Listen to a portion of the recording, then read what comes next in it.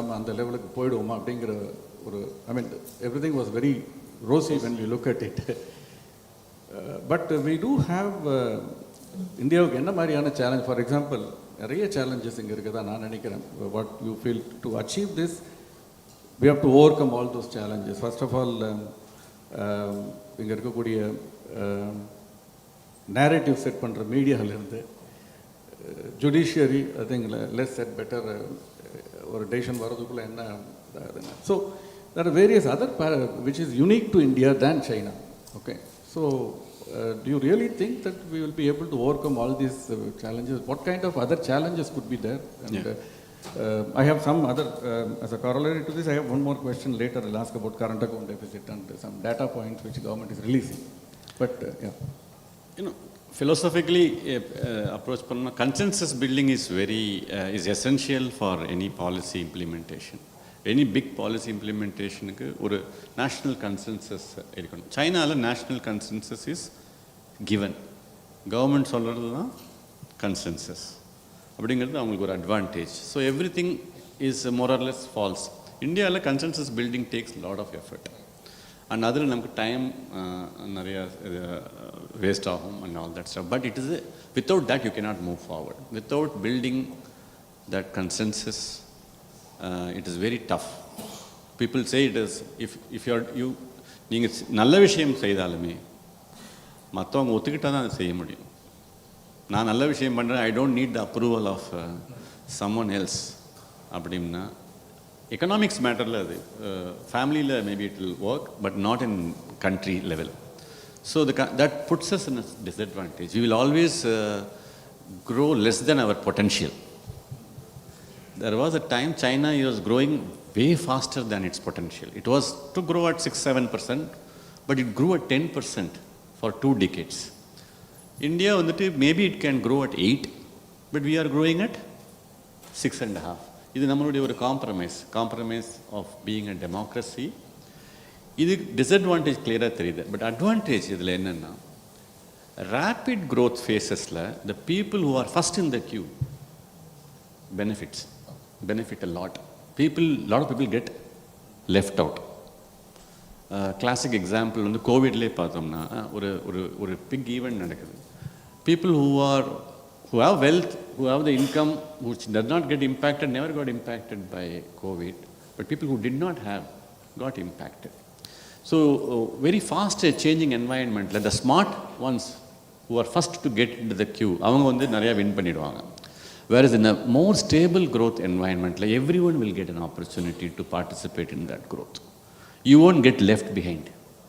Whether it is in education, in job opportunity or business opportunity, okay, I was little late, but okay, it is not as if everything, the train has left the station. I can still board the growth train.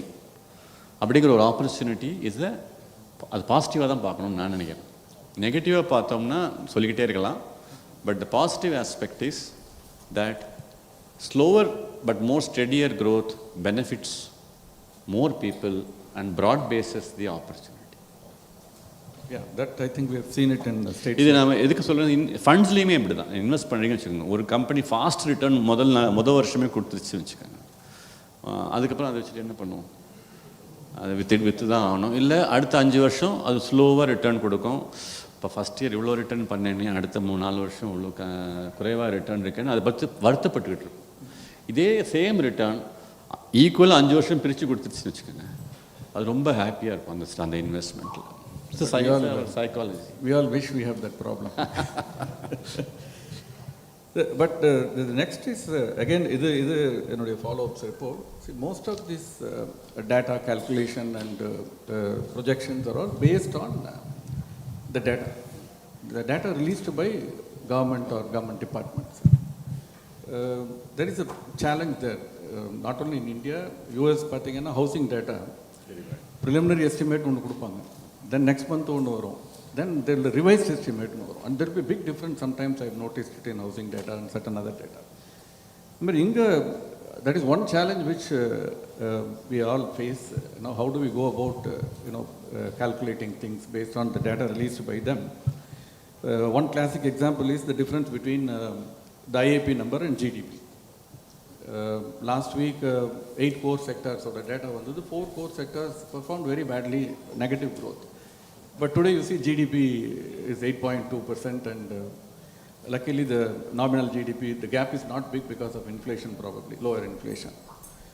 So how do you normalize this extreme like outlier or what do you call the deviation when you do these kind of calculations? Because adu one rendavathu current account deficit, just to quote an example that how this thing, see, we normally all the calculation is based on roughly about 1.5%, but October, if you look at it, it is a very big gap in October.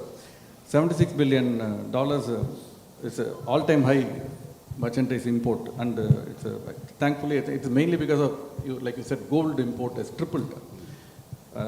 And then the second is the imports. Imports have gone up, exports have come down drastically to $34 billion, which is minus 12%, whereas export is 16% plus. So there is a gap of about 41. And many people say that it can go to 1.7 or 1.8%. So then the dollar, where will it be? So everything collapsed, imported inflation. How do you think that, see that? How do you see this? Okay. On your first question, how to reconcile the difference between macro numbers to ஒரு number சொல்கிறாங்க, GDP numbers சொல்கிறாங்க, inflation number, நம்ம experience பண்ணுறது வேறு ஏதோ ஒரு number. இதுக்கும் எப்படி கோரிலேட் பண்ணுறது அப்படின்னா, கோரிலேட் பண்ணணுமா இல்லை between the two what we should believe or trust அப்படின்னு நம்ம யோசித்தோம்னா, micro numbers are more valid than the macro numbers. நம்ம கண்ணு முன்னாடி பார்க்குற நிதர்சனம் அதுதான் உண்மை கிட்டத்தட்ட. அதுக்கு நம்ம நிறைய வேல்யூ தரணும். இது ஒரு எக்ஸாம்பிள் மூலமாக சொல்கிறேன். இப்போ what are the easiest way to understand ஒரு இந்த கண்ட்ரியில் க்ரோத் இருக்கா இல்லையா, அப்படி ஒரு செக்டரில் ஒரு க்ரோத் இருக்குது. இந்த செக்டரில் இருக்கிற கம்பெனி பார்க்குறோம், அந்த நம்பர்ஸ் ஆர் ஈஸிலி அவைலபிள். ஒரு பஜாஜ் ஆட்டோ, ஒரு டிவிஎஸ் மோட்டார்ஸ் எவ்வளோ மோட்டார் சைக்கிள் விற்கிறாங்க மாதத்துக்கு, போன வருஷம் எவ்வளோ விற்றாங்க, இந்த வருஷம் எவ்வளோ விற்கிறாங்க, year to date first 8 months of financial year 26 எவ்வளோ க்ரோத் காமி. Suppose they say volume has gone up by 8% அப்படி சொல்கிறாங்க. அது ஒரு example. Similarly let us say ஒரு ஹவுசிங் கன்ஸ்ட்ரக்ஷன் கம்பெனி, இவ்வளோ எங்களுடைய number of millions of square feet I have sold. Casa Grande is going to list from Chennai. Suppose they are disclosing their numbers. So, போன வருஷம் எவ்வளோ million square feet விற்றோம், இந்த வருஷம் எவ்வளோ square feet விற்கிறோம், எவ்வளோ change. These are all better indicators of growth, if you ask me. So, GDP growthங்கிறது nothing but aggregation of all this. அவங்களால ஃபுல்லாக அக்ரிகேட் பண்ண முடியாது. So the basis on the survey methodology, they aggregate. ஒரு survey of so many industries, so many companies, so many இது aggregate பண்ணி நம்ம லெவலில் அதே கண்டுபிடிச்சிடலாம். இது இன்வெஸ்டிங்கில் இது ஈஸியாக சொல்லுவாங்க. How to find which product is selling very well அப்படின்னு கண்டுபிடிக்கணும்னா, ஒரு சூப்பர் மார்க்கெட்டில் போய் ஒரு 2 hours ஸ்பெண்ட் பண்ணிங்கன்னா, பீட்டர் லிஞ்ச்னு ஒரு இன்வெஸ்ட்மெண்ட் குரு இருந்தார். அவர் சொல்லுவார், நீங்கள் போய் சூப்பர் மார்க்கெட்டில் நின்று அப்சர்வ் பண்ணுங்கள் யார் என்ன வாங்குறாங்க. அதுலேருந்து உங்களுக்கு தெரியும் which companies products are more preferred. அதோட ரஃப் ஈக்குவலண்ட் தான் நான் சொல்கிறேன். Always trust the numbers which are more bottom up than the top down. Because top டவுனில் மெத்தடாலஜிஸ் சேஞ்ச் ஆகிக்கிட்டே இருக்கும். ஃபார் எக்ஸாம்பிள் ஜிடிபி டீஃப்ளேட்டருங்கிற ஒரு இஷ்யூ இருக்குது. இப்போ it is very low, much lower than the CPI or WPI. So nominal GDP க்ரோத்துக்கும் real GDP க்ரோத்துக்கு இருக்க கேப்பே ரொம்ப குறைவாயிடுச்சு. நார்மலாக அவ்வளோ இருக்காது. இதெல்லாம் அவங்களுடைய ஸ்டாட்டிஸ்டிக்ஸ் டிபார்ட்மெண்ட் இது நிறைய சேஞ்ச் பண்ணிக்கிட்டே இருக்காங்க methodology. I am not saying everything is bad, but if you have to trust the numbers, trust always the bottom up number. Second, on the current account deficit, I gave some examples. China is current account surplus. Even a very rough equivalent, Tamil Nadu சைஸுக்கு ஒரு country இருக்குது Vietnam. GDP of Vietnam is equal to GDP of Tamil Nadu. பாப்புலேஷனும் கிட்டத்தட்ட அதேமாரி இப்போ எல்லாமே. Vietnam is a current account surplus country. They are able to export more than they import. Tamil Nadu cannot. It cannot. Though Tamil Nadu is good on manufacturing, on an overall basis it will still be If Tamil Nadu is a country, we will be a current account deficit per se. The reason is India has two idiosyncrasies. Energy is one, where we are externally dependent. And so we have to compensate for the energy import by finding something useful for the world to consume from us. China found a lot of things. India found one or two things. Software is one, healthcare products second. We have to find more. But I think necessity is the mother of invention, grammari. Maybe the situation will come where India will lead in some sectors very globally, and it will help us to become current account surplus. I mean, even if it doesn't become surplus, it doesn't matter. At least it should be balanced. We should import as much as we export. அது பண்ணோம்னா நம்ம pressure on rupee will reduce. இப்போ temporary-ஆ என்ன ஆகும்னா our obsession, of course, world's obsession with gold. I won't say India was always obsessed with gold. It is not something new. Not because we all thought it is going to give good returns. அதுக்காக வாங்கல. First, it's a store of value. இப்போ lower இன்கம்ல பார்த்தீங்கன்னா it is used as a bank fixed deposit மாதிரி gold வாங்கி வச்சுப்பாங்க. Financial NEET வரப்போ அதை போய் விற்றுருவாங்க. விற்றுட்டு they will use it for functions or medical expenses. But when they get the money, they will go and buy back the gold. So gold is used as a transaction currency, storage of value. Gold is also an indication of social stature, where they stand in the social hierarchy. So we'll wear it and show that I am slightly better than you, all that stuff. இப்போ என்ன problem is China has also started behaving like Indian consumers. In China, before they were not allowed to invest outside like Indians. So they were only investing in themselves. But the stock market or other markets are not well developed, so they were buying only real estate. So the real estate has become like a big bubble. So now they don't know what to do with it. So all the money that they are getting, they are buying a little bit of gold. China is today consuming a lot more gold. This is putting pressure on gold prices. And whereas our habits are old formed, we cannot stop from buying gold. அது நம்ம habit ஆயிடுச்சு. So அதனால இந்த current account வந்து கொஞ்சம் constantly under pressure. Government try to come up with one innovative scheme, gold linked டிவென்ச்சர்னு ஒரு 10 வருஷம் ஆயிடுச்சு. 7 years back, maybe 8 years back, 2015. அதில் அவங்க கைதான் ரொம்ப கடிபட்டுட்டாங்க. ஏன்னா அதில் 2% அவங்க கொடுத்தாங்க. ஆனால் 16% was the overall cost of that finance, because gold appreciated so much. So we have to find a solve for gold. I think the one solution could be lab-grown diamond. Mary, gold is innovate. Then I think that will lead, because see, I see conflicting data between the current account deficit this thing and World Gold Council order Q3 report. If you look at it, current account deficit says that gold import has tripled in October. Okay, that is in October. Q3 report of World Gold Council says that the jewelry buying has come down by 30% in India and 19% in China in gold. So investment demand for gold has gone up. Correct. So now people are not buying in jewelry. We are buying in ETFs. Physical gold or ETFs. And they are saying anyway, up to a point only you can wear the jewelries. So if you desire to buy more gold, then you better to buy it as non-jewelry gold. I think that is what is happening. Probably, yeah, that's what is happening. So you're talking about the consumption, formalization of economy, consumption theme, is playing around. Now, if that is going to GDP improve, improve, one question comes when I interact with some people. They say that, sir, credit card buy now, pay later. So with so much of uncertainty in AI coming in, taking up jobs, threat to bayam இந்த பக்கம் likely chances of NPAs going up in the future and consumption again coming down, and the threat, is it not there? It is not there. It's கொஞ்சம் over blown ரிஸ்க்குன்னு நான் நினைக்கிறேன். நான் ஒரு example சொல்கிறேன். எதனாலன்னா, இப்போ யூஎஸில் கன்சூமர் டெட் டு ஜிடிபி வந்து one of the highest in the world. கடன் வாங்கி தான் அவங்களுக்கு செலவு பண்ணிகிட்ருக்காங்க. ஆனால் their asset side of their balance sheet is very rich, because ஒரு generation of families have bought homes and bought more homes. So இப்போ வந்து அவங்க நெக்ஸ்ட் ஜென்ரேஷனுக்கு வீடு வாங்கணுன்றது நெசசிட்டி கிடையாது.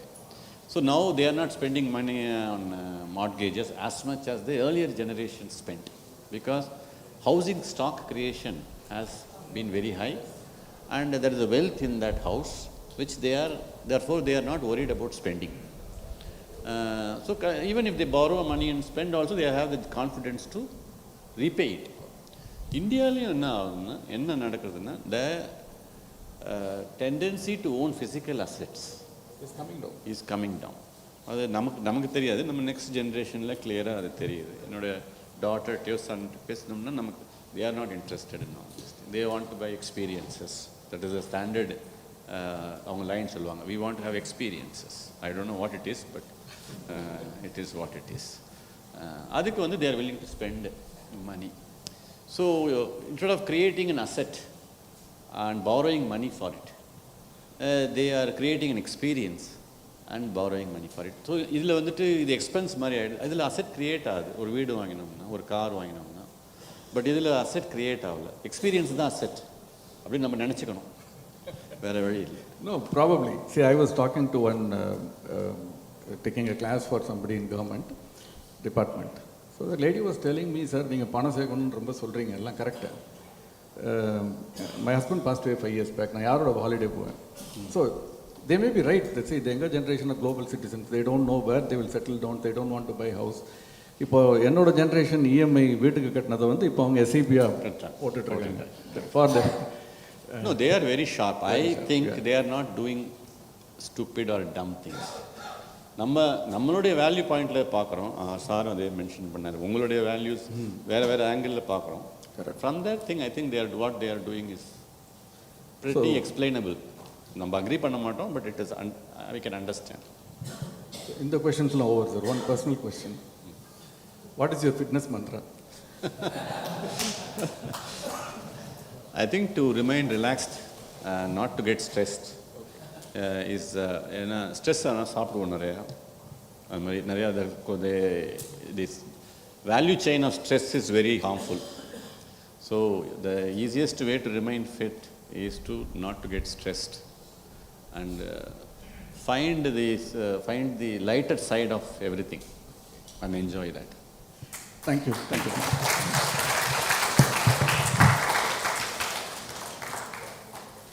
Thank you so much, sir. I would like to call upon Mr. V. Vijay Kumar, founder and MD, Zebo, to felicitate our guest.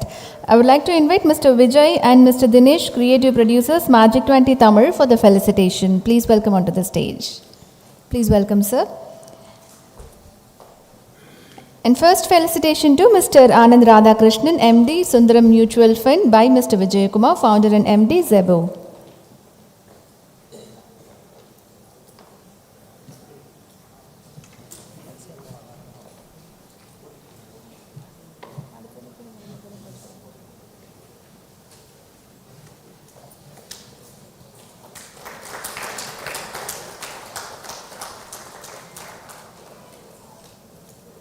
Thank you, sir. Next felicitation to Mr. Nagapan by Mr. Vijay and Mr. Dinesh.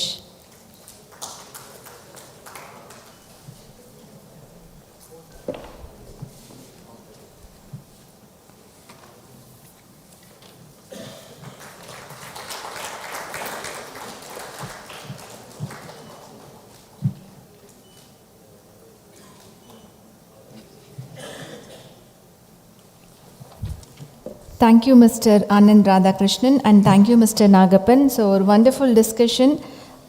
ஒரு savings அப்படிங்கிற ஒரு விஷயம் and முதலீடு அப்படிங்கிற ஒரு விஷயத்தை எப்படியெல்லாம் next level இருக்கும் அப்படிங்கிறத பற்றி ரெண்டு பேருமே ரொம்ப நல்ல இன்ஃபர்மேஷன்ஸ் எல்லாம் கொடுத்துருந்தாங்க.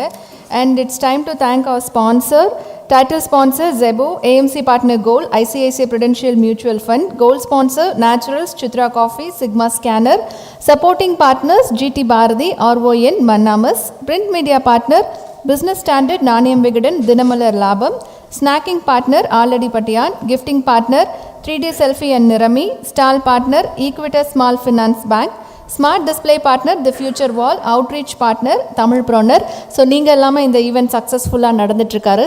Thank you so much for all the sponsors once again. And இப்போ பிரேக் டைம். ஸோ 10 மினிட்ஸ் தான் டீ பிரேக் வச்சுருக்கோம். ஈவினிங் நிறைய மழை இருக்குது அப்படின்னு சொன்னதுனால ப்ராப்பராக அந்த டைமிங்குள்ளே நம்ம முடிக்கணும். ஸோ டைம் கன்சம்ஷன் இருக்குது. ஸோ 10 மினிட்ஸ்க்குள்ளே பிரேக் முடிச்சுட்டு எல்லாருமே இங்கே வந்துடலாம். Thank you so much.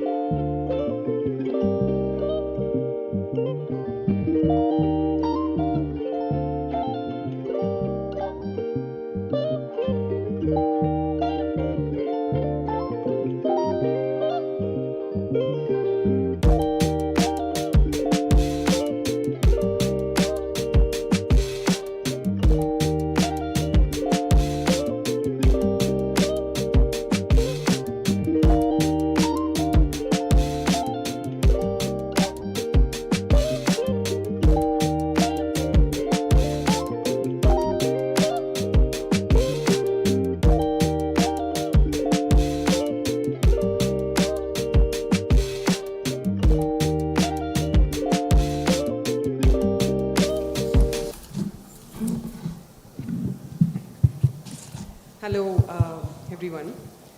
இங்கே விமன் ஆக்சுவலாக குட் நம்பர்ஸில் இருக்காங்க. ஒரு மாதிரி இந்த சைடு அந்த சைடுனா இதுக்கு முன்னாடி ஒரு ப்ரோக்ராம்க்கு இதே எம்எம்ஏல விமன் அண்ட் ஃபினான்ஸ் பற்றி பேச வந்திருந்தேன் ஒரு 1 or 2 months பேக். அப்போ கூட ஐ டென்ட் see இவ்வளோ விமன். ஸோ இப்போது இந்த மேஜிக் சமிட்டில் வந்து I can see more women. To that extent it is I think really good. யூஸ்வலாக இவ்வளோ நம்பர்ஸ் இருக்கிறது கஷ்டம். That said, என்னோட கிளியராக எனக்கு வந்து என்ன சொன்னாங்கன்னா மேஜிக் மணி சமிட் ஆர்கனைசர்ஸ் வந்து இது வந்து விமன் அப்படின்னு நம்ம தனியாக ஒரு பேனல் வைக்கிறோம். இந்த தனியாக பேனலுங்கிறதுனால ஒரு டிஸ்கிரிமினேட்டரியாக பார்க்கக்கூடாது, இல்லை வந்து விமன் அந்த அளவுக்கு அச்சீவ் பண்ணலங்கிறது அர்த்தம் கிடையாது அப்படிங்கிறத கிளாரிஃபை பண்ணணும். It is not that. ஏன் தனியாக விமன் அப்படி fund managers and women journalist வச்சு நம்ம பேனல் டிஸ்கஷன் வைக்கிறோன்னா இதில் வந்து பர்ஸ்பெக்டிவ்ஸுங்கிறது ரொம்ப இம்பார்ட்டண்ட்டு. ஸோ எப்போதுமே நம்ம எங்கே பார்த்தாலுமே கார்பரேட்ஸ்லையும் எங்கே சொன்னாலும் diversity matters. Why diversity matters is because of the perspectives they bring. So இவங்க ஃபண்ட் மேனேஜராக இருக்காங்கன்னா ஒரு ஸ்டாக்கை வந்து வாங்கலாமா வேணாமா அப்படிங்கிறது அந்த பர்ஸ்பெக்டிவ் இவங்க கண்ணோட்டத்தில் எப்படி பார்க்குறாங்க அப்படிங்கிறது ஒரு it may be value adding at the end of the day. So அதுக்காக தான் இந்த panel discussion. So that's it. Hi Rajasa. Hi, good morning. So Rajasa is oralauku comfortable in Tamil, so avanga mix panni pesuvanga. So Rajasa, very nice to have you here. Chennai based mutual fund. You are a portfolio manager and pretty young also with a small child. Yeah. You know, at the end of the day this is also a lot of women அப்படிங்கும்போது ரொம்ப குழந்தைங்கள்லாம் இருந்தாங்கன்னா it's a big நிறைய பேர் break எடுப்பாங்க. இல்லை it's a little bit of a challenge to be in a full time profession. But அவங்க வந்து ஒரு டாட்லர் சைல்டு வச்சுட்டு அவங்க போர்ட்ஃபோலியோ மேனேஜராக இருக்காங்க. Very very very appreciable. So Rajasa, so let's start with how you got into this field, because essentially even not only women, even men, people think of medicine, engineering, law and all that, but finance is only an afterthought at the end of the day. So how did you get in, Rajasthan? Right. So எனக்கு வந்து typical middle class upbringing. The one advantage என்னன்னா we are 2 girls. எனக்கு அக்கா, we are 2 girls in the household. டிஸ்கிரிமினேஷனே கிடையாது. உனக்கு என்ன படிக்கணுமோ அது படி. there is no restriction. இதுதான் பண்ணணும் அதுதான் பண்ணணும். ஆனால் இந்த மிடில் கிளாஸ் பார்த்தீங்கன்னா என்ஜினியரிங், மெடிசன், மேக்ஸிமம் சிஏ, இந்த 3 ஆப்ஷன் தான் இருக்கும். ஸோ அதில் என்ன கேப்பபிலிட்டி இருக்கோ அது பார்த்து பேரண்ட்ஸ் சைட் ஓகே நீ engineering maybe you can do it அப்படின்னு சொல்லிட்டு அந்த லைனில் போயிட்டேன். After going into that line engineering படித்தாச்சு. இப்போது I am sure you all know நிறைய பேர் இன்ஜினியரிங் பண்ணுறாங்க, ஆனால் அந்த ஸ்கில் லெவல் அந்த அளவுக்கு இல்லை ஆனஸ்டாக சொன்னான். பட் அப்போது அதுக்கப்புறம் வாட் ஐ தாட் இஸ் சரி என்ஜினியரிங் படிச்சுட்டு ஜாப் வந்து ஐடியில் தான் கிடைக்கிது. எனக்கு வந்து கோடிங் சுத்தமாக தெரியாது. No capability, no skill in software and all that. சரி then I felt okay I need to do something else. வேறு what are my options? Abroad போகிறது ஒரு ஆப்ஷன், பட் அது it's not accessible to everybody, right? சரி MBA try பண்ணலாம் அப்படின்னு then I attempted that, studied for it. By luck, grace, MBA பண்ண முடிஞ்சுது. Once I got in to MBA அதுக்கப்புறம் தான் அந்த வேர்ல்ட் ஆஃப் ஃபைனான்ஸ் வந்து it opened up to me. அந்த சப்ஜெக்ட்ஸ் படிக்கும்போது ஸோ ஃபர்ஸ்ட் இயர் வந்து எல்லா சப்ஜெக்ட்டும் படிப்போம். You'll have corporate finance, you'll have HR, you'll have many different lines of management that you learn. But அந்த ஃபைனான்ஸ் சப்ஜெக்ட் வரும்போது I felt very drawn to it. அப்போ நினச்சேன் மேபி ஏன் இன்ஜினியரிங் படித்தோம், I good have followed finance line right from the beginning. So in the mari I'm sure you guys will all have questions, why so few women in finance or why so few people in finances? Because beginningly you don't look at it from that lens. You just have very restricted views of what career options you want to go for. So when I did my first year MBA, அப்போ தான் finance வந்து எனக்கு ஒரு மாதிரி attraction, I was drawn to it. I was somewhat better at it than many other things, even engineering. So then slowly, steadily in the second year, நானே voluntarily finance subjects எடுத்து அது இன்ட்ரெஸ்டாக பண்ணிட்டு then when job opportunities came up, I actively looked for roles in finance and especially in the வந்து markets related, equity markets related roles. At that time, if you remember, 2008 la da graduation, appo we were just getting into recession, so job opportunities were also fairly limited. Epriyadu by luck, grace again, in the industry la enak opportunity kadachது. I worked hard for it, I worked hard for the interview and somehow made it into this, and I think there's been no looking back. It's been a very, very rewarding experience. So I would encourage, I think for the next generation, I'm sure they are already very sharp and they know all their options, நிறைய options இப்போ இருக்கு. But I would encourage you to, keep your mind open to different things, and hopefully we'll see, a lot more people in this, in this industry. So, sorry to interrupt, ma'am. இந்த panel டிஸ்கஷனில் நம்மளோட அடுத்த guest வந்திருக்காங்க. இவங்க யார் அப்படின்னு பார்த்தீங்கன்னா, equity, fixed income, real estate சம்மந்தமாக தேசிய மற்றும் சர்வதேச அளவில் இருக்கக்கூடிய முதலீட்டாளர்களுக்கு நிதி ஆலோசனைகளை கொடுக்குறாங்க. கொட்டாக் நிறுவனத்தில் ஆன்ஷோர் அண்ட் ஆஃப்ஷோராக ஃபிக்ஸட் இன்கம் ஃபண்ட்ஸை மேனேஜ் பண்ணியிருக்காங்க. அண்ட் இவங்க வந்து top 25 most influential women in asset management in Asian investor இந்த அவார்ட்ஸ் எல்லாமே வாங்கியிருக்காங்க. I would like to invite Ms. Lakshmi Iyer, CEO, Bajaj Alternates, onto the stage. Please welcome, ma'am. Over to you, ma'am. So hi Lakshmi. Hi. Good morning. So Lakshmi, I was just asking Rajasa about, her, how did she get into this field? Now you've been a veteran, you've been, I think, for at least 25 years, you must have been in this field. So what do you think women bring to the table? What difference can they bring, or do they bring to the table in this kind of a profession? Firstly, good morning to everyone. I think Chennai ரொம்பவே நிறைய மாசத்துக்கு அப்புறம் வந்திருக்கேன், because the moment I landed from the airport, ஏதோ golf விளையாடுற போகிற மாதிரி they made me sit in the buggy and they took me to the parking area, and அதனால தான் கொஞ்சம் லேட் ஆச்சு. But nevertheless, this question is very, very pertinent, Vardhini. Why? Because in the financial service, there is very, very limited participation of women. And 25 varsham munnadi, when I entered the financial services space, dealing room la I was the only lady. இப்போ கூட board ரூமில் effectively I am the only woman. கொஞ்சம் participation கூடியிருக்கலாம் அப்படி சொல்லலாம், but the real crux is that women bring about the balancing factor. When I say balancing factor, I am talking about the combination of IQ and EQ. It doesn't mean that men don't have it, sorry, tappa nenchikadinga, but the point I am trying to make is in the multitasking, நீங்கள் மல்டிடாஸ்கிங்கை பற்றி ஞாபகம் வச்சுனாக்கா the first thing that comes to the fact is that women are able to do that very ably. இப்போ I give you an example of Navaratri இப்போ தானே இப்போ இருக்கு இல்லையா, அப்போ நம்ம அம்மனை பற்றி ஞாபகம் வச்சுனாக்கா we think of her as having 10 hands.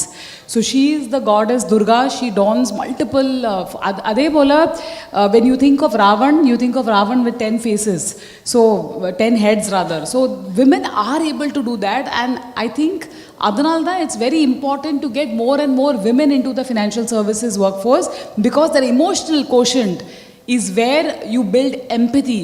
And empathy naka, when you are talking to me, I'm listening to you, I'm not in a rush to talk to you or give you back. I think that combination, and nama nariya studies globally and Indian research, independent research firms have done that women in fund management konja adhigamave return ungalku earn panni kudupa. So now you know where to go.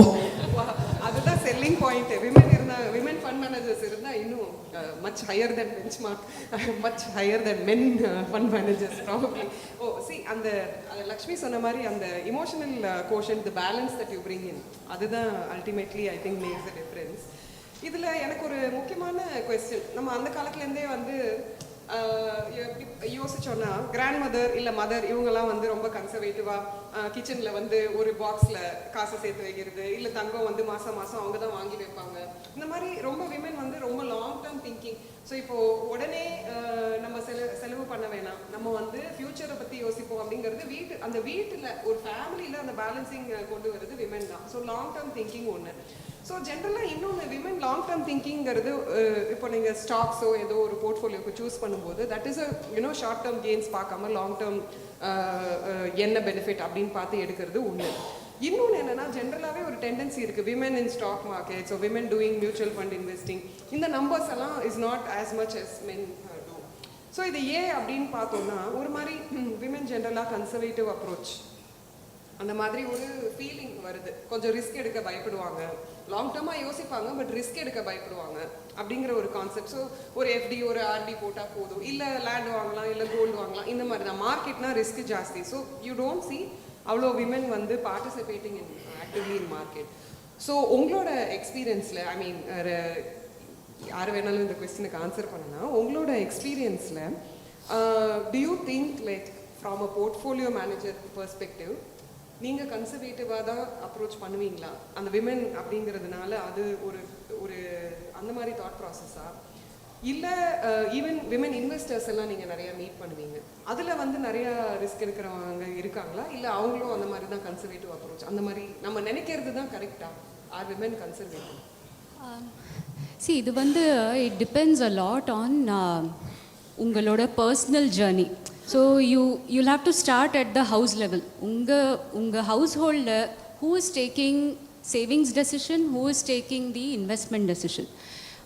மெஜாரிட்டியாக பார்த்தீங்கன்னா culturally women will manage the monthly expenses, whereas men will invest the extra amount, whatever is left, they will be happy to do that investment job.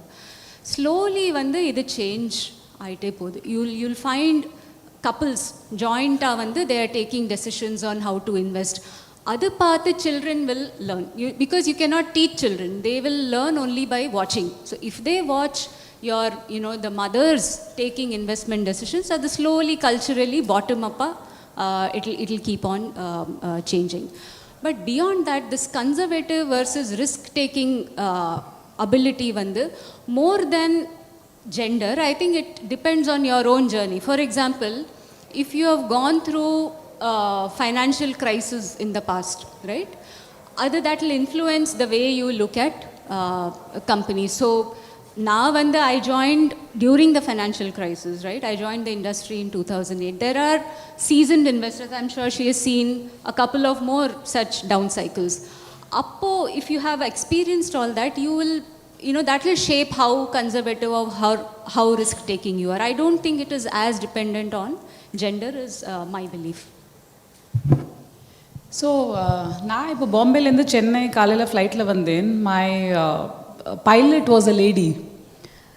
Now my question to you is பிளேனுக்கே கவலையில் யார் ஓட்டுறா, பொண்ணா ஆனா? நமக்கு இன்வெஸ்ட்மெண்ட்டில் நம்ம பைசா போடுறதா, how does it matter who is taking the risk?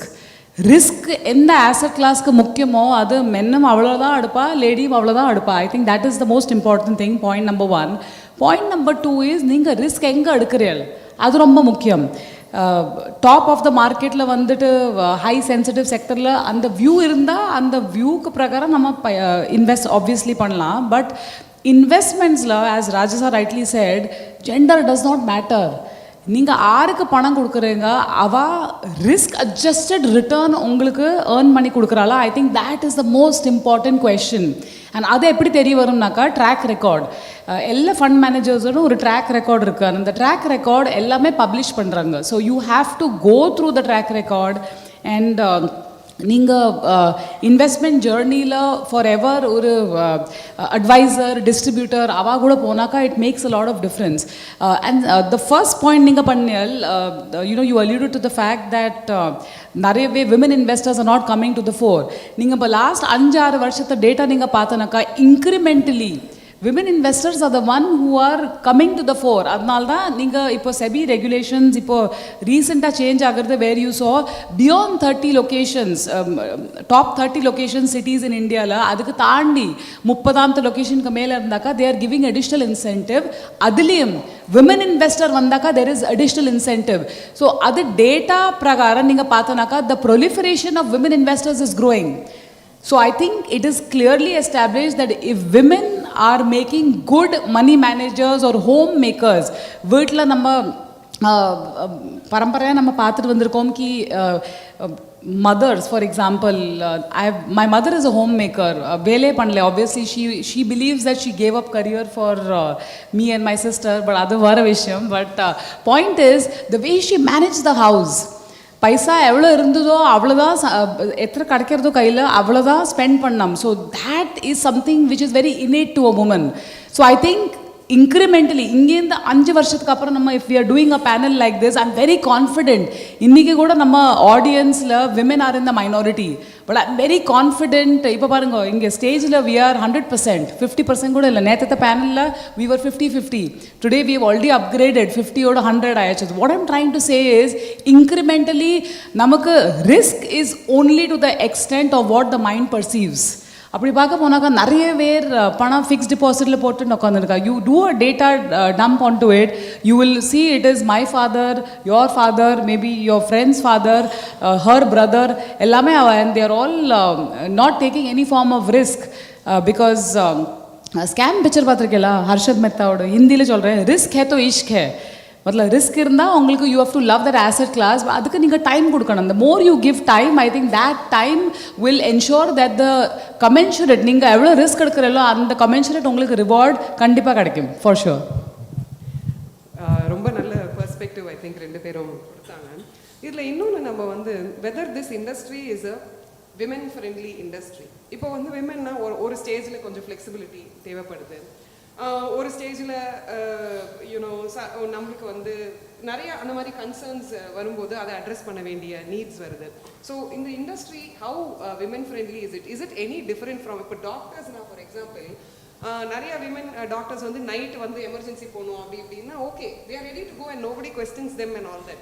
whereas இந்த ப்ரொஃபஷன்லேயும் அந்த you know are women is it women so women friendly like டாக்டராக யாருமே யோசிக்கிறது கிடையாது. so is it as women friendly? My view, it is extremely women friendly, and as Lakshmi also pointed out, money numbers, they don't care who is handling them, right? It is completely gender agnostic. Neenga vandu unga performance vandu it will show in the numbers, where in the perspective and there is no bias, nothing, right? So very merit oriented. Neenga vela senjinga correct ah senjinga adu result odane therinjirum, okay? So that is one point. There will be no bias. It is very friendly to the extent that nariya vandu brain work rather than physical work. Now physical work liye we are seeing so many women. We have won the world championship in in cricket. So அதுலேயே change இருந்தால் brain ஒர்க்கில் கண்டிப்பாக you can have equal representation of women. I think it's just a matter of time. ஸ்லோவாக போக போக we saw in Anand sir's chart how the participation of women has gone up to 41%. I think it's just a matter of time where even in the world of finance you'll start to see equal representation. So I would say இப்போ எனக்கு total investment ஜேர்னியில் 27 வருஷம் ஆயிடுச்சு. My son is இப்போ இந்த ஏப்ரலில் 21 வயசு ஆகுது என்னோட சன்னுக்கு. So he is in university, he is doing his undergraduate, third year of undergraduation. 2027 he will graduate. My son was born in 2005 April. First May Labor Day, அப்போ அந்த நாளைக்கு வேலை பண்ண முடியல. Second May I was at work. But ஆறாவது எங்கிட்ட phone பண்ணி சொன்னால நீ வா வேலைக்கு, because we cannot do without you. Answer is no. It was my own passion. அதுக்கு வேண்டி I went back to work. And luckily எனக்கு பேரண்ட்ஸ் சப்போர்ட் இருந்தா, வீட்டில் இருந்தா. So that is a reason அவனை விட்டுட்டு I could go. But it was very very flexible. அந்த டைமில் கூட I am talking about 20 years back, அந்த டைமில் கூட ஃப்ளெக்சிபிலிட்டி நிறையவே இருந்தது. You could decide full. இப்போ maternity leave for example is for 6 months. அப்போ அந்த டைமில் 3 மாதம் மெட்டர்னிட்டி லீவ் இருந்தது. But I was given full leeway. உனக்கு நீ எப்போ வேணுமோ நீ வந்துகோ, எப்போ வேணுமோ you can go back to you know be with your child, nurse your child. இன்னும் தவிர I have never missed a single PTM meeting for him, not a single parent teacher meeting, not a single. அங்கே annual day PTM ஒன்று இருக்குது, teacher complaint பண்ணிகிட்டே இருப்பாள், அது ஒன்று, that is one thing. But apart from that எங்கள் ஸ்கூலில், அவனோட ஸ்கூலில் லைக் ஆனுவல் டே எங்களோட இருக்குது, அது மாதிரி அதே போல் எங்களோட Bal Satsang, that Bal Satsang also till date அவன் ஸ்கூலில் இருக்கிறதோட, he was there till grade 12. Till then, I have never missed a Bal Satsang. Now, this shows you that even women at work place la flexibility nariyave irukku. If you are competent, if you are demonstrating that, listen, this is where I want to be, this is where my career is and my passion is, but that doesn't mean namakku family life sacrifice pannam. No way, absolutely no way. But the moment you start getting into a guilty syndrome, I am the, see, நம்ம womanோட லைஃப்பில் நிறையவே ஒரு metamorphosis நடக்கும். It is the movement or the journey from the caterpillar to the butterfly. அந்த மெட்டமார்ஃபசிஸில் we are born as a daughter, அதுக்கப்புறம் then we have siblings, so we are a sister to a brother, அதுக்கப்புறம் கல்யாணம் ஆனாக்கா we are a wife to a husband. சில பேர் ஐடென்டிட்டியை change பண்ணிவிடுவா, they change their surname, பின்ன then you become a mother, then so அதே போல் there is multiple role. So every time, in fact, நம்ம when you give birth to a child, nammaloda rebirth aidrudhu, so you actually live another life within your own life. So in all of that, if you have to take your career along, workplace la flexibility illa na adu mudive mudiyadu. So I would say that, and nariyave, you know, in fact, when I mentor a lot of youngsters now, especially young women, they actually come up and say that engalukku idu pannam, we want to pursue our career, but mid level la nariyave ver career break edukara because they think it is all about the perception. Na enna solrena, neenga mind tame pannunga. உங்கள் தலைவர் இருக்கா இல்லையா Rajinikanth, why I say because நான் Tamil pictures நிறையவே பார்க்க மாட்டேன், I'm more a Bollywood buff, but when he says என் வழி தனி வழி, I want all women in the room and the aspiring women to say என் வழி தனி வழி to their employer. அப்படி சொன்னாதான் you will be able to assert to yourself and to your workplace that I am committed at work, but that does not mean that you take away my commitment from my family. And really well put, I think, Lakshmi, that's wonderful to hear. So ஒரு few questions நம்ம வந்து women அது perspectiveல இருந்து பார்த்தோம், but both of them are very competent fund managers. So Anand gave his perspective, so I thought we should நம்ம இவங்க perspective marketsல கண்டிப்பா ஏன்னா நிறைய funds manage பண்றாங்க, and Lakshmi oversees it all at Bajaj now. So coming to the markets, இப்போ வந்து நம்ம ரொம்ப கஷ்டப்பட்டு September 2024 peak market has crossed right now. Now, what do you think, இங்கேருந்து இந்த rally continue ஆகணும் அப்படின்னா, what do you think are the triggers? And Lakshmi can probably, நீங்க சொல்லலாம், what do you think are the triggers and what is the worst that you can expect? நீங்கள் ராமாயண் பார்த்துருக்கீங்களா? ராமாயண் பார்த்துருக்கோம் இல்லையா? ஸோ 14 வருஷத்தில் ராமரோட வன்வாஸ் முடிஞ்சுது, அண்ட் அதுக்கப்புறம் நம்ம திவாலி செலிப்ரேட் பண்ணோம். இங்கே நிஃப்டி வன்வாஸ் முடிஞ்சது 14 மாதம், செப்டம்பர் 2024, கரெக்ட்? யா, செப்டம்பர் 2024ல் Nifty was lifetime high. அதுக்கப்புறம் பட் நம்ம திவாலி ஆல்ரெடி செலிப்ரேட் பண்ணியாச்சு, அதுக்கப்புறம் நிஃப்டியோடு ஆப்வியஸ்லி வன்வாஸ் பிரேக் ஆச்சு. அதுக்கு 2-3 ட்ரிகர் இருக்குது கிளியர்லி, அண்ட் நான் yesterday I tweeted about this also. 2-3 trigger very very clearly is visible that நம்ம எல்லாமே market is all about earnings. அந்த நிஃப்டியில் 50 கம்பெனி இருக்கோ, பிஎஸ்சியில் 30 company, or 500 companies, top 500 companies, இந்த எல்லா கம்பெனிஸ் ஏதோ தொழில் பண்ணுறா, அந்த தொழில் பண்ணுறதுல they are getting some income, and that income basically earnings as we all call in the markets. அந்த ஏர்னிங்ஸ் கொஞ்சம் நிறைய டைமில் it is not been visible. So as fund managers நம்ம பணம் டிப்ளாய் பண்ண போனாக்கா there are not many opportunities, because நம்ம investments பண்ணுறோம் not with the rear view driving mirror, நம்ம இன்வெஸ்ட்மெண்ட்ஸ் ஃபார்வர்ட் லுக்கிங்காக பண்ணுறோம். So if the forward earnings is not very exciting, நமக்கு பணம் போடுறதுல கொஞ்சம் பிரச்சனை இருக்கும். So the good news is that lot of the cobwebs on that front is clearing. Point number 1. Point number 2 is நீங்கள் inflation நம்ம நாட்டில் நீங்கள் இன்ஃப்ளேஷன் பார்த்தாக்கா we are the lowest in the world. And if you get the real rates, what we look at, nama interest rates less your inflation, nama real rates ninga paaka ponaka, that also is the highest in the world. So where else you will get a scenario where ellame ungaloda triveni sangam mari oru factor irukku, basically your macro, your micro, your inflation, interest rates all are coming together. அப்போ நீங்கள் பிரயாக்ராஜ் போகவே அவசியமில்லை. You have Prayagraj happening right in the markets where the confluence of these factors are letting markets survive.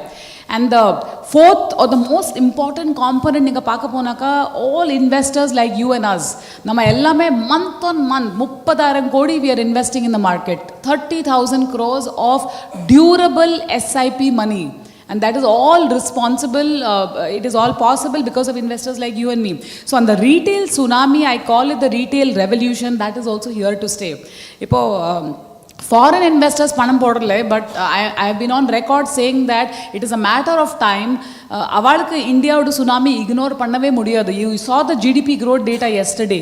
It's coming at 8.2%. அதனால the FY 2026 இந்த வருஷத்தோட forecast, our sense is it will be close to 7.4, 7.5%. RBI policy இருக்கு அஞ்சாம் தேதி. It is highly probable that they will increase the GDP growth forecast. They may not cut rates is what my view is. So I think all of this means that the momentum is here to continue. Every time new high vandanaka, what we see investors redemption பண்ணிட்டு they will keep money in the bank account. My honest request and simple request to all of you is market oda high low 1800 nifty இருக்கிறத கூட people said write it off, இங்க இருந்து கீழ தான் போகும், கீழ வந்தது it regained its high. 18000 nifty வரத கூட அதே தான் சொன்னாங்க. People said that it will, இப்போ எல்லாமே வித்துட்டு நம்ம FD ல போட்டுடலாம், கோல்டு வாங்கலாம். And 25,000 26,000 நிஃப்டியில் கூட அதே கான்ஸ்டன்ட் ஆகிறது. இந்த நெட் சேல்ஸ் நிறைய ரிடம்ஷன் தொடங்கியாச்சு மியூச்சுவல் ஃபண்ட் இண்டஸ்ட்ரியில். ஐ think that is something which we need to be wary of. I think fundamentally there is nothing stopping this rally. நீங்கள் ஒன்று கூட பார்க்க போனாக்கா நம்ம மட்டுமல்ல, we are not alone in this. Korean காஸ்பி index நீங்கள் பாருங்கள், ஜெர்மன் டாக்ஸ் இண்டெக்ஸ் நீங்கள் பாருங்கள், யூஎஸில் இண்டஸ்ட்ரீஸ் பாருங்க, நிறைய இண்டஸ்ட்ரீஸ் ஆல் ஓவர் த வேர்ல்டில் ஆல் டைம் ஹைஸ் ஆகிறது. So I think it is not in isolation, but நம்ம fundamentals definitely is way superior than the rest of the world. So there is more legs to this rally. So there is no reason for us to get panicky. konja correction varala. Ipo inge MMA vartha there was traffic on the way. So Google Maps la ellame blue irukadu, Google Maps la konja yellow irkalam, nariyave red irkalam. But unga portfolio la ungalku constant green paakanamanaka, you have to be constantly invested in the market. Very important. Okay. Rajesh, this question is for you. Now, there is a narrative that, you should save the medium to long term. One should expect, Indian equities in the last 15-20 years, like adhe return number is not a good idea. We may go into a season of lower earnings growth, low inflation also. So do you agree? In the view, correct. Appadina, enna ideal number for a portfolio level return?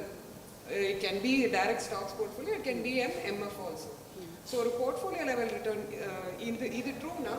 What is the ideal return number to look at? See, let me not pin us down on a specific number. If you look at just the economic growth also, last 10-year economic growth, nominal GDP terms, if we think that the next 5-year, 10-year nominal GDP growth is maybe a little below what we delivered in the last 10 years, one should expect that stock market returns also will mimic that, because ultimately another chart that was very interesting in Anand sir's presentation, the correlation between economic growth, corporate earnings growth and stock market returns. So neenga unga expectation of economic growth எந்த லெவலுக்கு இருக்கோ அதே லெவலுக்கு you should expect corporate earnings growth might be a little ahead of that, stock market returns may be a little ahead of that. So that is how the broad framework that I would look at. The power of compounding is what I think is extremely important, more than just the level of returns. நீங்க inflation beating returns ungalku that is the, you know, the most critical aspect that can help you in, you know, managing your financial goals in the future.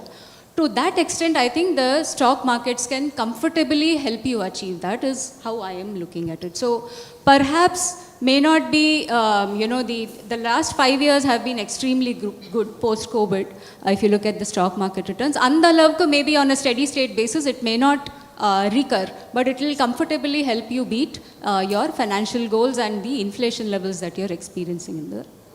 Okay. So, talking of international stocks, இப்போ வந்து எல்லாருக்குமே international investing அப்படிங்கிறது ஒரு பெரிய first ஃபேன்சியாக இருந்தது. அப்புறம் நடுவில் ஒரு ரிக்குவயர்மெண்ட், இப்போ சில்ட்ரன் வந்து அப்ராட் போகிறாங்க அப்படின்னா நம்ம டாலர் டேர்ம்ஸ்லேயே இன்வெஸ்ட் பண்ணால் நம்மளுக்கு அந்த பர்பஸ்க்கு, அந்த கோலுக்கு அதை யூஸ் பண்ணிக்கலாம் அப்படின்னு ஒரு பாயிண்ட் ஆஃப் வியூ இருந்தது. Now for purely diversification purposes, a lot of international investing is happening. While MF route sometimes the capping irundalum. Now, you know, so how does an Indian investor, like for example today, AI bubble, some people say it's a bubble, some people say no, it's not bubble, it's not like the .com 2000 irundha mari andha alavukku mosama illa, AI stocks innu runway irukku. So இப்போ ஒரு Indian investor எப்படி இந்த international கேமை play பண்ணணும்? So 2 thoughts. என்னோட portfolio நீங்கள் பார்த்தனாக்கா I am 100% Indian portfolio. நான் இன்வெஸ்ட்மெண்ட்ஸ் தொடங்கினது around 18 years back. My mother told me one very powerful statement.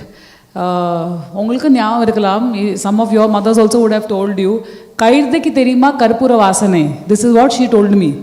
Basically trying to say that உன்னோட ஃபிக்ஸ்ட் டிபாசிட்டோட டைவர்சிஃபிகேஷன், அங்கேருந்து நீ பணம் எடுத்துகிட்டு நீ மியூச்சுவல் ஃபண்ட்ஸ் ஆல்ட்டோ எக்விட்டி மார்க்கெட்ஸில் பேசிக்கலி நீ இன்வெஸ்ட் பண்ணாதான் what is the future potential of growth. Inflation beating, as Rajasa said, inflation beating potential vandu dhaan aganam. That is very critical. I extend that journey 15 years down the line, sitting here, or 17 years down the line, inniki nama peshartha. My point is very simple. Diversification is good, I am not denying. Namakku vaaname vaanam, definitely we can't put all eggs in one basket. But my simple point is, unga basket naranjite illiye, you have not invested enough to your potential. Inniki kuda, if assuming this is the entire household, assuming in the nadla this population, this sample set is the Indian household, look at the penetration of equities in India. Ninga global standards compare pannaka, we are still very very poor. Of course we are better than ninga 5 varsham munnadi. Ipo covid vandono, covid was a good catalyst. Demonetization, that was a rombave nalla catalyst, so that allowed financialization of savings. My only simple point is diversification style ku vandi pannadenga.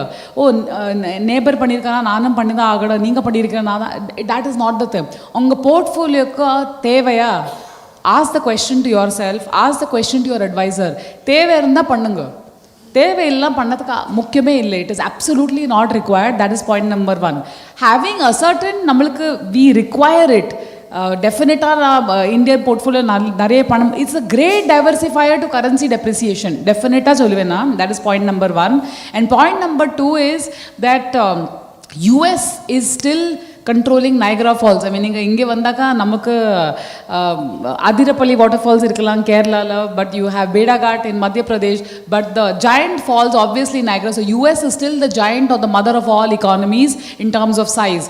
And that ninga IT pathanaka, India is IT services controlled, whereas product innovation predominantly ninga paakapona in the listed space, that is still in America. So for that diversification ungalku konjam panam podnama ninga podungo. Today you have 2-3 options. Mutual fund la limit full irukku, so it is very very difficult. Limit open anaka ungalku kadikalam, vaipu kadikalam, but LRS route, liberalized remittance route nu solli onnu irukku, where you are allowed per person per family $250,000, which is very very good. So that is one route which you can definitely the moonamtha route is if you are completely aware. Ipo in the IKEA furniture ninga ponaka, everything is DIY, do it yourself.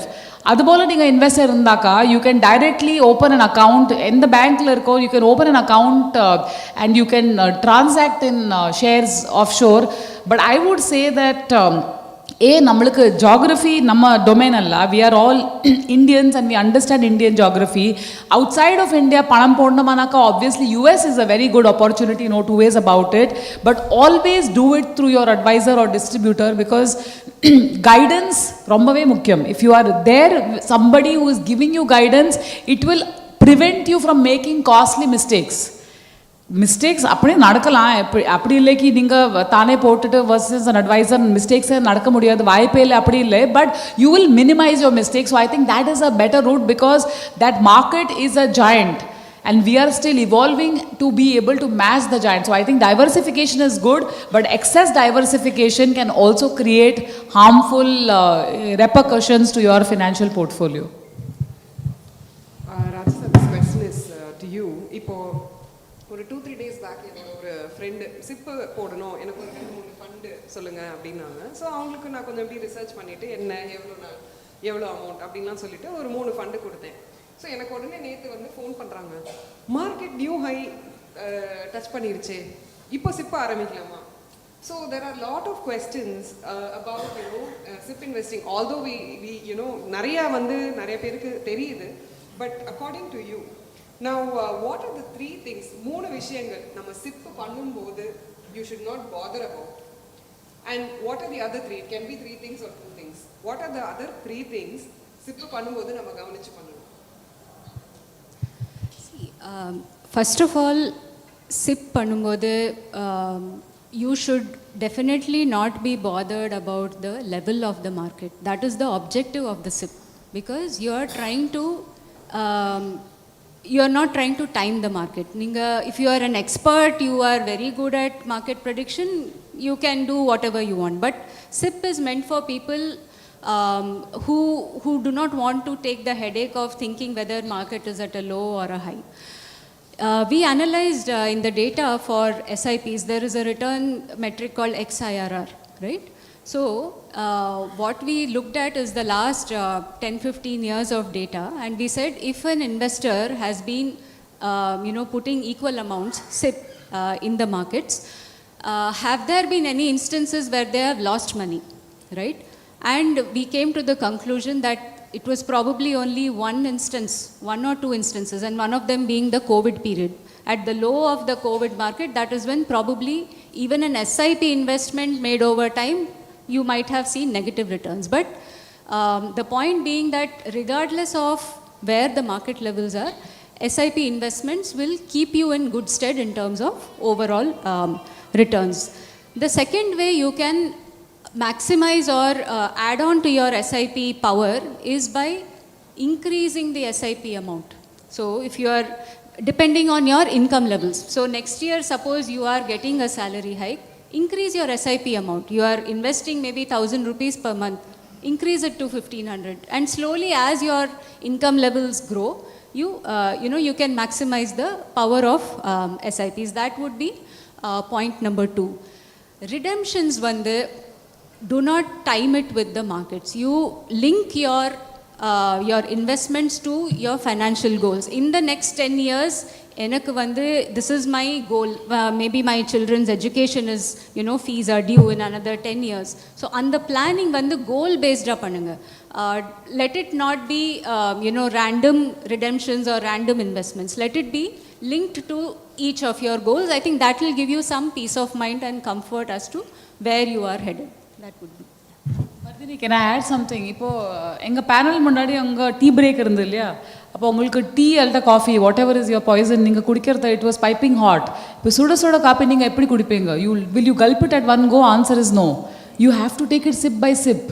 And what will happen, நீங்கள் sip by sip குடிக்கலன்னா என்ன ஆகும்? You will end up burning your tongue.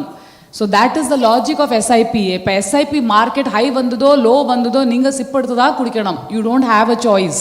And the objective and the advantage, okay, somebody asked me, what if I drink cold coffee?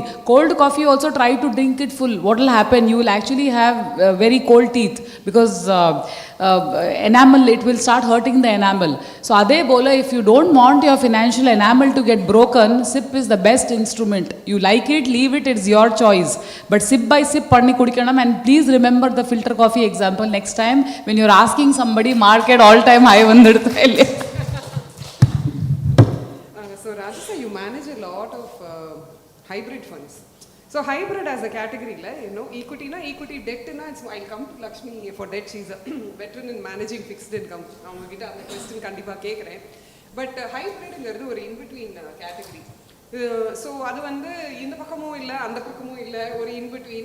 கொஞ்சம் market கெயினும் வரும், கொஞ்சம் குஷனும் வரும், இல்லை கொஞ்சம் நிறையாவே குஷன் வரும், கொஞ்சம் கன்சர்வேட்டிவ் ஹைப்ரிட் அப்படின்னு ஒரு கேட்டகரி பார்த்தோன்னா நிறையா குஷன் வரும், கொஞ்சம் ஈக்விட்டி வரும். ஸோ அந்த மாதிரி ஒரு காம்பினேஷனாக ஒரு 5 ஹைப்ரிட் கேட்டகரிஸ் இருக்குது. And Rajasa manages a lot of hybrid funds for Franklin. So இந்த ஹைப்ரிட் ஃபண்ட்ஸ் வந்து ஹவு எப்படி சூஸ் பண்ணணும் அண்ட் யாருக்கு அது சூட்டபுளாக இருக்கும்? No, it's a very good question, and I think நிறையவே investor education தேவை இருக்கு for the hybrid category. The reason there is a hybrid category is to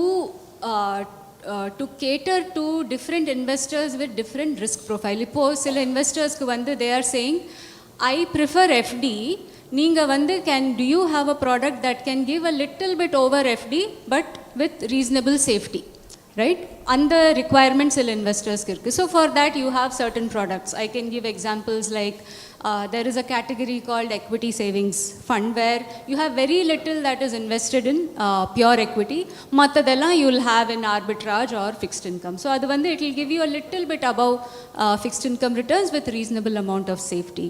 Then there is a category called balanced advantage fund where the exposure to equity இங்கே வந்து this is very important.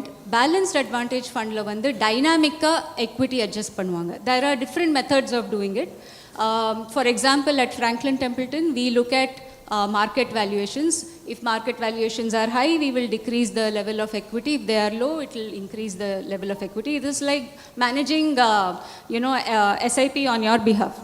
நாங்கள் வந்து we are taking the money, cash calls on your behalf. So அது ஒரு category இருக்குது. அதில் கூட if you look at the average level of equity, it might hover around 50-60% of equity exposure. So that is another risk level. Then you have an aggressive hybrid fund, which is like equity exposure that is somewhere around that 65-80% kind of a level. அதுக்கு objective என்னன்னா, you are trying to get as close to equity returns but with much lower risk. So fixed income will help you give that risk management ability while being able to deliver near equity returns. So these products are all for investors who are not entirely comfortable taking the risk of equities, but they want somewhere close to that. They want to have, again, like I mentioned, inflation beating returns தேவைப்படுது, but they are not comfortable taking that amount of risk. Now இது வந்து the beauty of these funds actually comes to play when markets are down. So for example, if you take either these 2 asset hybrid funds or you take a multi asset hybrid fund where you get 2 or more assets in that category, when markets are down, these funds will be down lower. Now let's say for example 2008 la ungalku edha financial need irunduchu, right? If you had in pure equity funds, you would have gotten much lower amount when you wanted to withdraw, whereas when you have in hybrid or multi asset funds, you would have been slightly better off. But having said that, I think whether you do in hybrid or pure equity, I think the objective is longevity. நீங்க வந்து try and be as long as possible in the market. நீங்க வந்து சீக்கிரமா do not get worried about market cycles and withdraw, but hybrid funds will give you a little bit of that middle path. So Lakshmi, இந்த நம்ம dead funds அப்படின்னு பார்த்தோம்னா மோஸ்ட்டாக institutional category அப்படின்னு நிறைய பேருக்கு அது ஒரு அசம்ஷன் இருக்குது. ரீட்டைல் நம்மள மாதிரி ரீட்டைல் இன்வெஸ்டர்ஸுக்கு என்ன மாதிரி இன்வெஸ்டர்ஸுக்கு debt fund suitable, number 1. And நிறைய இந்த டெட் ஃபண்ட்ஸ் வந்து ரிஸ்க் ரொம்ப காம்ப்ளெக்ஸாக இருக்குது அண்டர்ஸ்டாண்டிங். அவங்களே வந்து செபி இட் செல்ஃப் ஏதோ ஒரு ரிஸ்க் மேட்ரிக்ஸ் அப்படி இப்படின்லாம் போடுறாங்க. Understanding the risk return aspects for debt funds also ரொம்ப காம்ப்ளெக்ஸாக இருக்குது. ரீட்டைல் இன்வெஸ்டர்ஸ் இன்வெஸ்ட் பண்ணணும், டிசைட் பண்ணணும். So 2 questions to you. யாருக்கு டெட் ஃபண்ட்ஸ் சூட்டபிள் அண்ட் எப்படி இந்த ரிஸ்க் ரிட்டர்னை ஈஸியாக புரிஞ்சுக்க முடியும்? ஸோ இந்த பேனல் டிஸ்கஷனுக்கு அப்புறம் ஐ திங்க் ஒரு கூட பேனல் டிஸ்கஷன் இருக்கலாம். அதுக்கப்புறம் உங்களுக்கு ஒரு லஞ்ச் பிரேக் இருக்கும். லஞ்ச் பிரேக்கில் என்ன இருக்குது தெரியாதா, வெனிலா ஐஸ்கிரீம் டெஃபினட்டாக இருக்கும். So vanilla ice cream is your debt funds. So plain vanilla simple solutions வேணும்னா it is vanilla ice cream, and I'll explain to you in a bit. And உங்களுக்கு கொஞ்சம் அதில் mix breed வேணும்னா then you have filter coffee ice cream. இப்போ அது that is a new innovation. சில பேருக்கு coffee பிடிக்கும், சில பேருக்கு ஐஸ்கிரீம் பிடிக்கும், ரெண்டுமே கேலரிஸ் ரெண்டுலேயுமே இருக்குது. So if you want to blend the two, that is what hybrid is. Now obviously எப்படி தான் நீங்கள் சூட்டபிலிட்டி டிசைட் பண்ணுவீங்க? There are 2 parts to it, and it is not true that fixed income only institutional category investors-க்கு மட்டும்தான். that is a myth, complete myth. இப்போ உங்களோட நிறையவே பணம் fixed டிபாசிட்டில் இருக்குது, சேவிங்ஸ் பேங்க் அக்கௌண்ட்டில் இருக்குது, சேவிங்ஸ் பேங்க்கில் 3-3.5% உங்களுக்கு ரிட்டர்ன் கிடைக்கிறது. அதே கொஞ்சம் கூட 2-2.5% அடிஷ்னல் ஏர்ன் பண்ணுறதுக்கு வாய்ப்பு இருக்கா? Answer is yes. அது நீங்கள் லிக்விட் ஃபண்டில் போடலாம். ஓவர் நைட் ஃபண்ட் நிறைய பேர் இன்ஸ்டிடியூஷனல் இன்வெஸ்டர்ஸ், இப்போ நீங்கள் லா ஃபார்ம்ஸ் ரன் பண்ணுறீங்க, you are running private limited companies for example, உங்கள் கரண்ட் அக்கௌண்ட் பணத்தை you can actually put in overnight funds. So obviously fixed இன்கமில் ஒரு அட்வான்டேஜ் இருக்குது. 1 day to 10 years எந்த கேட்டகரி இன்வெஸ்ட்மெண்ட், எந்த டெனோர் உங்களுக்கு invest பண்ணமோ அது உங்களுக்கு பண்ணலாம். ஆன் த ரிஸ்க் பார்ட் இப்போ நிறையவே கிளாரிட்டி இருக்குது. Because SEBI as a regulator fact ஷீட்லே in terms of white labeling நம்ம சொல்லுவோமே, labeling of the risk and the return strategies பண்ணியிருக்கா. So there is a riskometer. Riskometer நீங்கள் பார்த்தனாக்கா ஐ அர்ஜ் யூ ஆல், நீங்கள் ஃபேக்ட் ஷீட்டை டெஃபினட்டாக ரீட் பண்ணுங்க. உங்களுக்கு ஃப்ரீயில் வாசிக்க கிடைக்கிறது. Free advice and free reading மெட்டீரியலுக்கு வேல்யூ இல்லை honestly. So it's very important நீங்கள் அதை ரீட் பண்ணுங்க. So you will get to know the gradient from green to red எவ்வளோ ரிஸ்க் இருக்குது உங்கள் ஸ்ட்ராட்டஜியில். டிப்பிக்கலி 3 types of ரிஸ்க் இருக்குது. Market risk which is interest rate risk இருக்குது, and credit risk. Credit risk liquidity risk எல்லாத்துலேயுமே இருக்குது. But credit risk என்னன்னா, நீங்கள் யாருக்காவது பணம் கொடுத்தீங்க, நெக்ஸ்ட் டே அந்த பணம் திருப்பி வருமா இல்லையா? that is the most important risk as far as fixed income.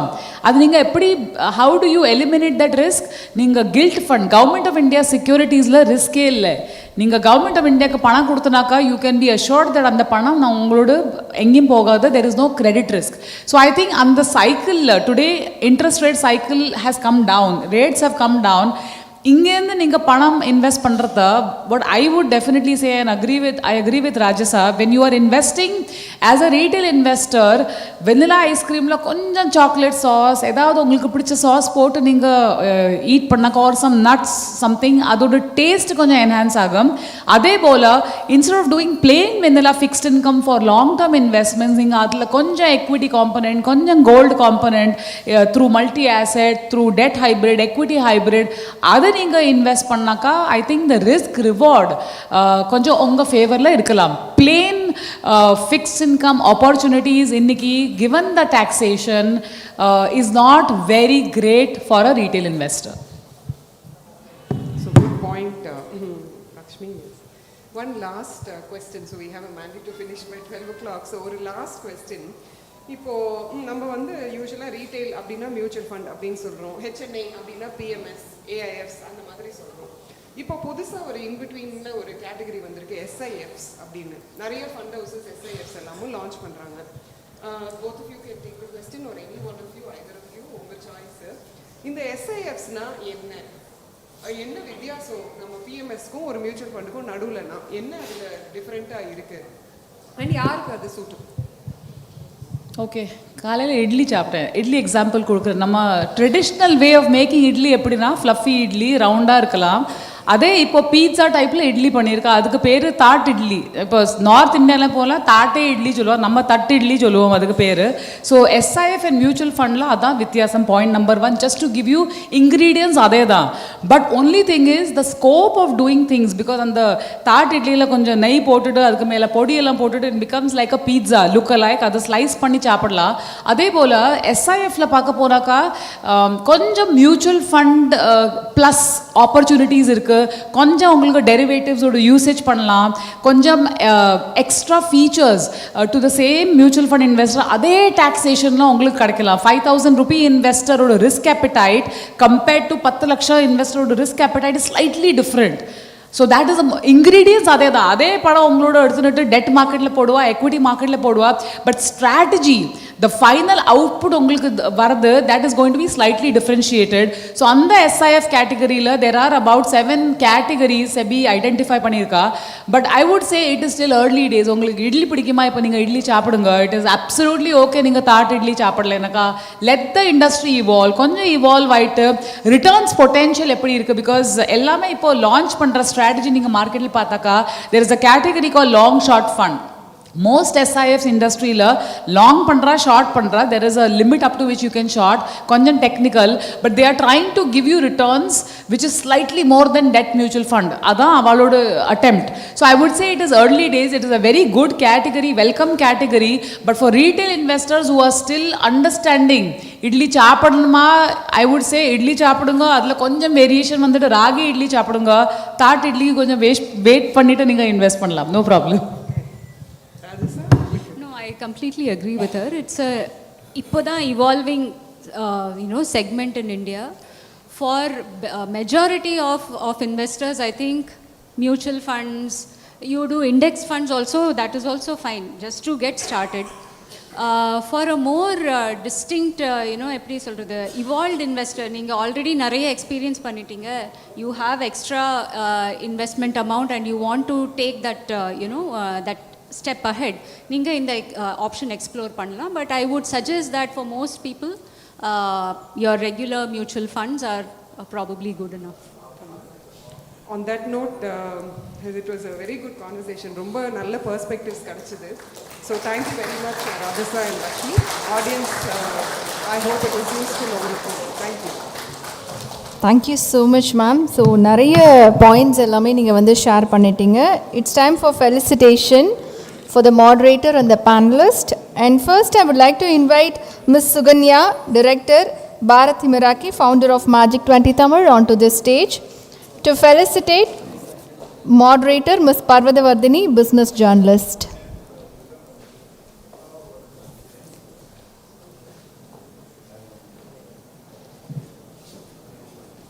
அவங்களுக்கு கைத்தட்டல்கள் கொடுத்து நல்லா விஷ் பண்ணலாமா? ஏன்னா அவங்க ஸ்டார்ட் பண்ணும்போதே விமன் அப்படிங்கிற டிஸ்கிரிமினேஷன் அதெல்லாமே கிடையாது. நிறைய விஷயங்கள் எல்லாருமே தெரிஞ்சுக்கணும் அப்படிங்கிறதுக்காக இந்த பேனலில் நிறைய விஷயங்கள் ஷேர் பண்ண போகிறோன்னு அவங்களுடைய ஓன் எக்ஸ்பீரியன்ஸை ரொம்ப நல்லா ஷேர் பண்ணிக்கிட்டாங்க. So thank you so much ma'am. And next I would like to invite Miss Srisakthi, incubation manager, cultivate on to the stage to felicitate Miss Rajasa, vice president, Franklin டெம்ப்ளிட்டன்.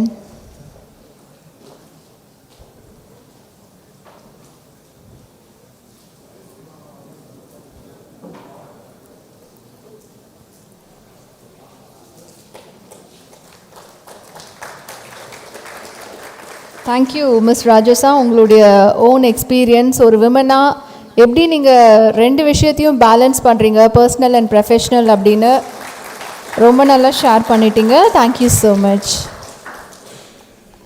And next I would like to invite Miss Akila Hari, Dream Cause and இந்த சமிட்டோட event strategic partner on to the stage to felicitate Miss Lakshmi Iyer, CEO, Bajaj alternates.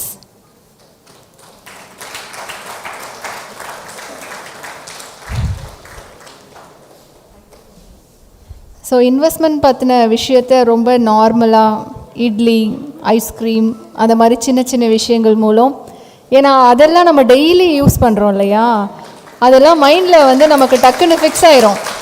இனிமேல் ice cream, chocolate flavour ஐஸ்கிரீம்னா நமக்கு first investment தான் ஞாபகத்துக்கு வரும். Thank you so much ma'am. Ma'am உங்கள் தமிழ் ரொம்ப அழகாக இருந்தது, என்னோட பர்சனல் காம்ப்ளிமெண்ட்.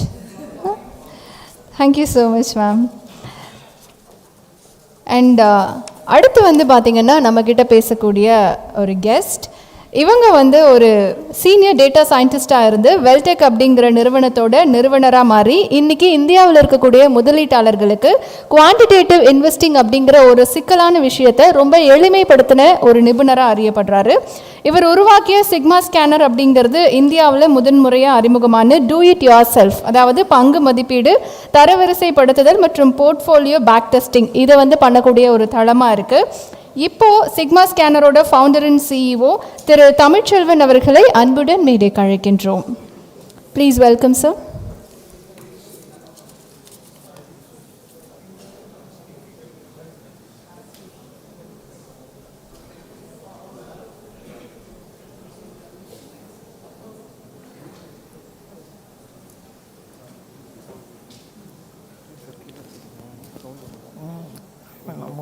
பண்ணுங்களா கொஞ்சம் மேம்.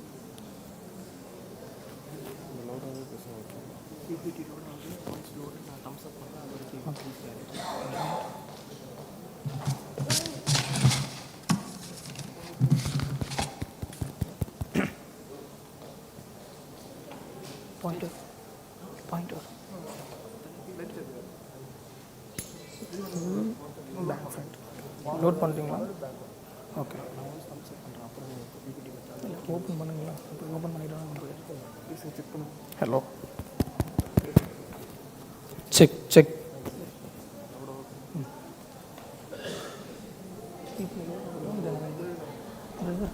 டேபிள் மட்டும்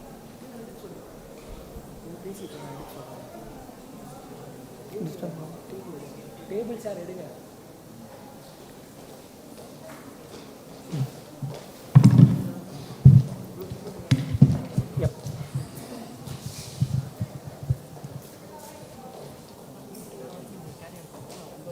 ஓகே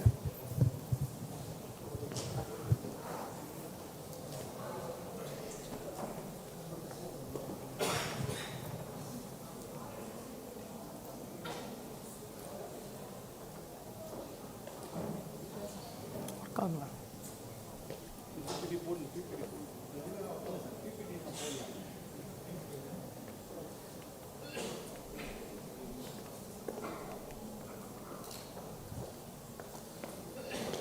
செக். ஸோ ஹாய், ஒரு 10 இயர்ஸ்க்கு முன்னாடி பார்த்தீங்கன்னா நான் நேச்சுரல் சலூன்ஸில் போயிட்டு ஹேர் கட் பண்ணவே ஹெசிடேட் பண்ணுவேன். ஏன்னா என்னை பொறுத்தவரையும் அது கொஞ்சம் expensive. So back then now Kumaravel sir அவர் ஷேர் பண்ண ஸ்டேஜை ஷேர் பண்ணிக்கிறது ரொம்ப கொஞ்சம் பெருமையாக இருக்குது. ஏன்னா மிகப்பெரிய inspiration. Thank you. Miracles do happen சொல்லிட்டு சும்மாவாக சொன்னாங்க. ஸோ இன்னைக்கு நம்ம ப்ரெசன்டேஷனில் டாப்பிக்குள்ளே வருவோம். ஆக்சுவலாக இன்றைக்கி நம்ம வந்து ரொம்ப இன்ட்ராக்டிவாக நம்ம வந்து 2 பேருமே பேசிக்க போகிறோம். ஸோ அதனால் இந்த செஷனில் ரொம்ப இன்ட்ராக்டிவாக எடுத்துகிட்டு போகணும்னு சொல்லிட்டு நான் விருப்பப்படுறேன். நீங்களும் அதுக்கேற்ற மாதிரி கொஞ்சம் ஃபாலோ பண்ணுங்கள். ஸோ ஒரு கொஷினோட நான் ஆரம்பிக்கிறேன். இங்கே இருக்கவங்க மோஸ்ட் ஆஃப் தம் எல்லாருமே மியூச்சுவல் ஃபண்டில் இன்வெஸ்ட் பண்ணிட்டு இருக்கீங்க அப்படின்றது எனக்கு தெரியுது. ஆனால் யார் நான் மியூச்சுவல் ஃபண்டும் பண்ணுறேன், நான் ஓனாக ஸ்டாக் செலக்ட் பண்ணி இன்வெஸ்ட்மெண்ட்டும் பண்ணிக்கிட்டு இருக்கேன் அப்படின்னு சொல்லிட்டு யாராவது இருக்கீங்களா? Anyone? Oh my god, almost எல்லாம் சூப்பர். ஸோ இதுக்கு முன்னாடி பேசினவங்க நிறைய ஸ்பீக்கர்ஸ் ஃபண்ட் மேனேஜ்மெண்ட் பண்ணிட்டு இருக்காங்க, ரொம்ப சக்ஸஸ்ஃபுல்லாக இருக்காங்க, க்ரோஸ் கணக்கில் மேனேஜ் பண்ணிட்டு இருக்காங்க. இப்போது நான் ஒன்று கேட்குறேன், சக்ஸஸ்ஃபுல்லாக பண்ணிட்டு இருக்க ஃபண்ட் மேனேஜர்ஸ்க்கும் நம்மள மாதிரி ரீட்டைல் இன்வெஸ்டர்ஸ்க்கும் இடப்பட்ட ஒரு சின்ன ஒரு கேப் தான் இருக்குது. யாருனாலும் என்னன்னு கெஸ் பண்ண முடியுமா? அவங்கக்கிட்ட கோடி கணக்கில் காசு இருக்குது, நம்மக்கிட்ட இல்லை. Fine, okay. இப்போ அவங்கக்கிட்ட பெட்டரான ஸ்டாக்ஸ் இருக்கலாம், hidden information, hidden information, hidden stocks அந்த மாதிரி இருக்கும்னு நினச்சிருக்கீங்களா? அவங்க சக்ஸஸ்ஃபுல்லாக இன்வெஸ்ட் பண்ணிட்டு இருக்கிறதுக்கு பின்னாடி அவங்கக்கிட்ட பெட்டர் ஸ்டாக்ஸ் கிடையாது. They have better systems. அவங்ககிட்ட ஒரு பெட்டரான ஒரு ப்ராசஸ் இருக்குது. அந்த ப்ராசஸை ஃபாலோ பண்ணக்கூடிய ஒரு மன வலிமை இருக்குது. அதனால அவங்க சக்ஸஸ்ஃபுல்லாக இருக்காங்க. ஸோ இன்னைக்கு இந்த செஷனில் நம்ம எப்படி ஒரு ஃபண்ட் மேனேஜர் செட் பண்ண ப்ராசஸ் மாதிரி, அவங்க செட் பண்ண சிஸ்டம் மாதிரி நம்ம எப்படி ஒரு நம்மளுக்கு ஏற்ற ஒரு சிஸ்டம் செட் பண்ணிக்கிறது, நம்மளோட ஃபண்டுக்கு எப்படி நம்ம மேனேஜர் ஆகுறதுன்னு தான் பார்க்க போகிறோம். ஸோ என்னோட டைட்டிலே பார்த்தீங்கன்னா B your own fund manager. நம்மளோட காசுக்கு ஃபண்ட் மேனேஜர், இதை மட்டும் கொஞ்சம் மைண்டில் வச்சுக்கோங்க. ஸோ தென் இப்போது இந்த fund management, be your own fund management, stock market அப்படின்னு சொல்லிட்டு நம்ம வந்து பேசும்போது உங்கள் மைண்டில் 2 விஷயம் ஸ்ட்ரைக் ஆகும். ஒன்று, ஸ்டாக் மார்க்கெட் ரொம்ப ரொம்ப கஷ்டமாச்சு, நம்மளால் வந்து ஃபண்ட் மேனேஜர் அளவுக்கு எஃபெக்டிவாக பண்ண முடியுமா, ரொம்ப காம்ப்ளெக்ஸான ஒரு ஏரியாவாச்சு, இதுக்கு இல்லை நம்ம பேசாமல் நம்ம வந்து மியூச்சுவல் ஃபண்டோ இடிஎஃப்லேயே பண்ணிட்டு போயிடலாமே தோணும். அந்த அந்த அந்த மைண்ட் செட்டுக்கு பின்னாடி ஒரு 2 மேஜர் ப்ராப்ளம் இருக்குது. இந்த ஸ்டாக் மார்க்கெட்லேயே பார்த்தீங்கன்னா ஏகப்பட்ட ப்ராப்ளம் இருக்குது. அதை நம்ம வந்து க்யூரேட் பண்ணி நம்ம வந்து அதோட ரூட் என்னன்னு பார்த்தா 2 மேஜர் விஷயம். ஃபஸ்ட்டு வந்து stock selection and management, portfolio management. நம்ம இதுக்கு முன்னாடி யாராவது சிங்கிள் ஸ்டாக்காக செலக்ட் பண்ணாமல் மியூச்சுவல் ஃபண்ட் மேனேஜர் அளவுக்கு போர்ட்ஃபோலியோ பேஸ்ட் அப்ரோச் யாராவது பண்ணியிருக்கீங்களா? அதாவது பல்காக ஸ்டாக் வாங்கி நம்மளுக்கு ஏற்ற போர்ட்ஃபோலியோ மேனேஜ் எனி1 யாராவது இருக்கீங்களா? இல்லை, நம்மளுக்கு ஏற்ற ஸ்டாக்ஸ் நம்மளே வந்து ரெடி பண்ணிக்கிறோம். எஸ், இதுதான் ஃபர்ஸ்ட் ப்ராப்ளம். ஏன்னா இந்த நம்ம வந்து ஸ்டாக் செலெக்ஷன் அப்படின்ற ஒரு ட்ராப்ல போய் எப்போ மாற்றோம்னா, நம்ம ஃபண்டமெண்டல் ரீட் பண்ணி பேலன்ஸ் ஷீட்டை ரீட் பண்ணி நம்மளால வந்து ஒரு 5 ஸ்டாக்லேருந்து ஒரு 6 ஸ்டாக் வரையும் புஷ் பண்ணிக்க முடியும். ஒரு 6வது ஸ்டாக்குக்கு மேலே நம்மளோட போர்ட்ஃபோலியோவில் நம்ம ஸ்டாக் ஆட் பண்ணுறதுக்கு எவ்வளோ சிரமப்படுறோம்.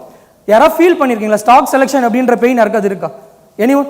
எஸ், ஸ்டாக் செலெக்ஷன் அப்படின்றது எஸ், அது ஒரு பெரிய ஒரு கேம். நம்ம அதுக்கு நெக்ஸ்ட் வருவோம். 2வது பியர் மார்க்கெட். பியர் மார்க்கெட்டில் எவ்வளோ பெரிய ஜாம்பவானாக இருந்தால் கூட அவங்க எவ்வளோ பெரிய ஜாம்பவனாக இருந்தாலும் அவங்க என்ன பண்ணுவாங்கன்னா பியர் மார்க்கெட்டில் அவங்க கொஞ்சம் தடுமாற தான் செய்வாங்க, அவங்க போர்ட்ஃபோலியோ ப்ளீட் தான் ஆகும். இது நம்ம எல்லாருக்குமே தெரியும். இந்த 2 மேஜர் ப்ராப்ளம்னால நம்மள மாதிரி ரீட்டைல் இன்வெஸ்டர்ஸ் ஒரு சிஸ்டம் செட் பண்ணுறதுக்கும் நம்மளே டூ இட் யுவர் செல்ஃப்னு சொல்லுவோம், நம்மளே ஒரு போர்ட்ஃபோலியோ ரெடி பண்ணிக்கிறதுக்கு தயங்குறாங்க. இன்னைக்கு நம்ம இந்த 2 ப்ராப்ளமை தான் இந்த செஷனில் நம்ம வந்து சால்வ் பண்ண போகிறோம். அதுவும் இன்ட்ராக்டிவாக ஹாப்பியாக ஃபன் ஃபீல்டாக சால்வ் பண்ண போகிறோம். நம்ம பேச கூட நீங்கள் வந்து இன்ட்ராக்டிவாக இருந்தீங்கன்னா இந்த செஷன் இன்னும் சூப்பராக இருக்கும்.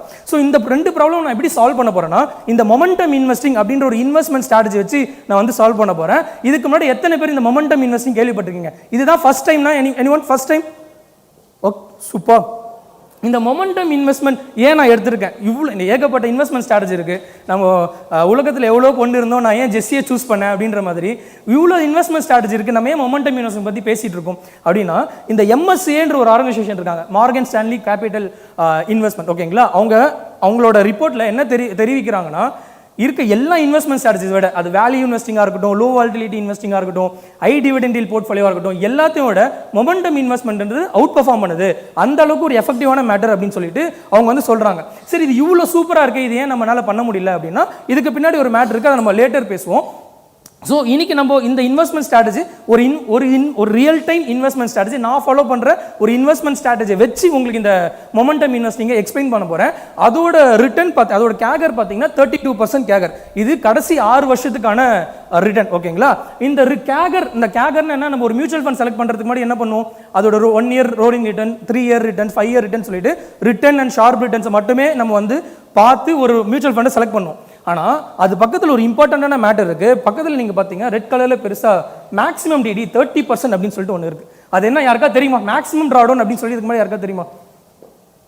சொல்லிடுறேன். இந்த நம்மளோட ஹிஸ்டாரிக்கலாக நம்மளோட போர்ட்ஃபோலியோ 30% வரையும் டிப் ஆயிருக்கு, 30% வரையும் லாஸ் ஆயிருக்கு. பெரிய அமௌண்ட்டா 30%? எஸ். ஆனால் உங்களுக்கு ஒரு மேட்டர் தெரியுமா? ஆவரேஜாக இந்தியாவில் இருக்க லார்ஜ் கேப் ஃபண்டும் மிட் கேப் ஃபண்டோட maximum drawdown 35%, average maximum drawdown 35%. எதனால யாருக்கா ரியலைஸ் பண்ண முடியுதா?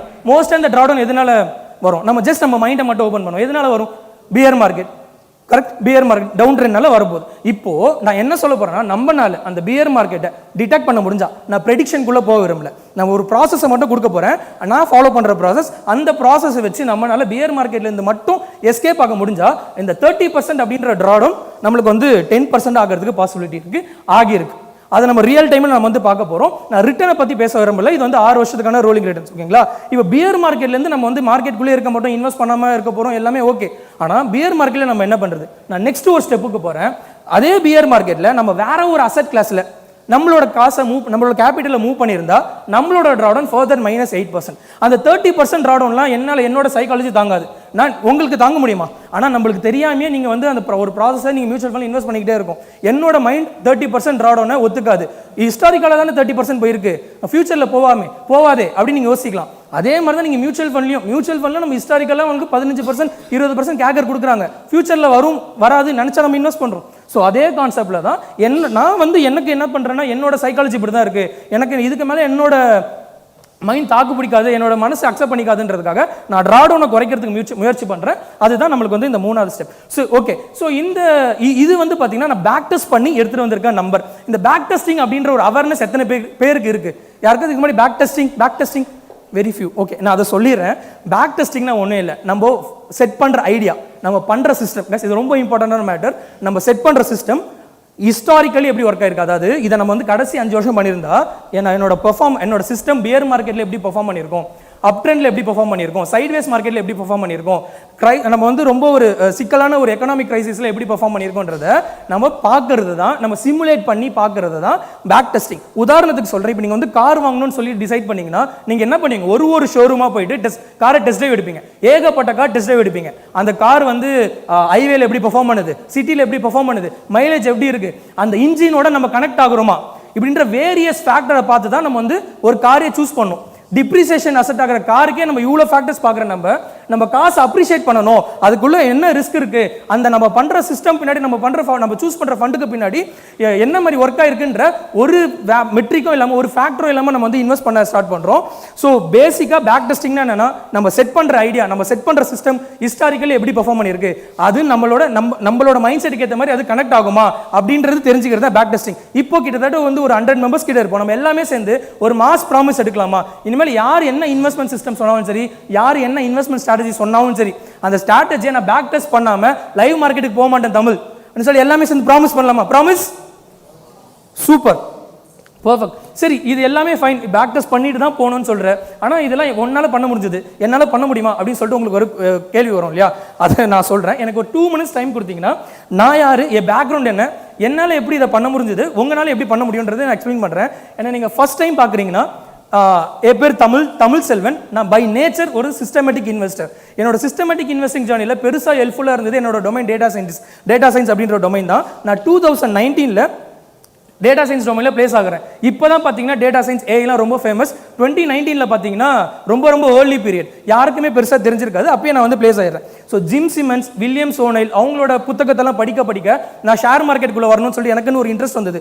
நான் ஒன்று மட்டும் டிசைட் பண்ணிட்டேன், நான் ஷேர் மார்க்கெட்டில் வரணும், நான் ஏனோ தானோன்னு பண்ணக்கூடாது, என்கிட்ட இருக்க டேட்டா சயின்ஸ் ஸ்கில்லை மட்டுமே யூஸ் பண்ணி நான் ஸ்டாக் மார்க்கெட்டுக்குள்ளே வரணும் அப்படின்னு சொல்லிட்டு ஆணித்தரமாக மைண்டில் ஃபிக்ஸ் பண்ணிட்டேன். நானும் என்னோட ஸ்டார்டிங் ஸ்டேஜில் ரேண்டமாக ஸ்டாக்கை செலக்ட் பண்ணுறது, 2 நாள் கரெக்ஷனில் நான் வந்து மார்க்கெட்லேருந்து அந்த ஸ்டாக்கை க்ளோஸ் பண்ணுறது, இப்படி நடந்துக்கிட்டே இருந்தது. ரொம்ப எமோஷனலாக போர்ட்ஃபோலியோவில் அட்டாச் ஆகிட்டேன். கொஞ்சம் கரெக்ஷன்லாம் எனக்கு ரொம்ப இம்பாக்ட் பண்ணியிருந்தது. ஸோ நம்ம ஃபர்தர் இன்வெஸ்ட்மெண்ட் ஸ்ட்ராட்டஜி பற்றி தேடலாம் அப்படின்னு சொல்லிட்டு ஒரு தேடலில் போகும்போது எனக்கு வந்து ஒரு புக்கு மாட்டுது, குவான்டிடேட்டிவ் மொமெண்டம் இன்வெஸ்டிங் சொல்லிட்டு. அந்த புக்கு வந்து என்னோட லைஃப் நெக்ஸ்ட் ஃபேஸ்க்கு என்னை வந்து புஷ் பண்ணி விட்டுருச்சு. அது வந்து யூஎஸ் மார்க்கெட்டில் பட்டையை கலப்பிட்டு இருந்த ஒரு புக்கு, அல்டிமேட்டாக வேலை செஞ்சுக்கிட்டு இருந்திருக்கு. அவங்க 1920s இந்த இன்வெஸ்ட்மெண்ட் ஸ்ட்ராட்டஜி அங்கே ஃபாலோ பண்ணிட்டு இருந்திருக்காங்க. சரி, இது வந்து இவ்வளோ சூப்பராக இருக்குது, இதை நம்ம பண்ணலாம் அப்படின்னு சொல்லிட்டு நம்ம எடுத்து நான் ஹிஸ்டாரிக்கல் டேட்டா கலெக்ட் பண்ணுறேன், கோட் பண்ணிக்கிறேன், எனக்கு ஏற்ற போர்ட்ஃபோலியோ நான் வந்து செட் பண்ணிக்கிறேன். நான் வந்து மொமெண்டம் இன்வெஸ்ட்மெண்ட் பற்றி அவேர்னஸ் கிரியேட் பண்ணணும் அப்படின்னு சொல்லிட்டு இந்த மாதிரி சில ஈவெண்ட்ஸ், இந்த சில பாட்காஸ்ட்லாம் அட்டென்ட் பண்ணுறேன். அப்போ எனக்கு வந்து ஒரு விஷயம் தெரிய வருது, இந்த ஸ்டாக் செலெக்ஷனு, போர்ட்ஃபோலியோ மேனேஜ் பண்ணுறது, வாங்கின ஸ்டாக்கை எப்போ விற்கிறதுன்னு தெரியல, இந்த மாதிரி ப்ராப்ளம்லாம் ஊரில் இருக்க எல்லாருக்குமே இருக்குது. இது ஒரு பெரிய ஒரு ப்ராப்ளமாக இருக்குது. இந்த ப்ராப்ளம்க்கு நம்ம டெக்னாலஜி யூஸ் பண்ணி ஏதாவது ஒரு சொல்யூஷன் கொடுக்கணும் அப்படின்னு சொல்லிட்டு நான் வந்து யோசிக்கிறேன்.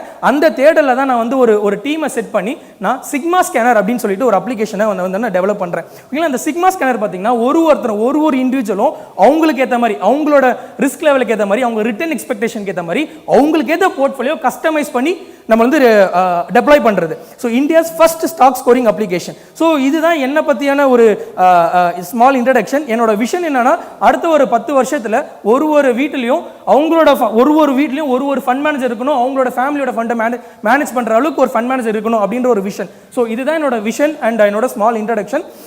ஸோ இன்னைக்கு இப்போ எனக்கு கொடுத்த டைமில் உங்களுக்கு கண்டிப்பாக ஒரு 3 லேர்னிங்ஸ் இருக்கும். ஃபர்ஸ்ட் லேர்னிங் என்னன்னா, இந்த மொமெண்டம் இன்வெஸ்ட்மெண்ட் ஸ்ட்ராட்டஜி. மொமெண்டம் இன்வெஸ்டிங்கிறது இதுக்கு முன்னாடி நீங்கள் வேறு விதமாக கேள்விப்பட்டிருப்பீங்க.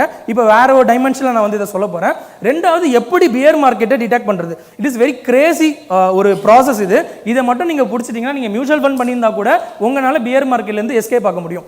மூணாவது, பியர் மார்க்கெட்டில் என்னோட கேபிட்டலை எங்கே நான் மூவ் பண்ணுறது, என்ன பண்ணுறது அப்படின்ற ஒரு 3 விஷயத்தை நம்ம பார்க்க போகிறோம். So what is momentum investing? So இந்த மொமெண்டம் இன்வெஸ்ட்மெண்ட்டை உங்ககிட்ட டீப்பாக கனெக்ட் பண்ணுறதுக்கு எனக்கு வந்து உங்ககிட்ட ஒரு புரிதல் கொடுக்கணும். எத்தனை பேர் எல்லாருக்குமே நிஃப்டி 50 என்னன்னு தெரியும்? எல்லாருக்குமே தெரியும், கரெக்டுங்களா? நிஃப்டி 50 என்ன? நம்ம மார்க்கெட்டில் இருக்க டாப் 50 கம்பெனிஸ். அது எப்படி மார்க்கெட் கேப் வச்சு என்எஸ்சி லிஸ்ட் பண்ணி வச்சிருப்பாங்க, கரெக்டுங்களா? அது எப்படி பண்ணுறாங்கன்னா, 2500 ஸ்டாக்ஸ் நம்மளுக்கு வந்து இப்போ லிஸ்ட் ஆயிருக்குன்னு வச்சுக்கோங்களேன். அப்ராக்சிமேட்டாக இப்போ 2700 ஸ்டாக்ஸ் இருக்குது என்எஸ்சியில். நம்ம ஒரு 2500 ஸ்டாக்ஸ் இருக்குன்ற மாதிரி வச்சுப்போம். அந்த 2500 ஸ்டாக்ல இருந்து என்எஸ்சி என்ன பண்ணுறாங்கன்னா, டாப் 50 எடுக்கிறாங்க. எப்படி? மார்க்கெட் கேப் அடிப்படையில் டாப் 50 ஸ்டாக்ஸ் எடுக்கிறாங்க. அந்த டாப் 50 ஸ்டாக்ஸை 6 மாதம், அதாவது 6 மாதத்துக்கு ஒரு வாட்டி, வருஷத்துக்கு 2 வாட்டி அவங்க ரீபேலன்ஸ் பண்ணுறாங்க, மார்ச் அண்ட் செப்டம்பர். இது நம்மளுக்கு எல்லாருக்குமே தெரிஞ்சது. ஒரு எக்ஸாம்பிளுக்கு சொல்கிறேன், ரிலையன்ஸ் இன்னைக்கு டாப்பில் இருக்குது, கரெக்டுங்களா? அடுத்த ஒரு 6 மாதத்தில் மார்ச்க்குள்ளே ஏதோ வந்து ஒரு சம்பவம் நடந்து ரிலையன்ஸோட ஷேர் ப்ரைஸ் நல்லா டவுன் ஆகி அவங்க மார்க்கெட் கேப் கீழே வந்துச்சுன்னா, அந்த ரிலையன்ஸ் என்ன ஆகும்? நிஃப்டி 50லேருந்து வெளியே போயிடும். இந்த அண்டர்ஸ்டாண்டிங் எல்லாருக்குமே இருக்கா? ரைட்? சப்போஸ் நான் வந்து ஜஸ்ட் ஒரு அசம்ஷன், ஒரு இமேஜினேஷன் தான் உங்ககிட்ட கிரியேட் பண்ணுறேன். இப்போ நீங்கள் நல்லா நோட்டீஸ் பண்ணுங்களேன், எல்லா ஸ்டாக்குக்குமே அப் அண்ட் டவுன் இருந்துகிட்டே இருக்கும். ஆனால் இண்டெக்ஸ் மட்டும் over the period of time long டேர்மில் மேலே மட்டும்தான் போயிட்டு இருக்கும். எனி ஐடியா ஏன் இண்டெக்ஸ் மட்டும் மேலே மட்டுமே போகுது அப்படின்னு சொல்லிட்டு? ஆவரேஜ் இல்லை. ஏன்னா என்எஸ்சி அவங்களோட என்எஸ்சி என்ன பண்ணுவாங்கன்னா வீக்கான ஸ்டாக்கை அவங்களோட கேட்டகரி நிஃப்டி 50லேருந்து வெளியே எடுத்துருவாங்க. அவங்க வெறும் வின்னர்ஸை மட்டும்தான் ஹோல்ட் பண்ணுவாங்க, லீடர்ஸ் மட்டும்தான் இருக்கும். ஸோ ஒரு கட்டத்தில் ஏதோ ஒரு ஸ்டாக் நிஃப்டி 50ல் இருக்க ஸ்டாக் நல்லா பெர்ஃபார்ம் பண்ணலை அப்படின்னா அது நிஃப்டி 50லேருந்து வெளியே போகுது. ஸோ பேசிக்காக அவங்க என்ன பண்ணுறாங்கன்னா they are holding strong stock. அவங்க வந்து லாஸஸை அவங்களோட போர்ட்ஃபோலியோலேருந்து வெளியே அனுப்பிடுறாங்க.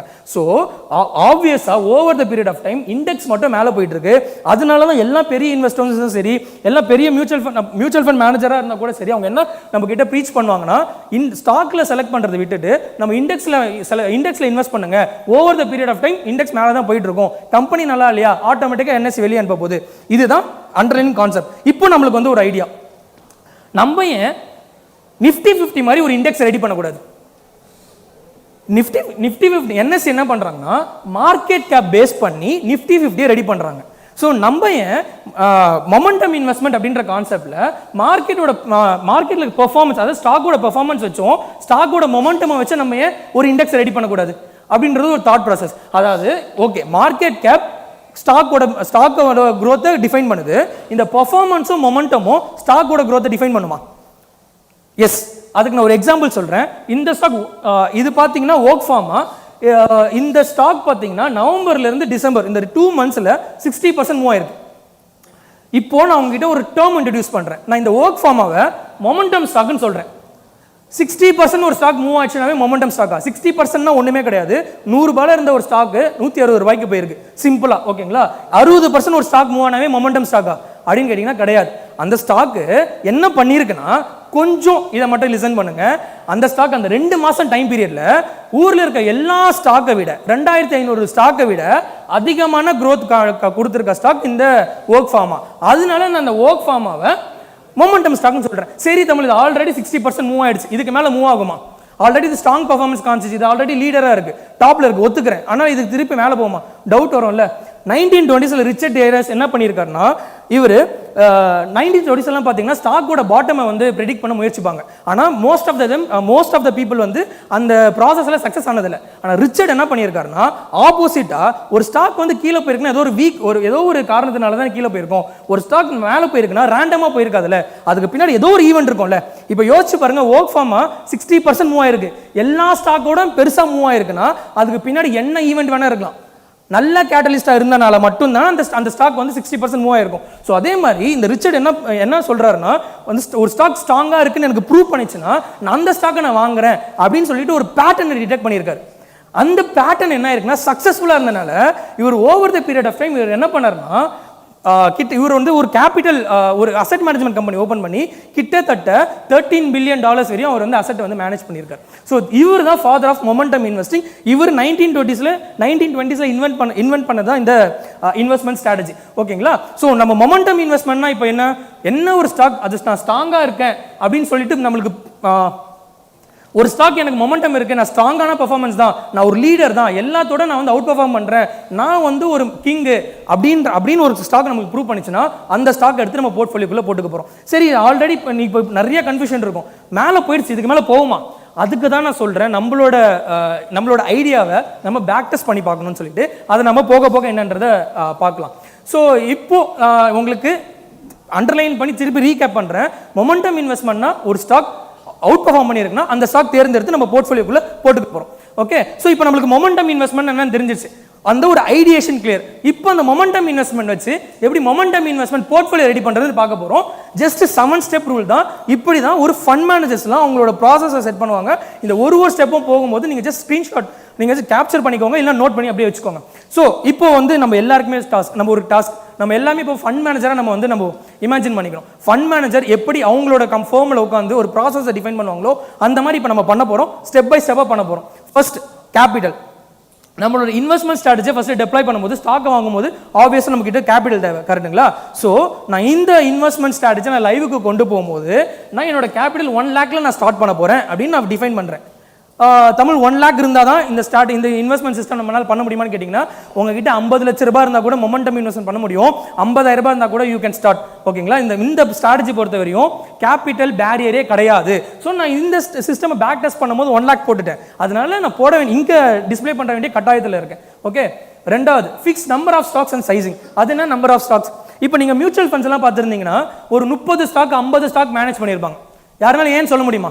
நீங்கள் மியூச்சுவல் ஃபண்டில் போயிட்டு அவங்களோட ஸ்டாக் உள்ள என்னென்ன ஸ்டாக்ஸ்லாம் வச்சுருக்காங்க பார்த்துருக்கீங்களா? அவங்க ஏன் சொல்ல முடியுமா? எனிஒன்? Diversification, simple. அதனால நான் என்ன பண்ணுறேன்னா என் போர்ட்ஃபோலியோவை நான் 15 ஸ்டாக் வச்சு டைவர்சிஃபை பண்ணுறேன்னு சொல்ல போகிறேன். ஏன் 15 ஸ்டாக்? நம்ம 20-25 ஸ்டாக் மேலே போக வேணாம். டைவர்சிஃபிகேஷன் எவ்வளோ இம்பார்ட்டண்ட்டோ அதே மாதிரி ஓவர் டைவர்சிஃபிகேஷன் பண்ணாமல் இருக்கிறதும் இம்பார்ட்டன்ட் தான். நான் ஸ்டேபிளாக ஒரு நம்பரை நான் வந்து ஃபிக்ஸ் பண்ணுறேன். 15 நம்பர் ஆஃப் ஸ்டாக் தான் என் போர்ட்ஃபோலியோவில் இருக்கணும். 15க்கு மேலே இருக்கக்கூடாது, 15 கீழே இருக்கக்கூடாது. அந்த 15 அந்த என்னோட கேபிட்டல் இந்த 1 லட்ச ரூபாவை இந்த 15 ஸ்டாக்குக்கும் நான் அப்படியே டிஸ்ட்ரிபியூட் பண்ண போகிறேன் ஈக்குவலாக. இவ்வளோ ரொம்ப ரொம்ப சிம்பிள், ரொம்ப straight forward. Okay, so third step fix rebalancing frequency. அது என்ன ரீபேலன்சிங் ஃப்ரீக்வன்சி?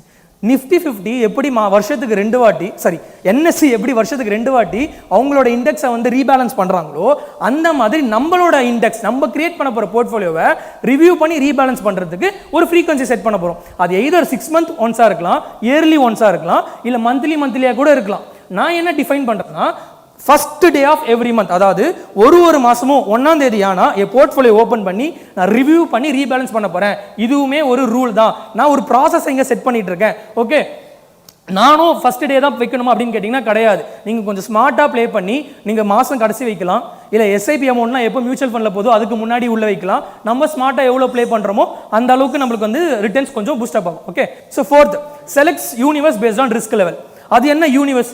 எப்படி 2500 ஸ்டாக்லேருந்து என்எஸ்சி 50 ஸ்டாக்கு தூக்கிச்சோ நான் என்ன செட் பண்ணுறேன்னா நிஃப்டி 500லேருந்து நான் 15 ஸ்டாக்கு தூக்க போகிறேன். ஏன் தமிழ் நிஃப்டி 500 எடுத்திருக்கேன்? எனக்கு லார்ஜ் கேப் ஸ்டாக்ஸ் என்னோட போர்ட்ஃபோலியோவில் வேணும், மிட் கேப் ஸ்டாக் என் போர்ட்ஃபோலியோவில் வேணும், ஸ்மால் கேப் ஸ்டாக் என் போர்ட்ஃபோலியோவில் வேணும், மைக்ரோ கேப் வேணாம். மைக்ரோ கேப்லேருந்து கிடைக்கிற அதிகமான ரிட்டர்ன்ஸும் வேணாம், அதில் கிடைக்கிற அதிகமான ரிஸ்க்கும் எனக்கு தேவையில்லை. நான் கிளியராக இருக்கேன். இந்த மாதிரி ஒரு இண்டிவிஜுவல், அதான் நீங்கள் உங்களோட ரிஸ்க் லெவலுக்கு ஏற்ற மாதிரி உங்கள் ரிஸ்க் உங்களோட ரிட்டர்ன் எக்ஸ்பெக்டேஷனுக்கு ஏற்ற மாதிரி உங்களோட யூனிவர்ஸை சூஸ் பண்ணும். அது எய்தர் நிஃப்டி 100 இருக்கலாம், எனக்கு உங்களுக்கு லார்ஜ் கேப் மட்டும் போதுன்னா நிஃப்டி 100 செட் பண்ணிக்கலாம். ரைட்? ஸோ ஃபிஃப்த் ரொம்ப important point, calculate performance for each stock. நம்மளோட பெர்ஃபார்மன்ஸ் என்ன இங்கே டிஃபைன் பண்ண போகிறோம்னா நம்ம மார்க்கெட் கேப் கிடையாது. நம்ம என்ன டிஃபைன் பண்ண போகிறோம்னா 6 மந்த் பெர்ஃபார்மன்ஸ். அதாவது கடைசி 6 மாதம் அந்த ஒரு ஸ்டாக் எப்படி பெர்ஃபார்ம் பண்ணியிருக்கு, கடைசி 6 மாதம், அதாவது 6 மாதம் டைம் பீரியட்ல அதோட பிரைஸ் எப்படி மூவ் ஆயிருக்கு. நம்ம இங்கே பிரைஸையும் டைமையும் வச்சு ப்ளே பண்ணுறோம், மார்க்கெட் கேப் வச்சு இல்லை. ஓகேங்களா? இதை நம்ம வந்து இன்னும் டீட்டெயிலாக நெக்ஸ்ட் போகும்போது சொல்கிறேன்.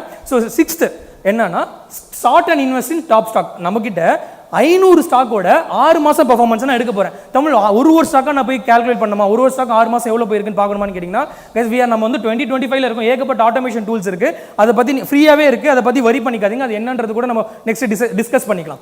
ஓகே, ஸோ அதை என்ன பண்ண போகிறேன், 500 ஸ்டாக்கோட பர்ஃபார்மன்ஸை கால்குலேட் பண்ணிவிட்டு அதை டிசெண்டிங் ஆர்டரில் ஸ்டார்ட் பண்ணுறேன்.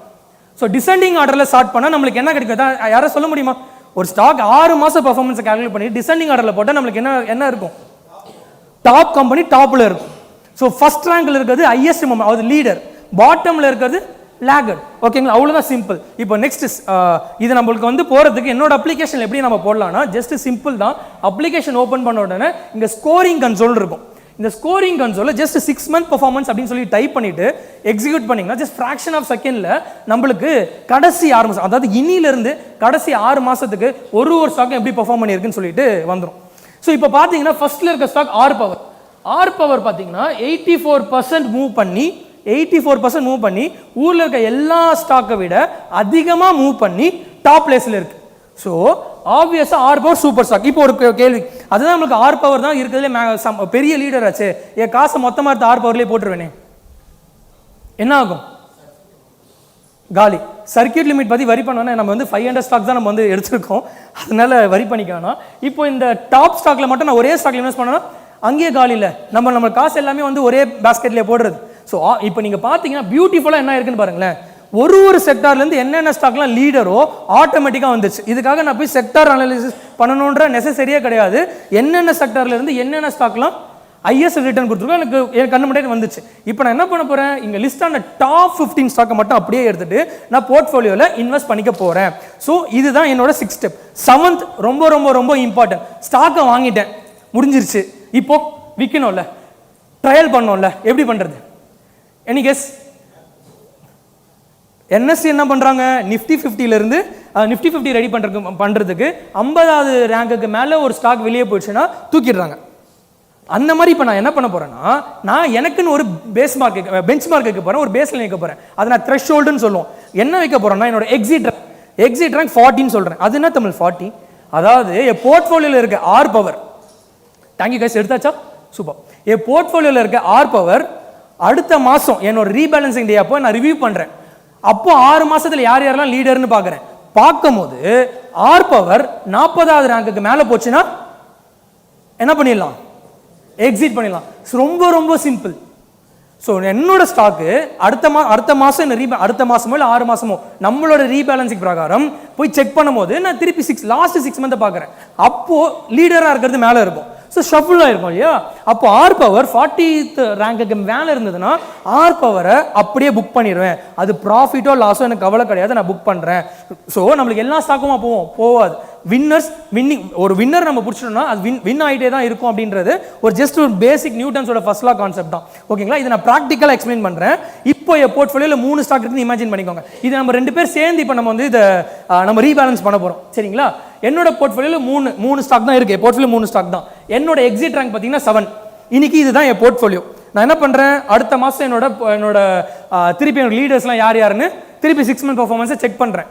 செக் பண்ணும்போது எனக்கு ஒரு லிஸ்ட் வரும். இப்போ என் போர்ட்ஃபோலியோ நான் ரிவ்யூ பண்ணி ரீபேலன்ஸ் பண்ணணும். பண்ணிடலாமா? ஒரு ஸ்டாக்காக ரிவ்யூ பண்ணிடலாமா?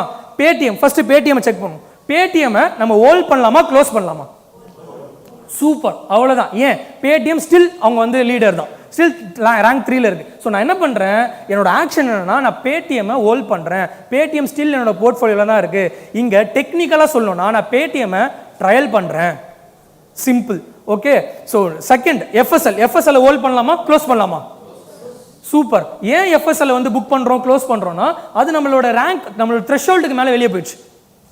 அதனால நான் எஃப்எஸ்எல் நான் இருந்து வெளியே எடுத்துட்டேன். தேர்டு பிசிபிஎல் ஹோல்ட் பண்ணலாமா, க்ளோஸ் பண்ணலாமா? அவ்வளோதான். நான் பிசிபிஎல் நான் ஹோல்ட் பண்ணுறேன். இப்போ என்னோட ரிவைஸ்டு போர்ட்ஃபோலியோ எப்படி இருக்கும்னா இப்படி தான் இருக்கும். பேடிஎம்மும் பிசிபிஎல் தான் இருக்கும். ஆனால் என் ரூல் என்ன, எனக்கு 3 ஸ்டாக் என்னோட போர்ட்ஃபோலியோவில் இருக்கணும். எதை வச்சு ரீப்ளேஸ் பண்ணலாம்? அவ்வளோதான் கைஸ், முடிஞ்சிருச்சு. ஸோ நான் ரிலையன்ஸ் வச்சு நான் ரீப்ளேஸ் பண்ணிடுறேன். ஏன் சுவிட்சர்லாந்து வச்சு பண்ணக்கூடாது? ஸோ ஒரு சும்மா ஒரு எக்ஸாம்பிளுக்கு சொல்கிறேன். ரிலையன்ஸோட சுவிட்சர்லாந்து நல்ல கம்பெனி ஆச்சு, நாங்கள் இங்கே உள்ளே போடலாமே? எஸ், நோ, போடக்கூடாது. Rule is a rule. நம்ம எமோஷன் உள்ளே எடுத்துகிட்டு வராமல் ப்ராசஸை மட்டும் நம்ம ஃபாலோ பண்ணால் அது நம்மளுக்கு ரிசல்ட் வந்து பை ப்ராடக்டாக கிடைக்கும். ஸோ எதுக்குமே ஃபீல் பண்ணாமல் அங்கே அப்போ யார் லீடரோ அந்த மொமெண்ட்டில் யார் லீடரோ அந்த லீடர் எடுத்து நம்ம போர்ட்ஃபோலியோக்குள்ளே போட்டுக்க போகிறோம். ரொம்ப சிம்பிள். ஓகே. ஸோ என்னோட போர்ட்ஃபோலியோ அடுத்த மாதம் பார்க்கும்போது என் போர்ட்ஃபோலியோ புதுசாக ரிவைஸ் ஆயிடுச்சு. இதே நம்ம மாதம் நம்ம வந்து கண்டினியூஸாக நம்ம வந்து பண்ணிட்டு இருக்கச்ச நம்ம வின்னரை மட்டும் நம்ம போர்ட்ஃபோலியோ வச்சுப்போம், லூசர்ஸை வந்து எலிமினேட் பண்ணிகிட்டே இருப்போம். Over the period of time Nifty 50 எப்படி இண்டெக்ஸ் எப்படி மேலே போய்கிட்டே இருக்கும், அதே மாதிரி நம்மளோட portfolio over the period of time outperform பண்ணிக்கிட்டே இருக்கும். இதுதான் இது பின்னாடி இருக்க basic strategy. Okay, basic underlying concept. இதை நான் மாதம் பண்ணுறச்ச இதோட கேகர் பார்த்தீங்கன்னா 32%. இப்போ உங்களுக்கு தெரியும், நீ மாதம் ரீபேலன்ஸ் பண்ணிகிட்டே இருக்கே, இதோட ரிஸ்க் இருக்காதா அப்படின்னா பாருங்கள், நான் ஒரு ஸ்டாக்கை வாங்கி அந்த ஸ்டாக்கை சப்போஸ் நான் ப்ராஃபிட்டில் புக் பண்ணேன்னா லாஸ்ட் 6 வருஷத்தில் 60% ப்ராஃபிட்டில் புக். எத்தனை பேருக்கு இந்த ரிஸ்க் ரிவார்டு அப்படின்றது எல்லாருக்கும் நிறைய பேர் புதுசாக இருக்கும். பட் ஸ்டில் என்னால் முயன்ற வரை நம்ம எக்ஸ்பிளைன் பண்ணுறேன். இந்த ஒரு ஸ்டாக்கை வாங்கி நான் சப்போஸ் ப்ராஃபிட்டில் புக் பண்ணேன்னா 60%ல் புக் பண்ணுறேன். அதுவே நான் லாஸில் புக் பண்ணேன்னா 17%ல் புக் பண்ணுறேன். ஏன்னா நம்மளுக்கு பேடிஎம் 4 மாதத்துக்கு அப்புறம் கூட நம்மளுக்கு வந்து அது வந்து லாஸராக கூட ஆகலாம். ஸோ 4 மாதம் பேடிஎம் கொடுத்த ரிட்டனை நம்ம வந்து ஹோல்ட் பண்ணியிருக்கலாம். கரெக்டுங்களா? இப்போ எனக்கு இங்கே இருக்க பெரிய ப்ராப்ளமே என்னன்னா, இங்கே 30% ஆடும். தாங்க முடியுமா? என்னால் தாங்க முடியாது. ஈவன் தான் மியூச்சுவல் ஃபண்ட் அது கொடுத்தாலும் என்னால் தாங்க முடியாது. மைண்ட் அதை அக்செப்ட் பண்ணிக்காது. என்னோட 1 கோடி ரூபாய் என்னோட போர்ட்ஃபோலியோவில் இருந்ததுன்னா அது 70 லட்ச ரூபாய் பார்க்கும்போது 30 லட்ச ரூபாய் லாஸில் பார்க்கும்போது எனக்கு வலிக்கும். ஸோ நான் என்ன பண்ணலாம், எனக்கு ஆப்வியஸாக தெரியும் இதில் இருக்குது இது பெரிய ப்ராப்ளம். ஸோ இந்த ப்ராப்ளம்கான சொல்யூஷன் என்ன? நம்மளுக்கு கண்டிப்பாக தெரியுது பியர் மார்க்கெட்டில் தான் நம்மளுக்கு நடந்திருக்கு. ஸோ இதிலேருந்து நம்ம எப்படி அந்த பியர் மார்க்கெட்லேருந்து நம்ம எஸ்கேப் ஆகணும், நம்மளால இதை காப்பாற்ற முடியும்ல, நம்ம போர்ட்ஃபோலியோ காப்பாற்ற முடியும்ல, which leads to second segment detect bear market. நம்ம எப்படி பியர் மார்க்கெட்லேருந்து எஸ்கேப் ஆகுது? இது நீங்கள் மொமெண்டம் இன்வெஸ்ட்மெண்ட் பண்ணி மட்டும்தான் நம்ம வந்து பியர் மார்க்கெட்லேருந்து எஸ்கேப் ஆக முடியும்னு கிடையாது. எதர் நீங்கள் மியூச்சுவல் ஃபண்ட் பண்ணிட்டு இருந்தாலும் சரி, என்ன நீங்கள் வந்து வேறு ஏதாவது இன்வெஸ்ட்மெண்ட் ஸ்ட்ராட்டஜி பயன்படுத்தினாலும் சரி, இப்போ நம்ம டிஸ்கஸ் பண்ண போகிற pier market detection, pattern detection வந்து ரொம்ப ஹெல்ப் பண்ணும். கொஞ்சம் டெக்னிக்கலாக தான் இருக்கும், பட் ஆனால் புரிஞ்சிக்க வேண்டியது நம்ம கடமை. ஏன்னா கண்ட்ரோல் நம்ம கிட்ட வேணும்னா கொஞ்சம் ஹோம்ஒர்க் நம்ம போட்டு தான் ஆகணும். ஓகே. ஸோ இது நிஃப்டி 500 சார்ட். நான் நிஃப்டி 500 வச்சு தான் ப்ராடர் மார்க்கெட் இண்டெக்ஸை மட்டுமே வச்சு தான் அந்த நம்ம வந்து புல் மார்க்கெட்டில் இருக்கோமா பியர் மார்க்கெட்டில் இருக்குமான்னு சொல்லிட்டு டிசிஷன் எடுப்பேன். சரிங்களா? இப்போ நான் நிஃப்டி 500 சார்ட்டில் என்ன பண்ணுறேன், இந்த நிஃப்டி 500 சார்ட்டில் பார்த்தீங்கன்னா இங்கே நான் சர்க்கிள் பண்ணியிருக்கேன் பார்த்தீங்களா, இது எல்லாமே டவுன் ட்ரெண்ட். கரெக்டாக? இது எல்லாருக்குமே தெரியும். இந்த டவுன் ட்ரெண்டில் இந்த பியர் மார்க்கெட்டில் நம்ம ராகேஷ் ஜுன்ஜுன்வாலாவோட போர்ட்ஃபோலியோவே நெகட்டிவ் ரிட்டர்ன்ஸ் தான் கொடுக்குது. நமக்கு எல்லாருக்குமே தெரியும். இப்போ இந்த சர்க்கிள் பண்ணியிருக்க பியர் மார்க்கெட்டில் மட்டும் நம்ம பார்ட்டிசிபேட் பண்ணாமல் இருந்தோம்னா அட்லீஸ்ட் பாதி காசாச்சும் நம்ம வந்து காப்பாற்றிருக்க முடியும்ல. ஸோ அதுக்கு நான் என்ன பண்ணுறேன், சூப்பர் ட்ரெண்ட் அப்படின்னு சொல்லிட்டு ஒரு ஒரு இண்டிகேட்டர் இருக்குது. அது இண்டிகேட்டர் சொல்லலாம், பேட்டர்ன் டிடெக்ஷன் டூல் சொல்லலாம், எனிதிங். இது நான் இந்த சார்ட்டை காமிக்கிறேன், நம்ம டெய்லி சார்ட்டை பார்க்கணுமா அப்படின்லாம் கிடையாது. இப்போ நான் ஜஸ்ட் எப்படி நம்ம வந்து பேட்டர்னை மட்டும் எக்ஸ்ட்ராக்ட் பண்ணுறோம் பாருங்களேன்.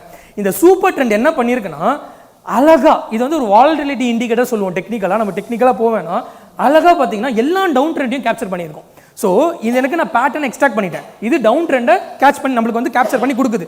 என்னோட ஆக்ஷன் இங்கே என்னவா இருக்கும்னா, எப்போல்லாம் நம்மளுக்கு வந்து சூப்பர் ட்ரெண்ட் ரெட் சிக்னலில் இருக்கோ, அதாவது ரெட் லைனில் இருக்கோ, என்னோட போர்ட்ஃபோலியோ இருக்க 15 நம்பர் ஆஃப் ஸ்டாக் இருக்கா, அதை நான் அப்படியே க்ளோஸ் பண்ணிடுவேன். அப்படியே கேஷோட நான் வந்து கேஷோட வெளியே வந்துடுவேன். எப்போல்லாம் திருப்பி நம்மளுக்கு சூப்பர் ட்ரெண்ட் வந்து கிரீன் சிக்னலாக மாறுதோ, கிரீன் லைனுக்கு போதோ, நான் திருப்பி என்னோட கேபிட்டலை நான் வந்து மொமெண்டம் இன்வெஸ்ட், அதாவது நம்மளோட மார்க்கெட்டுக்குள்ளே போட்டுருவேன். இதே தான் நான் ரிப்பீட்டடாக பண்ண போகிறேன். செட்டிங்ஸை மட்டும் கொஞ்சம் நல்லா நோட் பண்ணி வச்சுக்கோங்க. இதுதான் செட்டிங்ஸ், அதாவது ஏடிஆர் பீரியட் 1 2.5. ஜஸ்ட் நம்ம வந்து யூடியூப்பில் போனீங்கன்னா எப்படி நம்ம இந்த சார்ட்டை வந்து போடுறது நமக்கு தெரிஞ்சிடும். ட்ரேடிங் வியூன்னு ஒரு டூல் இருக்குது, அதில் போட்டுக்கலாம். ஸோ இந்த என்ன பண்ணுதுன்னா, நான் டவுன் ட்ரெண்டில் இருக்கும் போது நான் வந்து மார்க்கெட்லேருந்து வெளியே வரேன், 15 ஸ்டாக்கும் புக் பண்ணி திருப்பி எப்போ மார்க்கெட் ரிவைவ் ஆகுதோ நான் உள்ளே வரேன். இந்த மாதிரி பண்ணுறச்ச எனக்கு என்ன ஆகுது, என்னோட ட்ராடவுன் 30% இந்த ட்ராடவுன் 10% மாறுது. ஓகே, இப்போ நம்மளுக்கு எல்லாருக்குமே தெரிஞ்சிச்சு, நம்மளுக்கு வந்து ட்ராடவுன் வந்து கம்மி பண்ணிட்டோம், முக்கால்வாசி கம்மி பண்ணிட்டோம், 10% ஆயிடுச்சு. இப்போ பியர் மார்க்கெட்டில் நம்மளுக்கு வந்து கேபிட்டல் சும்மா தான் இருக்குது, என்ன பண்ணலாம்?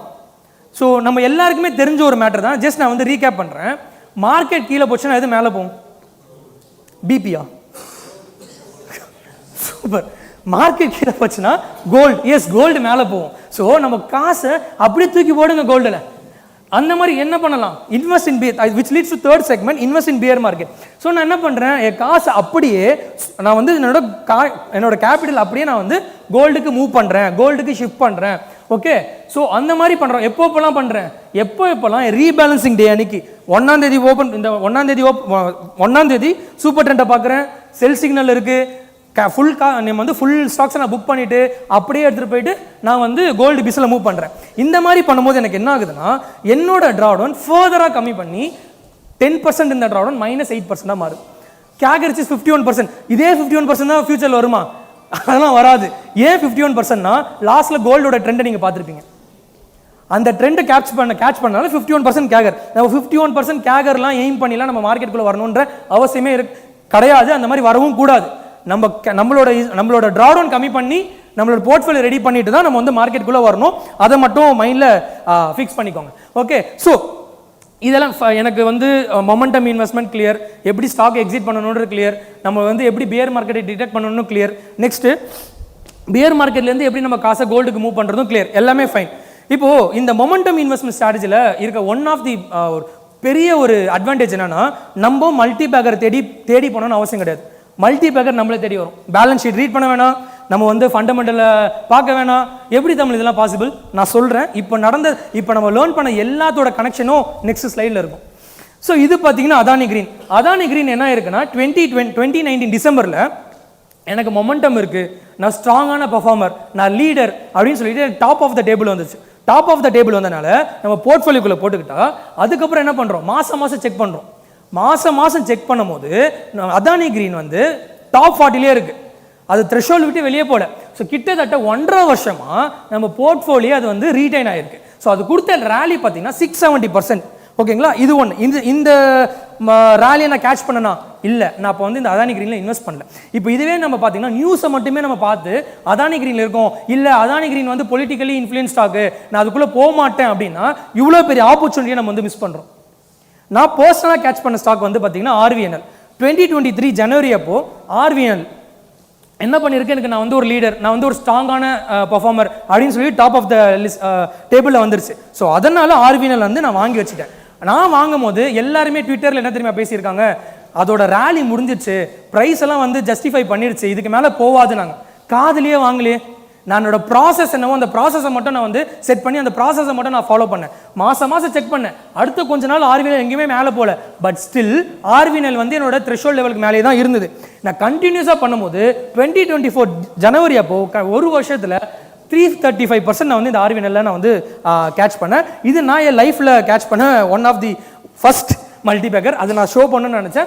ஸோ ஓகே, ஸோ இதுலேருந்து என்ன தெரியுதுன்னா, நம்ம ஒரு ப்ராசஸை செட் பண்ணோம், எந்த ஒரு நாய்ஸும் நம்ம காதில் வாங்காமல் காது கேட்காத தவளை மாதிரி நம்ம வந்து போய்கிட்டே இருந்தோம்னா, ரஜினிகாந்த் சொல்லுவார் இல்லையா, காது கேட்காத தவளை மாதிரி நீ பாட்டு போயிட்டே இரு, உன்னோட ப்ராசஸை மட்டும் ஃபாலோ பண்ணு, ரிசல்ட் இஸ் அ பை ப்ராடக்ட்னு. இதே தான் தோனி சொல்கிறாங்க. எல்லா பெரிய மனுஷங்களும் சொல்கிற ஒரே விஷயம் என்னன்னா, சிஸ்டம் கிரியேட் பண்ணு, அது ஒரு ப்ராசஸ் செட் பண்ணு, அந்த ப்ராசஸை ஃபாலோ பண்ணுங்க. ஸோ அந்த ப்ராசஸை ஃபாலோ பண்ணால் நம்மளுக்கு பை ப்ராடக்ட் வரும் அப்படின்றதான் இதில் இருக்க மையப்புள்ளி. ஸோ இன்னைக்கு இந்த செஷனில் கொஞ்சம் ஆனஸ்ட்டாக உங்களோட ஃபீட்பேக் கேட்கணும்னு நினைக்கிறேன். ஏதாவது புதுசாக ஒரு விஷயம் லேர்ன் பண்ணிங்களா? Yes, thank you so much. So இன்னைக்கு இந்த சர்ப்ரைஸ் நான் வந்ததுக்கு, என்னோட செஷனை 30-35 மினிட்ஸ் லிசன் பண்ணதுக்கு ரிட்டன் கிஃப்டாக இன்னைக்கு நம்ம ஃபாலோ பண்ண ஸ்ட்ராட்டஜியை நீங்கள் லைவ் மார்க்கெட்டில் லைஃப் டைம் அப்ளை பண்ணிக்கிறதுக்கு வந்து, லைஃப் டைம் யூஸ் பண்ணிக்கிறதுக்கு வந்து என்னோட அப்ளிகேஷனை வந்து எல்லாத்துக்குமே ஃப்ரீயாக வந்து நாங்கள் வந்து கொடுக்க போகிறோம். இது நான் ஃப்ரீன்னு சொல்ல வரல, இது சும்மா ரிட்டன் கிஃப்டாக கொடுக்க போகிறேன். ஸோ இதுதான் என்னோட அப்ளிகேஷனுக்கான லிங்க்கு. இதை நீங்கள் ஜஸ்ட் ஸ்க்ரீன்ஷாட் பண்ணிட்டு கேப்சர் மட்டும் பண்ணி வச்சுக்கோங்க. கீழே இருக்கிறது என்னோட காண்டாக்ட் நம்பர். எனக்கு பர்சனல் நம்பர், அஃபிஷியல் நம்பர் கிடையாது. எப்போ வேணால் you can call me and ask doubts, ஓகேங்களா? அது மட்டும் இல்லாமல் இங்கே தான் இருப்போம், வெளியே கூட நம்மளோட ஸ்டால் இருக்குது, எப்போ வேணால் வந்து டவுட் கேட்கலாம். ஏன்னா 40 மினிட்ஸில் என்னால் ஃபுல்லாக கவர் பண்ண முடியல. என்னால் என்னென்ன கவர் பண்ண முடியுமோ அது மட்டும் பண்ணியிருக்கேன். ஸோ நம்பர், தென் கூப்பன் கோட்ஸ், இந்த சிக்மா 2025 மட்டும் யூஸ் பண்ணி நீங்கள் அப்ளிகேஷன் லாகின் பண்ணுங்கள். அப்போ தான் இதுக்கான ஆக்சஸ் உங்களுக்கு வந்து ஃப்ரீயாக கிடைக்கும். ஐ மீன் ஃப்ரீன்னு நான் சொல்ல வரல, உங்களுக்கு வந்து கிஃப்டாக கிடைக்கும். So thank you, that's it. Any question?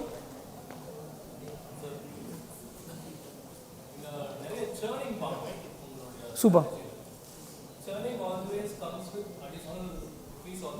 S S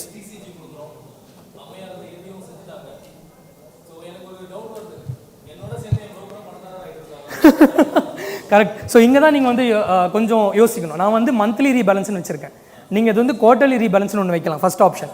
இல்லை நம்மளோட threshold level, exit rank level இருக்கு இல்லையா, அது 40லேருந்து 50-60 வைக்கலாம். நம்ம வந்து நம்மளோட த்ரெஷோல்ட் லெவல் இன்க்ரீஸ் பண்ண நம்மளோட சேர்ன் ரேட் கம்மியாகும். நம்மளுக்கு இது ஆவரேஜாக பார்த்தீங்கன்னா, இப்போ நான் காமிச்சிருக்க ஸ்ட்ராட்டஜியே பார்த்தீங்கன்னா, ஒரு வருஷத்துக்கு நம்ம ஜஸ்ட் 30 ஸ்டாக்கை தான் பை அண்ட் செல் பண்ணுறோம்.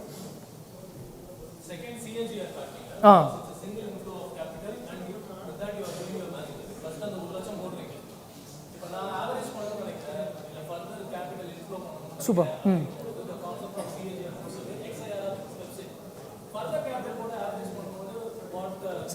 நம்ம ஃபர்தராக கேபிட்டல் ஆட் பண்ணிக்கலாம். ரெண்டாவது எஸ்ஐபியும் பண்ண முடியும். இப்போ சப்போஸ் நீங்கள் எஸ்ஐபி பண்ணணும் மந்த்லி, இது நம்ம என்ன சொல்லியாச்சு, நம்மளோட ஃபண்டுன்னு சொல்லியாச்சு. நீங்கள் நம்ம மற்ற மியூச்சுவல் ஃபண்டில் பண்ணுறதுக்கு நம்ம ஃபண்ட்லேயே பண்ணலாம். எஸ்ஐபி பண்ணணும்னு வச்சுக்கோங்களேன். ஃபார் எக்ஸாம்பிள் நீங்கள் வந்து ஒரு 10,000 எடுத்துகிட்டு வரீங்கன்னா, 10,000 நம்ம போர்ட்ஃபோலியோ இருக்க எல்லா ஸ்டாக்கும் ஈக்குவலாக டிஸ்ட்ரிபியூட் பண்ணி விட்டுருலாம் ஆஃப்டர் ரீபேலன்ஸ். இல்லை நம்ம வந்து நீங்கள் லம்சமாக உள்ளே எடுத்துகிட்டு வரீங்க, ஃப்ரெஷ்ஷாக ஒரு புது கேபிட்டல் எனக்கு வருது அப்படின்னா கூட ரீபேலன்ஸ் நடந்துட்ட பின்னாடி அந்த கேபிட்டலை ஈவனாக 15 நம்பர் ஆஃப் ஸ்டாக்கு டிஸ்ட்ரிபியூட் பண்ணிடலாம். ரொம்ப ஸ்ட்ரைட் ஃபார்வர்ட் தான். இதில் ஃபண்டமெண்டல், ஏன்னா சில பேருக்கு இந்த ஸ்ட்ராட்டஜி வந்து பார்த்தீங்கன்னா 1920லேருந்து ஃபாலோ பண்ணிட்டு இருக்காங்க. இப்போது நிறைய பேருக்கு சில அப்ஜெக்ஷன் இருக்கும், நம்மளுக்கு கீழே இருந்தால் தானே நம்ம ஸ்டாக்கு மேலே போவோம் அப்படின்ட்டு. ஆனால் இது 1920லேருந்து சக்ஸஸ்ஃபுல்லாக ஒருத்தர் பண்ணிட்டு இருக்காரு. மல்டிபிலியன் அசெட் மேனேஜ் பண்ணிட்டு இருக்காரு. கொஞ்சம் வருஷத்துக்கு முன்னாடி தான் அவர் தவறினார். So is a best example for momentum invest. இப்போ நிறையா ஸ்மால் கேஸ் ஃபண்ட்ஸும் வந்திருக்கு. Any questions? Yeah.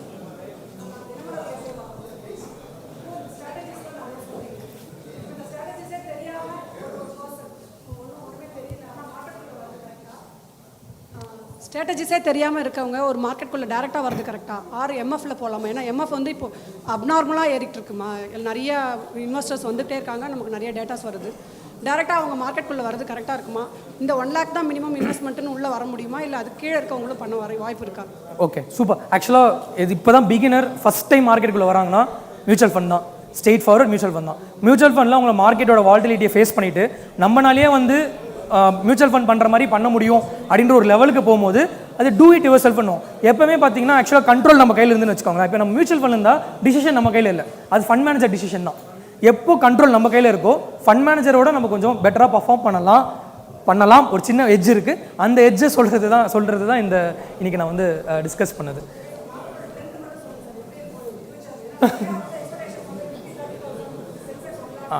ஓகே, ஆக்சுவலாக பார்த்தீங்கன்னா நாங்கள் வந்து டார்கெட்டும் வைக்கிறது கிடையாது, மார்க்கெட் கீழே போகுமா இருக்கிறது வைக்கிறது கிடையாது.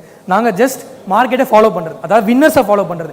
மார்க்கெட் கீழே போனால் போயிட்டு போகுது, நம்மளுக்கு இருக்குது சூப்பர் ட்ரெண்ட், பேட்டர்ன் டிடெக்டர் இருக்குது, அதை வச்சு நம்ம வந்து மார்க்கெட்லேருந்து வெளியே வந்துடலாம். So there is no target. நம்ம டார்கெட் வச்சு நம்ம போனோம்னா கண்டிப்பாக வந்து அந்த அனாலிசிஸ் பண்ணிகிட்டே இருக்க ட்ராப்பில் மாட்டிப்போம். அதனால மார்க்கெட்டை ஃபாலோ பண்ணுறது எனக்கு ஒர்க் அவுட் ஆகுது. இதே தான் நம்ம கம்யூனிட்டி பீப்புள்கிட்டையும் நம்ம வந்து சொல்கிறது. ஸோ அதனால் எதுவுமே ப்ரெடிக்ட் பண்ணாதீங்க, நெக்ஸ்ட் இந்த ஸ்டாக் தான் மேலே போகும் அப்படின்ற எந்த ஒரு ப்ரெடிக்ஷனும் இல்லாமல் மார்க்கெட்டை மட்டும் ஃபாலோ பண்ணிட்டு போகலாம் அப்படின்றது. இல்லை, நான் நியூஸ் பார்க்கணுன்னு அவசியம் இல்லை, ஃபண்டமெண்டல் ரீட் பண்ணணும்னு அவசியம் இல்லை. ஜஸ்ட் ஒரு ஸ்டாக் டாப் ஆஃப் த டேபிளுக்கு இருக்குன்னா கண்டிப்பாக அது ரேண்டம் கிடையாது, ஏதோ ஒரு ஈவெண்ட் இருக்கும். அது வந்து நல்ல ஏர்னிங்ஸ் ரிப்போர்ட்டாக இருக்கலாம், ஒரு மிகப்பெரிய கேட்டலிஸ்டாக இருக்கலாம், இல்லை பிஸ்னஸ் எக்ஸ்பென்ஷனாக இருக்கலாம். ஏதோ ஒரு ரீசன்னால தானே அது எல்லா ஸ்டாக்கும் அவுட் பெர்ஃபார்ம் பண்ணியிருக்கு. There should be an reason, right? So அந்த ரீசனை மட்டுமே நம்பி அந்த ஸ்டாக் மேலே போயிருக்கு, அதனால அது லீடராக இருக்குது, அந்த ஸ்டாக்கை நான் வாங்கிக்கிறேன். அவ்வளோதான் அதுதான் நம்மளோட underlying. So one last question. இப்போ இன்ட்ரிக்கு வந்து இப்போ கன்சிக்யூட்டிவ் மந்த்ஸ் வந்து அந்த 40 கட் ஆஃப்னா 40 கீழே போகும்போது நான் எக்ஸிட் பண்ணணும்.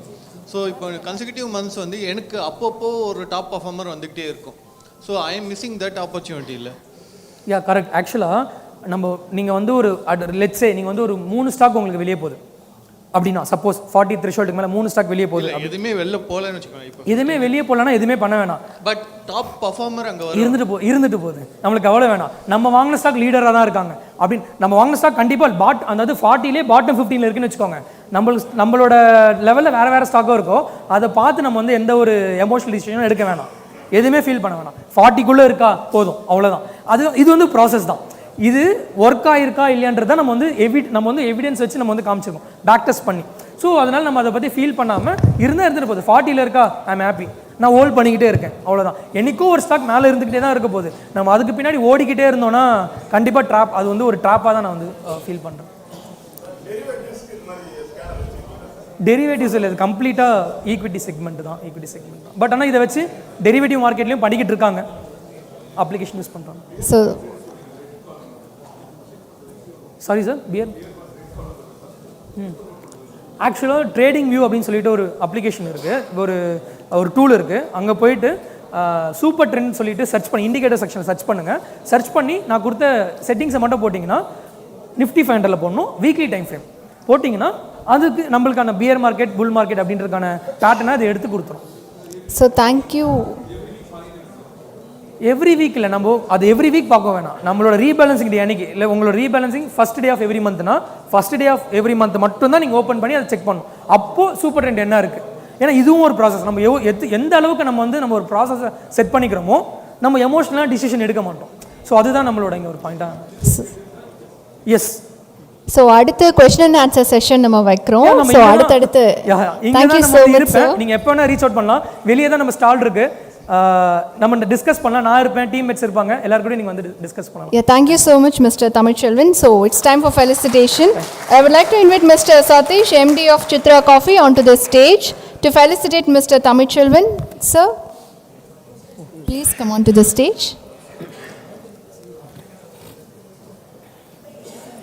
Felicitation for Mr. Tamilchelvan by Mr. Satish, MD, Chitra Coffee.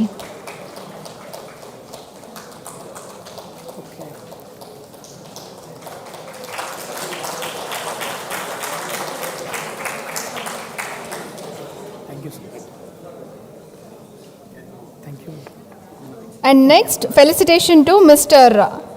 Satish, MD of Chitra Coffee. Please welcome, sir. I would like to invite Mr. Balaji, CTO, onto the stage to felicitate Mr. Satish.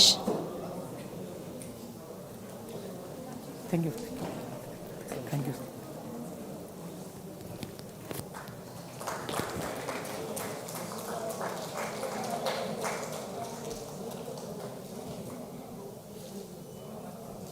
I would like to invite Mr. Vijay Kumar, Zebu founder and MD, onto the stage by Mr. Balaji, CTO.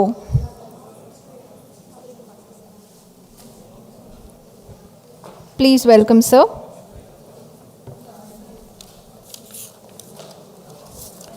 So in the event today, title sponsor Zebo.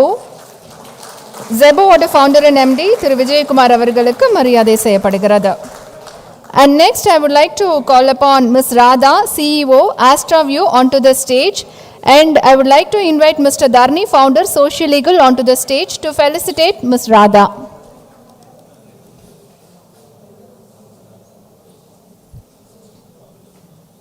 Please, ma'am.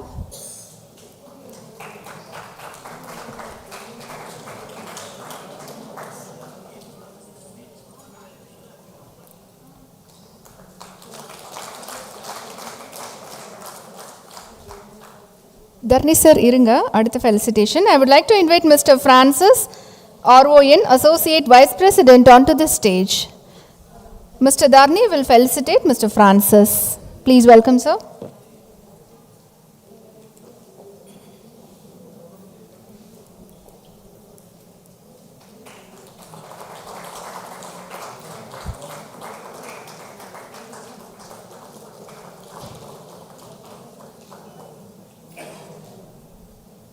Thank you, Mr. Dharnidharan, for the felicitation. And next, I would like to invite Mr. Saravanan from Nanayam Vigadan for the felicitation. I would like to invite Mr. Thangavel Pugal, founder and CEO, Ticket Nadu and Digi Nadu onto the stage for the felicitation.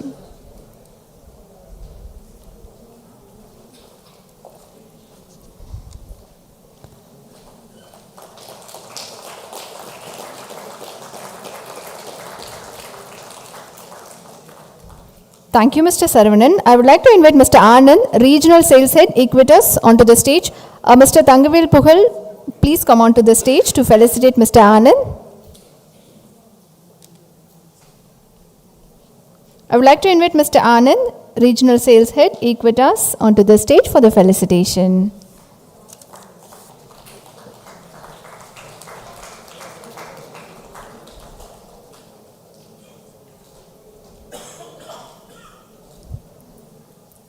Thank you so much, Mr. Thangavel Pugal.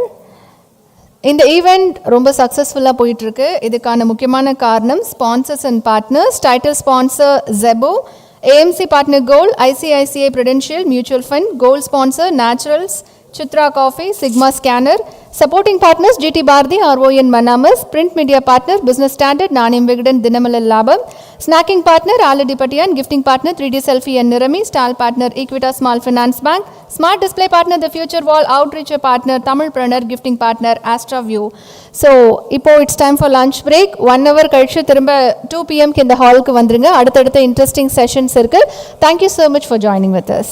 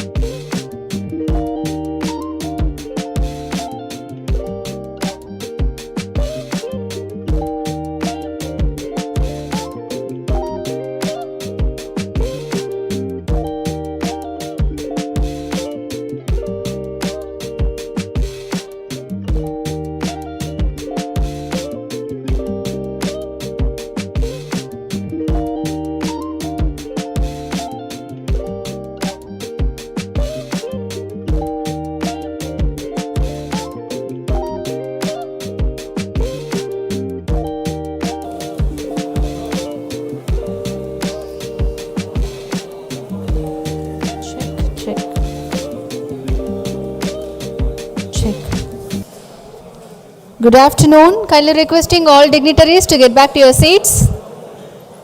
அரங்கத்திற்கு வெளியே இருக்கும் அனைவரும் அரங்கத்திற்கு உள்ளே வருமாறு அன்புடன் கேட்டுக்கொள்கின்றோம். அடுத்தடுத்த session start பண்ண போகிறோம். கெஸ்ட் எல்லாம் நம்ம ஹாலுக்கு வந்திருக்காங்க. ஸோ அரங்கத்திற்கு வெளியே இருக்கும் அனைவரும் அரங்கத்திற்கு உள்ளே வருமாறு அன்புடன் கேட்டுக்கொள்கின்றோம். Kindly requesting all dignitaries to keep your mobile phones in silent mode. அனைவரும் தங்களுடைய மொபைல் ஃபோன்களை சைலண்ட் மோடில் வைக்குமாறு அன்புடன் கேட்டுக்கொள்கின்றோம். So good afternoon. ஹெவியாக சாப்பிட்ருக்கீங்க போலயே. சாப்பாடு எப்படி இருந்துச்சு?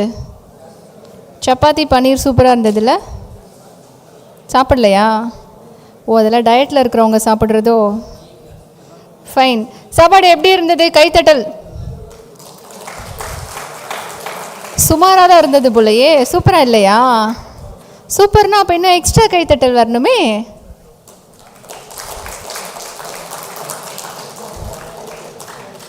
நீங்கள் என்ன வேணாலும் சொல்லுங்கள், நாங்கள் கையே தட்ட மாட்டோன்னு ரைட் சைடில் உட்காந்துருக்காங்க. முறைச்சிட்டே இருக்காங்க. விசில்லாம் அடிப்பீங்களா? சூப்பர்.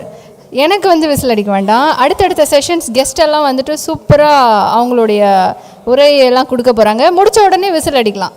No restrictions. நீங்கள் விசில் அடிக்கலாம், பாட்டு பாடலாம், டான்ஸ் ஆடலாம். ஆனால் எல்லாமே 10 செகண்ட்ஸ் தான். அந்த டைமில் ரெஸ்ட்ரிக்ஷன் இருக்குது. ஏன்னா ஈவினிங் நிறைய மழை வரும்னு சொல்லியிருக்காங்க. கரெக்டான டைமுக்கு நம்ம எல்லாருமே போகணும். So once again thank you so much for joining with us. இன்றைக்கி மேஜிக் மணி டிஎன் சம்மிட்டில் இத்தனை பேர் வந்திருக்கிறதுங்கிறது எங்களுக்கு ரொம்ப சந்தோஷம்.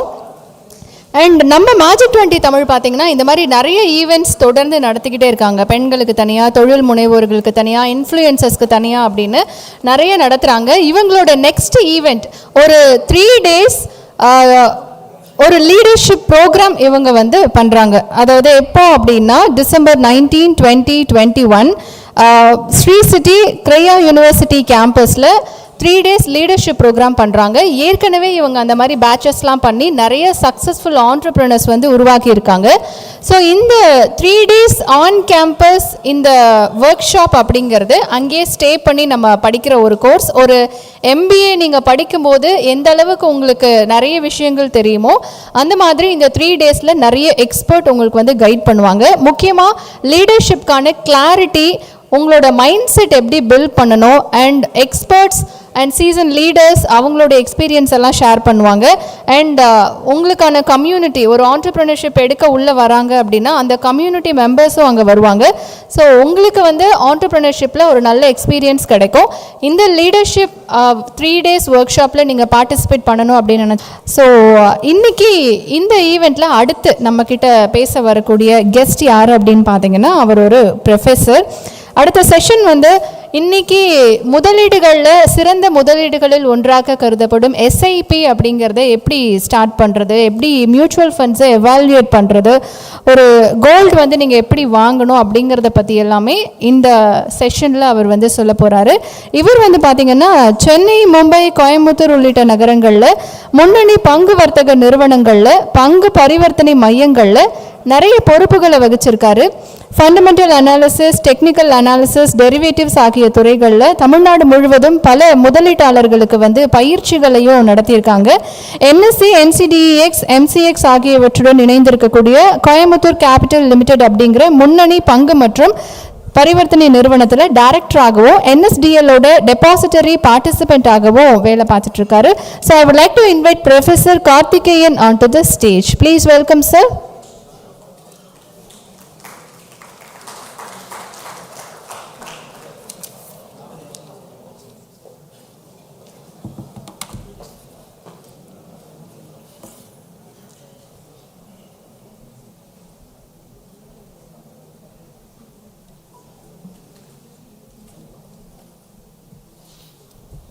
Good afternoon, ladies and gentlemen.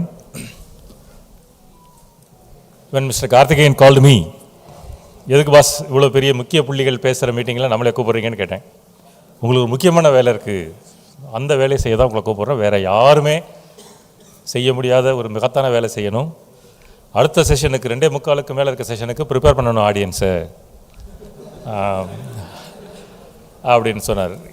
அப்படின்னா என்ன பாஸ்ன்னு நல்லா சாப்பிட்ருப்பாங்க, ஒரு தாயுள்ளமாக தாளாட்டி தூங்க வச்சு அடுத்த செஷன் ப்ரிப்பேர் பண்ணிட்டீங்கன்னா அப்படியே போயிடும். அதனால தான் உங்கள் டாப்பிக்குமே மார்க்கெட் சம்மந்தமாகவே இல்லை, சைக்காலஜி சம்மந்தமான டாப்பிக்கு. நல்லா தூங்குவாங்க, தூங்க வைக்கிறது தான் உங்களுடைய பிரதான வேலை அப்படிங்கிறனால. அதனால் எனக்கு நீங்கள் கைத்தட்டி ஆறாவரெல்லாம் பண்ணக்கூடாது, குரட்டை சத்தம் கேட்கணும். அதுதான் எனக்கு கிரெடிட்.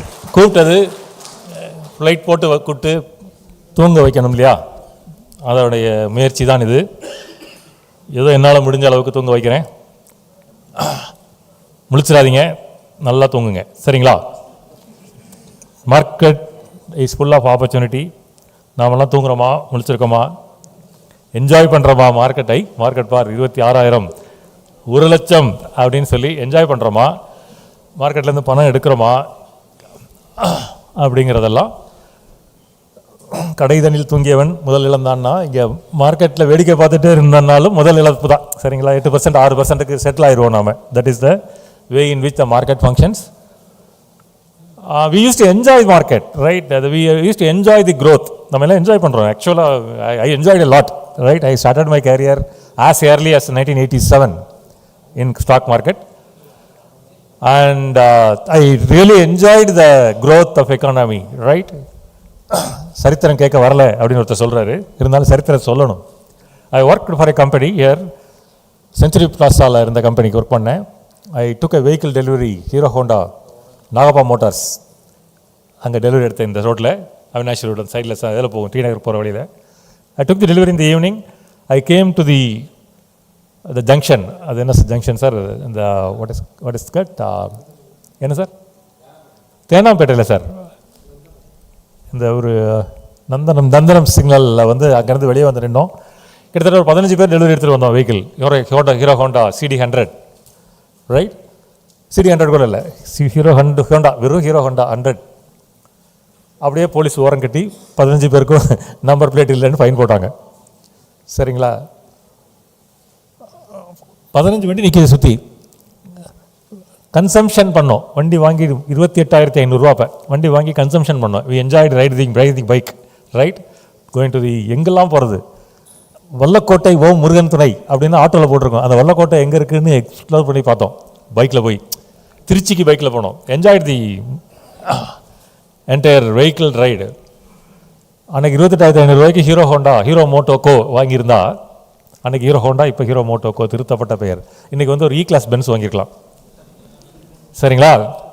அப்போ மூச்சே விடாதீங்க, சேவிங்கன்னு சொல்ல நான் வரல, சரிங்களா? சேவிங்க, கரெக்டான ப்ராடக்ட்டை பார்த்து இன்வெஸ்ட் பண்ணுங்கள். What are the things that you are going to miss out in the market, right? Generally what are the things that we are going to miss out, what are the mistakes that we commit quite often அப்படிங்கிறத பற்றி தான் பேச்சு. few of you may be very clever in operating market. உங்களுக்குலாம் இது இல்லை, you can continue sleeping. Karthikeyan எனக்கு வந்து எத்தனை பேர் தூங்குறாங்களோ அவ்வளோ தான் உங்களுக்கு வண்டி சத்தம் கொடுப்பேன்னு சொல்லியிருக்காரு.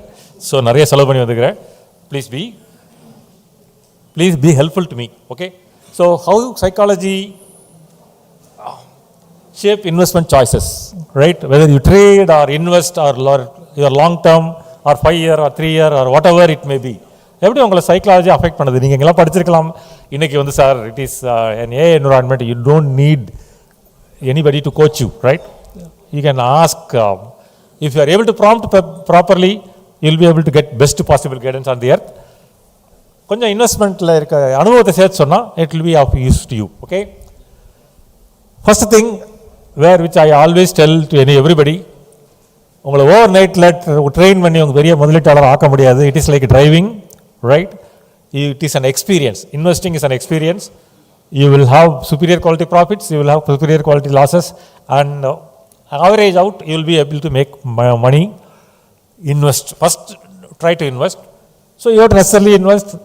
இந்த ட்ரைனிங் அட்டன் பண்ணிட்டு போய் 30 நிமிஷம் சைக்காலஜியை பற்றி தெரிஞ்சுட்டு போய் நீங்கள் பெரிய சைக்காலஜி ஸ்பெஷலிஸ்ட் ஆக முடியாது, நிச்சயமாக முடியாது, எழுதி தரேன். ஆனால் how to improve your skills, that you will be able to understand, right?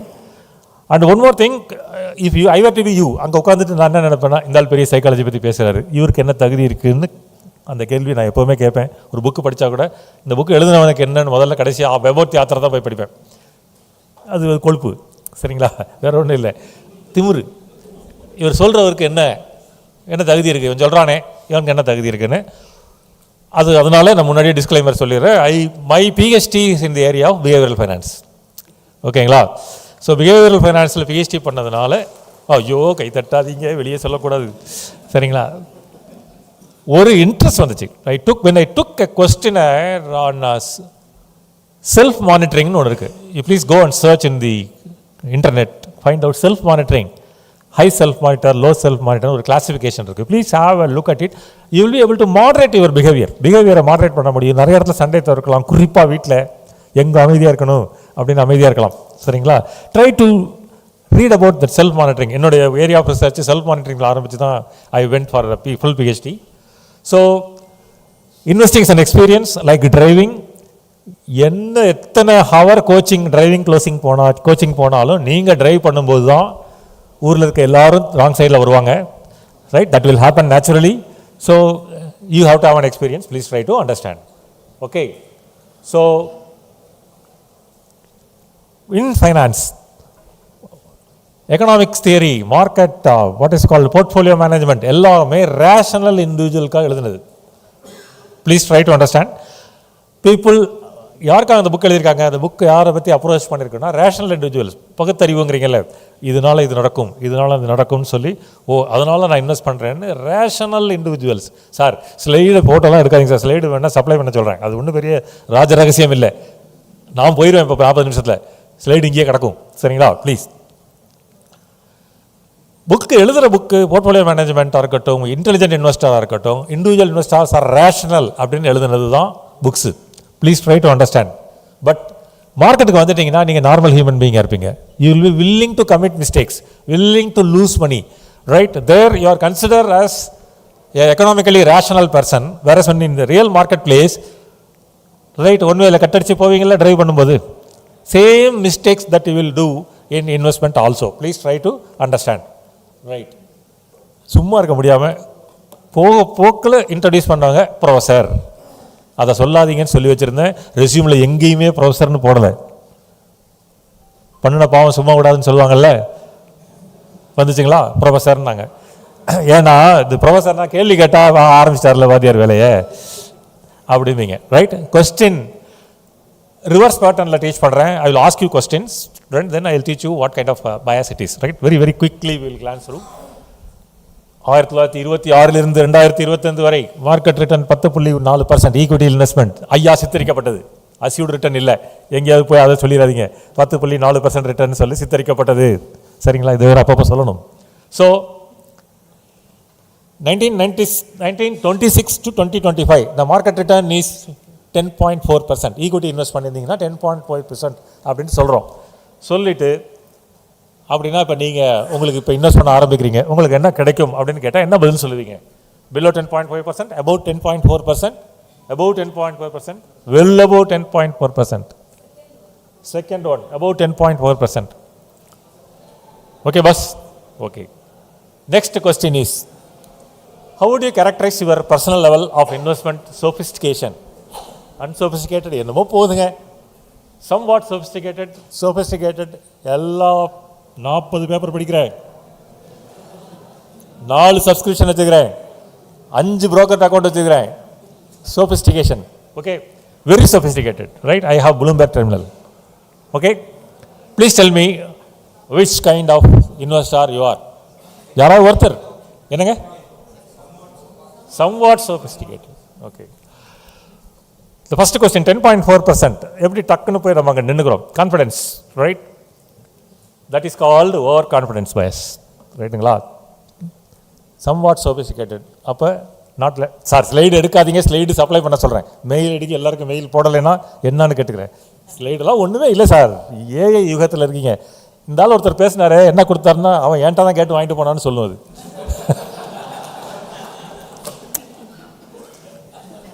சரிங்களா? இதை இந்த ப்ரொஃபஸர் நாங்கள்ல அங்கே தான் சிக்கல். இந்த மேடத்திட்ட நான் போகும்போது சண்டை போட்டு தான் போனோம். யார் என்ன ப்ரொஃபஸர்னு சொல்கிறது? எங்கேயாவது ரெஸ்யூமில் இருந்துச்சா? ரெஸ்யூமில் நான் ப்ரொஃபஸர்னு போடவே இல்லை. நீங்களாம் எங்கேயோ கண்டுபிடிச்சு, okay, right. Overconfidence. What do you mean by overconfidence? I overestimate my about myself. எனக்கு எல்லாம் தெரியும், எல்லாம் தெரிந்து விட்டால் வாங்குற ஷேர் இறங்காது என்ற அர்த்தமா? இறங்க தான் செய்யும். Overconfidence, that is why you trade too much, right, underestimate risk and incur losses. அப்புறம் போர்ட்ஃபோலியோ இல்லாமல் கான்சன்ட்ரேஷன் கிரியேட்ஸ் வெல்த்னு எங்கள் அண்ணார் சொல்லியிருக்காருங்க. ரைட்டுங்களா? கான்சன்ட்ரேஷன் கிரியேட்ஸ் வெல்த்னா $1 மில்லியன் வச்சுருக்கவங்களுக்கு நம்ம கிண்ணியில் வச்சுட்டு ஜெபிச்சுட்டு இருக்கோம், ஐயா நான் பணக்காரர் ஆகணும்னு. நான் இங்கே டைவர்சிஃபை பண்ணி கான்சன்ட்ரேட் பண்ணால் அவன் ட்ரம்மில் வச்சுருக்கான், ட்ரம்மில் வச்சுருக்கவன் கான்சன்ட்ரேட் பண்ணலாம் அழகா, he can make money. Concentration creates வெல்த்துங்களா? ட்ரம்மு, வாட்டர் டேங்கு, பெரிய லாரி, ரயில்வேயில் கேலன் வேகிங் போகலாம், அதில் வச்சுருக்கவங்களுக்கு. நம்ம இத்தினோண்டு கிண்ணத்தில் தண்ணி வச்சுட்டு ஜெபிச்சுட்டு இருக்கோம், இறைவா காசு கொடுன்னு. நாம் போய் கான்சன்ட்ரேட் பண்ணால் தண்ணி எவாப்ரேட் ஆயிரும், கிண்ணம் தான் அடகு வச்சுருவோம். Right? So please try to understand, diversify பண்ணணும். Ordinary class of investor diversify பண்ணணும். Ordinary class means need not be ஒரு 20 crores and above investment இருக்கவங்க இல்லை, 1 crore, 2 crore, 3 crore. Everybody need to diversify. Without diversification, you are again taking a risk. But once if you avoid diversification, you are overconfident about your ability. என்னால் முடியும், என்னால் பணம் பண்ண முடியும்னு நினைக்கிறீங்க, consequences face பண்ணுவீங்க. That's all. இது ஒன்றும் சாபம் இல்லை, கான்சிக்வன்சஸ் ஃபேஸ் பண்ணுவீங்க. ஸோ ஓவர் கான்ஃபிடன்ஸ் இருக்கா அப்படின்னு பார்த்துக்குங்க. இந்த ப்ரெசன்டேஷன் தீம் பார்த்தீங்கன்னா, தீமையும் பார்த்துங்க, தேடி கண்டுபிடிச்சி தீம் எடுத்துகிட்டு வந்தேன். கேசட் ரெக்கார்டர் இருக்கும், ஐஃபோன் சார்ஜர் இருக்கும். சரிங்களா? நம்ம கேசட் தான் நம்மள்ட்ட இருக்குது. சரிங்களா? ஐஃபோன் பின்னு அதில் கேசட்டில் முளைக்குமா? வாய்ப்பே இல்லை. நம்ம நினச்சிக்கிறோம் அது மாதிரி பாட்டு. இந்த பிரச்சனை ஒருத்தர் 35 வருஷமாக அதில் ரிசர்ச் பண்ணி அவர் இறந்தும் போயிட்டார். அவர்கிட்ட கடைசி ரிட்டையர் ஆகலை கேட்டாங்க, ஆனால் ரிசர்ச் பண்ணிங்களே சைக்காலஜி பற்றி, வாட் இஸ் யுவர் வியூன்னு. மனிதன் மாற மாட்டான்னு பாட்டு பாடிட்டு போயிட்டார். அவர் நானே மாறலிங்கன்னு இன்டர்வியூ கொடுத்துருக்காரு. மணி கண்ட்ரோலில் போய் தேடி பாருங்கள், டேனியல் கேனிமேன் அப்படின்னு போட்டு பாருங்கள். அவர் தான் இந்த சைக்காலஜியை கண்டுபிடிச்சவர், பிஹேவியரல் ஃபைனான்ஸை. He said I have not change my cell. Right?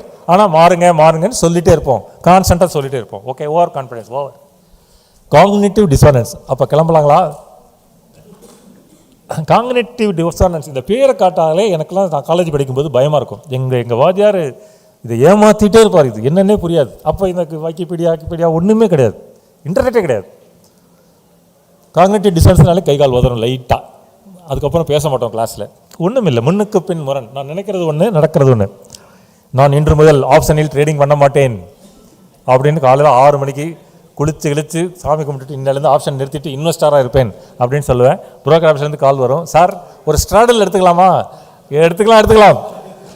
நினைக்கிறதுக்கும் நடப்புக்கும் cognitive டிசானன்ஸுங்கிறது, நம்ம திங்க் பண்ணுறது ஒன்று, நம்ம ஆக்ஷன் ஒன்றா இருக்கிறது தான் காக்னிட்டிவ் டிசானன்ஸ். இது என்ன பண்ணுவீங்கன்னா, நான் கரெக்டாக இன்வெஸ்ட் பண்ணணும்னு நினைப்பீங்க, loss making investment, you will keep holding the investment. Right? Losing பொசிஷனுக்கு ஆவரேஜ் பண்ணிட்டே போயிட்டே இருப்பீங்க. லாஸ் பண்ணக்கூடாதுன்னு நம்ம கொள்கை நம்பர் 1, லாஸ் பண்ணக்கூடாது. அப்புறம் ஏன் இறங்குற சேரை வாங்கிட்டே இருக்க, ஆவரேஜ் பண்ணலாம். Right? So add more money to losing positions, ignore opposing info. Right? தப்பாக செய்தி வரும், இறங்க போகுதுன்னு தெரியும். ரைட்டா? நான் காலையில் நிஃப்டி இறங்கியிருக்கோம், 100 பாயிண்ட் இறங்கியிருக்கோம். நம்ம அப்போ காலையில் லாங் போவோம். ப்ரீ மார்க்கெட்டில் ஆர்டர் லாங் போட்டு வச்சுருப்போம். அதெல்லாம் வேறு. கிஃப்ட் நிஃப்டி எத்தனை நாள் தெரிஞ்சிருக்கு தெரியுமா அப்படிமோ. 200 பாயிண்ட் கிஃப்ட் நிஃப்டி இறங்கினாலும் தைரியமாக அதே மாதிரி ஆக்ட் பண்ணுவோம். எண்ணத்துக்கும் செயலுக்கும் டேலி பண்ணி பார்த்துங்க. when you invest in the marketplace, are we really thinking in this, our action, whether it represented my mind அப்படின்னு பார்த்துங்க. that is called the cognitive dissonance. அடுத்த கேள்வி வாத்தியாரில் கேட்டுகிட்டே இருப்பார். Okay, suppose you have some money to invest. Right? உங்கள் பக்கத்து வீட்டுக்காரர் பெரிய ஸ்டாக் டிப்ஸ் சொல்கிறார். அவர் பெரிய ஆள்னு உங்களுக்கு ஏற்கனவே தெரியும், நிறைய ஸ்டாக் மார்க்கெட்டில் பண்ணிட்டு இருக்காரு, டிப்ஸ் சொல்கிறார். Right? will you buy that? உங்கள் ஆன்சர் என்னவாக இருக்கும்? இந்த கீழே இருக்க 2 ஆன்சரில் வாங்க மாட்டிங்களா? ஓ, தெரிஞ்சுக்கிட்டீங்க, இப்போ டெக்னிக் தெரிஞ்சுக்கிட்டீங்க எப்படி பதில் சொல்லலாம் அப்படின்னு சொல்லி. Yeah, you said no. Most of the people will say no because they have got the thread. எங்கே இது எப்படி ஆன்சர் பண்ணலான்னு. கரெக்டுங்களா? இப்போ நான் ஒரு கம்பெனி சொல்கிறேன், வாங்குவீங்களா வாங்க மாட்டிங்களா? பார்த்தீங்களா? நான் அப்புறம் கம்பெனி சொல்கிறேன், நிஜமாகவே ஏறுற கம்பெனி சொல்கிறேன், பயங்கரமாக, நிச்சயமாக வாங்குவீங்க. சரிங்களா? நிச்சயமாக வாங்குவீங்க. அது ஒன்று உண்மை சொன்னாங்க அவங்க. பல ஆயிரக்கணக்கான இன்வெஸ்டரை ட்ரெயின் பண்ணியிருக்கோம், மீட் பண்ணியிருக்கோம், பேசியிருக்கிறோம். கடைசியாக ஒன்று ஏதாவது ஒரு பிரசாதத்தை கொடுத்தீங்கன்னா அப்படின்னு கேட்பாங்க. அந்த பிரசாதம் அப்படிங்கிறது கொஞ்சம் when I started my career there was no source to listen, right? கேட்க சோர்ஸே இருக்காது. யாராவது ஒருத்தர் சொன்னால் தான் தெரியும். இப்போ அப்படி இல்லை. You have infinite sources, right? You can read on your own, right? Please read on your own. So அவர் சொல்கிறான்றது இன்வெஸ்ட் பண்ணுவோம், இன்றைக்கி பண்ணுவோம், சரிங்களா? புரோக்கர்கிட்ட கேட்குறது இல்லையா, என்ன வாங்கலாம், பங்குச்சந்தையில் என்ன வாங்கலாம், பேப்பர் பார்க்குறோம், சரிங்களா? பேப்பரில் என்னதுக்கு எதை நம்பி பேப்பர் பப்ளிஷ் பண்ணுறாங்க, இந்த ஸ்டாக்லாம் வாங்கலாம்னு, ஸ்டாக் டு பை டுடே அப்படின்னு சொல்லி. You will not do research, right? காலையில் 7 மணிக்கு பேப்பர் வரும், காலையில் 9 ஆர்டர் போட்டுருவீங்க. So in between the 2 hours you will be traveling, preparing yourself for the day office, okay? Please try to understand what is this bias is called availability bias, right? இது ஒன்று technical name. இங்கிலீஷ்கார westerners they keep name on everything, right? It is availability based. Neighborhood, your peer, right? எனக்கு இப்போ recently one client approach me, பெரிய surgeon, right? டைமே கிடையாது அந்த சர்ஜனுக்கு. அவங்க சிஸ்டர் வந்து டைம் மட்டும்தான் இருக்குது அவங்கள்ட்ட. குழந்தை எல்லாம் அமெரிக்காவில் செட்டில்டு. அவங்க ஒரு பெரிய ஆப், பெரிய கம்பெனியில் ஓப்பன் பண்ணிட்டு ட்ரேட் பண்ணிருக்காங்க. அவள் ட்ரேட் பண்ணுறா, நான் ட்ரேட் பண்ணணும். ஆனால் இது உங்களுக்கு டைம், சர்ஜரியை விட்டுட்டு வர முடியுமா வெளியே? பொசிஷன் எடுத்துகிட்டு உள்ளே போயிட்டீங்கன்னா ப்ரெசன்ட் செத்து போயிடுவாங்கண்ணா. ஏன் சிஸ்டர் பணம் பண்ணுறா, நான் பணம் பண்ணி ஆகணும். I have to invest. நான் invest in market, never trade in the market. It is impossible, right? Please try to understand. Because it is available, because somebody is trading, because somebody is investing, because my neighbor claimed that I bought that XYZ stock and that stock, நீங்கள் அந்த XYZ stock நான் அப்போ வாங்கினேன்னு நான் சொல்லுவேன். சொன்னோன்னே நீங்கள் போய் விலையை பார்ப்பீங்க. டே அப்பா, அடுத்த அப்போ எதாவது டிப்ஸ் இருந்தால் சொல்லுங்கள் சார், right? That is availability bias. Retrievability, டக்குன்னு கேட்டகரைசேஷன், நான் இப்படித்தான் அப்படின்னு நினச்சிக்குவேன். நம்ம பக்கத்து வீட்டுக்காரர் நம்மளும் மாற்றி வச்சுருக்கோம், அவரும் மாற்றி வச்சுருக்காரு, அவர் சொல்கிறத கேட்போம். ரொம்ப நேரோ எக்ஸ்பீரியன்ஸு, ப்ரூஃபே கவர் பண்ண மாட்டோம், எங்கே கிடைச்சாலும் தகவல் பார்ப்போம், சரிங்களா? தென் பர்சனலி ரிலேட்டபிளாக இருக்குதா, நான் பார்க்குறேன், டிசிஎஸில் வேலை பார்க்குறேன், ஓகே, அப்போ நான் இன்ஃபோசிஸ் வாங்கலாம், எனக்கு தெரியும் இந்த இடத்துல நாங்கள் வீக்காக இருக்கோம், இன்ஃபோசிஸ் வாங்கலாம். இல்லை, டிசிஎஸ் தான் பெஸ்ட்டு, நான் அதுதான் வாங்குவேன். நம்ம எம்ப்ளாயரோட அட்டாச் ஆகிக்குவோம், ரைட்டுங்களா? எம்ப்ளாயரோட அட்டாச் ஆகிட்டு பிலீவ் பண்ணி வாங்குவோம். Availability, because the information is available with me. When I started my career, I was working for a leading stock broker, right? And that இப்போ இந்த செபியே இல்லாத காலத்தில் 87, that my boss said, the owner of a company came to our office. ஒரு cup of coffee, he said, workings are very poor. இந்த quarter நல்லா இல்லை, குவார்டரே கிடையாது அப்போ ஆஃப் இயர், நல்லா இல்லைன்னு சொன்னார். இவர் கையில் இருக்க ஷேர்லாம் வித்துட்டார், ப்ரைஸ் டபுள் ஆச்சு. என்ன இன்டர்காமில் கூப்பிட்டு சொன்னார், கார்த்திகேயன் இன்னைக்கு கம்பெனிக்காரன் சொன்னால் நம்பப்படாதப்பா அப்படின்னாரு. அவனுக்கு கம்பெனி பற்றி தெரிய மாட்டேங்குது, யாருக்கு கம்பெனிக்காரனுக்கு கம்பெனி பற்றி தெரிய மாட்டேது. இவனுக்கு தப்பாக சொல்கிறாங்க, இவனை நம்பி நான் விற்று போட்டேன், டபுள் ஆயிடுச்சு வேலை. உண்மை நடந்தது, கம்பெனி பேரை சொன்னால் அழுவீங்க, சரிங்களா? உண்மை சார், சித்தரிக்கப்பட்டதில்லை, கம்பெனி பேர் சொல்லாமல் சொல்லலாம், இது உண்மை. ஏன்னா நாங்கள் ஃப்ளோருக்கு போய்ட்டு இருந்தோம், ஃப்ளோர் எக்ஸ்சேஞ்சு, ஃப்ளோரை நான் தான் விற்றேன், வியினாரு விற்று தள்ளிட்டோம். இந்த ஹெவியாக ஹோல்டிங் வச்சுருந்தா விற்று தள்ளிட்டோம், விற்று தள்ளி முடிஞ்சோன்னா டபுள் ஆயிடுச்சு ப்ரைஸு. இனி இந்த கம்பெனிக்காரன் சொன்னால் நம்பக்கூடாது, ஏன்னா அவனுக்கு அவன் கம்பெனி பற்றி தெரியல, அவனுக்கு வேறு என்ன தெரியும், மார்க்கெட்டுக்கு கம்பெனி பற்றி தெரியல. Please try to understand. Market fails to understand what's happening inside the company, right? So ஏன் பயஸ் தான் வெளியே இருக்கவங்க, you look at the company in different perspective, but company insider nose very well, okay? So personal relatable விஷயங்களை பண்ண ஆரம்பிப்பீங்க. உங்கள் மச்சினர் வாங்கினான்னு வாங்குவீங்க, உங்கள் சிஸ்டர் வாங்கினாங்கன்னு வாங்குவீங்க, கண்ணுக்கு முன்னாடி தெரிகிற வேலையெல்லாம் பண்ண ஆரம்பிப்பீங்க. அது பண்ணுறீங்களான்னு பார்த்துக்குங்க, பண்ணாமல் இருக்க முடியாது. Please try to understand. You can never become a saint. செயின்ட்டாக இருந்தால் மார்க்கெட்டே தேவையில்லை, அப்படியே போய் மேமலையில் உட்காந்துக்க வேண்டியதானே. எதுக்கு ஸ்டாக் மார்க்கெட் காலையில் 9:15 பார்க்குறீங்க? So please, availability bias, try to avoid it. Then comes the question, when returns in your portfolio increases, super return வந்திருக்கு உங்கள் போர்ட்ஃபோலியோவில், what is that you will say? இந்த 3 ஆன்சரில் காம்பினேஷன் ஆஃப் யார் சார், யார் கை தூக்குங்க ப்ளீஸ். ரைட்டு, அவர் 40-45 வயசு பக்குவம் வந்துருச்சு. என்னையை கேட்டால் நான் சி தான் சொல்லுவேன், ரைட்டுங்களா? என்னையை கேட்டால் நான் சி தான் சொல்லுவேன், ஏன்னா 62 ஆயிடுச்சு. இந்த கார்த்திக் கூட ஒரு பையன் இருந்தார், அவருக்கு பேர் தெரியல, யாருங்க இப்போ விஜய்கிட்ட கேட்டிங்கன்னா நம்ம ஸ்கில்லுங்க எத்தனை மீட்டிங் நடத்திருக்கோம்னா அப்படிம்பார், ரைட்டுங்களா? இது பக்குவம் தான், over a period of time. I will tell you a simple example of my own, which is not prohibited. That company is not there in existence. You know what is called Sundrop oil? Sundrop oil தெரியாதுங்களா? Sundrop oil, who is the manufacturing Sundrop oil? வாத்தியார் கேள்வி கேட்குறாரு, சொல்லுங்கள். என்னங்க? இல்லை தப்பாக சொல்கிறீங்க. அதான் availability base, எதுக்கு எடுத்தாலும் அதான் நீ மேலே போடு. சரிங்களா? என் வயசுக்காரரு ஐடிசி அக்ரோடெக்னு ஒரு கம்பெனி ஆரம்பிச்சு. ITC started manufacturing Sundrop oil. At one point of time they exited the Sundrop oil. ரைட்டுங்களா? சன்ட்ரா ஆயில் இப்போ கூட கம்பெனி வியாபாரம் ஆகிட்டு இருக்கு. ஆயில் விற்கிதோ இல்லையோ, கம்பெனி மாறி வேறு கை மாறிட்டே இருக்கு. தட் சன்ட்ரா oil, that company I was allotted with that shares. Public issue வந்துச்சு, 10 ரூபாய்க்கு அலாட் ஆச்சு. I was in the floor of the Madras stock exchange. Right, first day 10 ரூபா ஷேர் 40 ரூபாய்க்கு விற்குது. என் பக்கத்தில் ஒரு வாரிஸ்கால் ஆந்திராவிலேருந்து ஒருத்தர் ஆப்ரேட்டர், அந்த பர்டிகுலர் கம்ப்யூட்டர் ஆப்ரேட் பண்ணுறவர் இருந்தார். கேட்டேன், டேய் விற்காதரா, 80 ரூபா போகும்போல இருக்குது, விற்காதரான்னாரு. அடுத்து 2வது நாள் 3வது நாள் 80 ரூபா போயிடுச்சு. வந்து சொல்லிட்டு பண்ணார், டேய் வித்தர்றா அப்படின்ட்டு பண்ணார். விற்றேன். எனக்கு அப்போ ஒரு 1 லட்ச ரூபா கடன் இருந்துச்சு. எப்போங்க? 91ல் 1 லட்ச ரூபா கடன் இருந்துச்சு. 8000 ரூபா கிடச்சிச்சு, வட்டி தான் கட்டலாம்னு நினச்சேன். 10 செஷனில் 800 ரூபா போச்சு. 10 செஷனில் 800 ரூபா போச்சு. கடனே அடைஞ்சிருக்கும், வட்டி கட்டுறதுக்கு தான் நான் விற்றேன். சரிங்களா? எங்கள் அம்மா நான் எப்போ திட்டேன்னா, கட்டையில் வச்சாலும் வேகாதுங்க. எனக்கு இன்னும் கட்டையில் வச்சாலும் வேகாது ஐடிசி அக்ரோடெக்கு. அவ்வளோ பெரிய loss, notional loss. It's not a loss, actual loss, it's a notional loss. அப்போ ஸ்கில் இல்லை, உனக்கு ஸ்கில் தான் ஜெயிக்கும் அப்படின்னா பேசிகிட்டு இருந்தேன். இப்போ லக் இல்லை. 62, 26 to 62. சரிங்களா? 26 வயசில் ஐடிசி அக்ரோடெக் அலாட்மெண்ட்டு. அப்படியே ஒரு மாதிரி சோகத்தில் இருந்தேன். இப்போ லக்கு, ஆண்டவன் என்ன கொடுக்குறானோ அது கொடுக்கும். கிடைக்கிறது கிடைக்காம இருக்காது, கிடைக்கவே கிடைக்கும். சிம்பிள். ஐபிஓக்கு அதுதான். எக்ஸல் டெக்னாலஜி கிடைக்கல சில பேருக்கு. சரிங்களா? அழுகுறான் என் ஃப்ரெண்ட்ஸ் எல்லாம், என்னடா போடாதேன்னு சொன்னேன், நான் போட்டேன், அதுவே கிடைக்கலையடா அப்படின்னா அதுக்கு என்ன செய்கிறது? So please try to understand, it is not luck, it's a mixture. Please try to understand. Don't answer that you are skilful are totally don't answer like me as a luck. Okay, then that is called self attribution. நானே ராஜா, நான் தான், எனக்கு எல்லாம் நமக்கு தெரியும். எல்லாம் தெரிந்து விட்டால் எழுதும் பாட்டில் வாங்குற பொசிஷனில் தப்பு இருக்காதா? லாஸ் வராதா? வரும். ரைட்? ஸோ பாஸ்ட் சக்ஸஸ் எங்கேயாவது லக்கு வந்துடும். ஏன்ட்டு அவர் லக்கு இருக்குது, அப்படி ஒன்று இருக்குது. என்ன லக்கு? காட்ரேஜ் கன்சியூமர் ப்ராடக்ட்ஸ் தெரியுங்களா? February 28, 2000, 25 ஆண்டுகளுக்கு முன்னால் அப்படியே சுற்றி பாருங்கள், 30 ரூபா இருந்துச்சு அந்த சார்.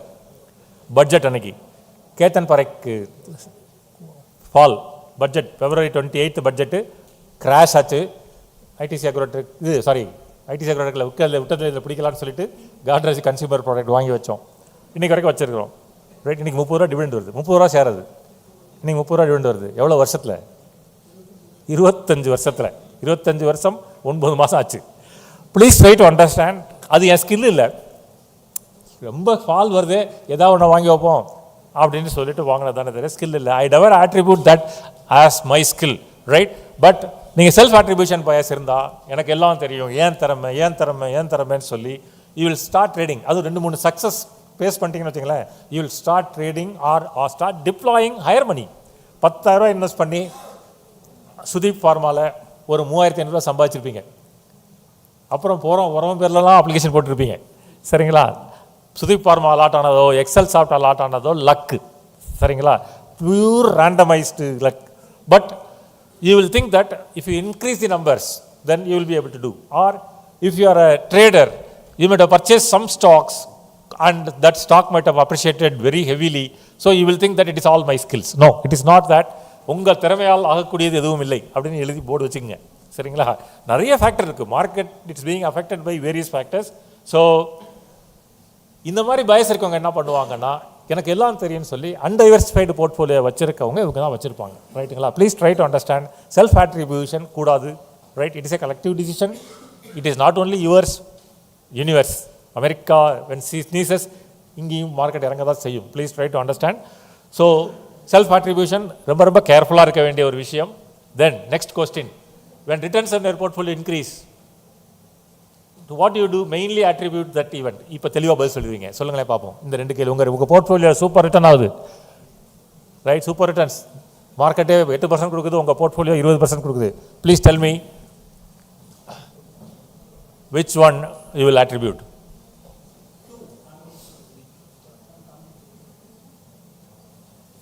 வயசுக்கு ஏற்ற ஆன்சர்.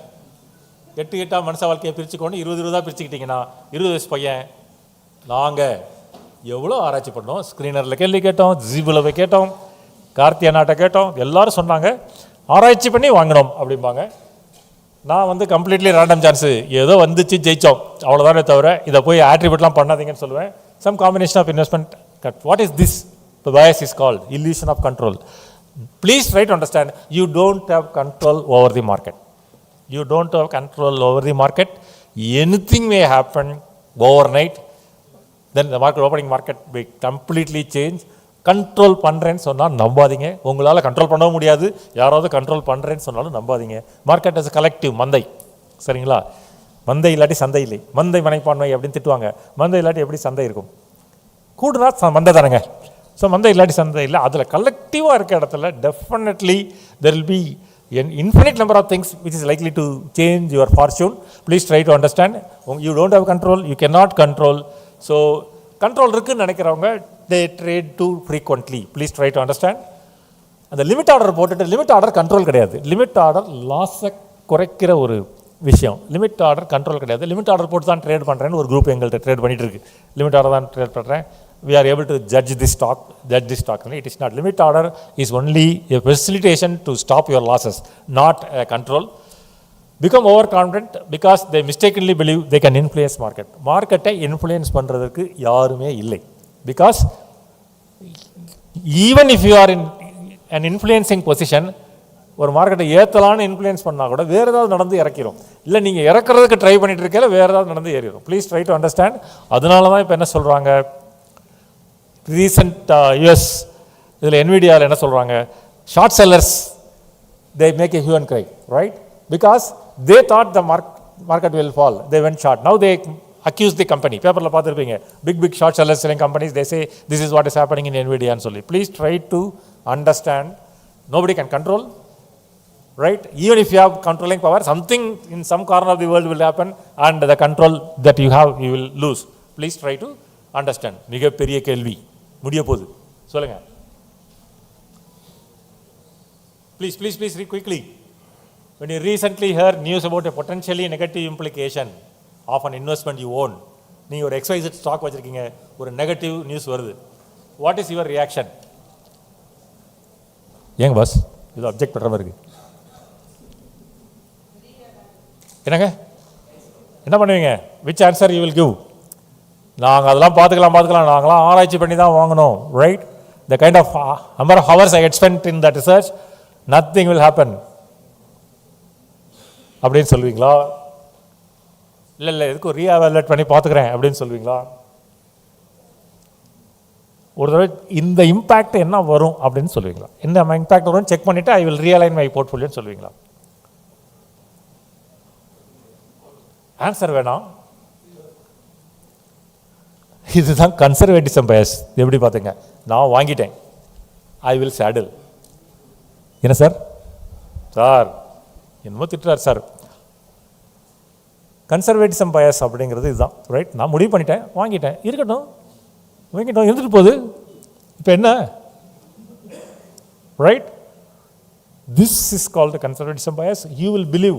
ரொம்ப ஸ்லோவாக ரியாக்ட் பண்ணுவீங்க. வாங்குறப்போ காலையில் 9:15 இப்போ ஆர்டர் போடு அப்படின்னு ஆர்டர் போட்டு வாங்கிடுவீங்க. நியூஸ் வந்தப்புறம் பார்ப்போம், இன்னும் 10% இறங்கிட்டே இருக்கும், டெஃபினெட்லி அப்படின்னு கேட்டுட்டு கடைசியாக 30% இறங்குறப்பறம் செல் பண்ணுவோம். Market is a dynamic place. Even if you are a long-term investor, you have to react quickly and realign your portfolio, right? உங்கள் போர்ட்ஃபோலியோவை எவ்வளவு நாளைக்கு ஒரு தடவை மாற்றி அமைப்பீர்கள் மாங்க? அதெல்லாம் காலம் கிரேதாயுகத்தில், இப்போ ஏஐ காலத்தில் இருக்கோம். போர்ட்ஃபோலியோ கரெக்டாக இருக்கான்னு அப்பப்போ பார்த்துக்க வேண்டிய கட்டாயத்தில் இருக்கிறோம். Because things are changing so fast, right? You need to be very dynamic, but validate. டைனமிக்னு உடனே போர்ட்ஃபோலியோ விற்றுட்டு அப்படியே வாங்குறதுனால இல்லை. You have to validate whether the basis on which I have taken the decision is correct or not ன்னு validate பண்ணிக்கணும். ஓகேங்களா? ஆம்பிகிட்டியை விடுவோம், அதுக்கு முன்னாடி இன்னும் போவோம்.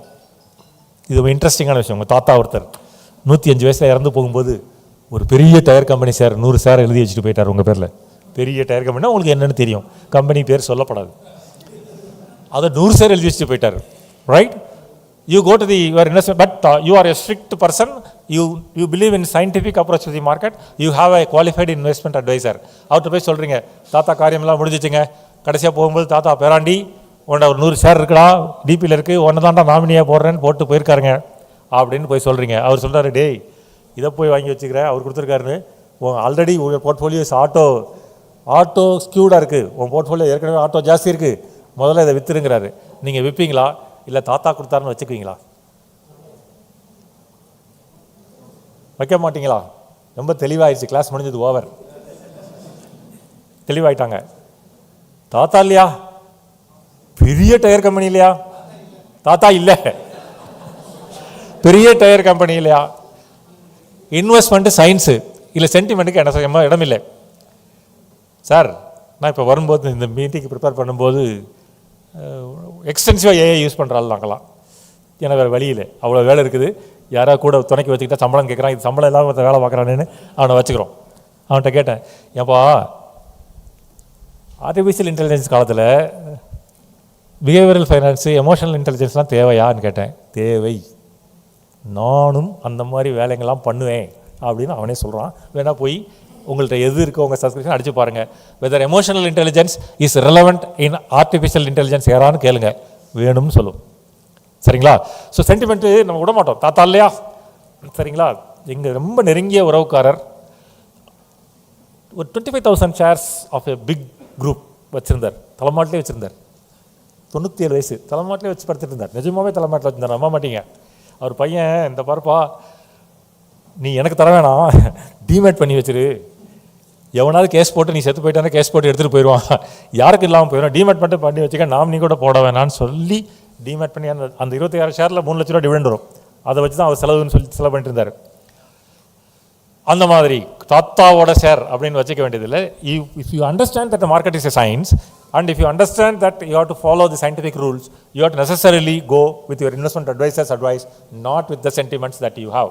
Okay, this is called endowment bias, right? Endowment bias means forever investing. அதெல்லாம் நமக்கு இல்லை, அதெல்லாம் ட்ரம்மில் வச்சுருக்கவங்களுக்கு, நம்ம கிண்ணத்தில் வச்சுருக்கிறோம். forever investingல நமக்கு இல்லை. கரெக்டான இது it is not a plot of land or it is not an antique piece which we bought or it is not ஒரு ஏர் ரிங் வாங்கினதுக்கப்புறம் பயங்கர அதிர்ஷ்டம் இருந்துச்சு. என் பொண்ணு அதான் சொல்லுவாள், இந்த ரிங் வாங்கினதுக்கப்புறம் பயங்கர அதிர்ஷ்டம் இருந்துச்சு, அதனால் இதை நான் பத்திரமா வச்சுக்குவேன்னு சொல்லி அதை எப்பவும் நல்ல ஈவெண்ட்னா உடனே அதை கழுத்தில் போட்டு போயிடுவா. அது மாதிரி விஷயம் இல்லை மார்க்கெட்டு. சரிங்களா? Please try to understand that market is not that place. இந்த எண்டோமெண்ட் பயஸ் கூடவே கூடாது. You have to book profit, come out of the investment, ரைட்டுங்களா? புக் பாக் பண்ணிவிட்டு அப்புறம் என்ன பண்ணணும், புலம்பணும். ஐடிசி அக்ரோட்டுக்கு 80 ரூபாய்க்கு விற்றேன், 800 ரூபா போச்சு, அதுவும் கூட. Right? Please try to understand. Endowment bias இருந்தால் என்ன பண்ணிடுவீங்கன்னா, you will retain familiar investments and ignore poor performance என்ற விட்டுட்டு இருக்கிற ஃபெமிலியர் இன்வெஸ்ட்மெண்ட் பூரா வச்சுக்குவீங்க. என்னை மாதிரி வயசானவங்கெல்லாம் ஒரு செட் ஆஃப் ஸ்டாக் இருக்குது, எங்களுக்கு அதை தாண்டி யோசிக்கவே தெரியாது. உங்கள்கிட்ட இருக்க என்ன பிரச்சனை, முக்கிய பிரச்சனை ஒருத்தர் கேட்டார், எங்களுக்கு ஒரு செட் ஆஃப் ஸ்டாக்கை தாண்டி யோசிக்கவே தெரியாது. கம்பெனி புது பேராக இருந்தால் நம்ப மாட்டோம், உடனே டேபிள்லேருந்து எடுத்து விட்ருவோம். ரிசர்ச் ரிப்போர்ட்டில் கொடுக்குறப்ப கம்பெனியில் புதுசாக பேர் இருந்தால் எடுத்துருவோம், இதெல்லாம் பழக்கம் இல்லாத ஸ்டாக் வேணாமப்பான்னு. அவன் எங்கேயோ போயிருப்பான், அதை பற்றி கவலைப்பட மாட்டோம், எங்களுக்கு தெரிஞ்சிருக்கணும். சரிங்களா? எங்களுக்கு தெரியலை. Okay, please try to understand it. I think time is going up. இதெல்லாம் நீங்கள் ஸ்லைடு வாங்கி படித்து தெரிஞ்சுக்குங்க. ஒரே விஷயம், முக்கியமான விஷயம் உங்களுக்கு சொல்லணும், இதெல்லாம் தெரிஞ்சிடலாம், எக்ஸாம்பிள் இருக்குது. அதனால தான் கார்த்திகேயன் ரொம்ப தெளிவாக சொன்னார், எக்ஸாம்பிள் இல்லாமல் சென்னைக்குள்ளே வராதிங்கன்னாரு. ரைட், நான் என்ன பண்ணணும்? இந்த பயஸ் நாளைக்கு நீங்கள் வீட்டுக்கு போய், ஐயோ தேங்க்ஸே வந்துருச்சே, சார் ஒரே ஒரு முக்கியமான விஷயம் இருக்குது, அதை மட்டும் சொல்லிடுறேன். கொண்டு வந்துருங்க சார். எது ஃப்ரண்ட்? உங்களை நீங்கள் read the slides, try to plot yourself in a ஸ்வாட் அனலைசிஸ். நம்மள்ட்ட எது இருக்குது, நம்மள்ட்ட எது இல்லை. சில பேர்ட்ட எண்டோமெண்ட் வில் பி தேர், சில பேர்ட்ட அவைலபிலிட்டி பயஸ் இருக்கும். எதை குறைக்கலாம் கூட்டலாம், கம்ப்ளீட்டாக you never think that you can completely alienate all these problems.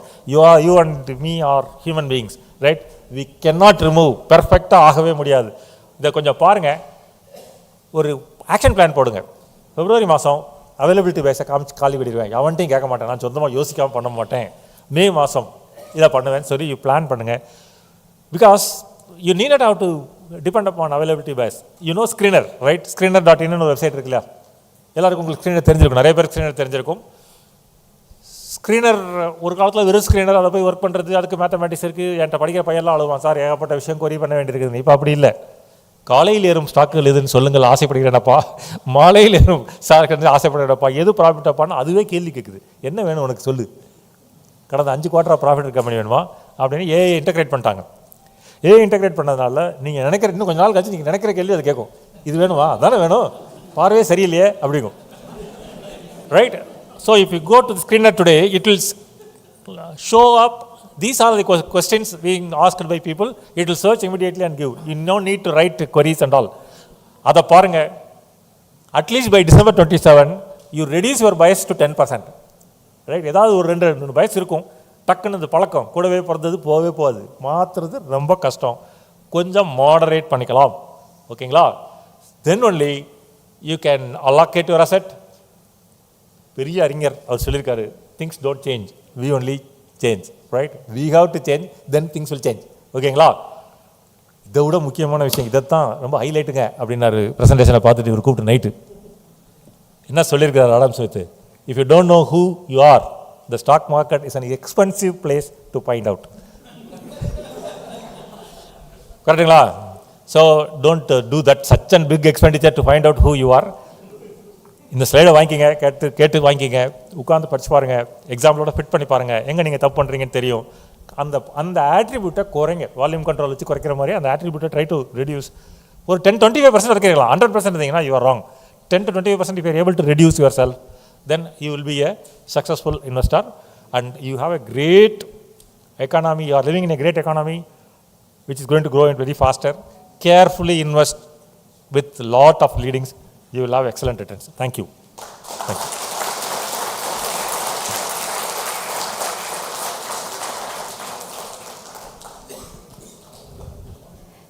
Karthikeyan sir, original professor கூட இவ்வளோ எக்ஸ்பிளைன் பண்ணியிருக்க மாட்டாங்க சார். நீங்கள் வந்து ப்ரொஃபஸருக்கும் ப்ரொஃபஸர் சார். முதல்ல மார்க்கெட் அப்புறம் தான் ப்ரொஃபஸர், அந்த அவசரம் மாதிரி நல்லா அது அப்புறம் தான் காலேஜ் மாதிரிங்களா? ஸோ ரொம்ப தேங்க்யூ ஸோ மச் சார். அவ்வளோ அழகாக தெளிவாக சின்ன சின்ன விஷயங்கள், ஏன்னா ஃபினான்ஸ் அப்படின்னாலே ரொம்ப சீரியஸ் அப்படிங்கிறத தாண்டி ரொம்ப நல்லா எக்ஸ்பிளைன் பண்ணிங்க. Thank you so much sir. I would like to call upon mister Vasu Karthikeyan, CEO Magic 20 Tamil, to felicitate mister Karthikeyan. கைத்தட்டல்கள் கொடுக்கலாமா?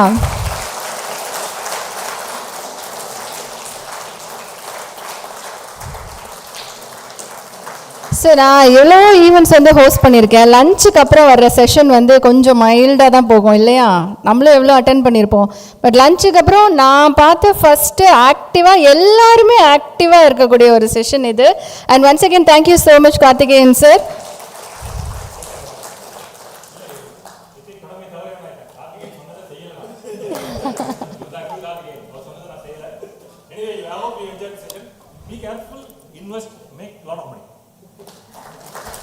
Thank you sir. ஸோ அடுத்து நம்ம பார்க்கக்கூடிய டாபிக் என்ன அப்படின்னு பார்த்தா, ஒரு சக்ஸஸ்ஃபுல் ஆண்டர்ப்ரெனர்ஸோட மணி மைண்ட் செட் வந்து எப்படி இருக்கணும், எப்படி இருக்கும் அப்படிங்கிறத பற்றி தான் பேசுகிறதுக்காக கெஸ்ட் வந்திருக்காங்க. பட் அதுக்கு முன்னாடி இன்றைக்கி ஸ்பான்சர்ஸ் எல்லாம் நம்ம வந்து ஆனர் பண்ண போகிறோம். ஏன்னா இன்றைக்கி இந்த சமிட் வந்து ரொம்ப சக்ஸஸ்ஃபுல்லாக நடக்குது அப்படிங்கிறதுக்கு மிக முக்கியமான ரீசன்ஸ் வந்து ஸ்பான்சர் தான். First I would like to call upon mister Vasu Karthikeyan, CEO Magic 20 Tamil, to honor our sponsor. Please welcome onto the stage, sir. So our print media partner Dinamalar லாபம் கௌசல்யா அவர்களை அன்புடன் மேடைக்கு அழைக்கின்றோம். Please welcome ma'am.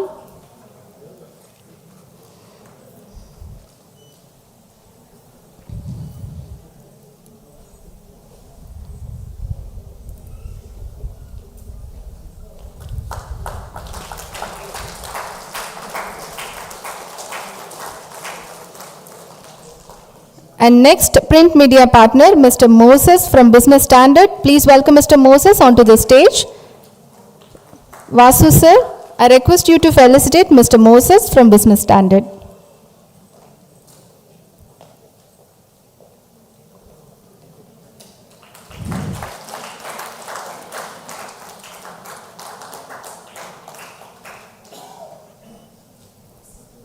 And I would like to invite Ms. Shalini from Nirami, gifting partner, Mr. Vasu sir. I request to felicitate Ms. Shalini, founder, Nirami, and இவங்க வந்து நம்மளுடைய gifting partner of the summit.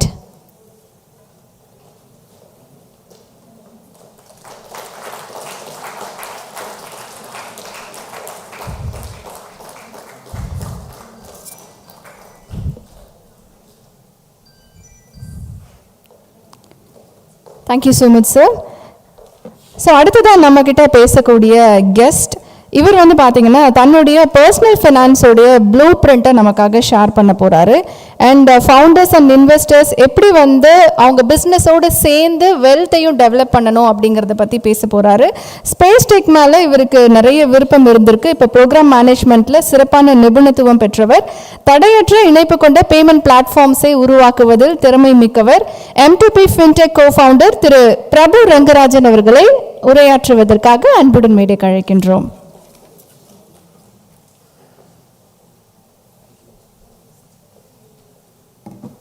வணக்கம் sir. First of all Karthik sir, thanks for inviting another Karthik sir. It was a master class. நிஜமாக அவங்க சொன்ன மாதிரி post lunch session it is not easy.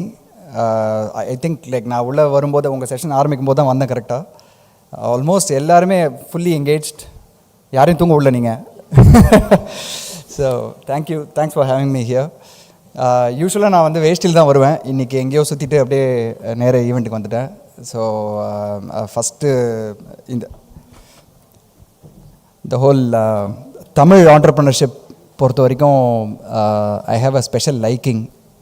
அதனால் Karthik sir every time நாங்கள் மீட் பண்ணும்போது வந்து ஸ்பெசிஃபிக்காக சென்னை பற்றி, தமிழ்நாடு பற்றி, நம்ம செட் ஆஃப் கம்பெனிஸ் பற்றி ஒரு சின்ன ஒரு அப்டேட் செஷன் மாதிரி நாங்கள் ரெண்டு பேரும் வந்து will just exchange notes. Okay, so it is very good to see so many of you spending your weekend. என்ன வேணாலும் பண்ணியிருக்கலாம், சத்யம் தேட்டர் பக்கத்துலேயே இருக்குது, போய் படம் பார்த்துருக்கலாம். For all of you to come here and spend your weekend, it means you have a lot of what you call like willingness to learn. ரொம்ப நல்லா தெரியுது. And the kind of engagement I really appreciate.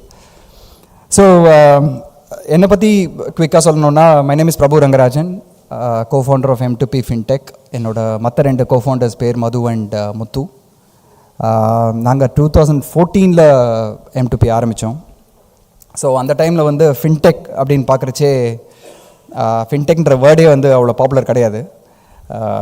அந்த term வந்து கொஞ்ச நாள் கழித்து தான் வந்து இட் பிகேம் பாப்புலர்.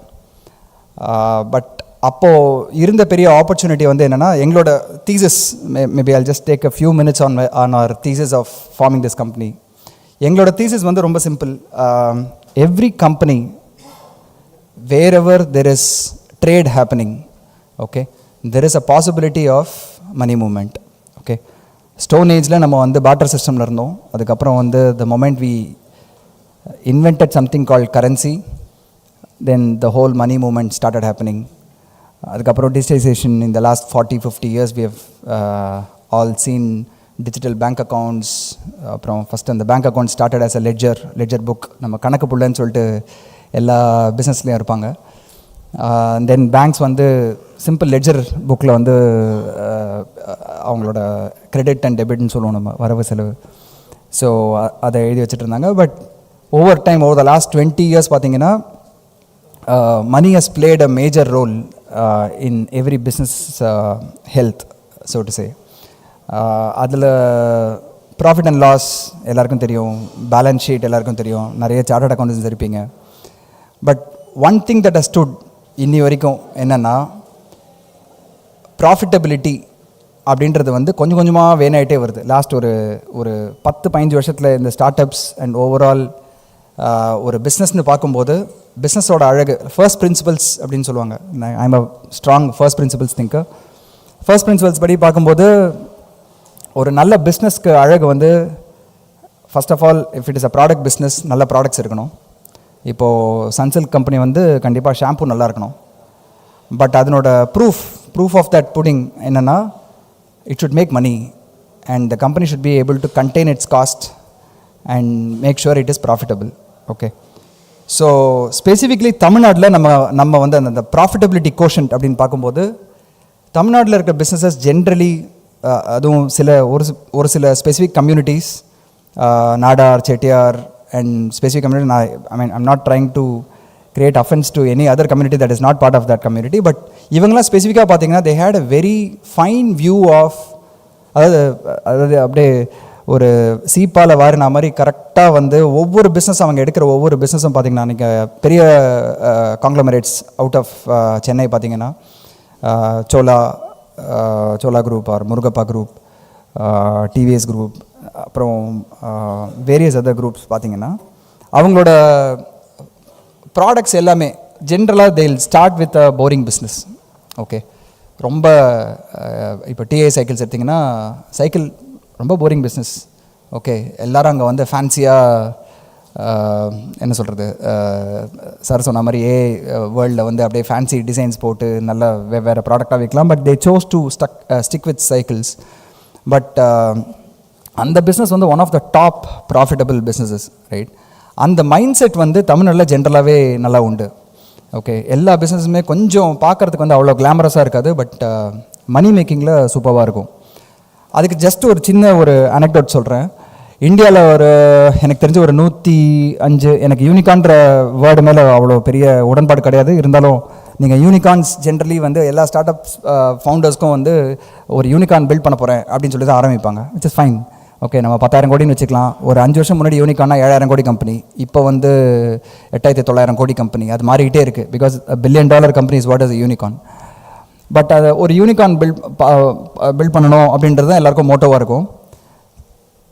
மொத்தமாக இந்தியாவில் ஒரு 105, 106 யூனிகான்ஸ் இருக்கும். ஓகேங்களா? அதில் எத்தனை ப்ராஃபிட்டபிள்னு பார்த்தீங்கன்னா ரொம்ப கம்மி. அந்த போர்ஷன் வந்து பார்த்திங்கன்னா ஒரு 20 to 25 கம்பெனிஸ் தான் இருக்கும். பட் தமிழ்நாட்டிலேருந்து பார்த்தீங்கன்னா ஒரு 6 or 7 யூனிகானும் இருக்குது. Okay, maybe we will also be in that list very soon. But ஒரு 6-7 கம்பெனி தான் இருக்குது. அதில் ஆல்மோஸ்ட் எல்லாமே வந்து ப்ராஃபிட்டபிள். ஸோ அந்த கம்பெனியோட ஃபவுண்டர்ஸ்க்கு வந்து my big applause, because it is not easy to build a company out of Chennai or Tamil Nadu and keep it profitable. Okay, so first of all என்னோட மைண்ட் செட் பார்க்கும்போது ஆஸ் அ ஃபவுண்டர் முதல்லேருந்தே 2014 நாங்கள் நினச்சது வந்து whatever we build, the basics of the business should be very intact. Okay, intact in the sense whatever we do there should be a clear profit margin, will not burn money. இப்போ ஸ்டார்ட் அப்ஸில் வந்து ஜென்ரலாக burning money is a very common theme now. Amazon மாதிரி companies பார்த்தீங்கன்னா almost 20 years they burned money, right? Almost 20 years அவங்க ப்ராஃபிட்டபிளே கிடையாது. they only focus on growth because US is a capitalist market. அங்கே வந்து growth and money making is fine. But இந்தியாவில் and நம்மளோட ஊரில், அதுவும் தமிழ்நாட்டில் பார்த்தீங்கன்னா டெஃபினட்டாக ஒரு பிஸ்னஸ் வந்து நல்ல பிஸ்னஸாக பார்க்கணும் அப்படின்ற மாதிரி தான் இன்றைக்கி நம்ம ஜோஹோ பற்றி பேசுகிறோம், ஃப்ரெஷ்ஒர்க்ஸ் பற்றி பேசுகிறோம், முருகப்பா குரூப் பற்றி பேசுகிறோம். இது எல்லா பிஸ்னஸுமே பார்த்தீங்கன்னா for a longer period, like ஜோஹோலாம் ஒரு 25-30 years ஆச்சு ஆரம்பிச்சு. இன்னி வரைக்கும் அது bootstrap. But we definitely know that they're profitable. ஏன்னா ஒரு பூட் ஸ்ட்ராப் கம்பெனிக்கு ப்ராஃபிட்டபிலிட்டி இல்லாமல் சான்ஸே கிடையாது.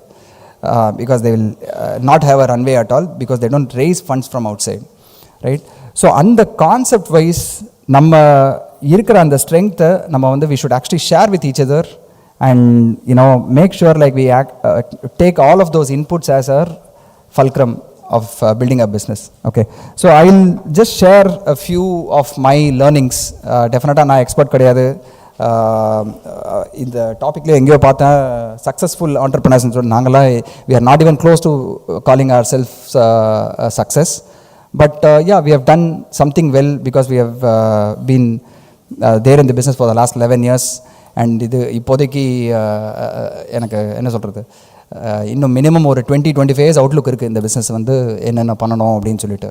which means we also have a very long view of building M2P.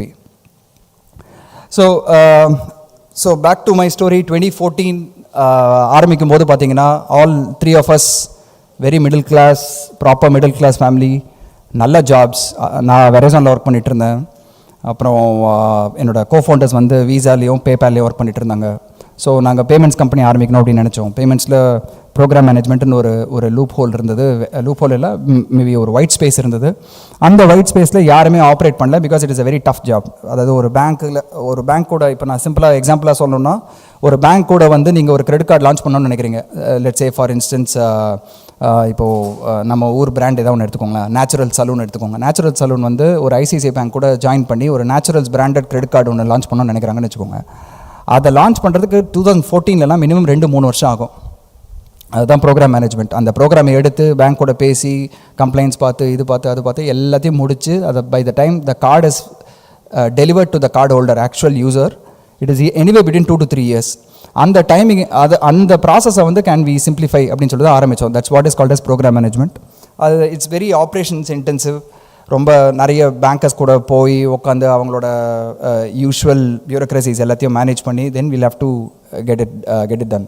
So அந்த டைமில் the view that we had was, இதுக்கு காசு தேவையில்லை. நாங்கள் we chose to be bootstrapped at that time. நாங்கள் என்ன பண்ணோன்னா, நான் ஸ்பெசிஃபிக்லி பர்சனலி நான் என்ன பண்ணேன்னா, எனக்கு இருந்த ஒரே ஒரு வீடை விற்றுட்டேன். ஓகே, ஏன் அப்படின்னு கேட்கலாம். இல்லை வீடு ரொம்ப எமோஷ்னலாக இருக்குமே, அது வந்து ஃபேமிலி மெம்பர்ஸ்லாம் அஃபெக்ட் ஆவாங்களே அப்படின்னு. அதெல்லாம் இல்லை. நான் வந்து எங்கே ஆஃபீஸ் ஆரம்பிக்க போகிறனோ அது பக்கத்தில் ஒரு வீட்டுக்கு போகணுன்னு சொல்லிட்டு என்னோடய ஆஃபீஸ் வந்து நான் இருந்த வாடகை ஃப்ளாட்டோட மொட்டை மாடி. ஓகே, அங்கே தான் உட்காந்து கோட் அடித்தோம். தேவையில்லாததுக்கெலாம் நாங்கள் செலவே பண்ணலை. லைக் ஃபர்னிச்சர் வாங்கலை. மொட்டை மாடியில் 2 திண்ணை இருக்கும். அந்த திண்ணைக்கு மேலே லேப்டாப் வச்சுப்போம், தரையில் உட்காந்துப்போம். இப்படி தான் கோட் அடிச்சுட்டு இருந்தோம் ஒரு 3-4 மாதத்துக்கு. மழை இருக்கிற அன்றைக்கி என் ஃப்ளாட்லேயே ஒரு ரூமில் ஒரு சின்ன டேபிள் போட்டு செட் பண்ணியிருந்தோம். This was our initial 5-6 months. அதாவது நான் ஆல்மோஸ்ட் ஜூலை 2014 டில் Jan 2015 வந்து அதுதான்.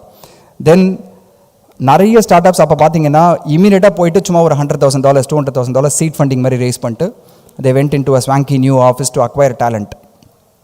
எங்களோட ஸ்ட்ராங் பிலீஃப் வந்து டேலண்ட் அக்விசிஷனுக்கு ஆஃபீஸ் வந்து அழகாக இருக்கணும்னு அவசியமே கிடையாது. ஜோஹோவும் ஒரு 2 BHK ஃப்ளாட்டில் தான் ஆரம்பித்தாங்க. நாங்களும் ஒரு 2 BHK ஒரு ground floor portion of an independent ஹவுஸில் தான் ஆரம்பித்தோம். எங்கள் அந்த வீடை பார்த்தா ஒரு எம்ப்ளாயி வந்து இது ஒரு கம்பெனியானே நம்ப மாட்டான். ஓகே, அந்த மாதிரி தான் ஆரம்பித்தோம். அப்போ வந்து we took some first principles, என்ன சொல்கிறது, தம் ரூல்ஸ். ஓகே, என்னென்னா whatever happens salary should be credited to every employee's account by end of the month.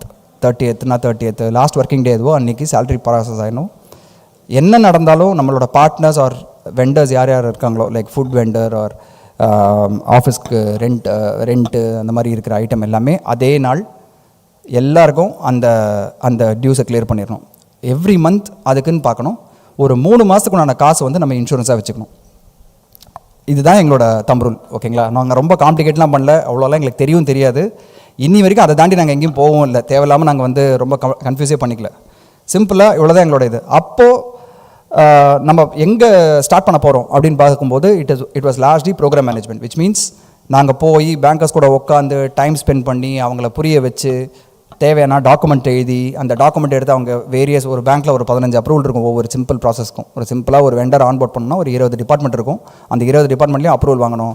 அந்த மாதிரிலாம் நிறைய ப்ராசஸ் இருந்தது. This was only time intensive. So நாங்கள் என்ன choose பண்ணோன்னா, தேவையில்லாமல் போய் வெளியே ஃபண்ட் ரைஸ் பண்ணி அவங்களோட கொடுக்குற ஃபண்டை வச்சு ஆஃபீஸ் ஸ்பேஸ்க்கு ரெண்ட் கொடுத்து வேஸ்ட் பண்ணுறதுக்கு பதிலாக let's just simply do the work ourselves. நம்ம ஹெவி லிஃப்ட் பண்ணலாம். ஃபஸ்ட்டு இயர் ஃபுல்லாக நாங்கள் மொத்தமாக ஒரு 6-7 பேர் இருந்தோம், அவ்வளோதான். அதில் 3 பேர் ஃபவுண்டர்ஸ். ஓகே, அந்த the money that we saved, we started putting into paying salaries for the tech people. ஏன்னா we have to build technology. அதுக்கு டெஃபினட்டாக சாஃப்ட்வேர் டெவலப்பர்ஸ் எல்லாருமே அப்போவே இந்தியாவில் 2013-14 டைம்லேயே வந்து we were well paid. Bangalore அளவுக்கு சேலரி பே பண்ணல சென்னையில். அதனால் we chose Chennai as the starting point. எல்லாரும் சொன்னாங்க. அப்போ இருந்த அட்வைஸ் என்னென்னா, சிம்பிளாக போ, பெங்களூர் போ, இந்திரா நகர் போ, இல்லை கோரமங்கலா போ, நீ அப்படி ஒரு சும்மா அப்படி ரேண்டமாக ஸ்வீப் பண்ணனா அதில் ஒரு 5 பேர் சாஃப்ட்வேர் இன்ஜினியராக இருப்பான், ரொம்ப ஈஸி ஹையர் பண்ணுறது அப்படின்னு சொன்னாங்க. We said no. ஏன்னா அந்த மாதிரி ஹையர் பண்ணுறவங்க வந்து அதே மாதிரி ஈஸியாக போயிடுவாங்க. எங்களோட கம்பெனியில் இன்றைக்கி we are almost 1700 people. அந்த இனிஷியல் 10 பேரில் எல்லாருமே இருக்காங்க. என்ன சொல்கிறது, இந்த ரிட்டென்ஷன் வந்து வேறு எந்த சிட்டிலும் எனக்கு தெரிஞ்சு நடக்காது. தமிழ்நாட்டில் எல்லா சிட்டிஸ்லையும் நடக்கும். கோயம்புத்தூரில் இருக்கிற பசங்க, திருச்சி, மதுரை, ஈரோடு, தேனி, நாகர்கோயில், இவங்க எல்லாருமே இன்னும் இருக்காங்க. Are some of them who quit actually did not quit M2P to find another job. They started their own company. Okay. So, அதனால் we chose எது ஈஸியான, அதாவது எது டஃப்பான ஜாபை நம்ம எடுத்துப்போம், எதுக்கெலாம் காசு தேவையோ அதுக்கு வந்து மேக்ஸிமம் அலோகேட் பண்ணுவோம். அண்ட் தென் தேவையில்லாமல் போய் ஃபண்ட் ரைஸ் பண்ண வேண்டாம். இது மூணும் நாங்கள் அப்ளை பண்ணோம். தென் ஒரு 1 year போச்சு. அதுக்கப்புறம் வந்து ஃப்ரெண்ட்ஸ்லாம் நிறைய பேர் கேட்டுகிட்டே இருந்தாங்க. இந்த 3 மாதம் நான் சொன்ன பாருங்கள், 3 மாதம் இன்சூரன்ஸுன்னு இருக்கு இல்லையா, அந்த இன்சூரன்ஸ்க்கு வந்து எங்ககிட்ட ரியலாக காசு இல்லை. ஏன்னா நான் வந்து வீடு கொடுத்துட்டு பிஎஃப்பில் இஎஸ்ஐயில் எவ்வளோ காசு இருக்குன்னு கூட நான் பார்க்கவே இல்லை. எனக்கு வந்து அது தெரிஞ்சேன்னா இப்போ டிஜிட்டலாக இருக்குது, எஸ்எம்எஸில் வந்துடுது. அப்போ வந்து நீங்கள் அப்ளை பண்ணணும், ஒரு இமெயில் அனுப்பினீங்கன்னா தான் தெரியும்.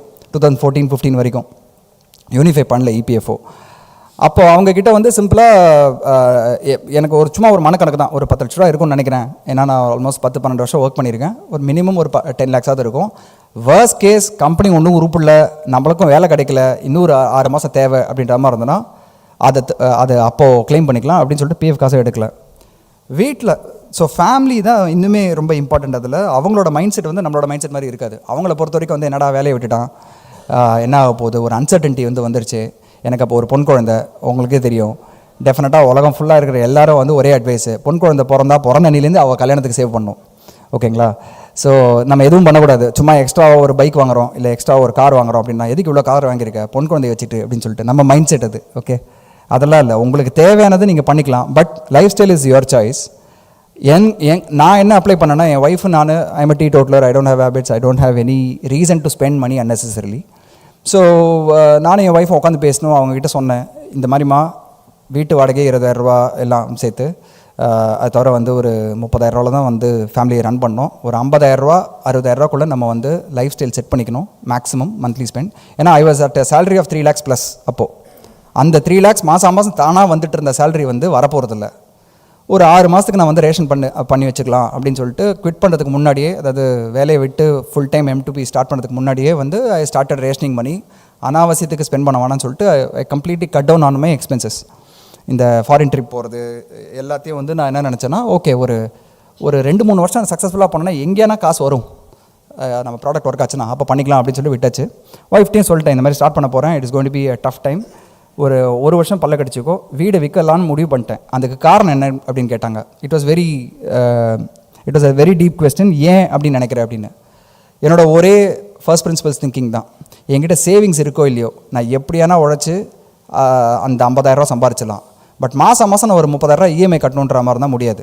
அண்ட் 2 மாதம் இஎம்ஐ கட்டினா என் சிபில் ஸ்கோர் போயிடும், அது வந்து என் கம்பெனி அஃபெக்ட் பண்ண சான்ஸ் இருக்குது. அந்த மாதிரி நிறைய லூப் ஹோல்ஸ் இருக்கும், அதாவது லூப்ஸ் இருக்கும், சுற்றி வந்து நம்மளை இம்பாக்ட் பண்ணணும்னு சொல்லிட்டு I said I don't want to pay even a penny of EMI whether I have savings or not, I don't want any debt.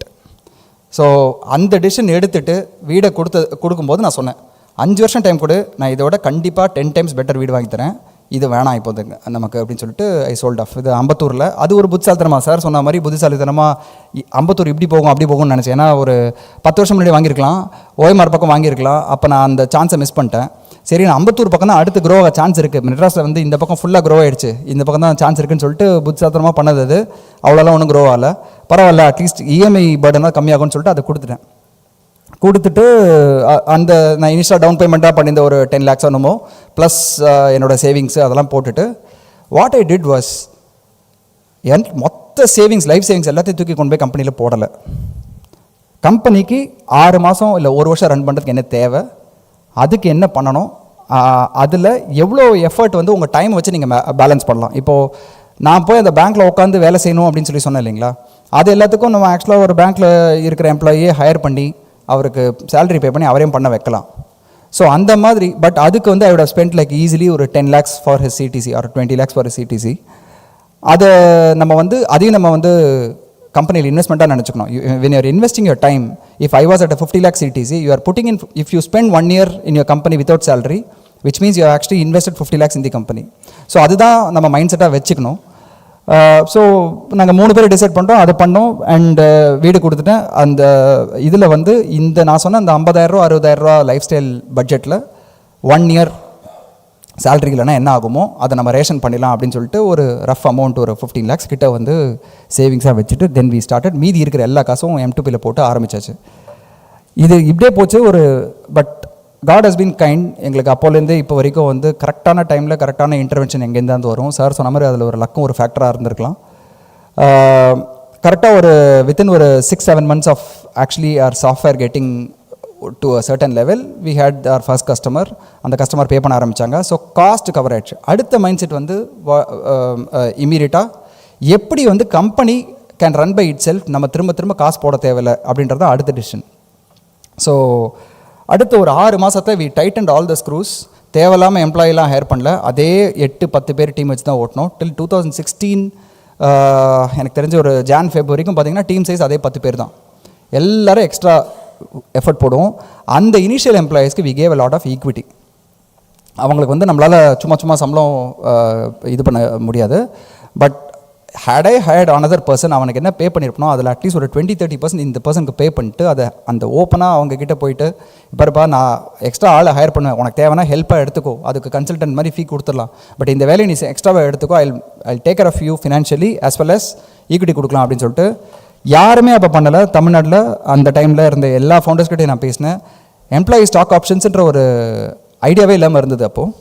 So we created a pool for employee stock options and அவங்களுக்கு எல்லாருக்குமே வந்து we gave good stock options. இது முடிஞ்சதுக்கு அப்புறம் வந்து ஒரு within 1 year company started running by it self.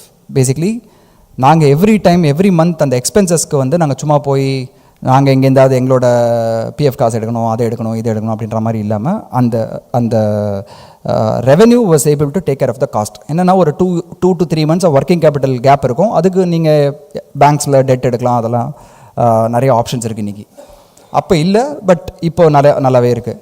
So என்னோட sincere suggestion என்னென்னா அந்த demarcation between what you can do to save some money for the company and unnecessarily go and dip into your savings bucket உங்களுக்கு தான் தெரியும். ஒவ்வொருத்தரும் நீங்கள் தான் decide பண்ணணும். வேறு யாரும் உங்களுக்கு வந்து டிசைடே பண்ண முடியாது. நானும் வந்து அட்வைஸ் பண்ண முடியாது, வேறு யாரும் அட்வைஸ் பண்ண முடியாது. நீங்கள் தான் அதை பண்ணணும். அது பண்ணவங்க எல்லாமே இன்றைக்கி சூப்பர் பிஸ்னஸாக இருக்காங்க. There are so many examples that I can say. எனக்கு தெரிஞ்ச வாசு கார்த்திகேயன் கூட வந்து I don't think he raised any funding outside unnecessarily. அவருக்கு வந்து நல்ல இன்வெஸ்டர்ஸ் தேவை அப்படின்றதுக்காக ஒரு ரொம்ப சின்ன ரவுண்ட் தான் பண்ணாங்கன்னு நினைக்கிறேன், Magic 20. But otherwise, that company runs by itself. There are several other companies that run by itself, right? Even if there is no fund infused freshly, it can run by itself. So that is a very important learning for us. நாங்கள் அதுக்கப்புறம் 6 வருஷம் 2020 தான் fund raise பண்ணோம். அதுக்கு fund raise பண்ணதுக்கு ரீசனே வந்து to expand globally. ஏன்னா இந்த லாஜிக் வந்து இந்தியாவில் ஒர்க் ஆகும், மற்ற இடத்துலலாம் ஒர்க் ஆகாது. யூஎஸில் பார்த்தீங்கன்னா சிம்பிள் இன்சூரன்ஸே வந்து $1000 மாதத்துக்கு நடக்காது. ஸோ எங்கே பண்ணுறீங்கன்றதும் ரொம்ப இம்பார்ட்டண்ட்டு.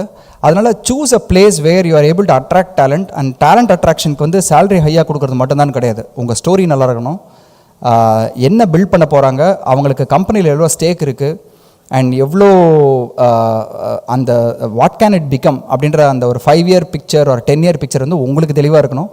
தெளிவாக இருந்தால் then automatically at least out of 10 people at least 1 or 2 will actually take notice and join you. So this is on போதும். என் கதை வந்து என்ன சொல்கிறது, இதுக்கு மேலே எக்ஸ்பேண்ட் பண்ணி சொல்கிறதுக்கு ஒன்றும் இல்லை. பட் என் மைண்ட் செட்டில் வந்து 3 major aspects. 1, have a value for your time.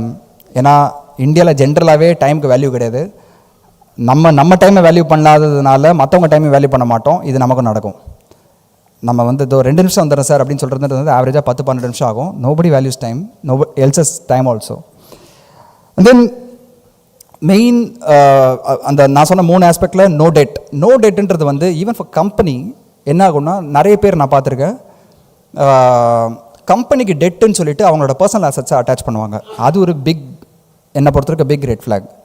ஏன்னா எங்கள் அப்பா அம்மாவுக்கு அஃப்கோர்ஸ் சொந்த வீடு இருந்தது, but we never touched any of those assets to get a quick debt funding for the company.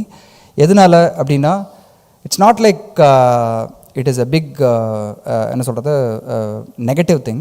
The only thing is company அதில் suppose ஏதோ ஒரு ப்ராப்ளம் வருது, இல்லை நம்ம ப்ராடக்ட் வந்து திடீர்னு இரலவெண்ட் ஆகிடுச்சு. இன்றைக்கி வந்ததுனால நிறைய சிஆர்எம் ப்ராடக்ட்ஸ் ஒரு நிறைய சாஃப்ட்வேர்லேயே இருக்கிற நிறைய ப்ராடக்ட்ஸ் வந்து இரலவெண்ட் ஆகிடுச்சு.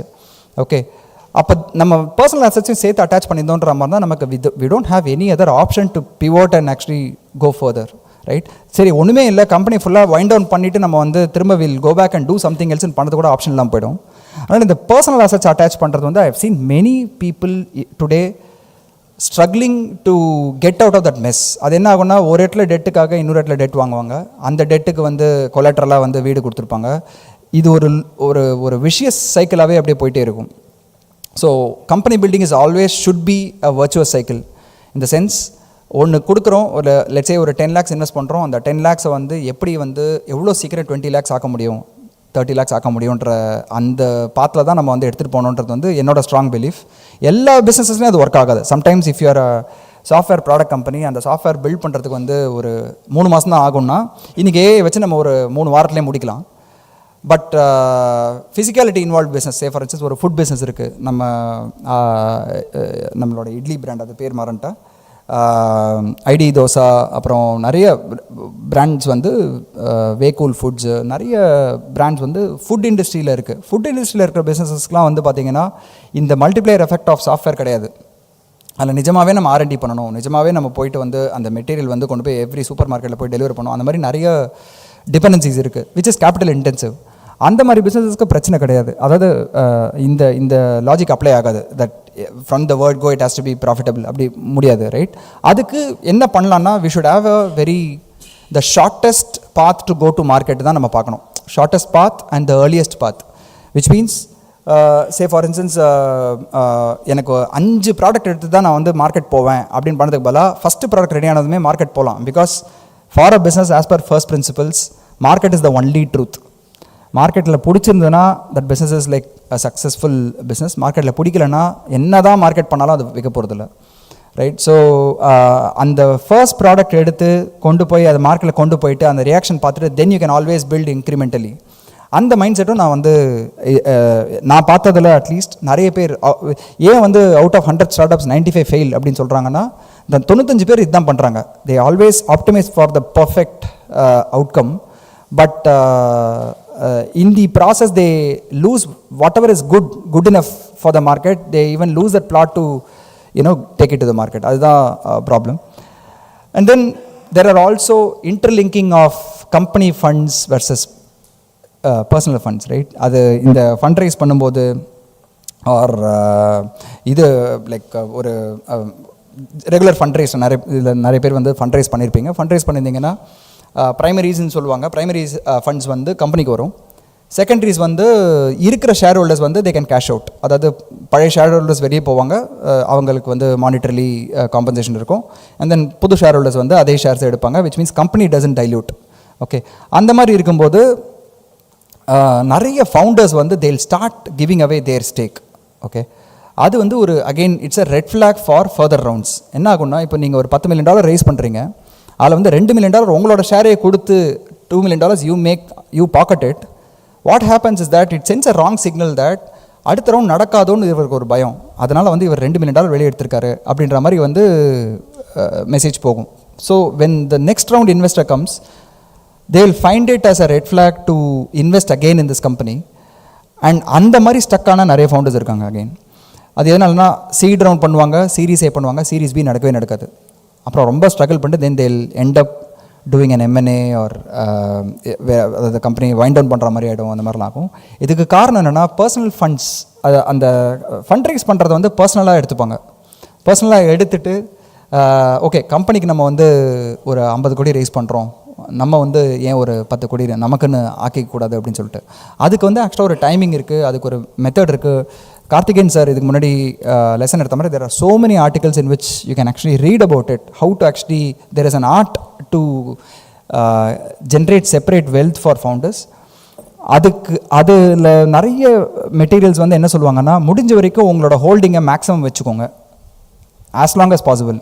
பிகாஸ் ஒரு 5 ரவுண்ட் பண்ணுறீங்க, ஒவ்வொரு ரவுண்ட்லேயும் 10-15% டைல்யூட் பண்ணுறீங்கன்னா, after those 5 rounds you become the minority shareholder of the company. The investors together become the majority shareholders. அதில் என்ன ப்ராப்ளம் ஆகும்? If the investors think that you are no longer the right person to lead the company, Steve ஜாப்ஸ்க்கே நடந்திருக்கு, நம்மலாம் யார்? கண்டிப்பாக அது நடக்கும் at some point, ரைட்? நீங்கள் லீட் பண்ணுற விதம் பிடிக்கல அப்படின்ற மாதிரி இருந்தால், it is very easy to replace you in a company by a group of people. So அதுக்கு நம்மளே வந்து பண்ணுற மாதிரி ஆகிடும் அது, இந்த செகண்டரிஸ் பண்ணுறது. அண்ட் நிறைய ஸ்டோரி பார்த்துருப்போம், பாரத் பே அப்புறம் 2-3 கம்பெனிஸ் நிறைய ஸ்டோரி பார்த்துருப்போம், வேர் ஃபவுண்டர்ஸ் வந்து அவங்களுக்கு ஃபுல்லாக ஆப்டிமைஸ் பண்ணிட்டு கம்பெனிக்கு எம்ப்ளாயீஸ்க்கு பே பண்ணாமல் ஆர் ஷேர் ஹோல்டர்ஸ்க்கு ரிட்டர்ன் பண்ணாமல் சில விஷயம்லாம் நடந்திருக்கும். அது எல்லாத்துக்கும் காரணம் greed தான். ஓகே, நம்ம ஆர்டர் ஆஃப் ப்ரையாரிட்டி எப்படி வச்சுருக்கோம்னா, என்னோட ஆர்டர் ஆஃப் ப்ரையாரிட்டி சொல்கிறேன். எங்களோட பிஸ்னஸ் வந்து இன்னொரு பேங்க்குக்கு சர்வ் பண்ணுது. அந்த பேங்க்குக்கு வந்து ஒரு கிளைண்ட் இருக்காங்க, அந்த கிளைண்ட்டுக்கு வந்து ஒரு எண்ட் கஸ்டமர் இருக்காங்க. ஸோ என்னோட ஆர்டர் ஆஃப் ப்ரையாரிட்டி வந்து எனக்கு சோறு போடுறது அந்த எண்ட் கஸ்டமர் அந்த பேங்கோட ப்ராடக்ட் யூஸ் பண்ணுறதுனால, அந்த பேங்க் என்னோட ப்ராடக்ட் யூஸ் பண்ணுறதுனால, அதுக்கப்புறம் ஏன் கம்பெனி அண்ட் தென் என்னோட team that is actually building it, and then அந்த டீமுக்கு அப்புறம் வந்து there is an individual who is actually responsible for it. அதுக்கப்புறம் தான் நான். ஸோ என் ஆர்டர் ஆஃப் ப்ரையாரிட்டியில் நான் 6வது. பட் ஜென்ரலாக பார்த்தீங்கன்னா the way most people have an outlook is that first நான் தான் பிரம்மா அப்படின்றது. இந்த பிரம்மா ப்ராப்ளம் இன்னொரு இது வேர் எல்லாருக்கும் நீங்கள் ஒவ்வொருத்தருக்கிட்டையும் சாஃப்ட்வேர் பிஸ்னஸாக இருந்தால் சொல்கிறேன் எஸ்பெஷலி, அவன் தான் பிரம்மான்னு நினைப்பான். எதனால்? டெவலப்பர் என்ன சொல்லுவான், நான் கோட் எழுதுறதுனால தான் உனக்கு வந்து ஒரு ப்ராடக்ட் இருக்குது விற்கிறதுக்கு. ப்ராடக்ட் ஆள் என்ன சொல்லுவான், நான் ஐடியா பண்ணி ப்ராடக்ட் நோட்டாக க்ரியேட் பண்ணதுனால தான் நீ கோடு எழுதுறேன்னுவான். ஸோ அதனால் நான் தான் க்ரியேட்டர்னுவான். சேல்ஸ் ஆள் என்ன சொல்லுவான், நான் போய் செல் பண்ணலாம், நீ என்ன கோடு எழுதி என்ன பிரயோஜனம், நான் தான் போய் செல் பண்ணிட்டு வரேன், நான் தான் காசு கொண்டு வரேன் அப்படின்வான். ஃபினான்ஸ் ஆள் என்ன சொல்லுவான், நீ என்ன சேல் பண்ண என்ன, ஒவ்வொருத்தர்கிட்டே போய் ஒவ்வொரு இன்வாய்ஸ் ரைஸ் பண்ணி காசு எடுக்கிறேன் நான் தான்வான். ஸோ ஒவ்வொருத்தருக்கும் அந்த பிரம்மா மைண்ட் செட் இருக்கும். பட் அந்த மைண்ட் செட் வந்து ஃபவுண்டருக்கு மட்டும் இருக்கக்கூடாது. ஓகே, அது எதனாலனா நம்ம வந்து நம்மளால தான் இந்த கம்பெனி ஓடுது, நம்மளால தான் எல்லாம் அப்படின்னு நினச்சிட்டோன்ற மாதிரி தான் that's the beginning of our decline. Okay, because you are the sum of all parts of the company. அந்த டீமை எடுத்துட்டோன்னா, அந்த ப்ராடக்ட் எடுத்துட்டோன்னா, ஆர் அந்த கோடு எழுதுறவனை எடுத்துட்டோன்னா, இல்லை அந்த கஸ்டமர் அந்த எண்ட் கஸ்டமர் எடுத்துட்டோன்னா, இல்லை அந்த பார்ட்னர் பேங்க் எடுத்துட்டோன்னா நம்ம ஒன்றுமே கிடையாதுன்ற ரியலைசேஷன் வந்து ரொம்பவே இம்பார்ட்டண்ட். அண்ட் அது நம்ம டெய்லி ரீஇன்ஃபோர்ஸ் பண்ணிக்கிட்டே இருக்கணும். நான் என் ஒய்ஃப்டையும் க்ளோஸ் ஃப்ரெண்ட்ஸ்கிட்டையும் சொல்லிகிட்டே இருப்பேன், என்றைக்காவது ஒரு நாள் திமிரா பேசினா மண்டையில் கொட்டு. ஓகே, எனக்கு திமிரே வேணாம், கர்வமே வேணாம். எதனாலனா that will be the starting of my decline. அது ஏதாவது ஒரு வயசில் வரதான் போகுது, அது வரக்கூடாதுன்றது வந்து ரொம்ப கான்ஷியஸாக இருக்கணுன்றது வந்து ரொம்ப இம்பார்ட்டன்ட். அண்ட் அது மணின்னு வரும்போது that greed will actually overshadow all of these things. Okay, என்ன ஆகும், ஓகே நம்ம தான் இவ்வளோ ரைஸ் பண்ணியிருக்கோம் கம்பெனிக்காக, இன்னொரு 2 வருஷத்துக்கு நமக்கு ரோட் இது கிளியராக பாத்வே இருக்குது, ரன்வே இருக்குது, நம்ம வந்து குவிக்காக வேறு ஏதாவது பண்ணிக்கலாம், நம்ம ஒரு பென்ஸ் கார் வாங்கலாம், ஒரு ஏதாவது ஒரு எக்ஸ்பென்சிவ் இது வாங்கலாம், ஆர் ஆஃபீஸ்லேயே வந்து கொஞ்சம் எக்ஸ்பென்சிவாக போகலாம், கொஞ்சம் ஷோ ஆஃப் பண்ணலாம் அப்படின்றதெல்லாம் வந்து ரொம்ப ஈஸியான டிசிஷன். பட் தமிழ்நாடு இது கொஞ்சம் கம்மி, அதனால் இந்த அட்வைஸ் இங்கே தேவையே இல்லை, அவர் இந்த இது இங்கே அவ்வளோ அவசியம் இல்லை. பட் ஜென்ரலி அதனால வந்து யூஸே கிடையாது. No business is going to look at your office space, look at what you have, what you wear, என்ன ஜுவல்ஸ் போட்டிருக்கீங்க, இதெல்லாம் பார்த்தலாம் எந்த பிஸ்னஸும் வந்து ஆக்சுவலாக பெரிய பிஸ்னஸ் ஆனதில்லை. மேபி ஹாஸ்பிட்டாலிட்டி இண்டஸ்ட்ரியில் ஆர் சில இடத்துல வேணால் அது வந்து யூஸ்ஃபுல்லாக இருக்கலாம், எனக்கு தெரியல. பட் எனக்கு தெரிஞ்சு ப்ராடக்ட் நல்லா இருந்ததுன்னா, பிஸ்னஸ் கான்செப்ட் நல்லா இருந்ததுன்னா, அண்ட் ப்ரைஸிங் கரெக்டாக இருந்ததுன்னா business will still be successful. அழுக்காக இருக்கும் பிஸ்னஸ். அதனால தான் நான் சொன்னேன், ஸ்டார்டிங்லேயே நான் சொன்னேன், எங்கள் பிஸ்னஸ் வந்து ஒரு boring business. Okay, nobody understands infrastructure. சாஃப்ட்வேர்லேயே infrastructure is a very small component or very important component, but very small. It doesn't generally. எத்தனை பேர் M2P கேள்விப்பட்டிருப்பீங்கன்னு எனக்கு தெரியல இதில். பட் நீங்கள் பண்ணுற ட்ரான்சாக்ஷன் இன்றைக்கி தமிழ்நாட்டில் ஒவ்வொருத்தரும் ரேஷன் ஷாப் போய் இது என்ன சொல்லுவாங்க, அது direct benefit transfer biometric use பண்ணி பண்ணிங்கன்னா அந்த ட்ரான்சாக்ஷன் எங்கள் வழியாக தான் போகுது. ஆல்மோஸ்ட் 10 கோடி ட்ரான்சாக்ஷன்ஸ் இந்த மந்த். ஆல் ஓவர் இந்தியாவில் almost 6 states uses our platform. இது வந்து வெறும் பயோமெட்ரிக் பேஸ் பேமெண்ட்ஸ் மட்டும். யூபிஐயில் ஈஸிலி ஒரு 15-20% ஷேர் இருக்கும். கார்ட்ஸில் வந்து அட்லீஸ்ட் ஒரு 30% ஷேர்ஸ் இருக்கும், எங்களோட ஷேர் மார்க்கெட் ஷேர் இருக்கும். But we are not known. Okay, and I am absolutely okay with that. நம்ம மார்க்கெட்டிங் பண்ண வேண்டிய அவசியமே இல்லை. பிகாஸ் பேங்க் யார் யூஸ் பண்ணுறாங்களோ ஆர் என் கஸ்டமர் யார் யூஸ் பண்ணுறாங்களோ அவங்களுக்கு என்னை நல்லா தெரியும், நான் அவங்கள நல்லா பார்த்துக்கிறேன். என்னோடய மார்க்கெட்டிங் ஸ்பெண்டை வந்து I would rather do 2 more meetings, catch a flight and go there and then do it. ஃப்ளைட்டுன்னு தான் ஞாபகம் வருது. மோஸ்ட் ஃபவுண்டர்ஸ் நான் பார்த்ததில் பிஸ்னஸ் கிளாஸ் தான் போவாங்க. நாங்கள் வந்து அதை பண்ணுறதே இல்லை. USA போனாலும் ரொம்ப இம்பார்ட்டண்ட் தேவைன்னா மட்டும்தான் கம்பெனிலேருந்து புக் பண்ணுற புக்கிங் வந்து எக்கனாமிக் கிளாஸில் தான் இருக்கும். நானோ இல்லை மதுவோ இல்லை முத்துவோ யாராவது வந்து எங்களுக்கு ஏதாவது பாயிண்ட்ஸ் இருக்குது ஏதாவது இருக்குன்னா, சப்போஸ் சீட் ஏதாவது எக்ஸ்ட்ரா ஆப்ஷன் இருக்குன்னா நாங்களாக போய் எங்களோட பர்சனல் காசை போட்டு அப்கிரேட் பண்ணிப்போம். இட்ஸ் நாட் லைக் யாரோ ஒருத்தர் வந்து எனக்கு வந்து என்னை பார்த்து மேக்னிஃபைங் கிளாஸை போட்டு பார்த்து இந்த மாதிரி என்னை திட்டலாம் போகிறது கிடையாது. இது வந்து நமக்காக இருக்க வேண்டியது. நான் ஸ்ரீதர் வெம்பு சார் மீட் பண்ணும்போது அவர் சொல்லலை, மற்றவங்க சொன்னாங்க. அவரோட டீமில் நிறைய பேர் வந்து எங்களுக்கு க்ளோஸு. அவங்க சொன்னாங்க அவர் வந்து ஊபரில் தான் போவாராம். இந்த ப்ரீ புக்டு கேப் இருக்குது பாருங்கள், ஒரு நாள் ஃபுல்லாக புக் பண்ணலாம், 4000 5000 ஆகும். ஓகே, என்னப்பா 400 ஆக போகுது, அதுக்கு எதுக்கு 4000 கொடுக்கணும் அப்படின்னு சொல்லிட்டு ஊபரில் தான், ஏர்போர்ட்டில் இறங்கின அப்புறம் ஊபர் புக் பண்ணி தான் போவாராம். ஊபரோ ஓலாவோ புக் பண்ணி தான் போவாராம். அதாவது எனக்கு தெரிஞ்சு $1.7 பில்லியன் ரெவென்யூ கம்பெனி அது. ஓகே, அவர் வந்து அந்த 400 500 முடிக்க வேண்டிய விஷயத்தை 4000 செலவு பண்ணக்கூடாதுன்னு சொல்லிட்டு யோசிக்கிற ஆள். அந்த mind set is very important, right? And அது திடீர்னு because the company has become $1 billion revenue company, அது மாறக்கூடாது. அது என்னோட ஒப்பீனியன். அதே மாதிரி நிறைய பேர் இருக்காங்க. But many people think that business கிளாஸில் போகிறது வந்து ஒரு என்ன சொல்கிறது, அது ஒரு தனி பந்தான்னு சொல்லணும் நம்ம தமிழில். பட் அது ஒரு தனி ஃபீலிங் அப்படின்னு சொல்லிட்டு once R twice is fine. இல்லை நீங்கள் போய் அங்கே மீட்டிங், இப்போ யூஎஸ் போகிறீங்க, சண்டே நைட்டு போகிறீங்க, மண்டே மார்னிங் மீட்டிங் இருக்குன்னா இட் மேக் சென்ஸ். உங்களுக்கு டைமே இல்லை ஜெட்லாக் போகிறதுக்கலாம், அப்போ நீங்கள் பிஸ்னஸ் கிளாஸில் போகலாம், தூங்கிட்டே போகலாம், பிரச்சனை கிடையாது. பட் நீங்கள் அங்கே ஒரு 15 நாள் இருக்க போகிறீங்க, உங்களுக்கு வந்து கொஞ்சம் ரிலாக்ஸ் பண்ணிக்க டைம் இருக்குன்ற வந்து it is better to not spend that money there. அதேமாதிரி யூஎஸில் நாங்கள் போகும்போது என்ன பண்ணுவோம்னா, will not generally take Uber or Ola. இது அங்கே ஊபர் லிஃப்ட்டு அந்த மாதிரிலாம் இருக்குது. நான் வந்து கார் ரெண்ட் தான் எடுத்துப்பேன், நானே தான் ஓட்டிப்பேன். ஏன்னா ஒரு கார் ரெண்ட் எடுத்து ஒரு நாள் ஃபுல்லாக ஓட்டினா கூட $100 மேலே ஆகாது யூஎஸில். இதே நீங்கள் ஊபருக்கு ஒவ்வொரு ரைடுக்கும் மினிமம் $50-60 கொடுப்பீங்க. இது எதுக்குன்னா, இந்த மைண்ட் செட் வந்து அகெயின் நிறைய பேர் கேட்கலாம், இது வந்து நான் பெருமையாலாம் சொல்லலை, ஐம் ஜஸ்ட் யதார்த்தமாக தான் சொல்லிகிட்டு இருக்கேன். எதுக்குன்னா, என் சிஎஃப்ஓ ஒன்றும் கேட்க போகிறதில்ல. எனக்கு நான் ஒரு ஃபுல் ட்ரிப் ஒரு 10 நாள் இருந்தால் கூட மிஞ்சி போனால் $10,000 வரப்போகுது பில்லு. பட் ப்ராஃபிட்டபிலிட்டின்னு வரும்போது அந்த $10,000 கூட ரொம்ப இம்பார்ட்டண்ட்டாக இருக்கும். அதனால் ஃப்ரூகாலிட்டி தமிழ்நாட்டில் சொல்லிக் கொடுக்க தேவையில்லை, நம்ம ரொம்ப சிக்கனம் தான். ஜென்ரலாகவே நம்மலாம் வீட்டிலலாம் கூட வந்து ஓவராலாக வந்து இது பண்ண மாட்டோம். நீங்கள் சும்மா அப்படி பெங்களூரோ இல்லை ஹைதராபாதோ இல்லை கேரளாலலாம் போய் பார்த்திங்கன்னா கூட நிறைய நல்ல வீட்டுக்கு நல்லா அலங்காரம் பண்ணியிருப்பாங்க, நல்ல பொருள் இருக்கும், ஆன்டிக் பொருளாக வச்சுருப்பாங்க, இதெல்லாம் இருக்கும். தமிழ்நாட்டில் வந்து கொஞ்சம் நாட் தட் நமக்கு டேஸ்ட் இல்லைன்னுலாம் கிடையாது, டேஸ்ட் இருக்குது, இருந்தாலும் நம்ம தேவையில்லாத ஃப்ளாம்போயன்ஸ்லாம் நம்ம பண்ண மாட்டோம். அதை வந்து நம்ம கம்பெனியில் கொண்டு வரணும். ஸோ நம்ம ஜென்ரலாக companies are product, right? So நம்மளோட பிலீஃப்ஸ் அண்ட் நம்மளோட ஃப்ரூகாலிட்டியை வந்து கம்பெனியில் கொண்டு வந்தோன்னா path to profitability is very easy. So that's another key thing. And மெயினாக சில ஐட்டம்ஸ் அரௌண்ட் டெட் பற்றி நான் சொன்னேன், how to not mix company's debt versus your debt. I'll just give a couple of examples and then I'll stop, maybe take some questions.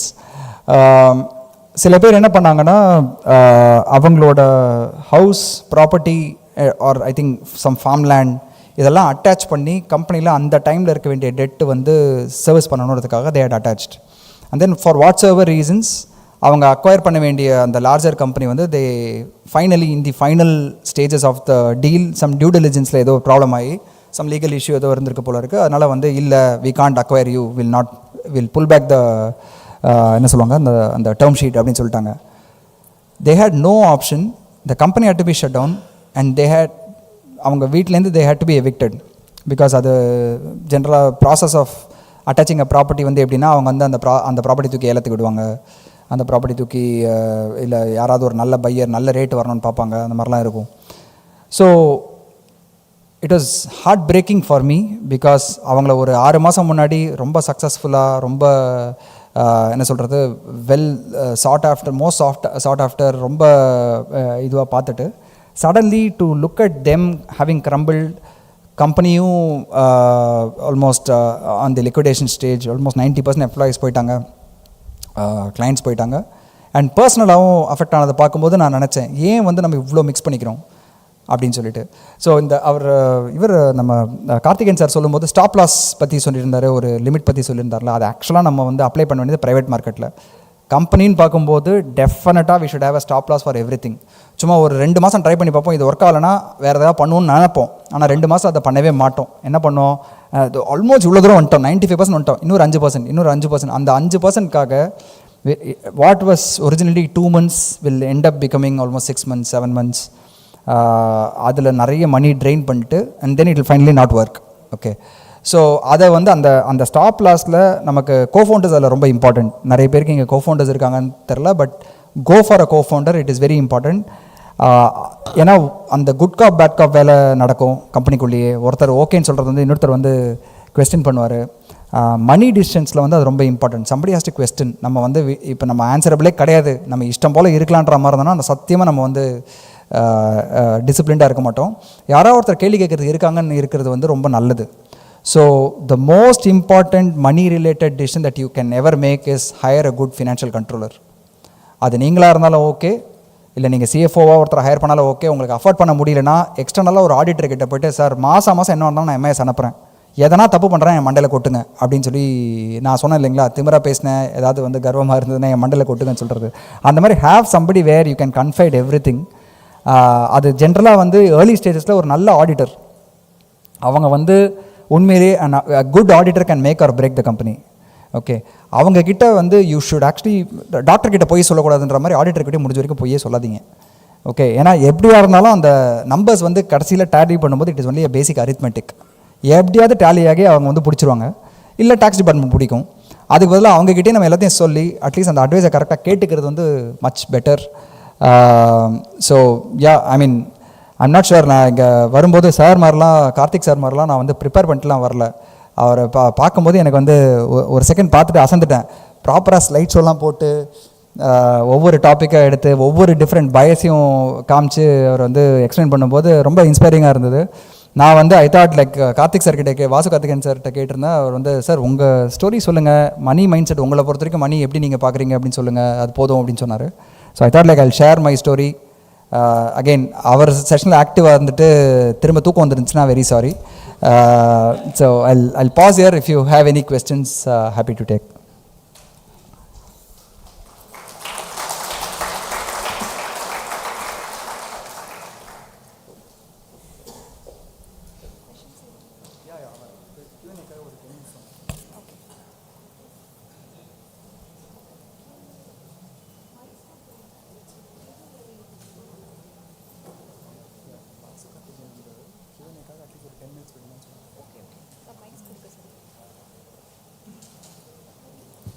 Questions யாராவது கேட்குறீங்கன்னா hand rice பண்ணுங்கள், mic கொடுக்குறோம்.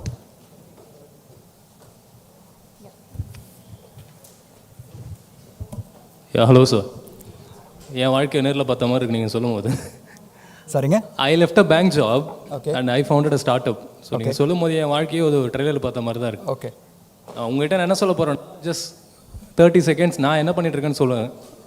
You say me whether it's on a good track or what. We are incubated with a leading incubator in Chennai. Now we are completely bootstrapped. Working capital surplus இருக்கு. இனிஷியலாக 2 months இருந்துச்சு, இப்போ 6 months வரைக்கும் போயிட்டுருக்கு. Salary எடுத்துக்கிறது இல்லை, personal investment ஏன் இதில், company investment income, current account funds எல்லாம் லிக்விட் ஃபண்ட்ஸுக்கு போயிடும். பட் கூட உக்காரும். ஈக்விட்டி நாங்கள் எதிர்பார்க்கல, 20 பண்ண போகிறோம். Or frugal like how you said. Comes எங்கே வருதுன்னா, நீங்கள் 3 டைரக்டர் ஒத்தப்படையில் இருக்கீங்க, நாங்கள் 2 டைரக்டர் இருக்காரு. ஸோ இந்த மாதிரி I am a expansion person, aggressiveness என்கிட்ட இருக்கும். அவர் he want to be a very reserve person. So how to deal with the local ties that we get with respect to business expansion. Because I say we are surplus, let's pump more and expand. 3 மொழியில் course பண்ணுறோம், 5 மொழிக்கு expand பண்ணலான்னு. அவர் 3 மொழியிலே இன்னும் அடிஷ்னலாக பண்ணணும் அப்படின்றாரு. Which we have difference of opinion. Conservatism versus aggression. We are 2 years old now. So which path should be, சிங்கப்பாதையா பூ பாதையா எப்படி போகணும்? Yes, summer question. First of all, congratulations. Not easy to run such a business. 6 months, 8 months surplus ன்னு சொல்கிறதுன்றது வந்து it is very heartening. Okay, so மனமார்ந்த வாழ்த்துக்கள். இன்னும் அது அந்த சர்ப்ளஸ் வந்து இன்னுமே அதிகம் வளரட்டும். ஃபஸ்ட்டு 2 டைரக்டர் இருக்கணும்னு அவசியமே இல்லை, 2 வந்து மினிமம். ஓகேங்களா, நாங்கள் வந்து இன்ஃபேக்ட் 3 பேரை தவிர 4 பேர் ஆக்சுவலாக இனிஷியலாகவே 4 பேர் டைரக்டராக இது பண்ணியிருந்தோம் ஃபஸ்ட்டு. ரெண்டாவது வந்து நீங்கள் டைரக்டர்ஸ் ஆர் ஒரு டெசிஷன் மேக்கிங்க்கு வந்து போர்டு தான் டிட்டர்மைன் பண்ணுதுன்னு இல்லை. You can always debate and actually take the right best decision for your company. நீங்கள் எக்ஸ்பேன்ஷனுக்கு வந்து உங்களுக்கு ரொம்ப இன்ட்ரெஸ்ட் இருக்குதுன்னு சொன்னீங்க இல்லைங்களா, ட்ரை ஸ்பெசிஃபிக் கோஹார்ட் பேஸ்ட் ஆன ஸ்டாப் லாஸ். அதாவது நீங்கள் ஒரு 5 மார்க்கெட் புதுசாக போகலாம் அப்படின்னு நினைக்கிறீங்கன்னு வச்சுக்கோங்களேன், ஒன்றையாவது ட்ரை பண்ணி ப்ரூவ் பண்ணுங்கள். டேட்டா இஸ் எவ்ரி திங் என்றைக்குமே. ஏன்னா நீங்கள் சொல்கிறது வந்து பேஸ்ட் ஆன் யுவர் ஒப்பீனியன், அவர் சொல்கிறது வந்து based on his opinion, right? But any data is greater than opinion. Okay, data பொய்யே சொல்லாது, ஏன்னா it is only manifestation of truth, right? So அந்த ஒரு ப்ரூஃப் ஆஃப் கான்செப்ட் நீங்கள் பண்ணிட்டீங்க, ஆர் ஒரு எக்ஸ்பேன்ஷன் ட்ரை பண்ணிவிட்டு அது வந்து suppose within the cash burn that you expected and within the timeline that you expected நடந்துருச்சுன்ற மாதிரி தான், then it is a good path to be iterative. நம்ம எப்பவுமே அதுதான், அது நான் சொன்னேன் இல்லைங்களா, நம்ம வந்து பர்ஃபெக்டை தேடிட்டு வந்து நம்ம குட்டை விட்டுருவோம். What is good, try something new. And அது எவ்வளோ சின்னதாக பண்ண முடியும், எவ்வளோ சீக்கிரமாக போக முடியுன்றது வந்து நம்ம கையில் தான் இருக்குது. அது ஒரு ஆப்ஷன். ரெண்டாவது வந்து, if you need extra decision maker in the company where both of you when you are in a conflict, யாராவது ஒருத்தர் டையாக இருக்கணும் அப்படின்னு நம்ம நினைக்கிறீங்க, go for an independent director. There are so many people in Chennai, I think MMLA நிறைய பேர் இருப்பாங்க. Independent directors வந்து it is so underutilised in India. யூஎஸில் வெஸ்டர்ன் மார்க்கெட்ஸில் எல்லா இடத்துலையுமே வந்து independent directors are very important. இப்போ நீங்கள் பெரிய கம்பெனிலாம் பார்த்தீங்கன்னு வச்சுக்கோங்களேன், Tata Sons, Mahindra group, Adani group or Birla group, எல்லாத்துலேயுமே பார்த்தீங்கன்னா இண்டிபெண்டன்ட் டைரக்டர்ஸ் ஒரு 7-8 பேர் இருப்பாங்க. அவங்க ஃபேமிலி மெம்பர்ஸ் இருப்பாங்க. அதுக்கு ஈக்குவலண்ட்டாக NEDன்னு சொல்லுவாங்க, non executive director or independent director. இவங்க வந்து ரொம்ப இம்பார்ட்டன்ட். என்னென்னா அவங்க they will not be in the BAU operations of the company, but அவங்க இந்த மாதிரி கீ டிசிஷன்ஸ்க்கு வந்து they will be able to give a very valuable இது. அந்த person can be a financial specialist or உங்களோட டொமைன் ஸ்பெஷலிஸ்டாக இருக்கலாம், SMEயாக இருக்கலாம், that is your choice. But என்னைக்கு 2 கோஃபவுண்டர்ஸாக இருக்கும் இந்த மாதிரி கான்ஃப்ளிக்ட் வர சான்ஸ் இருக்குது அப்படின்னு இருக்கும்போது, go for a common person who is neutral to both of you. அது எனக்கு தெரிஞ்சு பெஸ்ட்டு. நாங்கள் in fact even though we are large, we still look out for board advisors who are neutral. Because இன்வெஸ்டர்ஸ்னு வந்ததுக்கப்புறமாவும் அவங்களும் குரூப் சேர்ந்துப்பாங்க. Okay, இப்போ நீங்கள் ஒரு எக்ஸ்ட்ரா 2 போர்ட் சீட்ஸ் வந்து இன்வெஸ்டர்ஸ் கொடுக்குறீங்கன்னு வச்சுக்கோங்க, இஃப் யூ ஃபண்ட் ரைஸ், அதில் 2 இன்வெஸ்டர்ஸ் ஜாயின் பண்ணிட்டாங்கன்னா நீங்கள் மைனாரிட்டி ஆகிடுவீங்க, right? So it's always good to have an ID or NED kind of like ஒரு போர்ட். அது பெட்டர். யா நீங்கள் if you want you can give stake or you can pay basic director sitting fee or something like that. Board meetings once every quarter பண்ணால் போதும். So அது பண்ணால் பெட்டராக இருக்கும். So anyone else? One last question please. 3 years IPO போகிறதோட most important வந்து நாங்கள் build பண்ணிட்டு இருக்கிறது வந்து IPOக்கு உண்டான ரெடினஸ். அதாவது கவர்னன்ஸ் ஸ்ட்ரக்சர், நான் சொன்ன மாதிரி இந்த independent directors, NEDs, compliance, risk, இந்த மாதிரி கமிட்டிஸ், வேரியஸ் கமிட்டிஸ் ஃபார்ம் பண்ணுவோம். பாஷ் கமிட்டி, இன்னும் ஒர்க் பிளேஸ் என்ன சொல்லுவாங்க அது, வெல்னஸ் கமிட்டி, இந்த மாதிரி நிறைய கமிட்டிஸ் இருக்குது. ஸோ அதெல்லாம் பண்ணிகிட்ருக்கோம். எனக்கு தெரிஞ்சு ஒரு மினிமம் ஒரு 3 வருஷம் இப்போலேருந்து. அதுதான் timeline. Thank you. Alright, thank you. Thank you so much sir. திரு பிரபு ரங்கராஜன் அவர்களுக்கு மரியாதை செய்வதற்காக திரு Senthil regional head ICICI Prudential AMC அவர்களை அன்புடன் மேடைக்கு அழைக்கின்றோம்.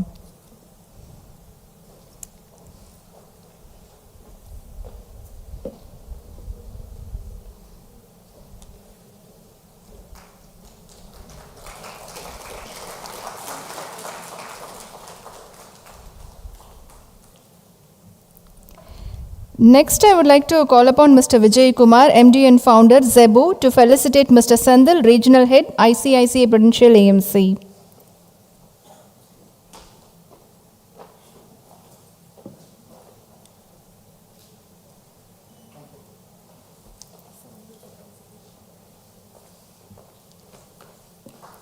So, ICICI Prudential AMC நமக்கு ஸ்பான்சர். அதுக்காக Thiru Senthil regional head ICICI Prudential அவர்களுக்கு மரியாதை செய்யப்படுகிறது. Thank you sir. And next I would like to call upon Mr. Tamil CEO and founder of Sigma Scanner to felicitate Ms. Akila Hari, co-founder and in the summit oda strategic partner avanga da. So please welcome Ms. Akila Hari onto the stage.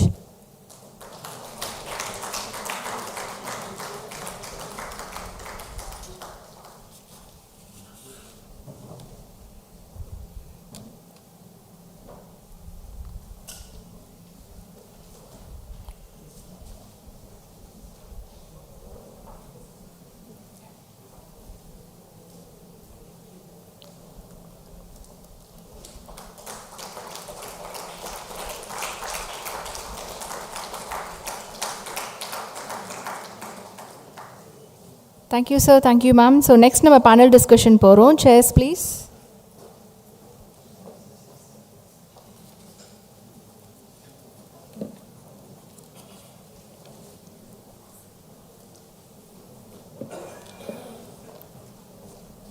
So மார்னிங்லேருந்து இந்த submit attend பண்ணிகிட்ருக்கீங்க. இப்போது ஒரு investment பற்றி ஒரு clarity கிடச்சதா? எத்தனை பேருக்கு வந்து ஒரு கிளாரிட்டி கிடச்சிது? நான் இந்த சமிட் வர்றதுக்கு முன்னாடி எனக்கு பெருசாக எதுவும் கிளாரிட்டி இல்லை, இப்போ எனக்கு ஓரளவுக்கு கிளாரிட்டி கிடச்சிது அப்படின்னு எத்தனை பேர் ஃபீல் பண்ணுறீங்க? சூப்பர். இப்படி தூக்கலாம். நம்ம வந்து எவ்வளோக்கு எவ்வளோ ஹைட்டாக கை தூக்குறோமோ அவ்வளோக்கு எவ்வளோ நம்ம வந்து நிறைய சம்பாதிப்போம், நிறைய செல்வம் நமக்கு சேரும். 2 கை கூட தூக்கலாம். யாருக்கு நிறைய சம்பாதிக்கணும்னு ஆசை இருக்கோ 2 கை கூட தூக்கலாம். Okay, fine. ஸோ இப்போ அடுத்த பேனல் டிஸ்கஷன் வந்து navigating investments, gold, stocks and real estate. So இந்த பேனல் டிஸ்கஷனுக்காக கெஸ்ட் அண்ட் மாடரேட்டர் நம்மளோட வந்து இணைஞ்சிருக்காங்க. ஸோ இந்த பேனலை மாடரேட் பண்ண போகிறது யார் அப்படின்னு பார்த்தீங்கன்னா, இவங்க வந்து 30 இயர்ஸ் இவங்களுக்கு கார்ப்பரேட் எக்ஸ்பீரியன்ஸ் இருக்குது. ஸோ கார்ப்பரேட் லீடர்ஸை வளர்ச்சி அடையக்கூடிய பிஸ்னஸ் அண்ட் லீடர்ஷிப் கோச்சாக இவங்க இருக்காங்க. அண்ட் இவங்க வந்து பார்த்திங்கன்னா ஒரு சீஃப் ஃபினான்ஷியல் ஆஃபீஸர், இப்போது லீடர்ஷிப் கோச்சாக இவங்க வந்து சூப்பராக அவங்களுடைய ஒர்க் பண்ணிகிட்ருக்காங்க. And I would like to invite Dr. C.A. Sangeeta onto the stage as a moderator of this session. Please welcome, ma'am.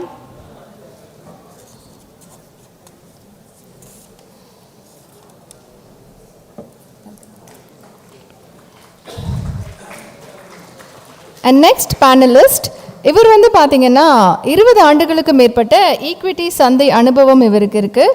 So Sundaram ஏஎம்சியில் முன்னாள் ஃபண்ட் மேனேஜர் அண்ட் என்ஏஎஃப்ஏல 1500 கோடிக்கு மேல் சொத்துக்களை நிர்வகிக்கக்கூடிய ஒரு நிபுணர், director and CEO at NAFA asset managers private limited, Thiru Balaji Vaidyanath அவர்களை அன்புடன் மேடைக்கு அழைக்கின்றோம்.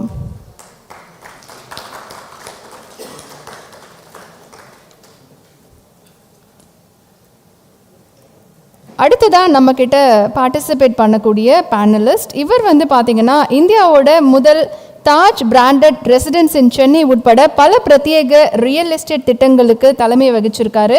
ஸோ நியாயமாக ஒரு ரியல் எஸ்டேட்டோட நாலேஜை நிறைய மக்களுக்கு இன்னைய வரைக்கும் கொண்டு போய் சேர்த்துக்கிட்டு இருக்காரு. ஸோ பாரதி மெரக்கி senior vice president Thiru Mohammed Muneer அவர்களை அன்புடன் மேடைக்கு அழைக்கின்றோம். அடுத்து நம்மக்கிட்ட பார்ட்டிசிபேட் பண்ணக்கூடிய பேனலிஸ்ட், கமாடிட்டிஸ் அண்ட் ஃபாரெக்ஸ் மார்க்கெட்டில் 25 வருட அனுபவம், இந்தியாவோட சிறந்த கமாடிட்டி அனலிஸ்ட் 2012 இவர் வந்து அவார்ட் வாங்கியிருக்காரு. மணி கண்ட்ரோல் கேம் சேஞ்சர்ஸ் குழுவோட நிபுணர் Thiru Gnanasekar, commodities and forex expert அவர்களை அன்புடன் மேடைக்கு அழைக்கின்றோம்.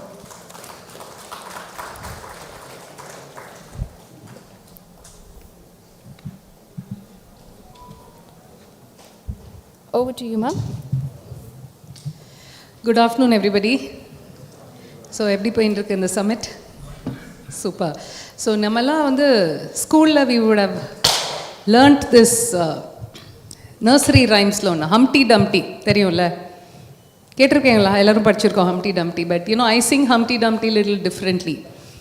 என்னன்னா, Humpty Dumpty had a great bash, but Humpty Dumpty was left with no cash.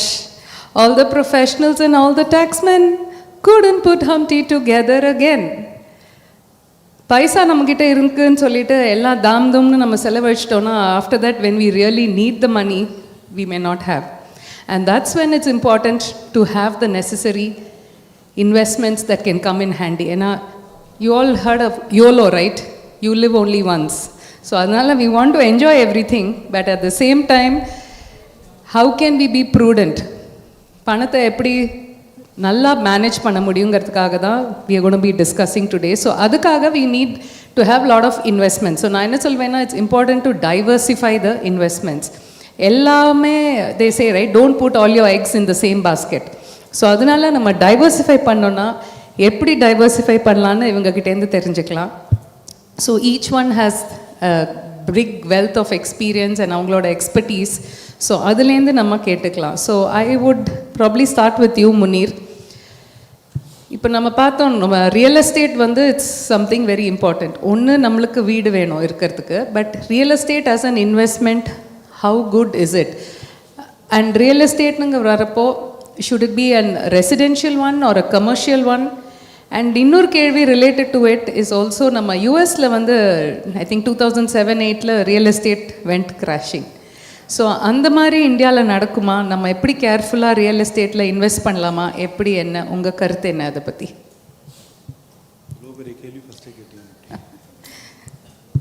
Good morning, good evening ladies and gentlemen. I have very bad throat, sorry for that. Okay, see, to begin with, real estate, like madam already said, is both a need and a want. இப்போ நம்ம சொந்த யூஸுக்காக ஒரு apartment வாங்குறோம்னா it is obviously a need. அந்த need அந்த apartment தான் நம்மளோட லைஃப் ஸ்டைலை டிசைட் பண்ணுது. நம்ம பசங்க எந்த ஸ்கூலுக்கு போக போகிறாங்க, எந்த who will be our neighbors, இதெல்லாமே டிசைட் பண்ணுது. ஸோ ஒரு ஓன் யூஸ்க்காக ஒரு அப்பார்ட்மெண்ட் வாங்கும்போது நம்ம அது வந்து ரிட்டர்ன்ஸ் பார்த்துட்டு வாங்குறது கிடையாது. இன்ஃபேக்ட் கூடாது. ஏன்னா வந்து அதை விற்கணுன்ற உத்தேசத்தோடு வாங்கணும், நம்ம வாழணுன்ற உத்தேசத்தோடு வாங்குறோம். ஸோ இன்கேஸ் எதனா ஒரு காரணத்தினால உங்களுக்கு அது வாடகைக்கு விடணும்னா you can fetch anywhere between 2.5 to 3% rental yield தான் கிடைக்கும். ஏன்னா apartment is not a investment vehicle, it is a own use vehicle to begin with. Okay, now coming to the want part of real estate. Okay, now that your need is taken care of, if you want to invest in real estate, then you have three options primarily. First one வந்து பார்த்தீங்கன்னா it will be a retail or a commercial building where you can expect about 6 to 8% of cash flow. Okay. And or warehousing, if you have a higher ticket investment amount, then you can look at a warehousing wherein the yield is about 8 to 10% over and above the value appreciation of the property. Okay. And the last category, and which is the oldest kind of asset, is land. Okay. So land lende ungalku of course cash value cash flow varadu, but then if you give it enough time, say 20 years 30 years, over a period of time without doing anything, you can easily achieve 18 to 30% CAGR depending on your investment strategy. சரிங்களா? இப்போ இந்த மூணு ப்ராடக்ட்டும் இருக்கு. It is very important for us to actually understand what your investment objective is and அதுக்கேற்ற மாதிரி invest பண்ணுறது. இது ஆக்சுவலாக சொல்கிறதுக்கு ரொம்ப பேசிக்காக, கேட்குறதுக்கு ரொம்ப பேசிக்காக இருந்தாலும், இப்போ ஒரு ஈக்விட்டி மார்க்கெட்ஸில் ஒரு கேபிட்டல் மார்க்கெட்ஸில் இன்வெஸ்ட் பண்ணுற நபருக்கு வந்து நான் எதுக்காக பாண்டில் இன்வெஸ்ட் பண்ணுறேன், ஒரு ஒரு ஒரு டெட் ஃபண்டில் எதுக்கு இன்வெஸ்ட் பண்ணுறேன், ஒரு ஈக்விட்டி ஃபண்டில் எதுக்கு இன்வெஸ்ட் பண்ணுறேன்ற புரிதல் இருக்குது. ஆனால் ரியல் எஸ்டேட்டை பொறுத்த வரைக்குமே ஒரு அப்பார்ட்மெண்ட் வாங்கிட்டு அதை வாடகைக்கு விடுறது தான் ரியல் எஸ்டேட்டோட இன்வெஸ்ட்மெண்ட்டுன்ற புரிதல் தான் நிறைய பேர் இருக்குது, which is actually a very limiting thought. So இப்போ ரியல் எஸ்டேட்னு வரத you spoke about 3 categories. So is it good to have எல்லாத்துலேயுமே இருந்தால் நல்லா இருக்குமா? கமர்ஷியலில் போட்டு, வேர் ஹவுஸில் போட்டு, ஒரு அப்பார்ட்மெண்ட் இன்வெஸ்ட்மெண்ட்டுக்கு எல்லாத்துலேயும் வைக்கலாமா? இல்லை இந்த மூணில் which is your priority? Of course அந்த அளவுக்கு பணம் இருந்தால் நல்லது. இல்லை, பணம் என்கிட்ட ஏதோ கொஞ்சம் இருக்கலாம், பட் என்ன பேசிஸில் அதை செலக்ட் பண்ண முடியும்? If you want, see you already have a house to live. Okay, ரெண்டாவதாக நீங்கள் ஒரு say if you have a budget of 50 lakhs to 1 crore வச்சுக்கோங்களேன், அப்போ வந்து ஒரு பிளாட் வாங்கி போடுங்க. Okay, if you have a surplus of 2 to 3 crores வச்சுக்கிட்டிங்கன்னா, instead of buying another house for rental or a land in case if you want a cash flow, ஒரு கடை வாங்கி போடுங்க. ஓகே, உங்களுக்கு ஒரு 1500 square feet அப்பார்ட்மெண்ட் கொடுக்கறதோட say 2.5-3%, you buy an apartment for 1 crore, it is going to give you 2.5-3%, 3 lakhs per annum வச்சுக்கோங்களேன். இதே வந்து ஒரு கடை வாங்கி போட்டிங்கன்னா, சிம்பிள் டீ கடை, it will give you 7 to 8% yield, which is much handsome. So and if you have say more than 5 crores, I would suggest you look at a warehousing. Okay. So depending on your budget, depending on your time frame that you have, depending on your returns expectation, depending on your risk appetite, whether are you looking for a cash flow, are you looking for an asset appreciation, you decide this is what I mean your objective. In the objective வச்சுட்டு you can choose which asset class you want to invest in. Fair enough, sure. Thank you for that. Balaji, to you. So you're the equity man, right? So இப்போ stock market வந்து we keep seeing so many external factors tend to affect it. Market ஒரு நாள் நல்லா இருக்கு, ஒரு நாள் it is down, and people get panicked. So they want to remove the, come out, exit, and then maybe re-enter at a later date. So இவ்வளோ ஒரு uncertainties இருக்கிறப்போ, how can one decide when is a good time to invest? Good evening. Thank you, Sangeeta. எக்விட்டியை பொறுத்த வரைக்கும் எக்விட்டியில் ஒரு main component என்னென்னா வந்து நீங்கள் already ஒரு இண்டஸ்ட்ரியில் ஒர்க் பண்ணிகிட்ருக்கலாம். நீங்கள் ஐடி இண்டஸ்ட்ரியில் இருக்கலாம், இல்லை நீங்கள் உங்களோட ஒரு தொழில், உங்களோட சொந்த தொழில் நீங்கள் பண்ணிகிட்ருக்கலாம், ஏதோ ஒரு இண்டஸ்ட்ரியில் ஒரு தொழில் பண்ணிகிட்ருக்கலாம். எக்விட்டிங்கிற ஒரு அட்வான்டேஜ் என்னென்னா மற்றவங்களோட வளர்ச்சியிலையும் உழைப்பிலையும் பங்கேற்கக்கூடிய ஒரு விஷயந்தான் வந்து எக்விட்டி. அதை வந்து நம்ம அப்படி தான் பார்க்கணும். நம்ம ஐடி செக்டரில் இருக்கோம், பெயிண்ட் செக்டரில் ஒரு வளர்ச்சி தெரியுது, இல்லை ஃபார் எக்ஸாம்பிள் ஒரு அயர்ன் அண்ட் ஸ்டீல் இண்டஸ்ட்ரியில் ஒரு வளர்ச்சி தெரியுது, அதுக்காக வந்து ஒரு பெயிண்ட் பிளான்ட்டோ இல்லை ஒரு அயர்ன் அண்ட் ஸ்டீல் பிளான்ட்டோ நம்மளால் போட முடியாது. ஆனால் அதுக்கேற்ற உண்டான எக்ஸ்போஷர் ஒரு அயர்ன் அண்ட் ஸ்டீல் கம்பெனியோ பெயிண்ட் கம்பெனியோ இல்லை ஒரு ஹார்ட்வேர் கம்பெனியோ நம்மளால் எக்விட்டியில் வந்து வாங்க முடியும். வாங்கி அந்த பங்கை வந்து நம்மளால் ஓன் பண்ண முடியும்.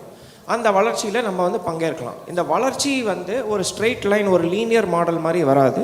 அதில் ஒரு எக்கச்சக்கமான ஒரு ஏற்றத்தாழ்வுகள் இருக்கும். இப்போ சங்கீதா வந்து அன்சர்டன்ட்டிங்கிற வார்த்தையை பயன்படுத்துகிறாங்க. அன்சர்டன்ட்டிங்கிறது வந்து எக்விட்டி மார்க்கெட்டில் என்றைக்குமே இருந்த ஒரு விஷயந்தான். எப்போ அது அன்சர்டன்ட்டி இல்லைங்கிற மாதிரி ஃபீல் ஆகுதோ அப்போ தான் மார்க்கெட் ஆக்சுவலாக விழுந்திருக்கு. இப்போ 2007-8 காலகட்டத்தில் பிகினிங் ஆஃப் 2007-8 தான் வந்து அன்சர்டன்ட்டி இல்லாத மாதிரி இருந்தது. அப்போ தான் வந்து ஒரு கிரேட் ஃபைனான்ஷியல் கிரைசிஸ் வந்து பெரும்பாலுமா வந்து தாக்கிச்சு. அதே மாதிரி எவ்ரி இயர் இப்போ 2010 எடுத்திங்கன்னா ஒரு இஷ்யூ வந்தது. 2011 வந்து மிடில் ஈஸ்ட், நார்த் ஆஃப்ரிக்காவில் வந்து ஒரு கிரைசிஸ் வந்தது. லிபியா, ஈஜிப்டு, அந்த நாட்டு அரப் ஸ்ப்ரிங். 2013 பென் பெர்னான்கேங்கிற அந்த ஃபெடரல் ரிசர்வ் அவர் கவர்னர் வந்து குவான்டிடேட்டிவ் டைட்னிங் அப்படின்னு ஒன்று கொண்டு வந்தார். Multiple general election, state election, இதெல்லாம் எக்விட்டியில் வந்து போர்கள் இதெல்லாம் சந்திக்கக்கூடிய ஒரு விஷயந்தான். ஆனாலும் நல்ல கம்பெனிஸில் இன்வெஸ்ட் பண்ணாக்க, அவங்க பங்குகளில் நீங்கள் இன்வெஸ்ட் பண்ணாக்க அவங்களோட உழைப்பிலையும் வளர்ச்சியிலையும் நீங்கள் பார்ட்டிசிபேட் பண்ணலாம். இதுதான் ஒரு மெயின் காம்பனண்ட்டு. இதை பாட்டம் அப்பாக பார்க்கணும். நீங்கள் ஒரு 5 வருஷம் இல்லை 7 வருஷத்துக்கு முன்னாடி இருக்கிற ஹெட்லைன்ஸ், நியூஸ் பேப்பர் ஹெட்லைன்ஸை நீங்கள் பின்னாடி போய் பார்த்தீங்கன்னா அப்போ ஒரு பயன்படுத்துகிற மாதிரி ஒரு விஷயம் இருக்கும்.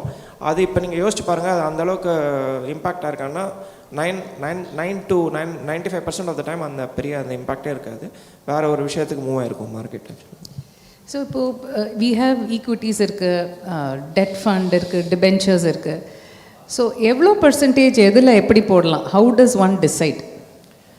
இது வந்து ஒரு அசட் அலோகேஷன் கொஸ்டின் இது. ஸோ நீங்கள் வந்து எக்விட்டி அண்ட் ஃபிக்ஸ்ட் இன்கம்ங்கிற மாதிரி சொல்லியிருக்கீங்க. ஸோ இப்போ ஃபிக்ஸ்ட் இன்கமில் வந்து பேங்க் டெபாசிட்ஸும் அதில் உள்ளே வந்துடும் கிட்டத்தட்ட. ஸோ நம்ம ஊரில் பார்த்திங்கன்னா இப்போது பெரும்பாலுமே வந்து ரியல் ரேட் ஆஃப் ரிட்டர்ன் அப்படின்னு சொல்லக்கூடிய ஒரு விஷயம். இப்போ வந்து நமக்கு ஒரு 7% வட்டி வருது அப்படின்னா இன்ஃப்ளேஷன் எவ்வளோன்னா இன்றைக்கி அஃபிஷியலாக பார்த்திங்கன்னா இன்ஃப்ளேஷன் மேபி 2% அப்படின்னு சொல்கிறாங்களே வழிய, ப்ராக்டிக்கலான ஒரு இன்ஃப்ளேஷன் பார்த்திங்கன்னா மேபி ஒரு 8 to 10%ங்கிறது ஒரு மாற்று கருத்தே இருக்க முடியாது இன்றைக்கி. அதனால் வந்து உங்கள் ரியல் ரேட் ஆஃப் ரிட்டர்ன் வந்து நெகட்டிவாக தான் இருக்குது. ஸோ அதனால் வந்து நீங்கள் பெரும்பாலும் உங்களுக்கு அந்த ரிஸ்க் அசட்ஸ், அதான் எக்விட்டியில் தான் வந்து இன்னும் கொஞ்சம் ஜாஸ்தி எக்ஸ்போஷர் எடுக்கிற மாதிரியான ஒரு சூழ்நிலை தான் இருக்குது. லாஸ்ட் ஒரு 13-14 வருட காலகட்டத்தில் வந்து insolvency bankruptcy code, RERA act, அப்புறம் ஜிஎஸ்டி, அப்புறம் இப்போ வந்து இந்த லேபர் கோட், அப்புறம் இந்த யூபிஐ, இந்த மாதிரி ரிஃபார்ம்ஸ் கொண்டு வந்ததுனால ஃபார்மல் செக்டர்ஸ்க்கு வந்து மார்க்கெட் ஷேர் எடுக்கக்கூடிய தருணம் ஜாஸ்தியாக இருக்குது. அந்த ஃபார்மல் செக்டரில் நீங்கள் பார்ட்டிசிபேட் பண்ணோன்னு நினச்சிங்கன்னா நீங்கள் வந்து எக்விட்டியில் எக்ஸ்போஷர் எடுக்கிற மாதிரியான ஒரு சூழ்நிலை உங்களுக்கு வந்துடுது. ஸோ இப்போ ஏதாவது is there a them rule, இவ்வளோ போடலாம் அப்படின்னு அந்த மாதிரி ஏதாவது இருக்கா? தம் ரூலுங்கிற அது வந்து ஒவ்வொருத்தரோட சுச்சுவேஷனை பொறுத்து தான் இருக்குது. இப்போ வந்து நிறைய பேர் எங்கிட்ட வந்து கேட்பாங்க எந்த ஸ்டாக்கில் இன்வெஸ்ட் பண்ணலாம், எந்த செக்டரை பார்க்கலாம் அப்படின்ட்டு. நான் அவங்கக்கிட்ட சொல்கிற ஒரே ஆன்சர் என்னென்னா வந்து இப்போ நீங்கள் எந்த செக்டரில் வேலை செய்கிறீங்களோ உங்களை விட ஒரு ஃபண்ட் மேனேஜருக்கோ ஒரு ஈக்விட்டி அனலிஸ்ட்டுக்கோ அந்த செக்டர் மேலே புரிதல் கண்டிப்பாக இருக்கவே இருக்காது. ஏன்னா நாங்கள்லாம் வெறும் நுனிப்புல் தான் மேறோம், பட் உங்களுக்கு தான் அதில் டெப்த் ஜாஸ்தி. எங்களுக்கு பிரெத் வேணால் இருக்கலாமே தவிர, நீங்கள் ஒரு பெயிண்ட் இண்டஸ்ட்ரியில் இருக்கீங்கன்னா ஒரு பெயிண்ட் இண்டஸ்ட்ரியில் இருக்கிற உங்களோட புரிதல் எனக்கு அது வரவே வராது. ஸோ நீங்கள் அதை ஆரம்பிக்கணும்னு நினச்சிங்கன்னா முதல்ல நீங்கள் அதில் ஸ்டார்ட் பண்ணுங்கள். அங்கேருந்து நீங்கள் வந்து you can start your journey from தேர்ங்கிற மாதிரி தான் சொல்லுவேன். தேங்க்யூ. நீங்கள் டு யூ ஞானசேகர், இப்போ நார்மலாக ஸ்டாக்ஸ், ரியல் எஸ்டேட் எல்லாம் தே ஆர் குவைட் காமன். ஆனால் கமோடிட்டிஸுங்கிறது வந்து நிறைய பேர் அவ்வளோ தூரம் இன்வெஸ்ட் பண்ணுறதில்ல. ஸோ அது என்ன ஒரு தயக்கம்? And if somebody is interested and they want to explore இந்த கமோடிட்டிஸில் போடலான்னா எந்த மாதிரி commodities? Gold is something I think many people invest. நம்ம கோல்டு பற்றி தனியாக பேசலாம். But first I want to know, இந்த கோல்டு தவிர இருக்கிற கமோடிட்டிஸ்லாம் if lay person wants to invest to diversify their portfolio என்ன பண்ணலாம்? What is your suggestion? எந்த commodities they should look at? Firstly, thanks for this wonderful afternoon. Thanks, Sangeeta. I'll try to answer it in Tamil as much as possible, but please bear with me if my Tamil is bad. Commodities nu pathina, apart from gold and silver, there is a vast list of commodities one can look at. But you need to prepare yourself and understand the dynamics of that commodities better. Gold is more like a asset class which is very commonly looked at. So you don't really need to go too much into demand supply. But for other commodities, you need to understand the demand supply dynamics. That's very important. So kunjo research pannom matta commodities la trade pannona. Fortunately, I think you come from Dun and Bradstreet. So earlier in the mari information we need to pay a lot of money to get this kind of information, but now it's available free on the internet. Adnala, doing research is becoming easier on other commodities. So I work with agri commodities, I work with non-agri commodities, corporates who are consuming this commodity or producing this commodity. So enakku it is more like working with them on both the sides. But as an investor, if you are to look at other commodities, sorry, is it fine now? Yeah, sorry. So as an investor, if you are looking into other commodities, neenga konjam research pannittu dhaan you have to get into it, because many of these other commodities are globally traded. And the impact, what happens globally, impacts the domestic commodity price also. So just to give you an idea, apart from gold and silver, crude oil and natural gas is a very important, because it's energy. Right. It's used generally across the board. All companies use energy. Yeah? So, that is a very important commodity one can track. But it's very volatile. But at the same time, there are lots of opportunities which it gives from time to time. Okay. Apart from energy, you have the agri commodity complex, which is a vast complex, but largely agri commodities now edible oils, cotton, pulses, these are all the things. But unfortunately, since investors don't have enough knowledge about it, it becomes difficult. But yes, today it's sort of available on the internet for you to look at. So metals apart from gold and silver, what are the other metals? Is that a good class of commodities to look at? So base metals, you have a couple of categories. You have ferrous and non-ferrous. So in the non-ferrous metals is what mostly people look at, which is copper, zinc, aluminium, nickel. This comes under base metals. Then you have the ferrous ones, which is steel, iron ore, and related commodities. Idla pathina, the active ones are base metals like copper, zinc, aluminium. And now copper is caught on a lot because it's used extensively for AI, because AI is the theme now. So you need wires, copper wires to sort of get the whole place done. And the electrification of cars also.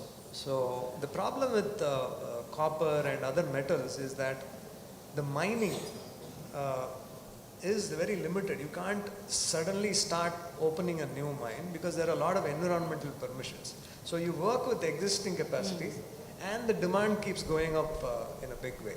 So that's why I think copper is something which one should consider beyond gold and silver. Awesome. So gold, I want to check one more thing. Gold normally, especially women, we like gold ornaments. But there is a debate that I've been having with some friends of mine. Gold, should it be like gold bar, gold biscuits, or even in as gold as through the funds, bullion market, or is it good to have as jewelry? What is your thought on that? See, if a male was asking this question, it would have been a different answer. No, we have everybody in the audience, so. So the thing is, jewelry, the problem is that, if you keep it as an investment and if you want to liquidate that investment for some reason, you will not be able to get a fair price. Because there will always be a difference between a buying Making price charge, and a selling price. yes, Not yes. just the making charge.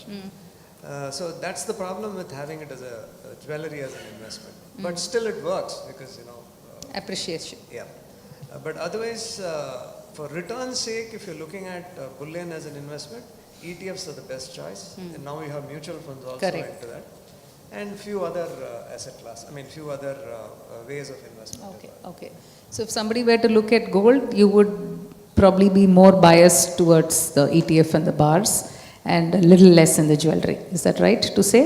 Yeah, see, because ETFs gives you the flexibility of holding an asset in paper form, and then you can convert it into physical whenever you want.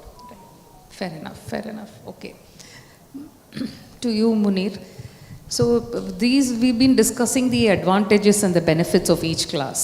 But if we were to look at the other side, the risks, what do you think are the major risks in having the real estate?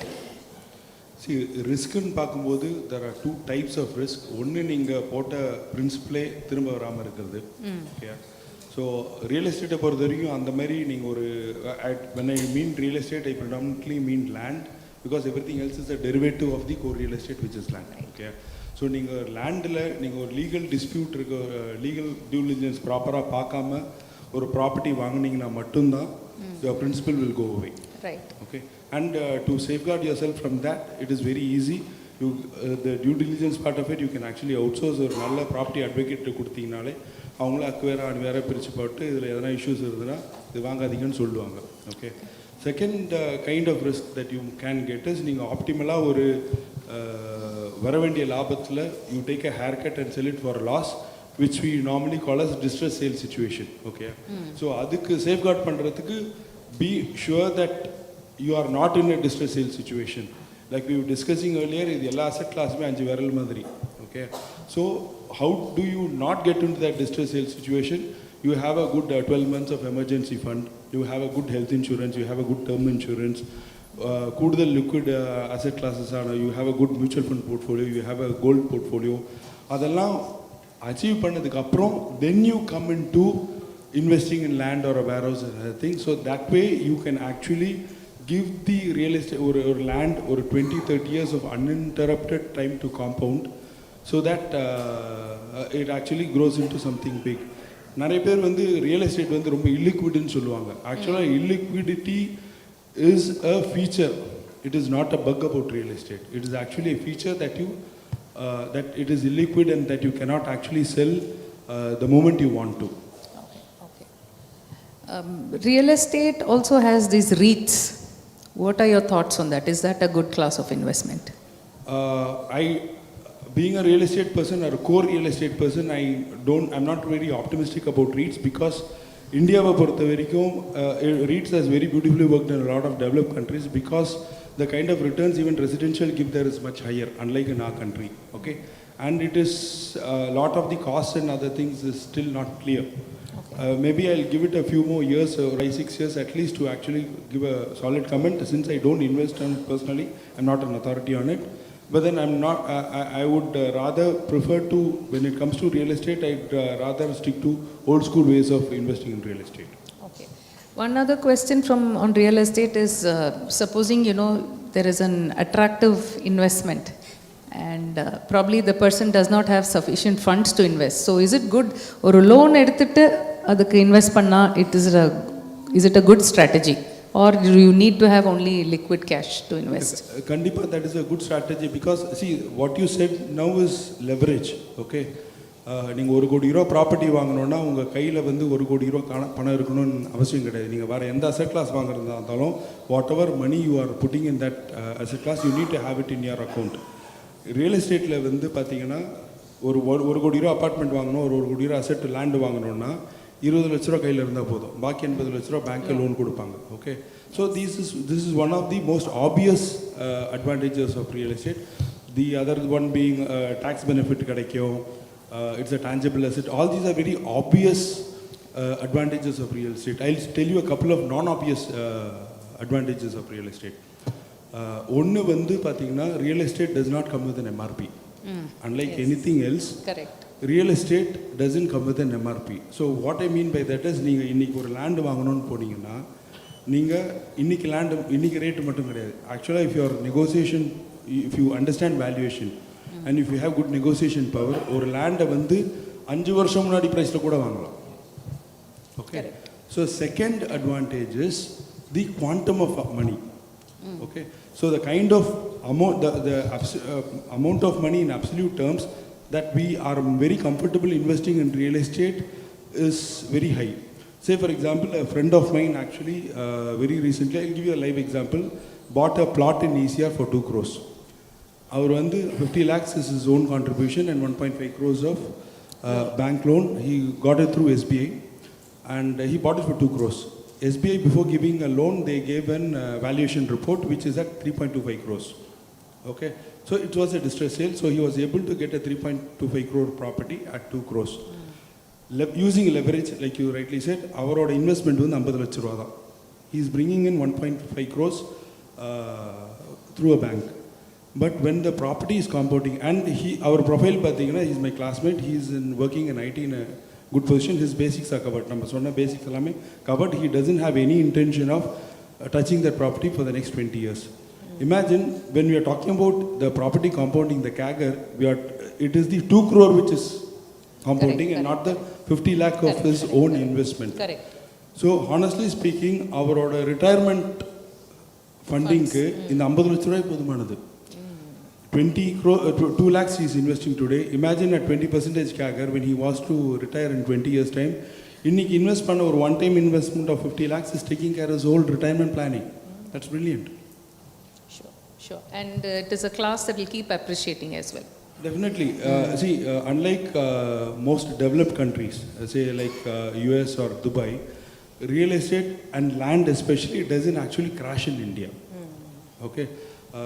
Real estate cyclic கிடையாது. Real estate is actually step மாதிரி. Okay. சடனாக மேலே போகும் and then it plateaus for a long time. நம்ம ஊரை பொறுத்த வரைக்கும் அது கீழே போகாததுனால அந்த பிளாட்டோவாக இருக்கிறதே ரியல் எஸ்டேட் டவுன்னு சொல்லிடுவோம். Okay. So all this historical data points out land value இந்தியாவில் பொறுத்த வரைக்கும் கம்மியானதே கிடையாது. It's basic economics. Price is a function of supply and demand. Purely on merit of the population increase. Okay, right. I think we are good to go till 2065 because that is when the Indian population is forecasted to plateau. 40 வருஷத்துக்கு வந்து land value குறையாது, சாலிடாக மேலே ஏறிட்டு தான் போயிட்டு இருக்கும். So I don't think the forecast is fantastic as well. சரி, thanks for that. Balaji, to you, உங்களை பொறுத்த வரைக்கும் what are the risks investing in equities and how to mitigate those risks? So நம்ம ஜெனரிக்காக எக்விட்டி அப்படின்னு சொன்னோம், but அதுலேயே அது வந்து கடல், அதுக்குள்ளே வந்து லார்ஜ் மிட் ஸ்மால் தீமேட்டிக் செக்டர்னு நிறையா விஷயங்கள் இருக்குது.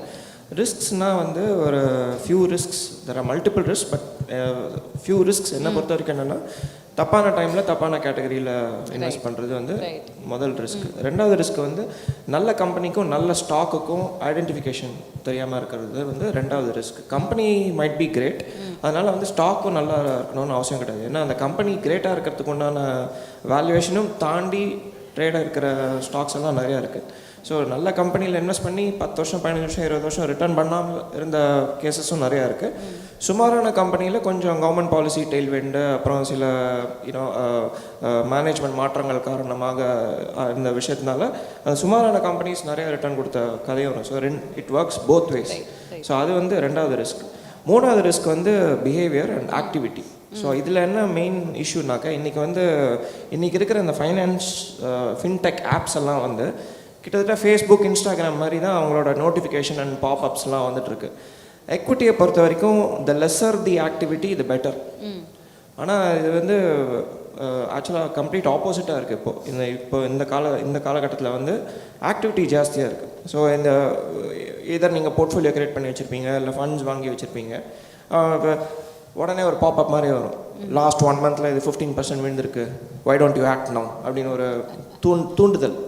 அதே மாதிரி இன்றைக்கி உங்களுக்கு பர்த்டே, இதில் ஏன் நீங்கள் இன்வெஸ்ட் பண்ணக்கூடாது, இப்படி இந்த மாதிரியான ஒரு இது வந்து கொஞ்சம் தப்பான டிசிஷன்ஸ் எடுக்கிறதுக்கு உண்டான சான்சஸை அதிகரிக்கும். இதெல்லாம் தான் வந்து மெயின் ரிஸ்க்ஸ் அப்படின்னு சொல்லுவேன். ஸோ இப்போ நீங்கள் சொன்னது second risk was very interesting. You know company is doing well, ஆனால் அந்த ஸ்டாக் வந்து அவ்வளோ நல்லா இல்லை. நம்ம வெளியிலேருந்து பார்க்குறப்போ we think the company is very rosy, very hunky dory அப்படின்னு நினைப்போம். பட் அதனால் we were tempted to go and buy. அதுவும் இந்த மாதிரி பாப்அப்ஸ் நோட்டிஃபிகேஷன் வேறு வந்ததுன்னா கண்டிப்பாக we will start thinking about it if you're serious in to investing. But எப்படி அது தெரியும்? இப்போ வெளியிலேருந்து பார்க்க ஃபைனான்ஷியல்ஸ் எல்லாம் நல்லா இருக்கு, பட் அந்த கம்பெனியோட ஃப்யூச்சர் ஸ்கோப் இருக்கா? இல்லை இப்போ நம்ம சத்தியம் எடுத்துட்டோன்னா திடீர்னு there are so many people who lost சத்தியமில் இன்வெஸ்ட் பண்ணி, திடீர்னு கார்ப்பரேட் கவர்னன்ஸ் ப்ராப்ளம் ஆச்சு. ஸோ அந்த மாதிரி any precautions that people can take? இந்த ரெட் ஃப்ளாக்ஸுங்கிறது வந்து முன்னாடியே சில பேட்டர்ன்ஸ் எல்லாம் வரும். அதாவது ஃபைனான்ஷியல்ஸில் சில ரெட் ஃப்ளாக்ஸ் வரும், ஓனர்ஷிப்பில் வந்து சில ரெட் ஃப்ளாக்ஸ் வரும். எந்த மாதிரி ஆட்கள் இந்த ஸ்டாக்ஸை பற்றி பேசுகிறாங்கிறது அதையும் வச்சுட்டு சில ரெட் ஃப்ளாக்ஸ் எல்லாம் வரும். ஸோ வேல்யூவேஷன்ஸ், அதாவது இப்போது இந்த பாட்டிலோட விலை 10 ரூபான்னா எல்லாருக்குமே தெரியும் அது 10 ரூபான்னு. ஆனாலும் இப்போ 15 ரூபாயில் இந்த பாட்டிலோட விலை போயிட்டுருக்கு. என்னோட ஒரு பெரிய முட்டாள் நாளைக்கு 20 ரூபாய்க்கு இதை வாங்குவான் அப்படிங்கிற ஒரு இதில் போய் நிறைய பேர் வாங்குறது உண்டு. அதுக்கு பேர் கிரேட்டர் ஃபுல் தியரி அப்படின்னு சொல்லுவோம்.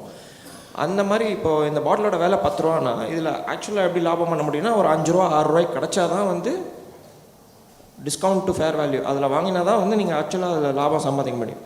நீங்கள் 15 ரூபாய்க்கு வாங்கிட்டு ஒரு குறுகிய காலகட்டத்துக்கு அந்த மாதிரி நீங்கள் ஃப்ளிப் பண்ணிகிட்டே இருக்கலாம். ஆனால் at one point in time அந்த மீன் ரிவர்ஷன்னு சொல்லுவாங்க, அதாவது அது கண்டினியூவே ஆகாத ஒரு தருணம், அது திருப்பி அது நார்மல்சிக்கு வர டைமில் வந்து அப்போ வந்து உள்ளே போய் மாட்டிப்போம். இதில் வந்து பார்த்திங்கன்னா இந்த FOMO, fear of missing out, அதை பற்றி ஊடக கவரேஜ் ரொம்ப ஜாஸ்தியாக இருக்கும். சோலார் செக்டர் சொல்லலாம், இல்லை அந்த மாதிரி சொல்லலாம்.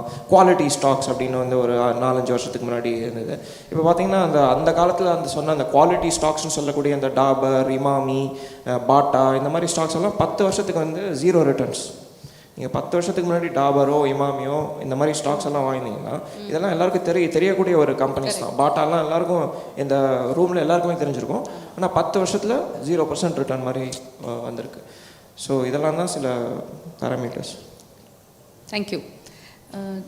To you Gnanasekar, mic. Yeah, so இப்போ வந்து அகெயின் கமாடிட்டிஸில் வந்து நிறைய அன்சர்டனிட்டிஸ் இருக்குது. So the risks I think are high. அதில் வந்து ஆனால் if you can categorise them into controllable and non controllable. ஏன்னா global markets we cannot control. அங்கே ரஷ்யாவில் ஒரு வாரோ இல்லை ட்ரம்ப் மேக்ஸ் அ டெசிஷன், அதெல்லாம் நம்ம கையில் இல்லை. whereas things that are within our control, if we can look at it from the commodity trading, what are those things so that we can minimize the risks? Well said, Sangeeta, because external risks are something which nobody can control, especially global risks. In commodities, it's a global asset class. It's not a localized asset class like equities. Of course, global equities are also there, but the dynamics or the factors that influence commodity prices are largely global in nature. Domestic influence is ரொம்ப குறைச்சல். இப்போ duty increase பண்ணி degrees பண்ணால் then there might be some impact. But otherwise it's largely to do with global factors. So it is important to understand these global factors to a great extent. அது வந்து எப்படி அந்த understanding வரும்னா, as an investor, as a lay investor, you start tracking the price, because that's what I did 20 years back. You simply start tracking the price very closely, keep watching the price, why it changed. You start questioning. And when you keep on questioning on a regular basis, over a period of time you will get to know all the factors that influence the price. So this is how you get to learn more about commodities as an asset class. Not only gold and silver, many other commodities as well. Now to your question on what are the factors that you can control and what you cannot. When you are investing in commodities, the only thing that's in your control is the price. If it goes against you, you should know where to say, I get out of this position. So there's something called a stop loss. We all know it's some word that's used commonly in stock markets, in commodity markets. But it's a must in commodities. People don't realize, especially if you equity market trade பண்ணிட்டு commodity market க்கு வந்தீங்கன்னா, that's the biggest danger, because this is a metaphor which I kind of use in many places. Equity markets la pathina a long term investment, if I were to ask any one of you define a long term investment, each one will come up with different answers, 10 years, 12 years, 15 years, 20 years. To me, a long term investment in India is an intraday call going wrong becomes a long term investment. But in commodities you cannot do that. ஒன்று தப்பாக போச்சு அதை நான் அப்படியே மறந்துடுவேன்னா அது பண்ணவே முடியாது கமாடிட்டிஸில். You will get hurt so badly because the market can just retrace almost 100%. That's why it's very volatile. So what is in your control is how well you manage the risk management element, which is the stop loss when you're trading in commodities. It's painful when it hits your stop loss and you see the market going exactly where you want it to go. But that's how you have to deal with these risks. There is no other way. So trend analysis is something good that people can do? Price analysis. When you say trend, I think you're talking about technical analysis. So that is one thing which is very easy because with price, you can kind of understand what's going on with the commodity itself. You don't really need to know about the commodity. But if you start, looking at the price, that itself will give you a lot of clues which supply demand might not give. So if somebody wants to start afresh investing into commodities, what would be some words of advice you would tell them? Where do they start?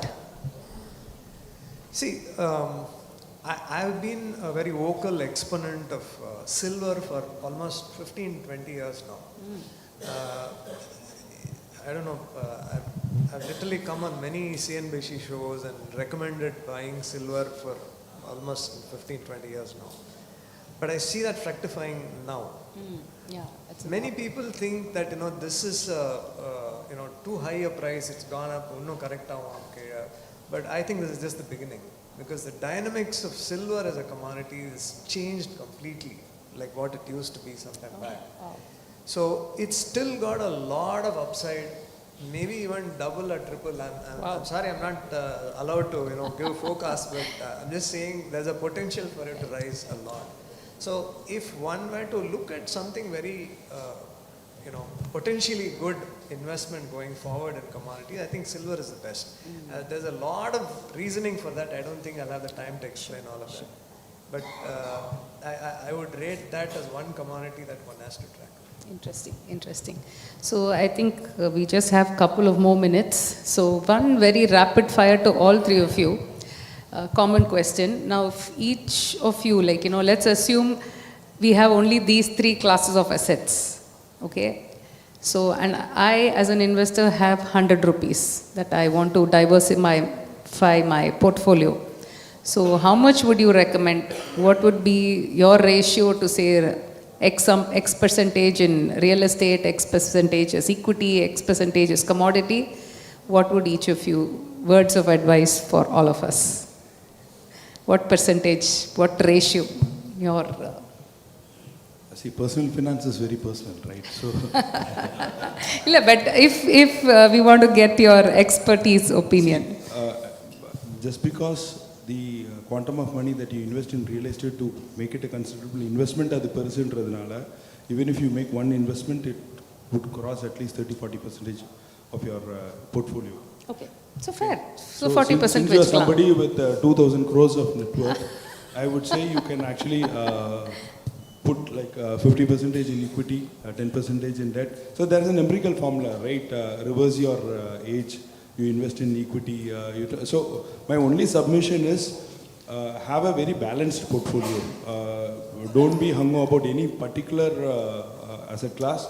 Just have a very balanced correct. So diversify pannona approximately chumma or 40%. 30-40% real estate, and equal percentage in equity, and maybe rest in gold and silver. Okay, great. Balaji, Ninga, what would you say? See, out and out equity guy, so obviously there is a bias. So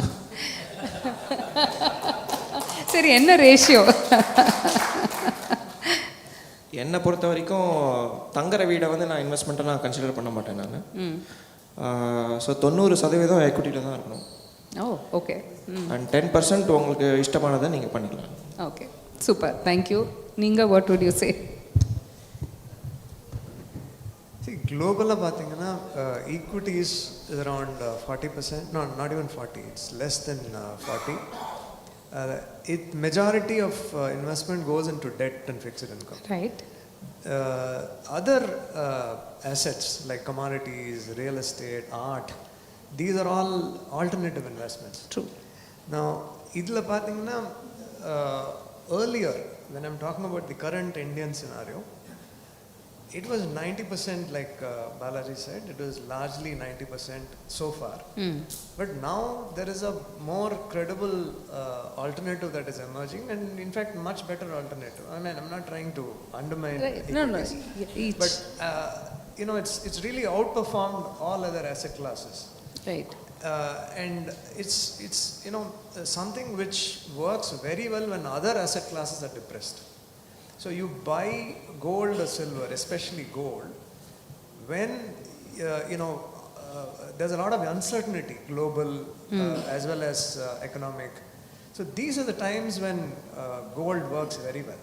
Right. So there's a lot of economic uncertainty today with the way Absolutely. Trump has gone ahead with the tariffs. So that's why you're seeing gold and silver rallying continuously. And will this change?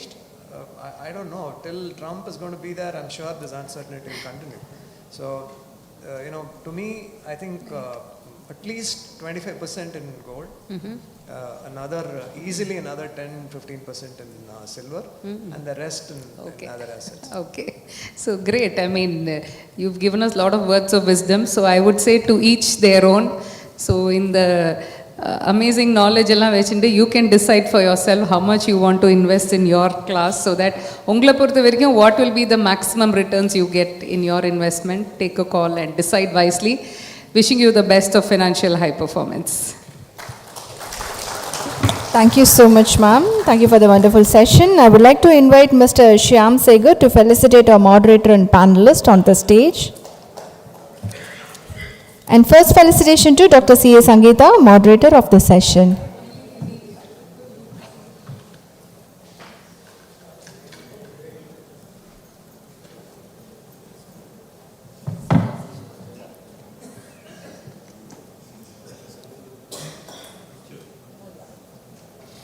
Next felicitation to Mr. Balaji.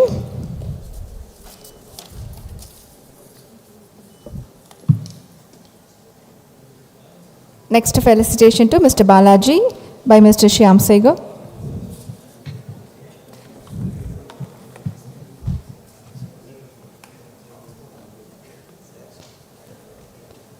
Felicitation to Mr. Balaji Vaidyanath, Director and CEO of NAFA Asset Managers Private Limited.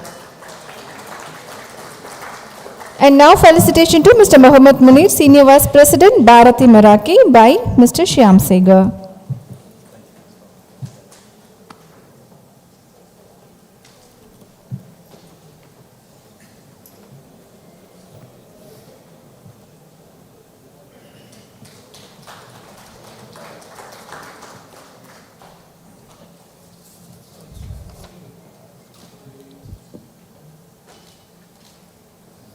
Felicitation to Mr. Jnana Segar, Commodities and Forex Expert by Mr. Shyam Segar.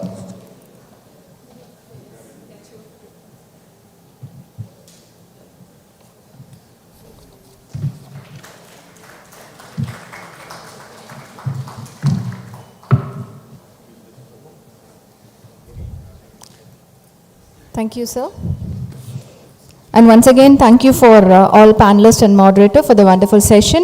And இந்த நிகழ்ச்சியோட இறுதி பகுதிக்கு வந்துட்டோம். நீங்கள் ஆவலோடு எதிர்பார்த்த திரு ஷியாம் சேகர் அவர் பேச போகிறாரு. ஸோ அதுக்கு முன்னாடி அவர் பேசி முடித்ததுக்கப்புறம் நம்ம ஏற்கனவே அனௌன்ஸ் பண்ணியிருந்தோம் இந்த சம்மிட்டில் லக்கி ட்ரா இருக்குது அப்படின்னு.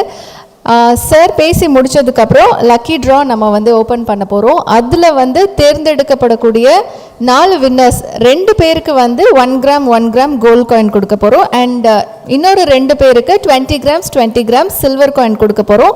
ஸோ நம்ம சம்மிட்க்கு வந்திருக்கீங்க, முதலீடு அப்படிங்கிற ஒரு முக்கியமான விஷயத்தை மையம் வச்சு கோல்டு அண்ட் சில்வர் இது ரெண்டுத்தையுமே உங்களுக்கு கிஃப்ட் பண்ணணும் அப்படின்னு முடிவு பண்ணியிருக்கோம். ஸோ எல்லாரும் வந்து வெயிட் பண்ணி யார் அந்த லக்கி வின்னர்ஸ் அப்படின்னு பார்க்கலாம். அண்ட் ஃபைனலாக நீங்கள் எல்லாருமே ஆவலுடன் எதிர்பார்த்த திரு ஷியாம் சேகர், இந்தியாவோட முன்னணி முதலீட்டாளர், போர்ட்ஃபோலியோ மேனேஜர் அண்ட் தொழில் முனைவோர். 30 வருஷங்களுக்கு மேலே அனுபவம் இருக்குது இவருக்கு. ஐடார் பிஎம்எஸ் நிறுவனத்தோட ஃபவுண்டர் அண்ட் சிஐஓ, வேல்யூ மற்றும் திமேட்டிக் இன்வெஸ்டிங்கில் சிறப்பு நிபுணர், தமிழ்நாடு இன்வெஸ்டர்ஸ் அசோசியேஷனோட முன்னாள் தலைவர். முதலீடு அப்படிங்கிறது அது நீண்ட காலத்துக்கு உகந்தது அப்படிங்கிற விஷயத்தில் எப்போவுமே நம்பிக்கை வச்சிருப்பவர். I would like to invite mister Shyam Sekar on to the stage. Please welcome sir.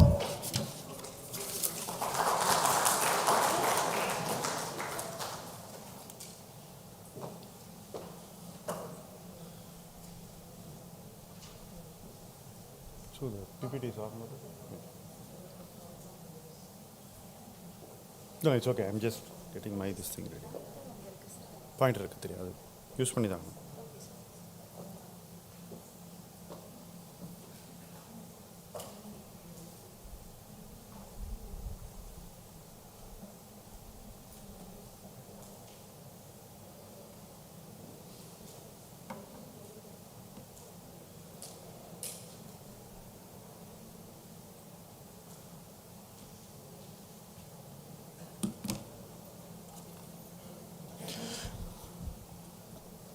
Good afternoon. கேக்குதா? At the end of a long day, I'm sure you're tired of listening to a lot of things on investing. முதல்ல இந்த ஆடியன்ஸில் எவ்வளோ பேர் equity investors? எல்லாருமே equity investors. எவ்வளோ பேர் ஈக்விட்டியில் மட்டுமே investors? those who buy only one asset class. Okay. Tamil Nadu வந்து predominantly it was a non-equity society until maybe about 10 years back. Equity was only something which those வெளியூர்லேருந்து வரவங்க இங்கே பண்ணுறதா தான் இருந்தது. நம்ம லோக்கலில் பார்த்தீங்கன்னா ஈக்விட்டி இன்வெஸ்டர்ஸ் ரொம்ப ரொம்ப குறைவு. இன்னும் இப்படி சொல்கிறேன்னு நீங்கள் யோசிக்கலாம். முக்கால்வாசி பேர் ட்ரேடர்ஸ் தான், இன்வெஸ்டர்ஸ் கிடையாது. இன்வெஸ்டருங்கிறவங்க ஒரு முதலீடு பண்ணாக்கா அந்த முதலீடோட குறைஞ்சபட்சம் 1 வருஷம் ட்ராவல் பண்ணும். அப்போ அவங்க இன்வெஸ்டர். 1 மாதத்தில் முதலீட்டை மாற்றுறவங்க பெரும்பாலும் ட்ரேடர்ஸ். ஸோ நம்மளுடைய முதலீட்டு கலாச்சாரம் வந்து ட்ரேடிங் ஓரியன்டாக தான் இருந்தது. இது ஒன்றும் தப்பு இல்லை, நிறைய ஸ்டேட்ஸில் இப்படி தான் இருக்குது. பட் நம்ம ஸ்டேட்டில் இந்த கல்ச்சர் வந்து ரொம்ப அதிகம். ஸோ கோடிக்கணக்கான பேர் மறுபடியும் இதுக்குள்ளே வரக்கூடிய ஒரு சூழ்நிலை வரும்போது I think over 1 crore people would have come in the last 10 years. So இந்த 1 crore people என்ன பண்ணிகிட்ருக்காங்க இன்றைக்கி அப்படின்னு பார்த்தீங்கன்னா முக்கால்வாசி ட்ரேடிங் தான் பண்ணிகிட்ருக்காங்க. பட் அவங்க என்ன பண்ணுறாங்கன்னு கேட்டிங்கன்னா அவங்க நான் இன்வெஸ்ட் பண்ணுறேன் அப்படின்னு சொல்லுவாங்க. ஸோ முதல்ல நம்ம என்ன பண்ணிக்கிட்டு இருக்கோம் அப்படின்ற ஒரு செல்ஃப் அவேர்னஸ் இருக்கணும். ட்ரேடராக இருக்கிறது தப்பா கேள்வி வரலாம். தப்பில்லை, எல்லாருமே ட்ரேடராக தான் ஸ்டார்ட் பண்ணுவாங்க. அடிப்படையில் ஒரு முதலீட்டாளன் தன்னுடைய பயணத்தை துவங்கும்போது அவனால் ஒரு பங்கை ரொம்ப நாளைக்கு வச்சுக்கக்கூடிய சக்தி இருக்காது. ஏன்னா வேறு ஏதோ ஒன்று வாங்கணும்னு நினைப்பாங்க. ஒரு பங்கை விற்றுட்டு இன்னொரு பங்கை வாங்கிறது ரொம்ப சாதாரணமான ஒரு இயல்பான ஒரு நடத்தை. ஆனால் அந்த இயல்பான ஒரு நடத்தை வந்து அளவான வளர்ச்சியை தான் கொடுக்கும் ஒரு மனிதனுக்கு.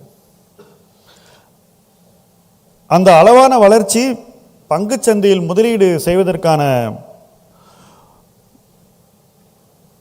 தேவையை நிறைவேற்றாது, அதன் முகாந்திரத்தையும் நியாயப்படுத்தாது. That is the problem. There is no justification to do trading because அது கிடைக்கக்கூடிய ரிட்டர்ன்ஸ் வந்து இட் டசன்ட் ஜஸ்டிஃபை.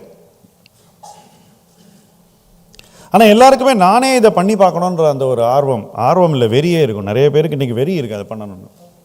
இது தப்பா? நிச்சயமாக கிடையாது. நாங்கள் எல்லாம் அந்த வெறியிலிருந்து கிளம்பி வந்தவர்கள் தான். அதனால் அந்த வெறி தான் ஒருத்தனை வந்து முதலீட்டாளனா உருவாக்கும். அதில் எந்த மாற்று கருத்தும் இருக்க முடியாது. பட் அந்த வெறியை நம்ம எப்படி சேனல் பண்ணுறோம், அதை எப்படி யூஸ் பண்ணுறோங்கிறது தான் இங்கே முக்கியமான பாயிண்ட். என்னுடைய அனுபவத்தில் அந்த வெறி எப்படி ஒரு முதலீட்டாளனை பக்குவப்படுத்தணும்னா, முதல்ல ஒரு முதலீடோட அவனை 1 வருஷம் இருக்க செய்யணும். அந்த முதலீடு வெற்றிகரமாகவும் இருக்கணும். நம்ம 1 வருஷத்தோடு இருக்கிற முதலீடு எதுன்னு பார்த்தா நம்ம ட்ரேடிங்க்கு வாங்கி தப்பான ஸ்டாக்கை நம்ம முதலீடுன்னு வச்சுருப்போம். என்னைக்காவது ஒரு நாள் திரும்பி வரும், அதை நம்ம விற்றுக்கலாம். நிறைய பேர் போர்ட்ஃபோலியோவில் இதெல்லாம் ஏன் இருக்குது, நிறைய பேர் காமிப்பாங்க டிமேட் ஸ்டேட்மெண்ட், இதெல்லாம் இருக்குது சார், இது ஏன் இருக்குது, இல்லை சார் ட்ரேடிங்க்கு வாங்கினேன் விழுந்துருச்சு, லாங் டேர்மில் சரியாயிடும். இது ரொம்ப சாதாரணமாக நம்ம சொல்லக்கூடிய ஒரு எக்ஸ்கியூஸ். இதெல்லாம் நாங்களாம் சொல்லி தான் வந்திருக்கோம். So don't think I am criticising. But அதை கடக்கணும். அதை கடந்து நம்ம வந்து இல்லை இது நான் செய்த தவறு, இதுலேருந்து நான் வெளியே போகிறேன் அப்படின்னு வெளியே போயிட்டு ஒரு பெட்டர் பிளேஸில் போய் நிற்கக்கூடிய ஒரு துணிச்சல் நமக்கு வரணும். தவறுகளை ஏற்றுக்கொள்ளக்கூடிய ஒரு துணிச்சல் வரும்போது ஸ்லோவாக அந்த ட்ரேடர் நமக்குள்ளே அடங்குறான். அப்போ தான் இன்வெஸ்டர் நமக்குள்ளே உருவாகிறான். அந்த ட்ரேடரை சப்ரஸ் பண்ணிவிட்டு இன்வெஸ்டர் என்னைக்கு உயர்கிறானோ அன்னைக்கு தான் உங்களுடைய முதலீட்டு பயணம் உண்மையிலேயே துவங்குகிறது. நான் முதலீட்டாளனாக என்னுடைய பயணத்தை துவங்கிய காலத்தில் இதெல்லாம் வந்து பல பேருக்கு ஆண்டு கணக்கானது. ஆனால் இப்போ அப்படி இல்லை. நீங்கள் அந்த சைக்கிளை வந்து கணிசமாக குறைச்சிடலாம், ஷார்டன் பண்ணிடலாம். அதற்கான ஒரு காலகட்டத்தில் நம்ம இருக்கோம். ஸோ இந்த 2025 வரைக்கும், 20லேருந்து 25 வரைக்கும் 5 ஆண்டுகள் நிறைய பேர் ட்ரேடராக வாழ்ந்திருப்பாங்க. அவங்க மாற வேண்டிய தருணம் வந்துச்சு அப்படின்னு நான் நினைக்கிறேன். என்ன ரீசன்னா, அந்த ட்ரேடராக அவங்களுக்கு கிடைக்க வேண்டிய அனுபவம் கிடைச்சிடுச்சு. அதுக்கு மேலே ஏதோ ஒன்று தேடி அவங்க போனால் தான் அவங்களுக்கு அது வளர்ச்சி. அதே இடத்துல இருந்தாக்கா இது எப்படி இருக்குனாக்கா, நிறைய பேர் ஒரே வேலையை 10-20 வருஷம் பண்ணிகிட்டு இருப்பாங்க. ஸோ 10 வருஷம் அவங்க அதே வேலையை பண்ணியிருந்தால் அவங்களுக்கு 10 வருட அனுபவம் இல்லை, 10 ஆண்டுகளாக ஓராண்டு அனுபவம், அதே அனுபவம் தான் இருக்கும். Experience doesn't grow. So you have to go to a bigger experience. So அதனாலேயே நிறைய பேர் இன்றைக்கி தமிழ்நாட்டில் ட்ரேடர் அப்படிங்கிற அந்த ஒரு மைண்ட் செட்லேருந்து முதலீட்டாளனாக மாற வேண்டிய ஒரு தேவை இருக்கிறது. ஏன்னா 5 இயர்ஸ் ஆகிடுச்சு, 2020 to 2025. முக்கால்வாசி பேர் 20ல் உள்ள வந்தவங்க தான், 5 வருஷம் ஆயிடுச்சு. இதில் இன்றைக்கி இருக்கக்கூடிய சந்தை சூழலும் ஒரு முக்கியமான காரணம். அதை தான் நான் இன்றைக்கி பேச போகிறேன். இன்றைக்கி சந்தை சூழல் எப்படி இருக்குது பார்ப்போம். Q2 ரிசல்ட்ஸை பார்ப்போம். Q2 ரிசல்ட்ஸை பார்க்கும்போது நமக்கு Q2 ரிசல்ட் என்ன சொல்லுது?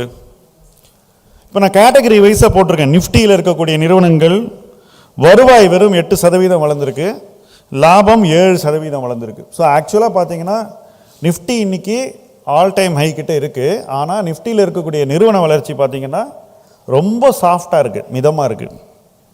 இதுக்கடுத்து நெக்ஸ்ட் நிஃப்டி, அதில் வந்து வெறும் 6% வருவாய் வளர்ச்சி தான் இருக்குது, 28% லாப வளர்ச்சி.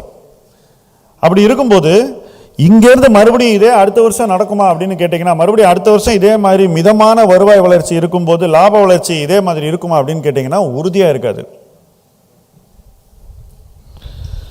இதற்கு அடுத்தபடியாக மிட் கேப் என்று சொல்லக்கூடிய ரொம்ப பாப்புலரான செக்மெண்ட், இன்னைக்கு 150 நிறுவனங்கள் இதில் அடக்கம், 10% வருவாய் வளர்ச்சி, 25% லாப வளர்ச்சி. ஏன் மிட் கேப் இண்டெக்ஸ் 2026 விழவே இல்லைன்னா, நிறைய பேர் சொல்லுவாங்க ஃப்ளோஸ் நல்லா இருக்குன்னு. அதனுடைய ஃப்ளோஸ் நல்லா இருக்கிறது ஒரு காரணமாக இருந்தால் கூட லாப வளர்ச்சி சப்போர்ட் பண்ணியிருக்கு. ஏன்னா 25% கூட ப்ராஃபிட் க்ரோத் இல்லைன்னா உங்களால் அதை விட ஹையர் பிஏ ஓரளவு தான் சஸ்டெயின் பண்ண முடியும். பி ரேஷியோ இறங்க வேண்டிய ஒரு நிர்பந்தம் இருக்கும் மார்க்கெட்டில். அந்த நிர்பந்தம் இந்த வருஷம் இது வரைக்கும் வரவே இல்லைங்கிறது தான் உண்மை.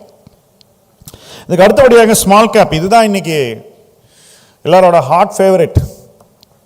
ஸ்மால் கேப் 250, 10% வருவாய் வளர்ச்சி, 25% லாப வளர்ச்சி. மிட் கேப்பையும் ஸ்மால் கேப்பையும் கம்பேர் பண்ணால் கிட்டத்தட்ட ஒரே மாதிரி இருக்கும். அப்போ ஏன் இவங்கெல்லாம் வந்து ஸ்மால் கேப்பை கிரிட்டிசைஸ் பண்ணுறாங்க அப்படின்னு நிறைய பேர் கேள்வி கூட கேட்கலாம். பட் எப்போவுமே வெளிப்புறத்தில் பார்க்கக்கூடிய டேட்டா வந்து அதுக்குள்ளே கொஞ்சம் உள்ளே போனீங்கன்னா வேறு ஏதோ ஒரு கதையை சொல்லும். அந்த கதை தான் இது. ஸ்மால் கேப் ஸ்பேஸில் வந்து சில நிறுவனங்கள் வந்து பெரிய ஸ்விங்கு காமிச்சிருக்காங்க ப்ராஃபிட்டில். இதில் சில நிறுவனங்கள் வந்து நஷ்டத்துலேருந்து லாபத்தை கூட வந்திருக்காங்க. அதில் 2 ரிஃபைனரி அடக்கம், சென்னை பெட்ரோ அண்ட் மேங்களூர் ரிஃபைனரி. இவங்க வந்து -647லேருந்து 702க்கு சென்னை பெட்ரோவும், மேங்களூர் ரிஃபைனரி -700லேருந்து 600 லாஸ்ட்லேருந்து ப்ராஃபிட்டுக்கு ஸ்விங் ஆயிருக்கு. அதே போல் ஆக்ஷனபிள் அவங்களோட ஒரு டிவிஷனை விற்றுருக்காங்க, பேக் டு த பேரண்ட். அதில் 1282 கோடி ரூபாய் லாபம். இது அவங்க வந்து அடுத்த வருஷமோ அடுத்த காலாண்டுலையோ இந்த லாபம் வரப்போகிறதில்லை. இதை எடுத்துகிட்டு நீங்கள் பார்த்தீங்கன்னா ஆக்சுவலாக ப்ராஃபிட் க்ரோத் 11% குறைஞ்சிரும். ஸோ 11% ப்ராஃபிட் க்ரோத் இருக்கிற செக்மெண்ட்டில் இன்றைக்கி இந்திய பங்குச்சந்தையில் இருக்கக்கூடிய பெருவாரியான முதலீட்டாளர்கள் பணத்தை வந்து நாளைக்கு இந்த வாய்ப்பு கிடைக்காது அப்படின்ற ஒரு ஆர்வத்தில் கொட்டி இருக்காங்க மார்க்கெட்டில். இதில் இன்னொரு விஷயமும் நீங்கள் மனதில் கொள்ள வேண்டும். இந்த 250 கம்பெனியில் இவ்வளோ கேபிட்டல் நம்ம கொட்டும்போது ஓவர் வேல்யூவேஷனுங்கிறது ரொம்ப ஈஸியாக வந்துடும். நிறுவன மதிப்பு இருக்க வேண்டியதை விட கணிசமாக அதிகமாயிரும். அந்த மாதிரி ஒரு மிகைப்படுத்தப்பட்ட நிறுவன மதிப்பை நாமளே உருவாக்கும் போது நம்ம பணத்தை நம்ம முதலீடு செய்யக்கூடிய முறையிலேயே அந்த மிகைப்படுத்தப்பட்ட நிறுவன மதிப்பை நியாயப்படுத்த வேண்டிய ஒரு சிக்கல் நிறுவனங்களுக்கு இருக்கு. அடுத்த ஓராண்டுலேயோ 2 ஆண்டுகள்லையோ அதை நியாயப்படுத்த வேண்டிய ஒரு தேவை இருக்கு. அப்படி அவங்களால நியாயப்படுத்த முடியலன்னா என்ன ஆகும்னாக்கா அந்த நிறுவன மதிப்பு குறைந்து விடும். மேக்சிமம் இன்வெஸ்டர்ஸ் 2-3 வருஷம் வெயிட் பண்ணுவாங்க. அதுக்கப்புறம் வரல, வருவாய் வளர்ச்சி இல்லை, ஃப்ளாட்டாக இருக்குது, அந்த மாதிரி ஒரு சுச்சுவேஷன் வரும்போது லாபம் குறையாது. அதே லாபத்தை பண்ணால் கூட நிறுவன மதிப்பு 30% இறங்கிடும். இப்படித்தான் ஸ்மால் கேப் ஸ்பேஸில் பொதுவான பேட்டர்ன். அது மட்டும் இல்லை, நிறுவன மதிப்பு குறையும் போதோ அல்லது லாப வளர்ச்சி இல்லாத போதோ அந்த நிறுவனங்களில் முதலீடு செய்த ஃபண்ட் மேனேஜர்ஸ் என்ன பண்ணுவாங்கன்னா அந்த ஃபண்டில் அந்த ஷேரை வச்சுக்க கூடாதுன்னு முடிவு பண்ணிடுவாங்க. அப்படி முடிவு பண்ணிட்டா அது என்ன வேலையில் வேணால் விற்கலான்ற அளவுக்கு வந்துடுவாங்க. ஏன்னாக்கா அவங்கக்கிட்ட இருக்கக்கூடிய பங்கின் அளவு, அதாவது நிறுவனத்தின் ஒட்டுமொத்த பங்குகளில் அவர்களுடைய அளவு ரொம்ப கணிசமாக அதிகமாக இருக்கிறதுனால அவங்க தொடர்ந்து விற்றுக்கிட்டே இருக்கணும். அப்படி தொடர்ந்து அவங்க விற்றுக்கிட்டே இருக்கும்போது என்ன ஆகும், அந்த நிறுவன மதிப்பு ஃபஸ்ட்டு ஓவர் வேல்யூவேஷன்லேருந்து ஃபேர் வேல்யூவேஷன் வந்து அண்டர் வேல்யூவேஷன் வரைக்கும் போகும். இந்த ஒரு நிகழ்வு நடக்கக்கூடிய சாத்தியக்கூறுகள் ஒரு காலாண்டிலையும் அதிகரிச்சுக்கிட்டே வருது. சந்தை அதை கவனிக்க மறுக்கிறது. தொடர்ந்து சந்தையை தன்னுடைய பேட்டர்னில் அப்படியே போயிட்டுருக்கு. ஸோ எப்போவுமே இந்த டெவில் இஸ் இந்த டீட்டெயில்னு ஆங்கிலத்தில் சொல்லுவாங்க.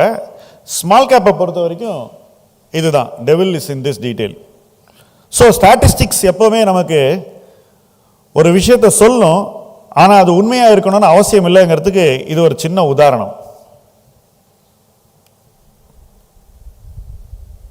அடுத்ததாக வளர்ச்சிக்கான அறிகுறிகள் எப்படி இருக்குது? இன்றைக்கி ஒரு டேட்டா பாயிண்ட் வந்திருக்கு. ஜிடிபி வந்து 8.2% வளர்ந்துருக்கு அப்படிங்கிறது. Real GDP of India 8.2%. But ஆக்சுவலாக பார்த்தீங்கன்னா நாமினல் ஜிடிபி 8.7% தான் வளர்ந்துருக்கு. பணவீக்கம் வரலாற்றில் இல்லாத அளவுக்கு இன்றைக்கி குறைவாக இருக்குது இந்தியாவில். அதனால் உங்களுக்கு ரியல் ஜிடிபி அதிகமாக இருக்குது. சப்போஸ் பணவீக்கம் 5% இருக்குன்னு வச்சுக்கோங்களேன், இந்த 8.2% ரியல் ஜிடிபி க்ரோத் வரணும்னா நாமினல் ஜிடிபி க்ரோத் வந்து 13.2% இருக்கணும். ஆனால் இருக்கிறது 8.7%. இது அரசுக்கு நல்லாவே தெரியும். எக்கானமி ஸ்லோவாகிட்டு இருக்கு அப்படிங்கிறது அரசுக்கு நல்லாவே தெரியும்.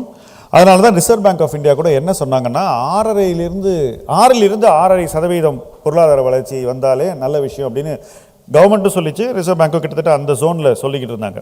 ஆனால் இன்றைக்கி இந்த 8.2 வந்திருக்கு. இதுக்கு முந்தின காலாண்டில் 7.8. ஸோ இது ரெண்டுனுடைய ஆவரேஜ் எடுத்திங்கன்னா 8% ஜிடிபி க்ரோத் இன்றைக்கி இந்தியாவில் இருக்குது. கடைசியாக எப்போ 8% ஜிடிபி க்ரோத் இருந்ததுன்னு பல பேர் நம்ம மறந்தே போயிட்டோம், நான் உட்பட. 2009 8% ஜிடிபி க்ரோத் ஏன் இருந்தது அப்படின்னாக்கா, கவர்மெண்ட் வந்து they were pumping the economy with bank finance in a most indisciplined and rash way. அப்போ அந்த மாதிரி ஒரு 8% ஜிடிபி க்ரோத்தை நம்ம வந்து எக்கானமியில் பணத்தை பம்பின் பண்ணி கொண்டு வந்தாக்கா 3 வருஷம் கழித்து நமக்கு வந்து வாராக்கடன் வர ஆரம்பிச்சிருச்சு 12. ஏன்னா யாராக வாங்கினாங்க. இன்றைக்கி கூட ஒரு கேஸ் நீங்கள் படிச்சிருப்பீங்க, நிறைய எடிட்டோரியல் வருது, சந்தேசரா குரூப்னு 5100 crore செட்டில்மெண்ட் பண்ணுறோம் அப்படின்னு வராங்க பேங்க்ஸுக்கு. அதுக்கு சுப்ரீம் கோர்ட்டும் பரவாயில்லன்னு சொல்லியிருக்காங்க. இதெல்லாம் அந்த காலகட்டத்தில் கொடுக்கப்பட்ட கடன்கள். ஏன்னா பிக் டிக்கெட் லெண்டிங் அந்த மாதிரி பண்ணது. ஆனால் இன்றைக்கி பார்த்தீங்கன்னா பேங்க்ஸ் கிரெடிட் க்ரோத்துக்கு எங்கே போகிறாங்கனாக்கா மக்கள்கிட்ட தான் கொடுத்துட்ருக்காங்க. பெரிய கார்பரேட்லாம் வாங்குறதுக்கு ரெடியாகவே இல்லை. ரொம்ப பேர் பாரோவர்ஸே கிடையாது. இன்ஃபேக்ட் நீங்கள் டாப் 50 கம்பெனிஸ் எடுத்துக்கிட்டிங்கன்னா ஒரு பக்கம் க்ரோத் வந்து டாப் நிஃப்டி 50 கம்பெனிஸ் வந்து 8%, 8க்கும் கொஞ்சம் குறைவான க்ரோத், 7% க்ரோத்து. 500க்கு போனாலும் 8% க்ரோத்து தான் இருக்குது. அதே போல் ப்ராஃபிட் க்ரோத் பார்த்தீங்கன்னா 13% க்ரோத் இருக்குது NSE 500க்கு. நிஃப்டி 50க்கு அதே 7% ஃப்ளாட்டாக இருக்குது. பேட் க்ரோத்துக்கு போனீங்கன்னா 15% கிட்ட 15.5% இருக்குது growth for NSE 500. Whereas For Nifty stocks, 7-8% தான். So Nifty stocks are all stuck between 7 and 8% in revenue, EBITDA, PAT மூணுமே. பட் இதில் ஒரு ஸ்டாட்டிஸ்டிக் நான் உங்களுக்கு சொல்கிறேன் இன்ட்ரெஸ்டிங்கானது. நிஃப்டி 50ல் இன்றைக்கி இருக்கக்கூடிய இன்டெப்டட்னஸ், அதாவது நிஃப்டி நிறுவனங்கள் வைத்திருக்கக்கூடிய கடன் அளவு வரலாற்றிலேயே இன்றைக்கி தான் குறைவாக இருக்குது. அப்படின்னா என்ன அர்த்தம்னா, இந்திய பெருநிறுவனங்கள் ஆக்சுவலாக பெரிய முதலீடுகளை செய்யவில்லை அப்படிங்கிறதான். இதுக்கு இன்னொரு ஸ்டாட்டிஸ்டிக்கும் நான் உங்களுக்கு சொல்கிறேன். As a percentage of GDP கடந்த 15-20 ஆண்டுகளாக ப்ரைவேட் இன்வெஸ்ட்மெண்ட், கேபிட்டல் இன்வெஸ்ட்மெண்ட் வந்து 2.8% ஸ்டக் ஆகிருக்கு. 2019 பப்ளிக் இன்வெஸ்ட்மெண்ட் வந்து 1.7% இருந்தது. இன்றைக்கி அது வந்து 3.4 இருக்குது. ஸோ கவர்மெண்ட் தான் இன்றைக்கி இந்தியாவில் biggest investor. 3.4% of GDP government invest பண்ணுறாங்க. ப்ரைவேட் இன்வெஸ்ட்மெண்ட் ஃப்ளாட்டாக இருக்குது, 2.8. அந்த இன்வெஸ்ட்மெண்ட்டும் பேசிக்கலி நிஃப்டி நிறுவனங்களுக்கு வெளியில் வர்ற மாதிரி தான் இன்றைக்கி தெரியுது நிறையவே. நிஃப்டியில் இருக்கக்கூடிய பெரிய நிறுவனங்கள் ஆக்சுவலாக ரிஸ்க் டேக்கிங்கை குறைச்சிட்டாங்க.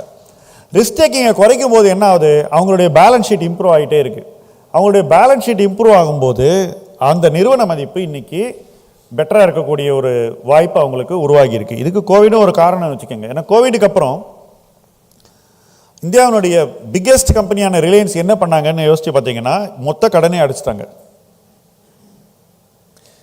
ஸோ அன்னைக்கு இந்தியாவினுடைய பிக்கெஸ்ட் கம்பெனியை, ப்ரைவேட் செக்டர் கம்பெனி இன்னைக்கு வந்து ஐ எம் ரிஸ்க் அவர்ஸ் அப்படின்னு ஒரு மெசேஜை வந்து கொடுக்கும்போது மற்றவங்கெல்லாம் என்ன மாதிரியான மைண்ட் செட்டில் இருப்பாங்கன்னு நீங்களே யோசிச்சு பாருங்கள். இன்று வரைக்கும் ப்ரைவேட் இன்வெஸ்ட்மெண்ட் வந்து இந்தியாவில் போதுமான ஒரு கான்ஃபிடென்ஸை காமிக்கலை. தோ சில செக்டர்ஸில் சோலார், செமிகண்டக்டர், இப்படி சில செக்டர்ஸில் அது இஎம்எஸ், எலக்ட்ரானிக்ஸ், சில செக்டர்ஸில் கான்ஃபிடென்ஸ் இருந்தால் கூட ஒரு பிக் மூவ்மெண்ட்டாக, அதாவது பெரிய முடிவுகள் எடுத்து பெரிய இன்வெஸ்ட்மெண்ட்ஸ் பண்ணக்கூடிய ஒரு கான்ஃபிடென்ஸ் இந்தியன் கம்பெனிஸ்க்கு இல்லை. இதுக்கு ஸ்டாக் மார்க்கெட்டும் ஒரு காரணமாக இருக்கும்னு நினைக்கிறேன். என்ன ரீசன்னாக்கா, ஸ்டாக் மார்க்கெட் இந்த மாதிரி முடிவுகளை எடுக்கக்கூடிய நிறுவனங்களை நிராகரிக்கிறது. மீடியா வந்து அவங்களையெல்லாம் வந்து ரொம்ப மோசமாக சித்தரிக்கிறாங்க. அவங்களுக்கு கடன் கொடுக்கக்கூடிய வங்கிகளுக்கு நிறைய கிரிட்டிசிசம் வருது. ஸோ இதெல்லாம் ஏன் பண்ணோம், நம்ம ஸ்லோவாக க்ரோ பண்ணலாம் அப்படின்ற ஒரு மைண்ட் செட்டுக்கு வந்துடுறாங்க. நிறைய பேர் அதானி குரூப் சிமெண்ட்டுக்குள்ளே வந்ததை கவனிச்சிருப்பீங்க. அதுக்கு முன்னாடி அதானி குரூப் அதை விட ரிஸ்கியர் பிஸ்னஸஸ்லாம் என்டர் பண்ணிட்டு இருந்தாங்க. ஸோ அவங்க சிமெண்ட்டுக்குள்ளே வந்ததுங்கிறது என்னை பொறுத்த வரைக்கும் it is quite a surprise. But அதை உன்னிப்பாக கவனிச்சிங்கனாக்கா ஏன் அவங்க அதை பண்ணாங்கன்னு, cement has better return metrics than most of the other businesses they're in. மற்ற பிஸ்னஸ்லாம் லாங்கர் கெஸ்டேஷன் பிஸ்னஸஸ், நிறைய ரிஸ்க் எடுக்கணும். ரிவார்ட் வந்து பேக்லோடட், 10 வருஷத்தில் பே பேக் அந்த மாதிரி வரக்கூடிய 8 to 10 வருஷம் ரிட்டர்ன் வரக்கூடிய பிஸ்னஸில் இருந்த அதானி குரூப் சிமெண்ட் கம்பெனியை வாங்கும்போது அவங்களுக்கு 5 to 7 இயர்ஸில் ரிட்டர்ன் வரக்கூடிய ஒரு பிஸ்னஸை ஃபஸ்ட்டு டைம் அவங்க வராங்க அதுக்குள்ளே. அப்போ அவங்களும் வந்து ஸ்டாக் மார்க்கெட் தங்களை எப்படி பார்க்குது அப்படிங்கிறத இன்னொரு பிஸ்னஸை என்டர் பண்ணும்போது ரொம்ப கூர்ந்து கவனிக்கிறாங்க. அவங்க எடுக்கக்கூடிய முடிவு வந்து பங்குச்சந்தை தங்களை எப்படி பார்க்கும் அப்படின்ற அந்த பார்வையில் தான் இருக்கிறது. அப்போ ரிஸ்க் டேக்கர்ஸ் ரொம்ப குறைவாக இருக்கும்போது வளர்ச்சியை அடைவதுன்றது ரொம்ப கஷ்டமாயிடும். So India needs the animal spirits to be unleashed. நிறைய ரிஸ்க் டேக்கர்ஸ் தேவை இருக்கு. ரிஸ்க் டேக்கர்ஸ், அதாவது ரிஸ்க் எடுக்காத நிறுவனங்களுக்கு மதிப்பை ஸ்டாக் மார்க்கெட் அதிகமாக கொடுக்குதுன்னு நான் சொன்னேன். ஏதோ அதற்கான அறிகுறி. NSE 500ல் கோவிடுக்கு முன்னாடி வெறும் 16% கம்பெனி தான் 50 PEக்கு மேலே இருந்தது. இப்போ அது 36% இருக்கு. ஜஸ்ட் இமேஜின், 500 கம்பெனியில் 36% கம்பெனிஸ் 50 PEக்கு மேலே. பொதுவாக இந்தியாவுடைய ஸ்டாக் மார்க்கெட் ஹிஸ்ட்ரியில் ஸ்கேம் இருந்த டைமை தவிர 10-18-20% ஆஃப் த கம்பெனிஸ் தான் இந்த 50 PEயில் இருக்கும். மோஸ்ட்லி MNCs, லீவர், கோல்கேட் மாதிரி கம்பெனிஸ். லிக்விடிட்டி இருக்காது, ஃப்ளோட்டிங் ஸ்டாக் இருக்காது. விற்கிறவங்க வந்து லேஸில் விற்க மாட்டாங்க, வாங்குறவங்க இருக்கிற விலையை கொடுத்து தான் வாங்கணும். அதனால் 50 PE. It is not a manipulated PE. Or அந்த ஸ்கேர்சிட்டி வந்து perpetual scarcity, it is not a short term scarcity. Versus இன்னைக்கு இருக்கக்கூடிய ஸ்கேர்சிட்டி இன் ஸ்டாக்ஸ், அதாவது ஒரு PE ரேஷியோ எக்ஸ்பேண்ட் ஆகுதுன்னா உறுதியாக சொல்கிறேன், ஸ்கேர்சிட்டி இன் ஸ்டாக் இருந்தால் தான் PE ரேஷியோ எக்ஸ்பேண்ட் ஆகும். வாங்குறவங்க நிறைய பேர் இருப்பாங்க. ஸ்டாக் வந்து வெரி க்ளோஸ்லி ஹெல்டாக, ஃபர்ம்லி ஹெல்டாக இருக்கும். வாங்குறவங்க என்ன விலை வேணால் கொடுத்து வாங்க வேண்டிய இடத்துக்கு தள்ளப்படுவார்கள். ஸோ அந்த மாதிரி ஒரு சுச்சுவேஷன் வந்தால் தான் உங்களுக்கு இந்த PE ரேஷியோ 50க்கு மேலே போகும். 36% ஆஃப் த கம்பெனிஸ் வந்து இன்னைக்கு 50 PEக்கு மேலே இருக்காங்க. இதில் வேடிக்கை என்னன்னா செப்டம்பர் 24 போன பீக் இருந்தப்போ 50% of the companies were above this 50 PE. இந்த 50 PEங்கிறது ஒரு சாதாரண விஷயம் இல்லை. 50 PE இருந்தால் என்ன தப்பு கேட்கலாம் கேள்வி. ஏன்னா இந்த கேள்விகள்லாம் நிறைய பேர் சோஷியல் மீடியாவில் கமெண்ட் செக்ஷன்லாம் கேட்பாங்க. 50 PE இருந்தால் என்ன? 50 PE இருந்தால் அந்த கம்பெனி வந்து அந்த 50 PE நியாயப்படுத்தக்கூடிய அளவுக்கு வேகமாக தன்னுடைய வருவாயையும் லாபத்தையும் வளர்க்கணும். அப்போ அது ஓகே. நீங்கள் வந்து 15%, 12%, 20% ரெவென்யூ அண்ட் ப்ராஃபிட் க்ரோத் காமிச்சிங்கன்னா 50 PE நிலைக்காது. மேபி கொஞ்ச நாளைக்கு இருக்கும், 2-3 இயர்ஸ் கழிச்சு கீழே போயிடும். நானே ஒரு உதாரணம் சொல்கிறேன். ஒரு ஸ்மால் கம்பெனி நான் வந்து 2012 வாங்கினது. நான் வாங்கும்போது லோ சிங்கிள் டிஜிட் PEயில் இருந்தது. அங்கேருந்து 2018 50 PE தாண்டிடுச்சு. 2018 இன்னைக்கு வரைக்கும் அந்த கம்பெனினால் 20% க்ரோத்லாம் கொடுக்க முடியல. இன்ஃபேக்ட் லாஸ்ட் 1 இயராக அது வந்து ஃப்ளாட்டாக இருக்குது. நல்ல profitable company, high margin company, very high margin company. ஆனால் க்ரோத் இல்லை. க்ரோத் இல்லைன்னொடனே PE ரேஷியோ இன்னைக்கு 22க்கு வந்துருச்சு. கம்பெனி லாஸ் பண்ணல. நான் வித்த நாள்லேருந்து ப்ராஃபிட் இன்னைக்கு அதிகரிச்சிருக்கு. ஆனால் நான் வித்த வேல்யூவேஷனுக்கு கீழே இருக்குது கம்பெனி. என்ன காரணம்? 50 PE பார்த்தோன்னே மற்ற போட்டியாளர்களுக்கு என்ன தோணும்? நாமளும் இந்த பிஸ்னஸில் என்டர் பண்ணலாமே, நாமளும் இந்த 50 PEக்கு ஒரு கம்பெனியை உருவாக்கலாமே என்ற ஆர்வம் உடனே வந்துடும். ஸோ முதல்ல ஒரு போட்டியாளர் வந்தான், அப்புறம் 2வது ஆள் வந்தான், இன்னைக்கு 3 பேர் வந்திருக்காங்க. வெறும் 3 போட்டியாளர் வந்த உடனே மார்க்கெட் இந்த கம்பெனிக்கு வளர்ச்சி இனிமேல் கிடைக்காதுன்னு கன்க்ளூட் பண்ணி PE ரேஷியோ ஒரேடியாக போட்டு தள்ளிடுச்சு. இந்த ஸ்லைசிங் இருக்குது பார்த்தீங்களா, இது எல்லா ஓவர் வேல்யூட் கம்பெனிலையும் நடக்கும் வளர்ச்சி இல்லைன்னா. பட் மார்க்கெட் என்ன நினைக்குதுன்னா, நாம தான் SIP மாதம் மாதம் போடுறோமே, இந்த பணத்தை போட்டால் வேல்யூவேஷன் எப்படி இறங்கும் அப்படின்னு ஒரு குதர்க்கமான கேள்வியை கேட்குது. ஒரே ஒரு ஸ்மார்ட் செல்லர் இருந்தால் போகிறோம் அந்த வேல்யூவேஷனை நொறுக்கிறதுக்கு. ஒரு இன்டெலிஜென்ட் செல்லர் இருந்தால் போதும். ஏன்னா மற்றவங்க எல்லாமே ஃபூலிஷ் ஹோல்டர்ஸாக இருக்கும்போது ஒரு இன்டெலிஜென்ட் செல்லர் மொத்தமாக விற்று கூட அந்த வேல்யூவேஷனை சின்ன பின்னமாக்கிட்டு போயிட முடியும். இது ஒவ்வொரு சைக்கிள்லையும் ஒவ்வொரு கம்பெனிலையும் நடந்திருக்கு. நாம விற்கலைன்னா வேற யாரோ ஒருத்தன் நம்மளோட ஸ்மார்ட்டாக இருப்பான். நம்ம பாலாஜி சொன்னார் கிரேட்டர் ஃபூல் தியரின்னு. ஆக்சுவலாக அதுக்கு ஒரு கான்வர்ஸ் இருக்குது, ஸ்மார்ட்டர் செல்லர் தியரி. ஒருத்தன் விற்றுட்டு போயிடுவான் வெளியே மொத்தம். ஒரு சின்ன உதாரணம் சொல்கிறேன். ஆந்திரா எலெக்ஷன் ரிசல்ட் வருது. ஓகே, ரிசல்ட் வந்த அன்னைக்கு ஹெரிட்டேஜ் ஃபுட் ஷேர் வந்து மேலே போகுது, பயங்கரமாக மேலே போகுது ஒரு 3 நாளில். அன்னைக்கு இருந்த விலை இன்னைக்கு கூட இல்லைன்னு நினைக்கிறேன். அப்போ அன்னைக்கு வந்து அப்பர் ஃப்ரீஸில் பெரிய குவான்டிட்டி பையர் ஒருத்தன் தான் விற்றான். எனக்கு அவனுக்கு தெரியும், ஒரே ஒரு ஆள் தான் விற்றான். மற்றவங்க 2-3 பேர்கிட்ட ஷேர் இருந்து வித்துருப்பா, இது நல்ல ஆப்பர்ச்சுனிட்டி, இவர் வந்து CM ஆனதுனால ஷேர் ப்ரைஸ்லாம் வந்து நிற்காது, இது வந்து it is just market behaving in irrational way. கேட்க யாருமே ரெடி இல்லை. நான் ஏன் இந்த உதாரணங்கள் சொல்லனா உங்களுக்கு வந்து எல்லாமே தியரியாக தோணும். பட் ப்ராக்டிக்கலாக ஒரு விஷயம் நடக்கும்போது அதை நம்ம ஈஸியாக புரிஞ்சிக்க முடியுது. ஸோ என்னுடைய கமெண்ட் வந்து அந்த நிறுவனத்தை பற்றியோ அல்லது சந்திரபாபு நாயுடுவை பற்றி இல்லை, மார்க்கெட்டோட பிஹேவியரை பற்றி. இது நம்மை பற்றியது, அவர்களை பற்றி இல்லை. அவங்க அந்த விலையை ஏற்றணும்னு சொல்லலை, நாம தான் இது இர்ரேஷனலாக இப்படி பண்ணுறோம்.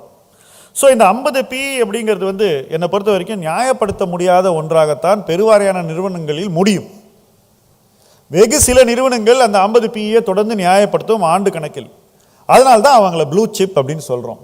ஆனால் நம்ம இன்றைக்கி என்ன பண்ணியிருக்கோம், கிட்டத்தட்ட 36% கம்பெனியை ஓவர் வேல்யூடாக வச்சுருக்கோம் NSE 500. நிறைய பேர் என்ன கேட்பாங்க, oh you are not beating NSE 500 அப்படின்வாங்க. ஏன்னா எங்களுக்கு சில ஃபண்ட்ஸில் NSE 500 benchmark. I said correct, I don't own the companies which are overvalued. நியாயம்தான் அது. அப்போ அதை ஓன் பண்ணாமல் எப்படி பீட் பண்ணுவீங்க? ஒன்று அந்த ஓவர் வேல்யூடு கம்பெனியோட வேல்யூவேஷன் என்றைக்கோ ஒரு நாள் குறையும், இல்லை நம்ம வச்சிருக்கிற நிறுவனங்கள் பர்ஃபார்ம் பண்ணி அதை கடந்து போகும். இது ரெண்டு வந்து சிங்க்ரனைஸ் ஆகணும்னு நீங்கள் நினச்சிங்கன்னாக்கா இது நடக்காது.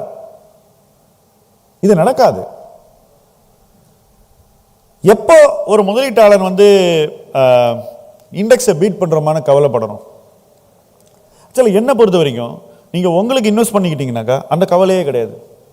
நீங்கள் அடுத்தவங்களுக்காக அந்த பணியை வந்து ஒரு சேவையாக செய்யும்போது மட்டும்தான் இதை நியாயப்படுத்த வேண்டிய ஒரு இடத்துல இருக்கீங்க. நான் யோசித்து பார்த்தேன், என்னுடைய கெரியரில் நான் மற்றவங்களுக்கு இன்வெஸ்ட் பண்ணாமல் 28 வருஷம் இன்வெஸ்ட் பண்ணியிருக்கேன். 1990லேருந்து 2018 வரைக்கும். என்னுடைய கரியரில் வந்து அந்த பீரியட் வந்து ஒரு ஏன்னா 18 peak, 2018 January was a peak. It was the highest return in my career. The 28-year compounding was 2x of what small cap index gave. 2xனா ஒரு standard deviation above.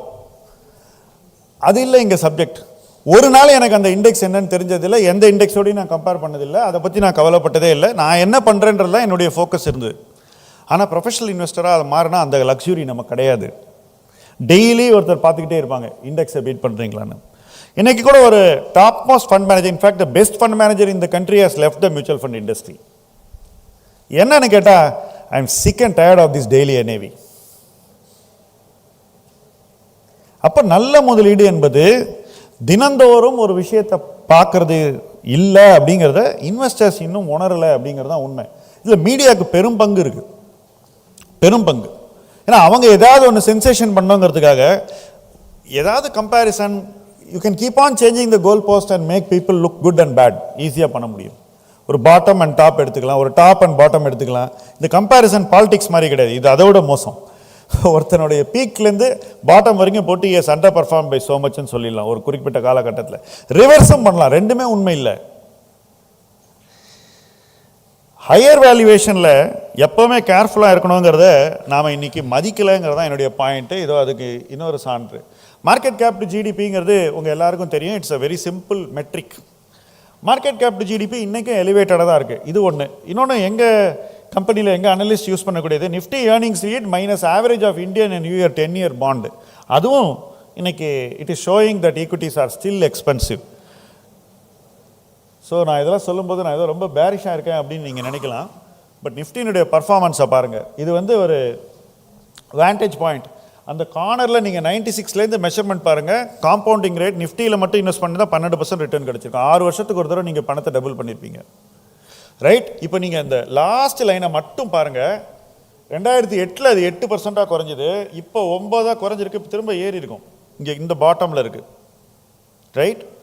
So 12% average கொடுத்துருந்த Nifty இப்போ கடந்த 2 வருஷமாக 9%க்கு குறைஞ்சிடுச்சு. ஏன்னாக்கா நான் காமிச்ச ஃபஸ்ட்டு ஸ்லைட்லேயே இருக்குது answer. 7% revenue growth, 7% EBITDA growth, 7% PAT growth, 9% தான் ரிட்டர்ன் கிடைக்கணும் நியாயமாக. ஏன்னா இண்டெக்ஸுக்கு ஒரு டெல்டாங்கிறது 1.752% தான். I think you seen even today somebody has tweeted about it. அவ்வளோதான் டிஃபரன்ஸ். ஸோ அது கரெக்டாக தான் இருக்குது. ஸோ பொருளாதார வளர்ச்சி நல்லா இருந்தால் தான் ரிட்டர்ன் வரும் அப்படிங்கிறதுக்கு நிஃப்டி ஒரு அறிகுறி கொடுக்குது. நாம் என்ன பண்ணுறோம், 50 PE கொடுத்துட்ருக்கோம் இன்னொரு பக்கம் கீழே பாட்டமில். அப்போ இன்வெஸ்டர்ஸ் இன்னைக்கு எங்கே இருக்காங்க, பணம் எங்கே போயிருக்கு இந்த வருஷம்? Anyone wants to answer that question. 2025 எல்லாருமே எங்கே பணம் இன்வெஸ்ட் பண்ணியிருக்காங்க? கோல்டு. அது ரொம்ப லேட் டு த பார்ட்டி. நான் கேட்குறது ஈக்விட்டிக்குள்ளே எங்கே? Mid small. So large cap mutual ஃபண்டுக்கு வரக்கூடிய பண வரத்து it is only 1/3 of mid cap plus small cap. 3ல் 1 பாகம் தான் வருது. ரைட். எங்கே உங்களுக்கு ஸ்டேபிள் ரிட்டர்ன் வந்து 30 வருஷம் 20 வருஷம் எல்லா டைம் லைன்லையும் கிடச்சிருக்கோ அங்கே நம்ம இன்வெஸ்ட் பண்ண ரெடியா இல்லை. சரி, எதனால் இந்த ஸ்மால் அண்ட் மிட் கேப்பில் இவ்வளோ வெரைட்டி வாங்குறாங்க? அப்படி என்ன லாஜிக் அல்லது அவங்க கொடுக்கக்கூடிய ரேஷனலைசேஷன் என்னன்னு கேட்டாக்கா, 10-year ரிட்டர்ன் 18% இருக்குது, அதனால் ஐ don't want to invest in large cap. சரி, 10-year ரிட்டர்ன் 80% இருக்குது, 1 year எவ்வளோ இருக்குது? என்ன ஃப்ளக்சுவேஷன்? 1, 2, 3, 4ன்னு ஒவ்வொரு இயர் பார்த்தீங்கன்னா ஒன்று வரும். இங்கே பாருங்கள் ஃபேர்லி யூனிஃபார்மாக இருக்கும். ஆனால் இதில் யாருமே இன்வெஸ்ட் பண்ண மாட்டாங்க, இதில் பணமே போட மாட்டாங்க. I know people have only small cap portfolios. வேறு எதுவும் கிடையாது, எனக்கு ஹையஸ்ட் ரிட்டர்ன் தான் வேணும், எனக்கு 18% வரணும். இதில் என்ன பிரச்சனைனா, ஸ்மால் கேப்பில் இன்வெஸ்ட் பண்ணால் 18% தன்னுடைய பிறப்புரிமைன்னு நினைக்கிறாங்க. ஏதோ ரிசர்வேஷன் மாதிரி, birth right, I will get it automatically. You will not get it like that. It doesn't work that way. Small cap is very very brutal. Mid cap is extremely brutal. நான் 100 ரூபா போட்டால் நான் 30 ரூபா ஒவ்வொரு market சைக்கிள்லையும் பார்த்துருக்கேன். 40 ரூபா 30 ரூபா நல்ல கம்பெனியில். அது எப்படி சார் நல்ல கம்பெனியில் வந்து 30-40 ரூபா வரும்ன்ற கேள்வியை உடனே யூ மே திங்க். ஏன்னா இந்த ஹையர் வேல்யூவேஷனில் நிறைய பேர் இன்வெஸ்ட் பண்ணியிருக்காங்களா 50 PE, அதில் செல்லிங் வரும்போது நம்மளுடைய சீப் ஷேர் இன்னும் சீப்பர் ஆகிடும். நான் ஒரு சின்ன உதாரணம் சொல்கிறேன். 2000 டெக் பூம், 2008 இன்ஃப்ரா பூம். எல்லாமே 50 பிஇக்கு மேலே தான். 50 பிஇ கீழே ஸ்டாக்கே கிடையாது. அந்த ஃபேவரில் இருந்த செக்டர் ஐடியும் சரி, இன்ஃப்ரா எல்லாமே. சரி, எங்கள்கிட்ட அந்த ஷேர்ஸே கிடையாது. 2000 எங்கள்கிட்ட இருந்த ஷேர்ஸ் என்னென்னு பார்த்தீங்கன்னா டிவிஎஸ், முருகப்பா, இந்த மாதிரி conservative groups at single digit valuation. இன்றைக்கி 35 பிஇ இருக்கிற கார்பரேண்டம் கார்பரேண்டம் அண்ட் கோரமேண்டெல்லாம் நாங்கள் வந்து சிங்கிள் டிஜிட் பிஇயில் வச்சுருக்கோம். மார்க்கெட் கிராஷ் ஆகுது. எஸ்ஆர்எஃப் இந்த மாதிரி கம்பெனிஸ். எங்களுடைய ஸ்டாக் வந்து இந்த ஓவர் வேல்யூட் ஸ்டாக் விழுந்ததை விட 20% எக்ஸ்ட்ரா விழுந்தது. Market is brutal. நல்லா புரிஞ்சுங்க, market is extremely brutal. Market வந்து எல்லாரையும் தான் பனிஷ் பண்ணும். மார்க்கெட்டுக்கு எந்த விதமான ஒரு என்ன சொல்கிறது பாகுபாடும் கிடையாது. இதில் இன்டெலிஜென்ட்டாக இன்வெஸ்ட் பண்ணோன்னே சேர்த்து போட்டு தள்ளும். It will not only punish those are indisciplined. நம்ம அதிக அடி வாங்குவோம். இந்த கூட்டத்தில் வேடிக்கை பார்க்க போனோம் மாதிரி நம்ம லத்தி அடி விழும்போது நமக்கு அதிகமாக விழும். ஏன்னா நமக்கு தெரியாது எப்படி ஓடணும்னு கூட. அங்கே வேடிக்கை பார்க்க போன கூட்டம் மாதிரி அடி அதிகமாக வாங்கும். ஸோ இந்த மாதிரி மார்க்கெட்டில் எப்படி இன்வெஸ்ட் பண்ணணும், அதுதான் சேலஞ்ச். இன்வெஸ்ட் பண்ணக்கூடாதுன்னு நான் சொல்ல, ஆனால் எப்படி இன்வெஸ்ட் பண்ணணும்னு தெரியணும், சிந்திக்கணும். ரொம்ப ரொம்ப டிசர்னிங் இன்வெஸ்டராக இருக்கணும். அதாவது ரொம்ப ரொம்ப கேர்ஃபுல்லாக செலக்ட் பண்ணி இன்வெஸ்ட் பண்ணக்கூடிய ஒரு முதலீட்டாளர் நம்மளை நாம் உருவாக்கிக்கணும். ஸோ என்னாச்சு, தமிழ் மேலே என்ன கோவம்? பிபிடிக்கு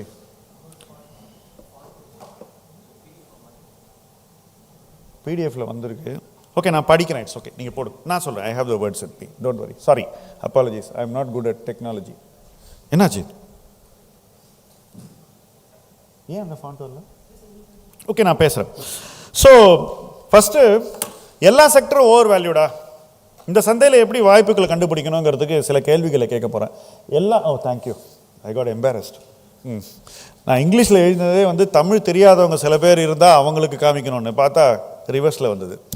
ஸோ எந்த சந்தையிலும் சில செக்டர்ஸ் மிஸ்பிரைஸ்டாக இருக்கும். நான் சொன்னேன்ல 2000 முருகப்பா டிவிஎஸ் ஷேர்லாம் ரொம்ப சீப்பாக இருந்ததுன்னு. அந்த மாதிரி ஒரு வாய்ப்பு வரும். அந்த வாய்ப்பு வரும்போது நம்ம என்ன பண்ணோம்? அந்த செக்டரில் இருக்கிற மிஸ்பிரைசிங்கை கேப்சர் பண்ணணும். ஒவ்வொரு காலகட்டத்தில் ஒவ்வொரு செக்டர் சீப்பாக இருக்கும்.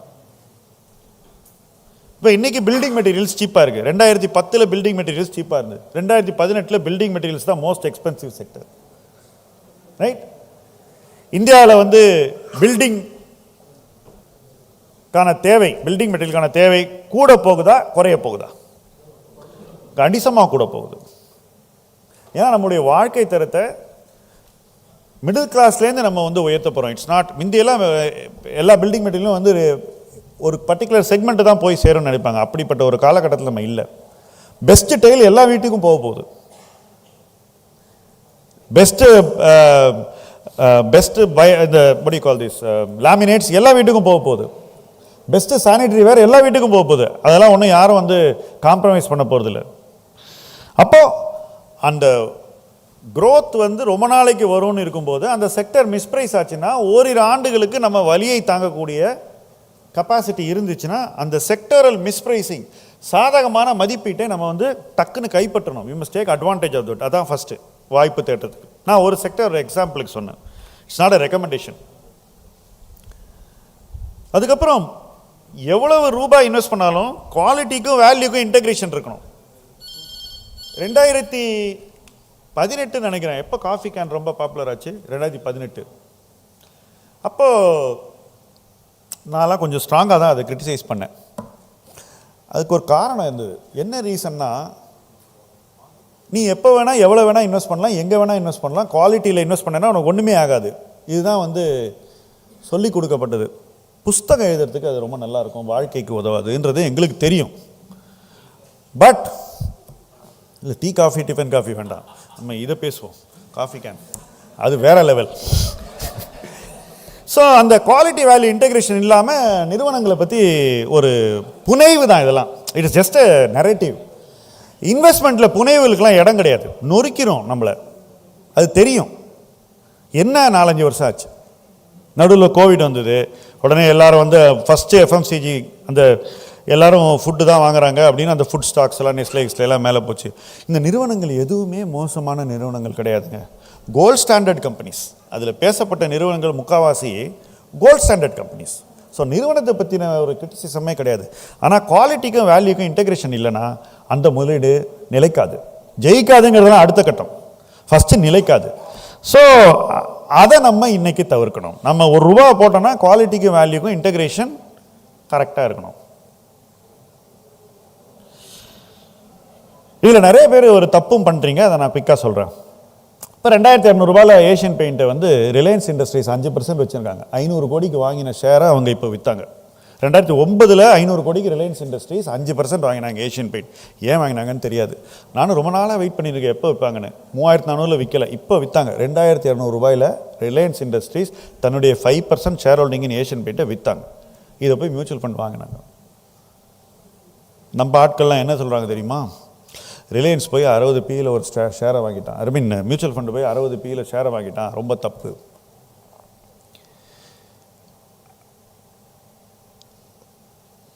அந்த குவாலிட்டிக்கும் அந்த கம்பெனியோட வேல்யூ என்னன்னு கெஸ்டிமேட் பண்ண தெரியாதவங்க தான் இப்படி பேசுவாங்க. ஏன்னா இந்த மாதிரி கம்பெனி எப்படின்னா ஒரு 20% ரெவென்யூ growth காமிச்சாங்கன்னா அப்படியே எபிட்டா கம்ப்ளீட்டாக மாறிடும். அதுதான் நடந்திருக்கு இந்த குவார்ட்டரில். அப்போ PE ரேஷியோங்கிறது it is not a only single metric. ஒரு மெட்ரிக்கை வச்சு நீங்கள் வந்து முதலீட்டை அளவிட முடியாது. PE ratio is one of the basic elementary metrics. அதுக்கப்புறம் நிறைய இருக்குது. ஸோ மியூச்சுவல் ஃபண்டை கிரிட்டிசைஸ் பண்ணியிருந்தாங்க ₹2200 வாங்கின போது. நாங்களாம் நினச்சிருக்கோம் நம்ம கிடைக்கல, இவனுக்கு கிடைச்சிருச்சு. ஏன்னா அவங்களுக்கு big ticket they were able to buy on that day. So அந்த குவாலிட்டி வேல்யூ இன்டெகிரேஷன் தொடர்ந்து பார்க்கணும். இதே போல் தான் ₹450 நான் வந்து பாரதி ஏர்டெல் நல்ல கம்பெனின்னு சொன்னேன். PE ரேஷியோ பார்த்தா 300-400 இருக்கும். பட் அவங்கக்கிட்ட இன்னொரு கம்பெனி இன்டெகிரேட் பண்ணாமல் வச்சுருந்தாங்க, இண்டஸ் டவர்ஸு. அதுக்கப்புறம் நிறைய பேர் வந்து ஆப்ரேட்டிங் லெவரேஜ் அப்படிங்கிற கான்செப்டையே கால்குலேட்டே பண்ணல. ஆப்ரேட்டிங் லெவரேஜ்னால் என்ன?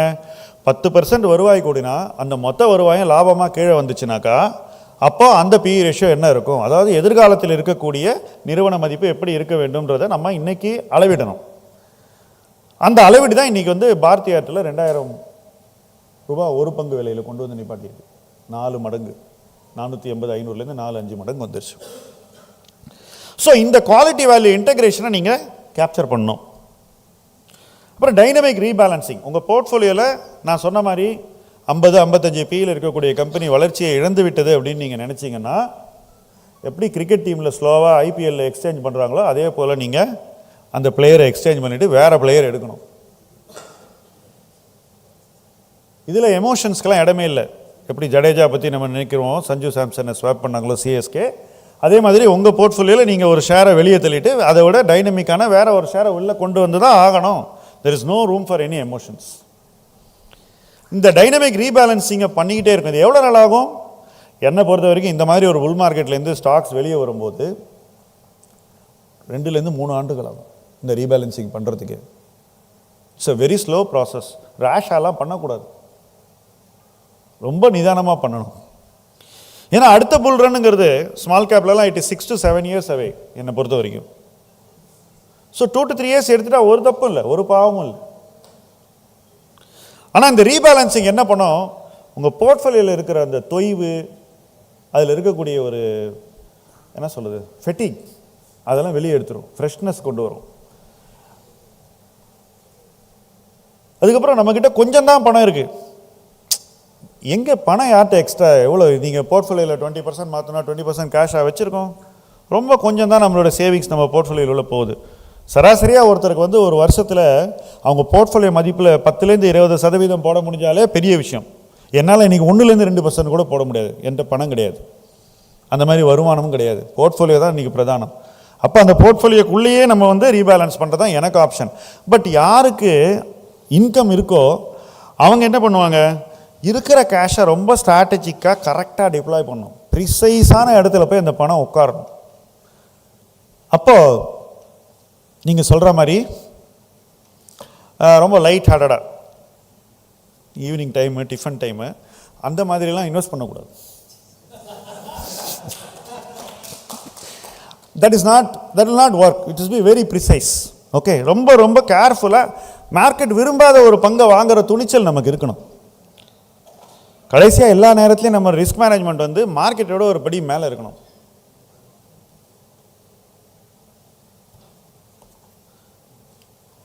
இந்த மார்க்கெட்டில் வந்து ஏன் இவ்வளோலாம் செய்யணும்னா விழாமல் இருப்பது தான் வெற்றி. விழுந்தால் உடனே எழுந்துக்கக்கூடிய ஒரு இடத்துல அளவுக்கு விழுறது தான் வெற்றி. விழமாட்டோம்னு நினைக்கிறது வெற்றி இல்லை. ஸோ இது அகெயின் இந்த எபிட்டா க்ரோத் ரேஞ்ச் எப்படி இருக்குன்றதை பார்த்தீங்கன்னா இதான் அந்த 500 கம்பெனியினுடைய இது 15% மேலே எபிட்டா க்ரோத் காமிச்ச கம்பெனிஸ் அந்த கோடியில் இருக்குது. வெறும் 221 தான் 500. ஸோ 15% மேலே எபிட்டா க்ரோத் காமிச்ச கம்பெனி இந்த இண்டெக்ஸில் 45%, 36% ஆஃப் த கம்பெனி 50 PEக்கு மேலே இருக்குது. Now I just given you 2 data points to think about the 500. Whether it will remain overvalued எனக்கு தெரியாது. பட் ஆஸ் அன் இன்வெஸ்டர் நான் டிசிப்ளின்டாக இருக்கணுன்றது மட்டும்தான் எனக்கு தெரியும். மார்க்கெட் என்ன வேணால் ஆகட்டும், ஏன் டிசிப்ளினை நான் காம்ப்ரமைஸ் பண்ண தயாராக இல்லை. அண்ட் குவாலிட்டியை நான் ரைஸ் பண்ண வேண்டிய தேவை இருக்குது அப்படின்னு நான் சொன்னேன்.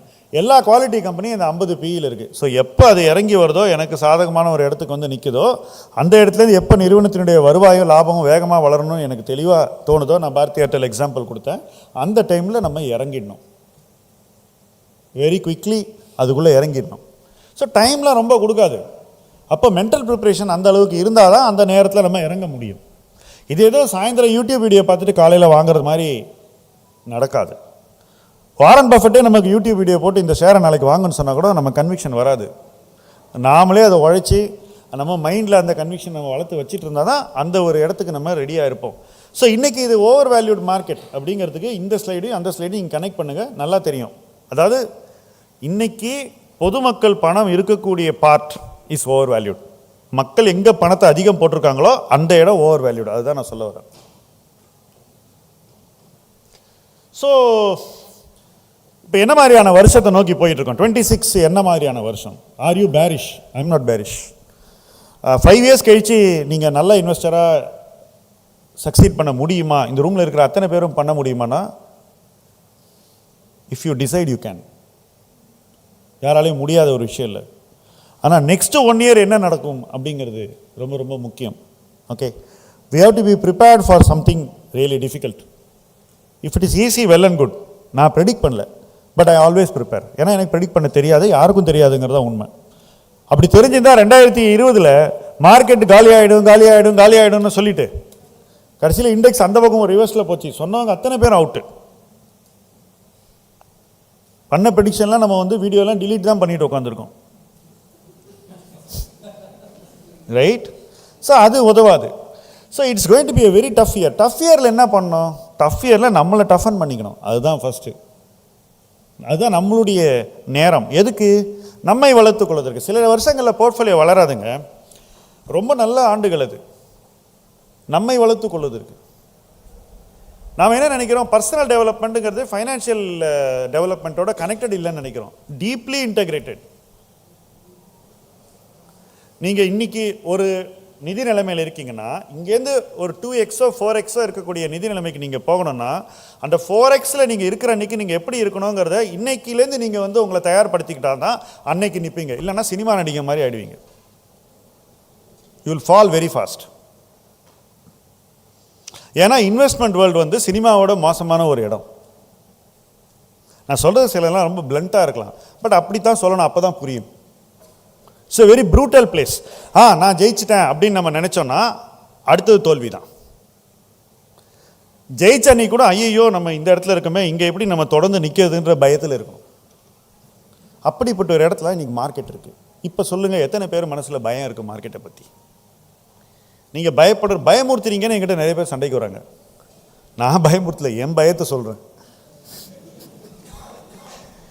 ஸோ இந்த மாதிரியான ஒரு சைக்காலஜி நம்ம ஊரில் ரொம்பவே ரொம்ப ஸ்ட்ராங்காக இருக்கும்போது, என்னை பொறுத்த வரைக்கும் முதலீட்டாளர்கள் தம்மை மாற்றிக்கொள்ள வேண்டிய ஒரு தேவை இருக்கிறது. ஓகே, இது வந்து நாம் வளர வேண்டிய காலம் 26. முதலீடுகள் வளருமானா எனக்கு தெரியல, ஐ டவுட் இட். நாம் வளர்ந்தால் என்ன ஆகும்? ஃபஸ்ட்டு நம்மளை பாதுகாக்கணும்னு நம்ம திங்க் பண்ணுவோம். ஓகே, எந்தெந்த கம்பெனிஸை நம்ம நிச்சயமாக வச்சுக்கலான்ற ஒரு கிளாரிட்டிக்கு வருவோம். அந்த பர்ஃபார்மன்ஸில் நம்ம தொடர்ந்து நீடிக்கணும். அதுதான் ஃபஸ்ட்டு பாயிண்ட். அது நம்மளுடைய வளர்ச்சியின் ஒரு டைமென்ஷன். அடுத்த டைமென்ஷன், புதுசாக ஒன்று வாங்கினோமா ரொம்ப செலக்டிவாக இருப்போம். சும்மா இப்போ நான் ஏதோ ஒரு பேரை சொன்னேன், வேறு யாரோ ஒருத்தர் ஈவினிங் ஒரு வீடியோவில் போட்டாங்க, நாளை காலையில் ஒருத்தர் ஏதோ ஒன்று சொன்னார், இன்னொருத்தர் ட்வீட் போட்டான். இதெல்லாம் பார்த்து எந்த விதமான முடிவுகளையும் நீங்கள் எடுக்கக்கூடாது. ஒரு வாரம் 10 நாள் அதை பற்றி யோசித்து டிசைட் பண்ணி நிதானமாக உங்கள் மைண்டில் எஸ் இட்ஸ் கரெக்டுன்னு தோன்ற வரைக்கும் உழைத்து அதுக்கப்புறம் டெசிஷன் எடுத்து அப்போ தான் நீங்கள் இன்வெஸ்ட் பண்ணணும். You have to be very selective in new bets. 3வது ரொம்ப முக்கியம், அதுதான் காஃபி கேனில் நடந்த தவறு, ஓவர் பேயிங். அதை தவிர்க்கணும். மிகச்சிறந்த நிறுவனத்தை கூட உங்களுக்கு சாதகமான ஒரு மதிப்பீட்டில் வாங்க வேண்டிய ஒரு கட்டாயம் எல்லாருக்குமே இருக்குது. அதுக்கு ஒரு நல்ல உதாரணம் நான் சொல்கிறேன். எல்லாருக்கும் பரிச்சயமான நிறுவனம் ஐடிசி. ஐடிசி சிறந்த நிறுவனமாக இந்தியாவில்? எஸ், வெரி குட் கம்பெனி, டவுட்டே கிடையாது. ஏன் ஐடிசிக்கு அப்போ கிராக்கி இல்லாமல் இருந்தது? இந்த ஒரு வேவுக்கு முன்னாடி ஏன் ஐடிசி எல்லாரும் திட்டிக்கிட்டு இருந்தாங்க? ஒன்று, ஐடிசி தன்னுடைய லாபத்தை எல்லா பிஸ்னஸ்லேயும் போட்டுக்கிட்டு இருக்காங்க. அந்த பிஸ்னஸ்லேருந்து வர ரிட்டர்னை அவங்க அளவிடுறதில்ல, என்ன ஆர்ஓஇ வருதுன்னு பார்க்கறதில்ல, அண்ட் ஷேர் ஹோல்டர்ஸுக்கு பே அவுட் பண்ணுறதில்ல. ஸோ மார்க்கெட் ஐடிசியை தொடர்ந்து கிரிட்டிசைஸ் பண்ணிகிட்டே வந்தது. அந்த காலகட்டத்தில் நாமும் கிரிட்டிசைஸ் பண்ணிட்டு வந்தோம். ஒரு டேர்ன் வந்தது. அந்த டேர்ன் என்னன்னாக்கா, தன்னுடைய ஓராண்டு லாபத்தை ஐடிசி முழுவதும் திரும்பி கொடுக்கக்கூடிய ஒரு மனநிலைக்கு வந்தாங்க. அதுக்கு கேரண்டி கொடுத்தாங்க, almost the entire part of it, 85 to 100%. அந்த பாயிண்டில் ITC became a better allocator of capital. அந்த ரீசன்னால் தான் ஐடிசியின் ஒரு பங்கு விலை கூடியது. அண்ட் அந்த விஷயம் நடந்தபோது ஷேர் ப்ரைஸ் ரொம்ப கீழே, மேபி 170, 180 இருந்திருக்கும். 300லேருந்து 140க்கு வந்தது. மறுபடியும் இன்னைக்கு 500க்கு போச்சு. 500 போனப்போ மறுபடியும் you have to be cautious. You cannot buy at that price. இன்னைக்கு ஒரு ரீசனபிள் ஜோன் கிட்ட வந்துருக்கு. Maybe 10% cheaper ITC may become cheap. But பாருங்க, ஒரே ஸ்டாக்கு நீங்கள் ஓவர் பே பண்ணால் ஒரு அவுட்கம், சரியான வேல்யூவேஷனில் வாங்கினா இன்னொரு அவுட்கம். நான் நல்ல ஸ்டாக் வச்சுருக்கேன்னு நம்ம நாமே தேத்திக்கிறதுல அர்த்தம் இல்லை. அதில் என்ன லாபம் பார்த்தோங்கிறது தான், that is the bottom line. இதை பார்க்காம நம்ம இன்வெஸ்ட்மெண்ட் பண்ணுறோன்னா நம்ம ஈக்விட்டி நேரடியாக இன்வெஸ்டே பண்ணக்கூடாதுன்னு நான் சொல்லுவேன். That's not how to do it. ரொம்ப ப்ரிசைஸாக நீங்கள் வாங்கணும். எக்ஸ்ட்ரா ப்ரைஸ் கொடுக்கவே கூடாது. நியாயப்படுத்தக்கூடிய ஒரு விலையை தான் நீங்கள் கொடுக்கணும். அதுக்கு மேலே ஒரு பைசா கொடுக்கக்கூடாது. You have to be very brutal. இன்றைக்கி நேத்திக்கு thanksgiving, black friday sale, stock மார்க்கெட்டில் டெய்லி பிளாக் ஃப்ரைடேன்னு நினச்சிக்கோங்க. 200 நாளும் பிளாக் ஃப்ரைடே தான் வருஷத்தில். அப்படி தான் நீங்கள் அணுகணும் அதை. அப்புறம் ஸ்கேல், எப்போ உங்களுடைய இன்வெஸ்ட்மெண்ட்டை பெருக்கிறது?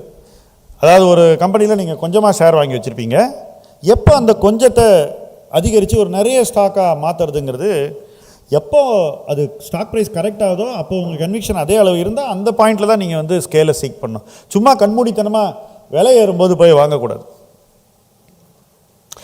40 ரூபாயில் 100 ஷேர் வாங்கிட்டு 1000 ரூபா போகும்போது 900 ஷேர் வாங்கி என்கிட்ட 1000 ஷேர் இருக்குன்னு சொல்லக்கூடாது. மறுபடியும் அது 60 ரூபா வந்தால் நீங்கள் காலி. That is not investing. நீங்கள் 40 ரூபாயிலேருந்து 20 ரூபா வரும்போது வாங்கிட்டு 90 ரூபாயில் விற்றீங்கன்னா அது சரி. ஸோ எப்போ ஸ்கேல் பண்ணணுன்றதில் ரொம்ப ரொம்ப டெலிஜென்ட்டாக இருக்கணும். கடைசியாக உங்ககிட்ட இருக்கக்கூடிய பணத்தை நீங்கள் தொடர்ந்து முதலீடு செய்யணும். நான் ஹையில் இருக்குது, எனக்கு தெரியும், நான் அப்புறம் பார்ப்பேன், அதெல்லாம் பண்ணக்கூடாது. Trying to predict the market is the worst occupation because you are sure to fail. Even the best fund managers in the country, the best investors in the world don't know what will happen to the market. ஏன்னா மார்க்கெட்டில் நடக்கக்கூடிய நிகழ்வுகள் நம்ம எல்லாருடைய உணர்வுகளின் ஒரு சேர்க்கை. Okay, you may be a very bright investor, but you cannot predict how an investor in fear will react. பண்ண முடியாது. எப்போ அவங்க அவ்வளோ பயப்படுவாங்க, எப்போ எக்ஸ்ட்ரீம் ஃபியருக்கு போவாங்க நமக்கு தெரியாது. அதே போல் எப்போ எக்ஸ்ட்ரீம் கிரீட் ஆவாங்க அப்படிங்கிறது உங்களுக்கு தெரியாது. இப்போ ஆரக்கலோடைய நியூஸை நீங்கள் பார்த்துருப்பீங்க. நான் ஒரு 2 எக்ஸாம்பிள் சொல்கிறேன். ஆரக்கலை பற்றி ஒரு செய்தி வந்தோடனே ஒரே நாளில் மேலே போச்சு. இன்றைக்கி அந்த ஏற்றத்துக்கு முன்னாடி இருந்த விலைக்கு கீழே இருக்குது ஆரக்கல் ஷேர் ப்ரைஸ். அப்போது எப்படி ஃபியர் திடீர்னு வருது, எப்படி கிரீட் எக்ஸ்ட்ரீமாக போகுது, எப்படி ஃபியர் எக்ஸ்ட்ரீமாக போகுது அந்த ஆரக்கலுடைய ஷேர் ப்ரைஸ் மூமெண்ட்டில் தெரியுது. நீங்கள் போய் ஆரக்கலில் ஸ்டடி பண்ணிங்கன்னா ஆட்டோமேட்டிக்காக உங்களுக்கு இது புரியும். End of what I'm about to say. So 2020லேருந்து 25 it was a very easy honeymoon period for equity investing. எது பண்ணாலும் ஜெயிச்சிடலாம், யார் வேணால் ஜெயிச்சிடலாம், ரொம்ப ஈஸி பீரியட். என்னை பொறுத்த வரைக்கும் 26லேருந்து 28 இதுக்கு கம்ப்ளீட் எதிர்மறையான ஒரு காலகட்டமாக இருக்கும்னு நினைக்கிறேன். But it's a very good time to invest for sure. So நம்ம வந்து 2 விஷயத்தில் தான் நம்ம வந்து ரொம்ப கவனமாக இருக்கணும். மார்க்கெட்டில் என்னென்ன மாற்றங்கள் நடக்குதுங்கிறத நம்ம அட்லீஸ்ட் நிகழ்காலத்திலேயாவது கூர்ந்து கவனிக்கணும். முடிஞ்சால் எதிர்காலத்துலேயும் கொஞ்சம் சிந்திக்கணும். இது ரெண்டும் நடந்ததுன்னா நமக்கு வந்து ஆன்டிசிபேஷன் ஸ்கில்ஸ் வந்துடும். அது நடக்கும்போது நம்ம அதை இன்னும் தெளிவாக உணர முடியும். ஆன்டிசிபேஷன் இருந்தாக்கா, ஆன்டிசிபேஷன் தான் நிகழ்வு நடந்த பிறகு அது நமக்கு உரைக்கும். மார்க்கெட்டில் you can never be behind the curve. So what is changing the மார்க்கெட்டுங்கிறத நம்ம தெளிவாக உணரணும் இன்னைக்கு இப்போ. அதே போல் அந்த மாற்றங்களுக்கு ஏற்ற மாதிரி நாம் எப்படி மாறணும், ஹவு ஷுட் வி சேஞ்ச் அப்படிங்கிறதையும் நம்ம டெஃபினட்டாக யோசிக்க வேண்டிய ஒரு காலகட்டத்தில் தான் இருக்கும். So it will be a very difficult market, but it is not an impossible market. So designing இன்வெஸ்டருக்கான ஒரு காலகட்டம் வந்துடுச்சு. 20லேருந்து 25 அப்படிப்பட்ட ஒரு காலகட்டமாக இல்லைங்கிறது தான் உண்மை. ஸோ மார்க்கெட் மாறும்போது நாம் மாற வேண்டும். அப்படிப்பட்ட மாற்றத்துக்கான ஒரு காலகட்டத்தில் தான் இருக்கும். ஸோ எதிர்கால வியூகம் எப்படி இருக்கணும், இப்போதைக்கு பார்க்கும்போது large cap seem to be in favour. 7% revenue growth, 7% EBITDA growth, 7% profit growth இருக்கக்கூடிய ஒரு செக்டர் ஒரு 23-24 டைம்ஸ் இருக்குது. கரெக்டாப்பா இன்றைக்கி டேட்டில்? ஸோ 24 டைம்ஸ் இருக்குது. 24ங்கிறது இருக்க வேண்டியதோட ஒரு 10-20% எக்ஸ்ட்ரா இருக்குது. என்ன மார்க்கெட் எதிர்பார்க்குது? ட்ரேட் டீல் முடியணும், வருஷம் முடியணும், அடுத்த வருஷம் எஃப்ஐ வேறு வழி இல்லை, திரும்பி வருவான்னு எதிர்பார்க்குது மார்க்கெட். அப்போது இவங்க என்ன பண்ணுவாங்க, இவங்க வாங்கி வச்சுருக்கிறத எஃப்ஐக்கு விற்பாங்க. அதனால தான் லார்ஜ் கேப் ஃபேவரில் இருக்குது. பட் அவன் வருவானா, அது நடக்குமா தெரியாது. பட் இதுதான் எனக்கு தெரிஞ்சு பொசிஷனிங். இன்னொன்று, லார்ஜர் இன்ஸ்டியூஷன் என்ன நினைக்கிறாங்கன்னா, ஸ்மால் கேப்பில் போய் வாங்கினா நாளைக்கு இன்வெஸ்டர் பணத்தை திருப்பி கேட்டால் விற்கக்கூட முடியாது, அதுக்கு நம்ம இதிலேயே கான்சன்ட்ரேட் பண்ணணும்னு எல்லாருமே லார்ஜ் கம்பெனிஸில் இருக்காங்க. இன்றைக்கி இந்தியன் லார்ஜ் கேப்பில் யார் பிகெஸ்ட் இன்வெஸ்டர்னா மியூச்சுவல் ஃபண்ட் இல்லை, ஹெட்ஜ் ஃபண்ட்ஸ். இந்த வருஷம் ஜிக்யூஜி மாதிரி ஆட்கள் தான் லார்ஜ் கேப் ஷேரை வாங்கிட்டு இருக்காங்க. நம்ம ஆளுங்க போய் எல்லா ஸ்மால் கேப் தான் வாங்கிட்டு இருக்காங்க, மிட் கேப் வாங்கிட்டு இருக்காங்க. So large cap is still in favour. Mid caps இந்த குவார்ட்டர் வரைக்கும் பர்ஃபார்மன்ஸ் நல்லா இருக்கிறதுனால அந்த ஓவர் வேல்யூவேஷனை மார்க்கெட் இக்னோர் பண்ண ரெடியாக இருக்குது. இந்த குவார்ட்டர் கூட mid cap performance is good. அதனால் ஓவர் வேல்யூவேஷன் இருந்தால் பரவாயில்ல, தொடர்ந்து இது நீடிச்சா ஏதோ ஒரு பாயிண்டில் இந்த வேல்யூவேஷனை நியாயப்படுத்தக்கூடிய இடத்துல நிறுவனங்கள் இருக்கும்னு மார்க்கெட் நமக்கு மெசேஜ் கொடுக்குது. ஓகே, இது நீடிக்கும் வரை mid caps will do well. என்றைக்கு ஒரு பேட் குவார்ட்டர் வருதோ அதுக்கப்புறம் தான் நமக்கு தெரியும். அல்லது செல்லிங் வந்தால் இன்வெஸ்டர்ஸ் பணத்தை வெளியே எடுத்தாலும் அது மாறிடும். இது ரெண்டு நடந்ததுன்னா அது மாறும். அது வரைக்கும் mid cap seem to be okay. Small caps are not doing well. Clearly small கேப்பில் கிரைசிஸ் ஆரம்பிச்சிருச்சு. இதை நான் ஏன் சொல்கிறேன்னா, இப்போ நீங்கள் 50-100 ஷேர் வாங்கும்போது உங்களுக்கு தெரியாது. ஒரு கம்பெனியில் 50-100 ஷேர் வாங்கும்போது உங்களுக்கு தெரியாது. இப்போ நானோ பாலாஜியோ போய் எங்கள்கிட்ட இருக்க ஒரு கம்பெனியில் ஒரு 2 கோடிக்கு விற்கணும்னா 10% அந்த ஷேர் இறங்கிடும். கரெக்டா பாலாஜி? அப்போது விற்பது ரொம்ப கஷ்டம்னு இருக்கக்கூடிய ஒரு காலகட்டத்தில் ரீட்டைல் இன்வெஸ்டர் கண்ணை மூடிக்கிட்டு அந்த பக்கம் பணத்தை கொடுத்து வாங்கிக்கிட்டு இருக்கான். நல்லா புரிஞ்சுங்க. அப்படியே ஸ்மால் கேப் மைனஸில் இருக்குது இன்றைக்கி. Maybe index about 9-10% down still. அப்போ விற்றா என்ன ஆகும்னா அந்த -9, 10, 19, 20க்கு போயிடும். மேபி 30 கூட போகலாம், தெரியாது. அந்த விற்பனை எங்கே போய் நிற்க போகுதுங்கிறத பொறுத்து இருக்குது.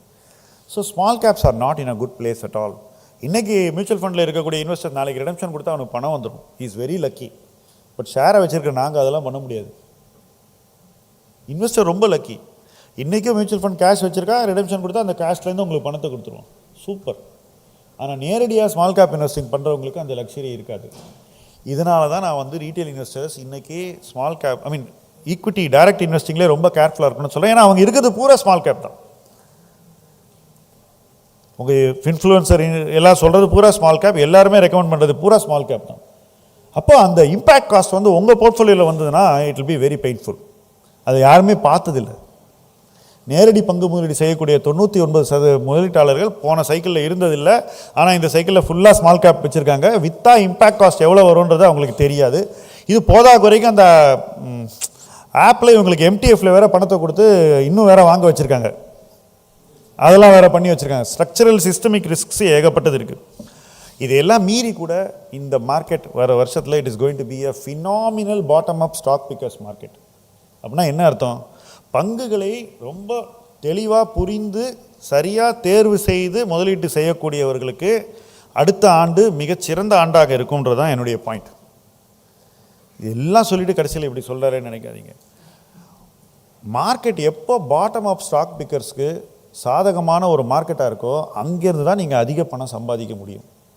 That is the real time when real money has to be made. ஆனால் 1 மாதம் 2 மாதம் 3 மாதம் என்ஏவி இதெல்லாம் ஒரு பக்கம் பின்னாடி வச்சுட்டு நான் 2 வருஷம் வெயிட் பண்ண போகிறேன், 3 வருஷம் வெயிட் பண்ண போகிறேன், 5 வருஷம் வெயிட் பண்ண போகிறேன்னு இருக்கக்கூடிய மைண்ட் செட்டில் இருக்கிறவங்க தான் அந்த பணத்தை பார்க்க முடியும். மாறாக டெய்லி பர்ஃபார்மன்ஸை பார்த்துட்டு இருந்தால் பார்க்க முடியாது. அதுக்கு என்னுடைய அந்த 28 இயர் எக்ஸ்பீரியன்ஸ் கொடுத்த பாடம் தான் எவிடன்ஸ். நான் அந்த மாதிரி இருந்திருந்தேன்னா இன்றைக்கி உங்கள் முன்னாடி நின்றுட்டு இன்றைக்கி இங்கே பேசிக்கிட்டு இருக்க மாட்டேன். எனக்கு அந்த இண்டெக்ஸை பற்றி தெரியாமல் இருந்ததுனால தான், அதை பற்றி நான் பாதர் பண்ணாமல், ஒரு என்ன சொல்கிறது, அது அசட்டு தைரியம் கூட சொல்லலாம், வாட் எவர் யூ கால், அந்த ஒரு கரேஜ் இருந்ததுனால தான் நான் அதை பற்றிலாம் நம்ம பர்ஃபார்ம் பண்ணுறோமா இல்லையா, மற்றவனோட நம்ம அதிக மார்க் வாங்குறோமான்னு 8th ஸ்டாண்டர்ட் மேத்ஸ் ஸ்டூடெண்ட் மாதிரி இல்லாதனால தான் நான் இந்த இடத்துக்கு வந்திருக்கேன். இன்வெஸ்டர்ஸ் அந்த மைண்ட் செட்டை விட்டுட்டு உங்கள் இன்வெஸ்டிங்கில் எப்படி எக்ஸலன்ஸை கொண்டு வரலாம் அப்படின்றதில் ஃபோக்கஸ் பண்ணுங்கள். வெற்றி நிச்சயம். வாழ்த்துக்கள்.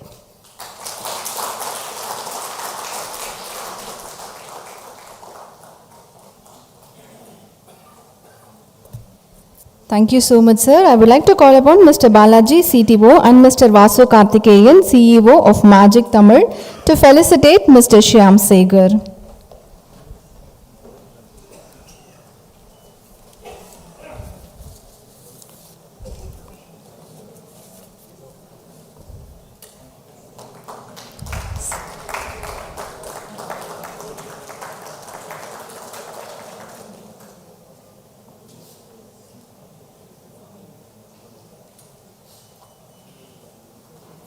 Thank you so much, sir.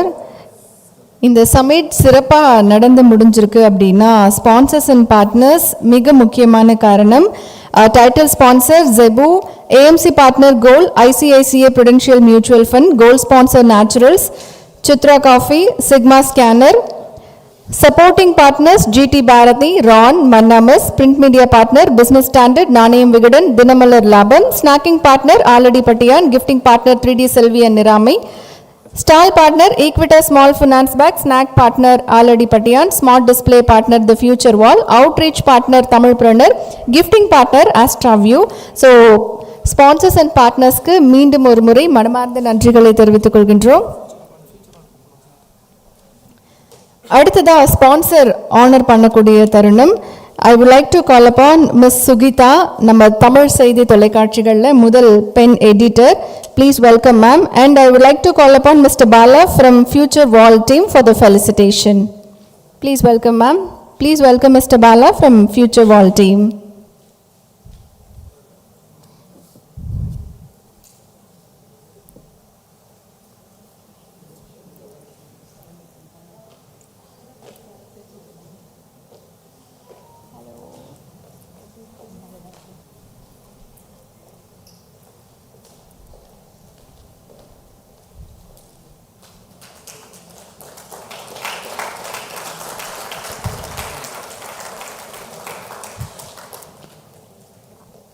Thank you so much ma'am. So இப்போது ஃபைனலாக வந்து லக்கி ட்ரா, நம்ம வந்து லக்கி பர்சன்ஸை சூஸ் பண்ண போகிறோம். ஃபர்ஸ்ட் வந்து பார்த்திங்க அப்படின்னா 2 சில்வர் காயின், அதுக்கான லக்கி வின்னர்ஸ் யார் அப்படின்னு நம்ம சூஸ் பண்ணலாம்.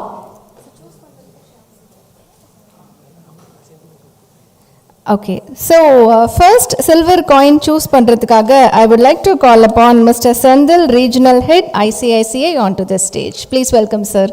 நீங்கள் தான் சூஸ் பண்ண போகிறீங்க ஃபர்ஸ்ட் சில்வர் காயின் 20 grams யார் இன்னைக்கு லக்கி வின்னர் அப்படின்ட்டு.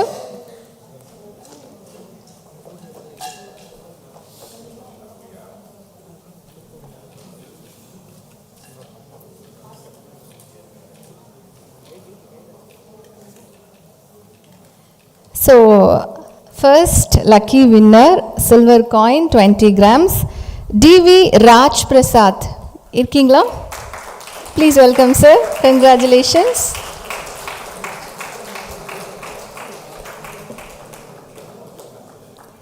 திரு ராஜ் பிரசாத் அவர்களுக்கு 20 கிராம் மதிப்பிலான வெள்ளி நாணயம் வழங்கப்படுகிறது.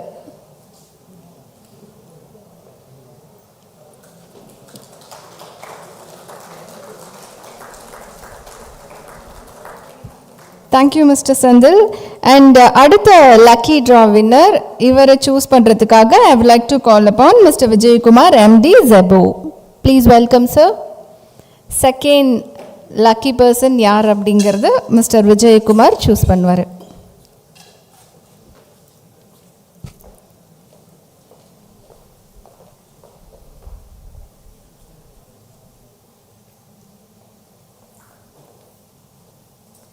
So the lucky winner for silver coin, Mr. Balaji Parthasarathi.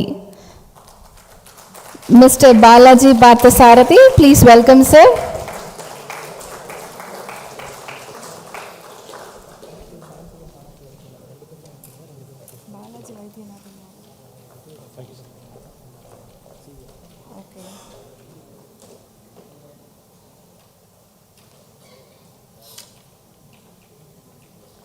Thank you so much, sir. So இப்போ அடுத்ததாக கோல் லக்கி வின்னர்ஸ் யார் அப்படின்னு சூஸ் பண்ணுறதுக்காக I would like to call upon two guests. I would like to call upon Mr. Shyam Segar. Please welcome, sir. And also I would like to call upon Mr. Balaji Vaidyanathan Nafa onto the stage. Please welcome, sir. நீங்கள் ரெண்டு பேருமே கோல் lucky winners யார் அப்படிங்கிறத choose பண்ண போகிறீங்க. So gold coin 1 gram gold coin ரெண்டு பேருக்கு நம்ம கொடுக்க போகிறோம். ஸோ த ஃபர்ஸ்ட் வின்னர் யார் அப்படிங்கிறத பார்க்கலாம்.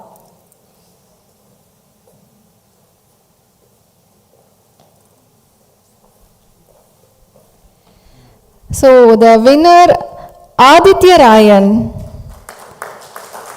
gold coin 1 gram வாங்கக்கூடிய வின்னர் இருக்கீங்களா? மிஸ்டர் ஆதித்ய ராயன் அவர் மட்டும்தான் வரணும். ஓகே, ஸோ வேறு சூஸ் பண்ணலாமா? ஃபோன் நம்பர் இருக்குது ஆக்சுவலாக, வேறு சூஸ் பண்ணலாம். ஏன்னா எவ்வளோ பேர் வெயிட் பண்ணிகிட்ருக்காங்க, அவங்களேருந்து சூஸ் பண்ணுவோம்.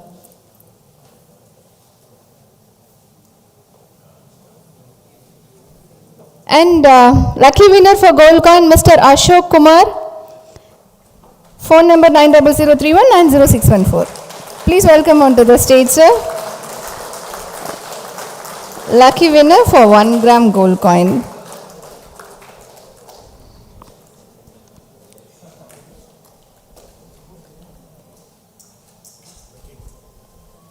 So, அடுத்த lucky winner. அடுத்ததாக ஃபைனலாக 1 கிராம் கோல்ட் காயின் யார் வின் பண்ண போகிறாங்க அப்படிங்கிறத பார்க்கலாம்.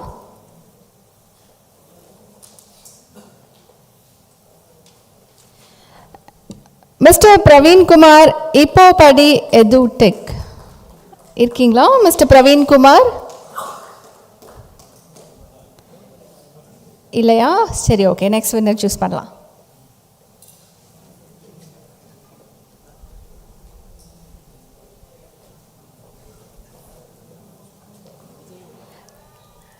அடுத்த ஃபைனல் வின்னர் மிஸ்டர் சிவ சண்முகராஜன் இருக்கீங்களா சார்? என்ன பக்கத்தில் 2 கோல்ட் காயின் வின்னரும் பக்கத்துலேயே. ஸோ வாழ்க்கையில் வாய்ப்புங்கிறது இந்த மாதிரி தான் வரும். அந்த வாய்ப்புக்காக நம்ம காலையிலேருந்து ஈவினிங் வரைக்கும் வெயிட் பண்ணணும். 2 பேர் வெயிட் பண்ணலை. வெயிட் பண்ணால் முதலீடுக்கும் அதே தான். எவ்வளோக்கு எவ்வளோ நம்ம கரெக்டாக அந்த பர்டிகுலர் டைம் வெயிட் பண்ணுறோமோ அவ்வளோக்கு எவ்வளோ நமக்கான அதிர்ஷ்டம் கண்டிப்பாக நமக்கு வந்துடும், உழைப்புக்கான ஊதியமும் நமக்கு வந்துடும். ஸோ இந்த சம்மிட்டில் இந்த விஷயத்த எல்லா எக்ஸ்பர்ட்டும் சொன்னாங்க. லக்கி ட்ராலையும் நம்ம அதை தான் தெரிஞ்சுக்கிட்டோம். முதலீடுக்கு எவ்வளோக்கு எவ்வளோ நம்ம வெயிட் பண்ணுறோமோ அவ்வளோக்கு எவ்வளவு நமக்கு நினச்ச பணம் வரும். So once again thank you so much, and now I would like to invite Mr. Vijay, creative producer, Magic 20 Tamil, to deliver vote of thanks. கை தட்டின 2 பேரும் நம்ம மக்கள் தான். So hello hi, I'm on பிகாஃப் of magic 20 Tamil team. So நான் gold coin silver coin கொடுத்துருக்கோம் அப்படின்னா magic 20 Tamil கொடுத்துருச்சு அப்படின்னு கிளைம் பண்ணிக்க விரும்பலை. அதில் மொத்த கிரெடிட்டும் எங்களுடைய ஸ்பான்சர்ஸ் ஜெபு விஜயகுமார் சார் இருக்காங்க, ஐசிஐசிஐ ப்ரொடென்ஷியல் மியூச்சுவல் ஃபண்ட், அப்புறம் நேச்சுரல்ஸ் அப்படின்னு எல்லா ஸ்பான்சர்ஸ்க்குமே இந்த பங்கு இருக்குது. ஏன்னா நாங்கள் ஃபஸ்ட்டு ஒரு பரிசு ராக்கெட்டாக வச்சு ஒரு ப்ரைஸ் கொடுக்கலாம் அப்படின்னு டிசைட் பண்ணதே வந்தது எல்லாமே இன்வெஸ்ட்மெண்ட்டை ஃபோக்கஸ் பண்ணி வரும்போது அவங்கள என்கரேஜ் பண்ணுறதுக்காக வெறும் கையோடு அனுப்பக்கூடாது இல்லையா. ஸோ அதனால தான் அந்த ரெக்கையாக வச்சோம். ஆனால் எல்லாருக்கும் கொடுக்க முடியல. அடுத்த வாட்டி ஸ்பான்சர்ஸ் இன்னும் மனசு வச்சாங்கன்னா கண்டிப்பாக எல்லாருக்கும் கொடுக்க முயற்சி பண்ணுறோம்.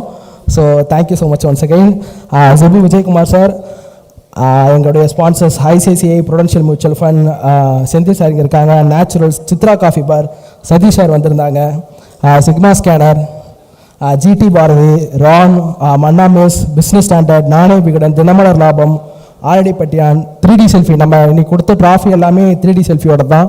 ஸோ அவங்க இன்றைக்கி வர முடியல. ஸோ அவங்களுக்கு ஒரு ஸ்பெஷல் மென்ஷன்.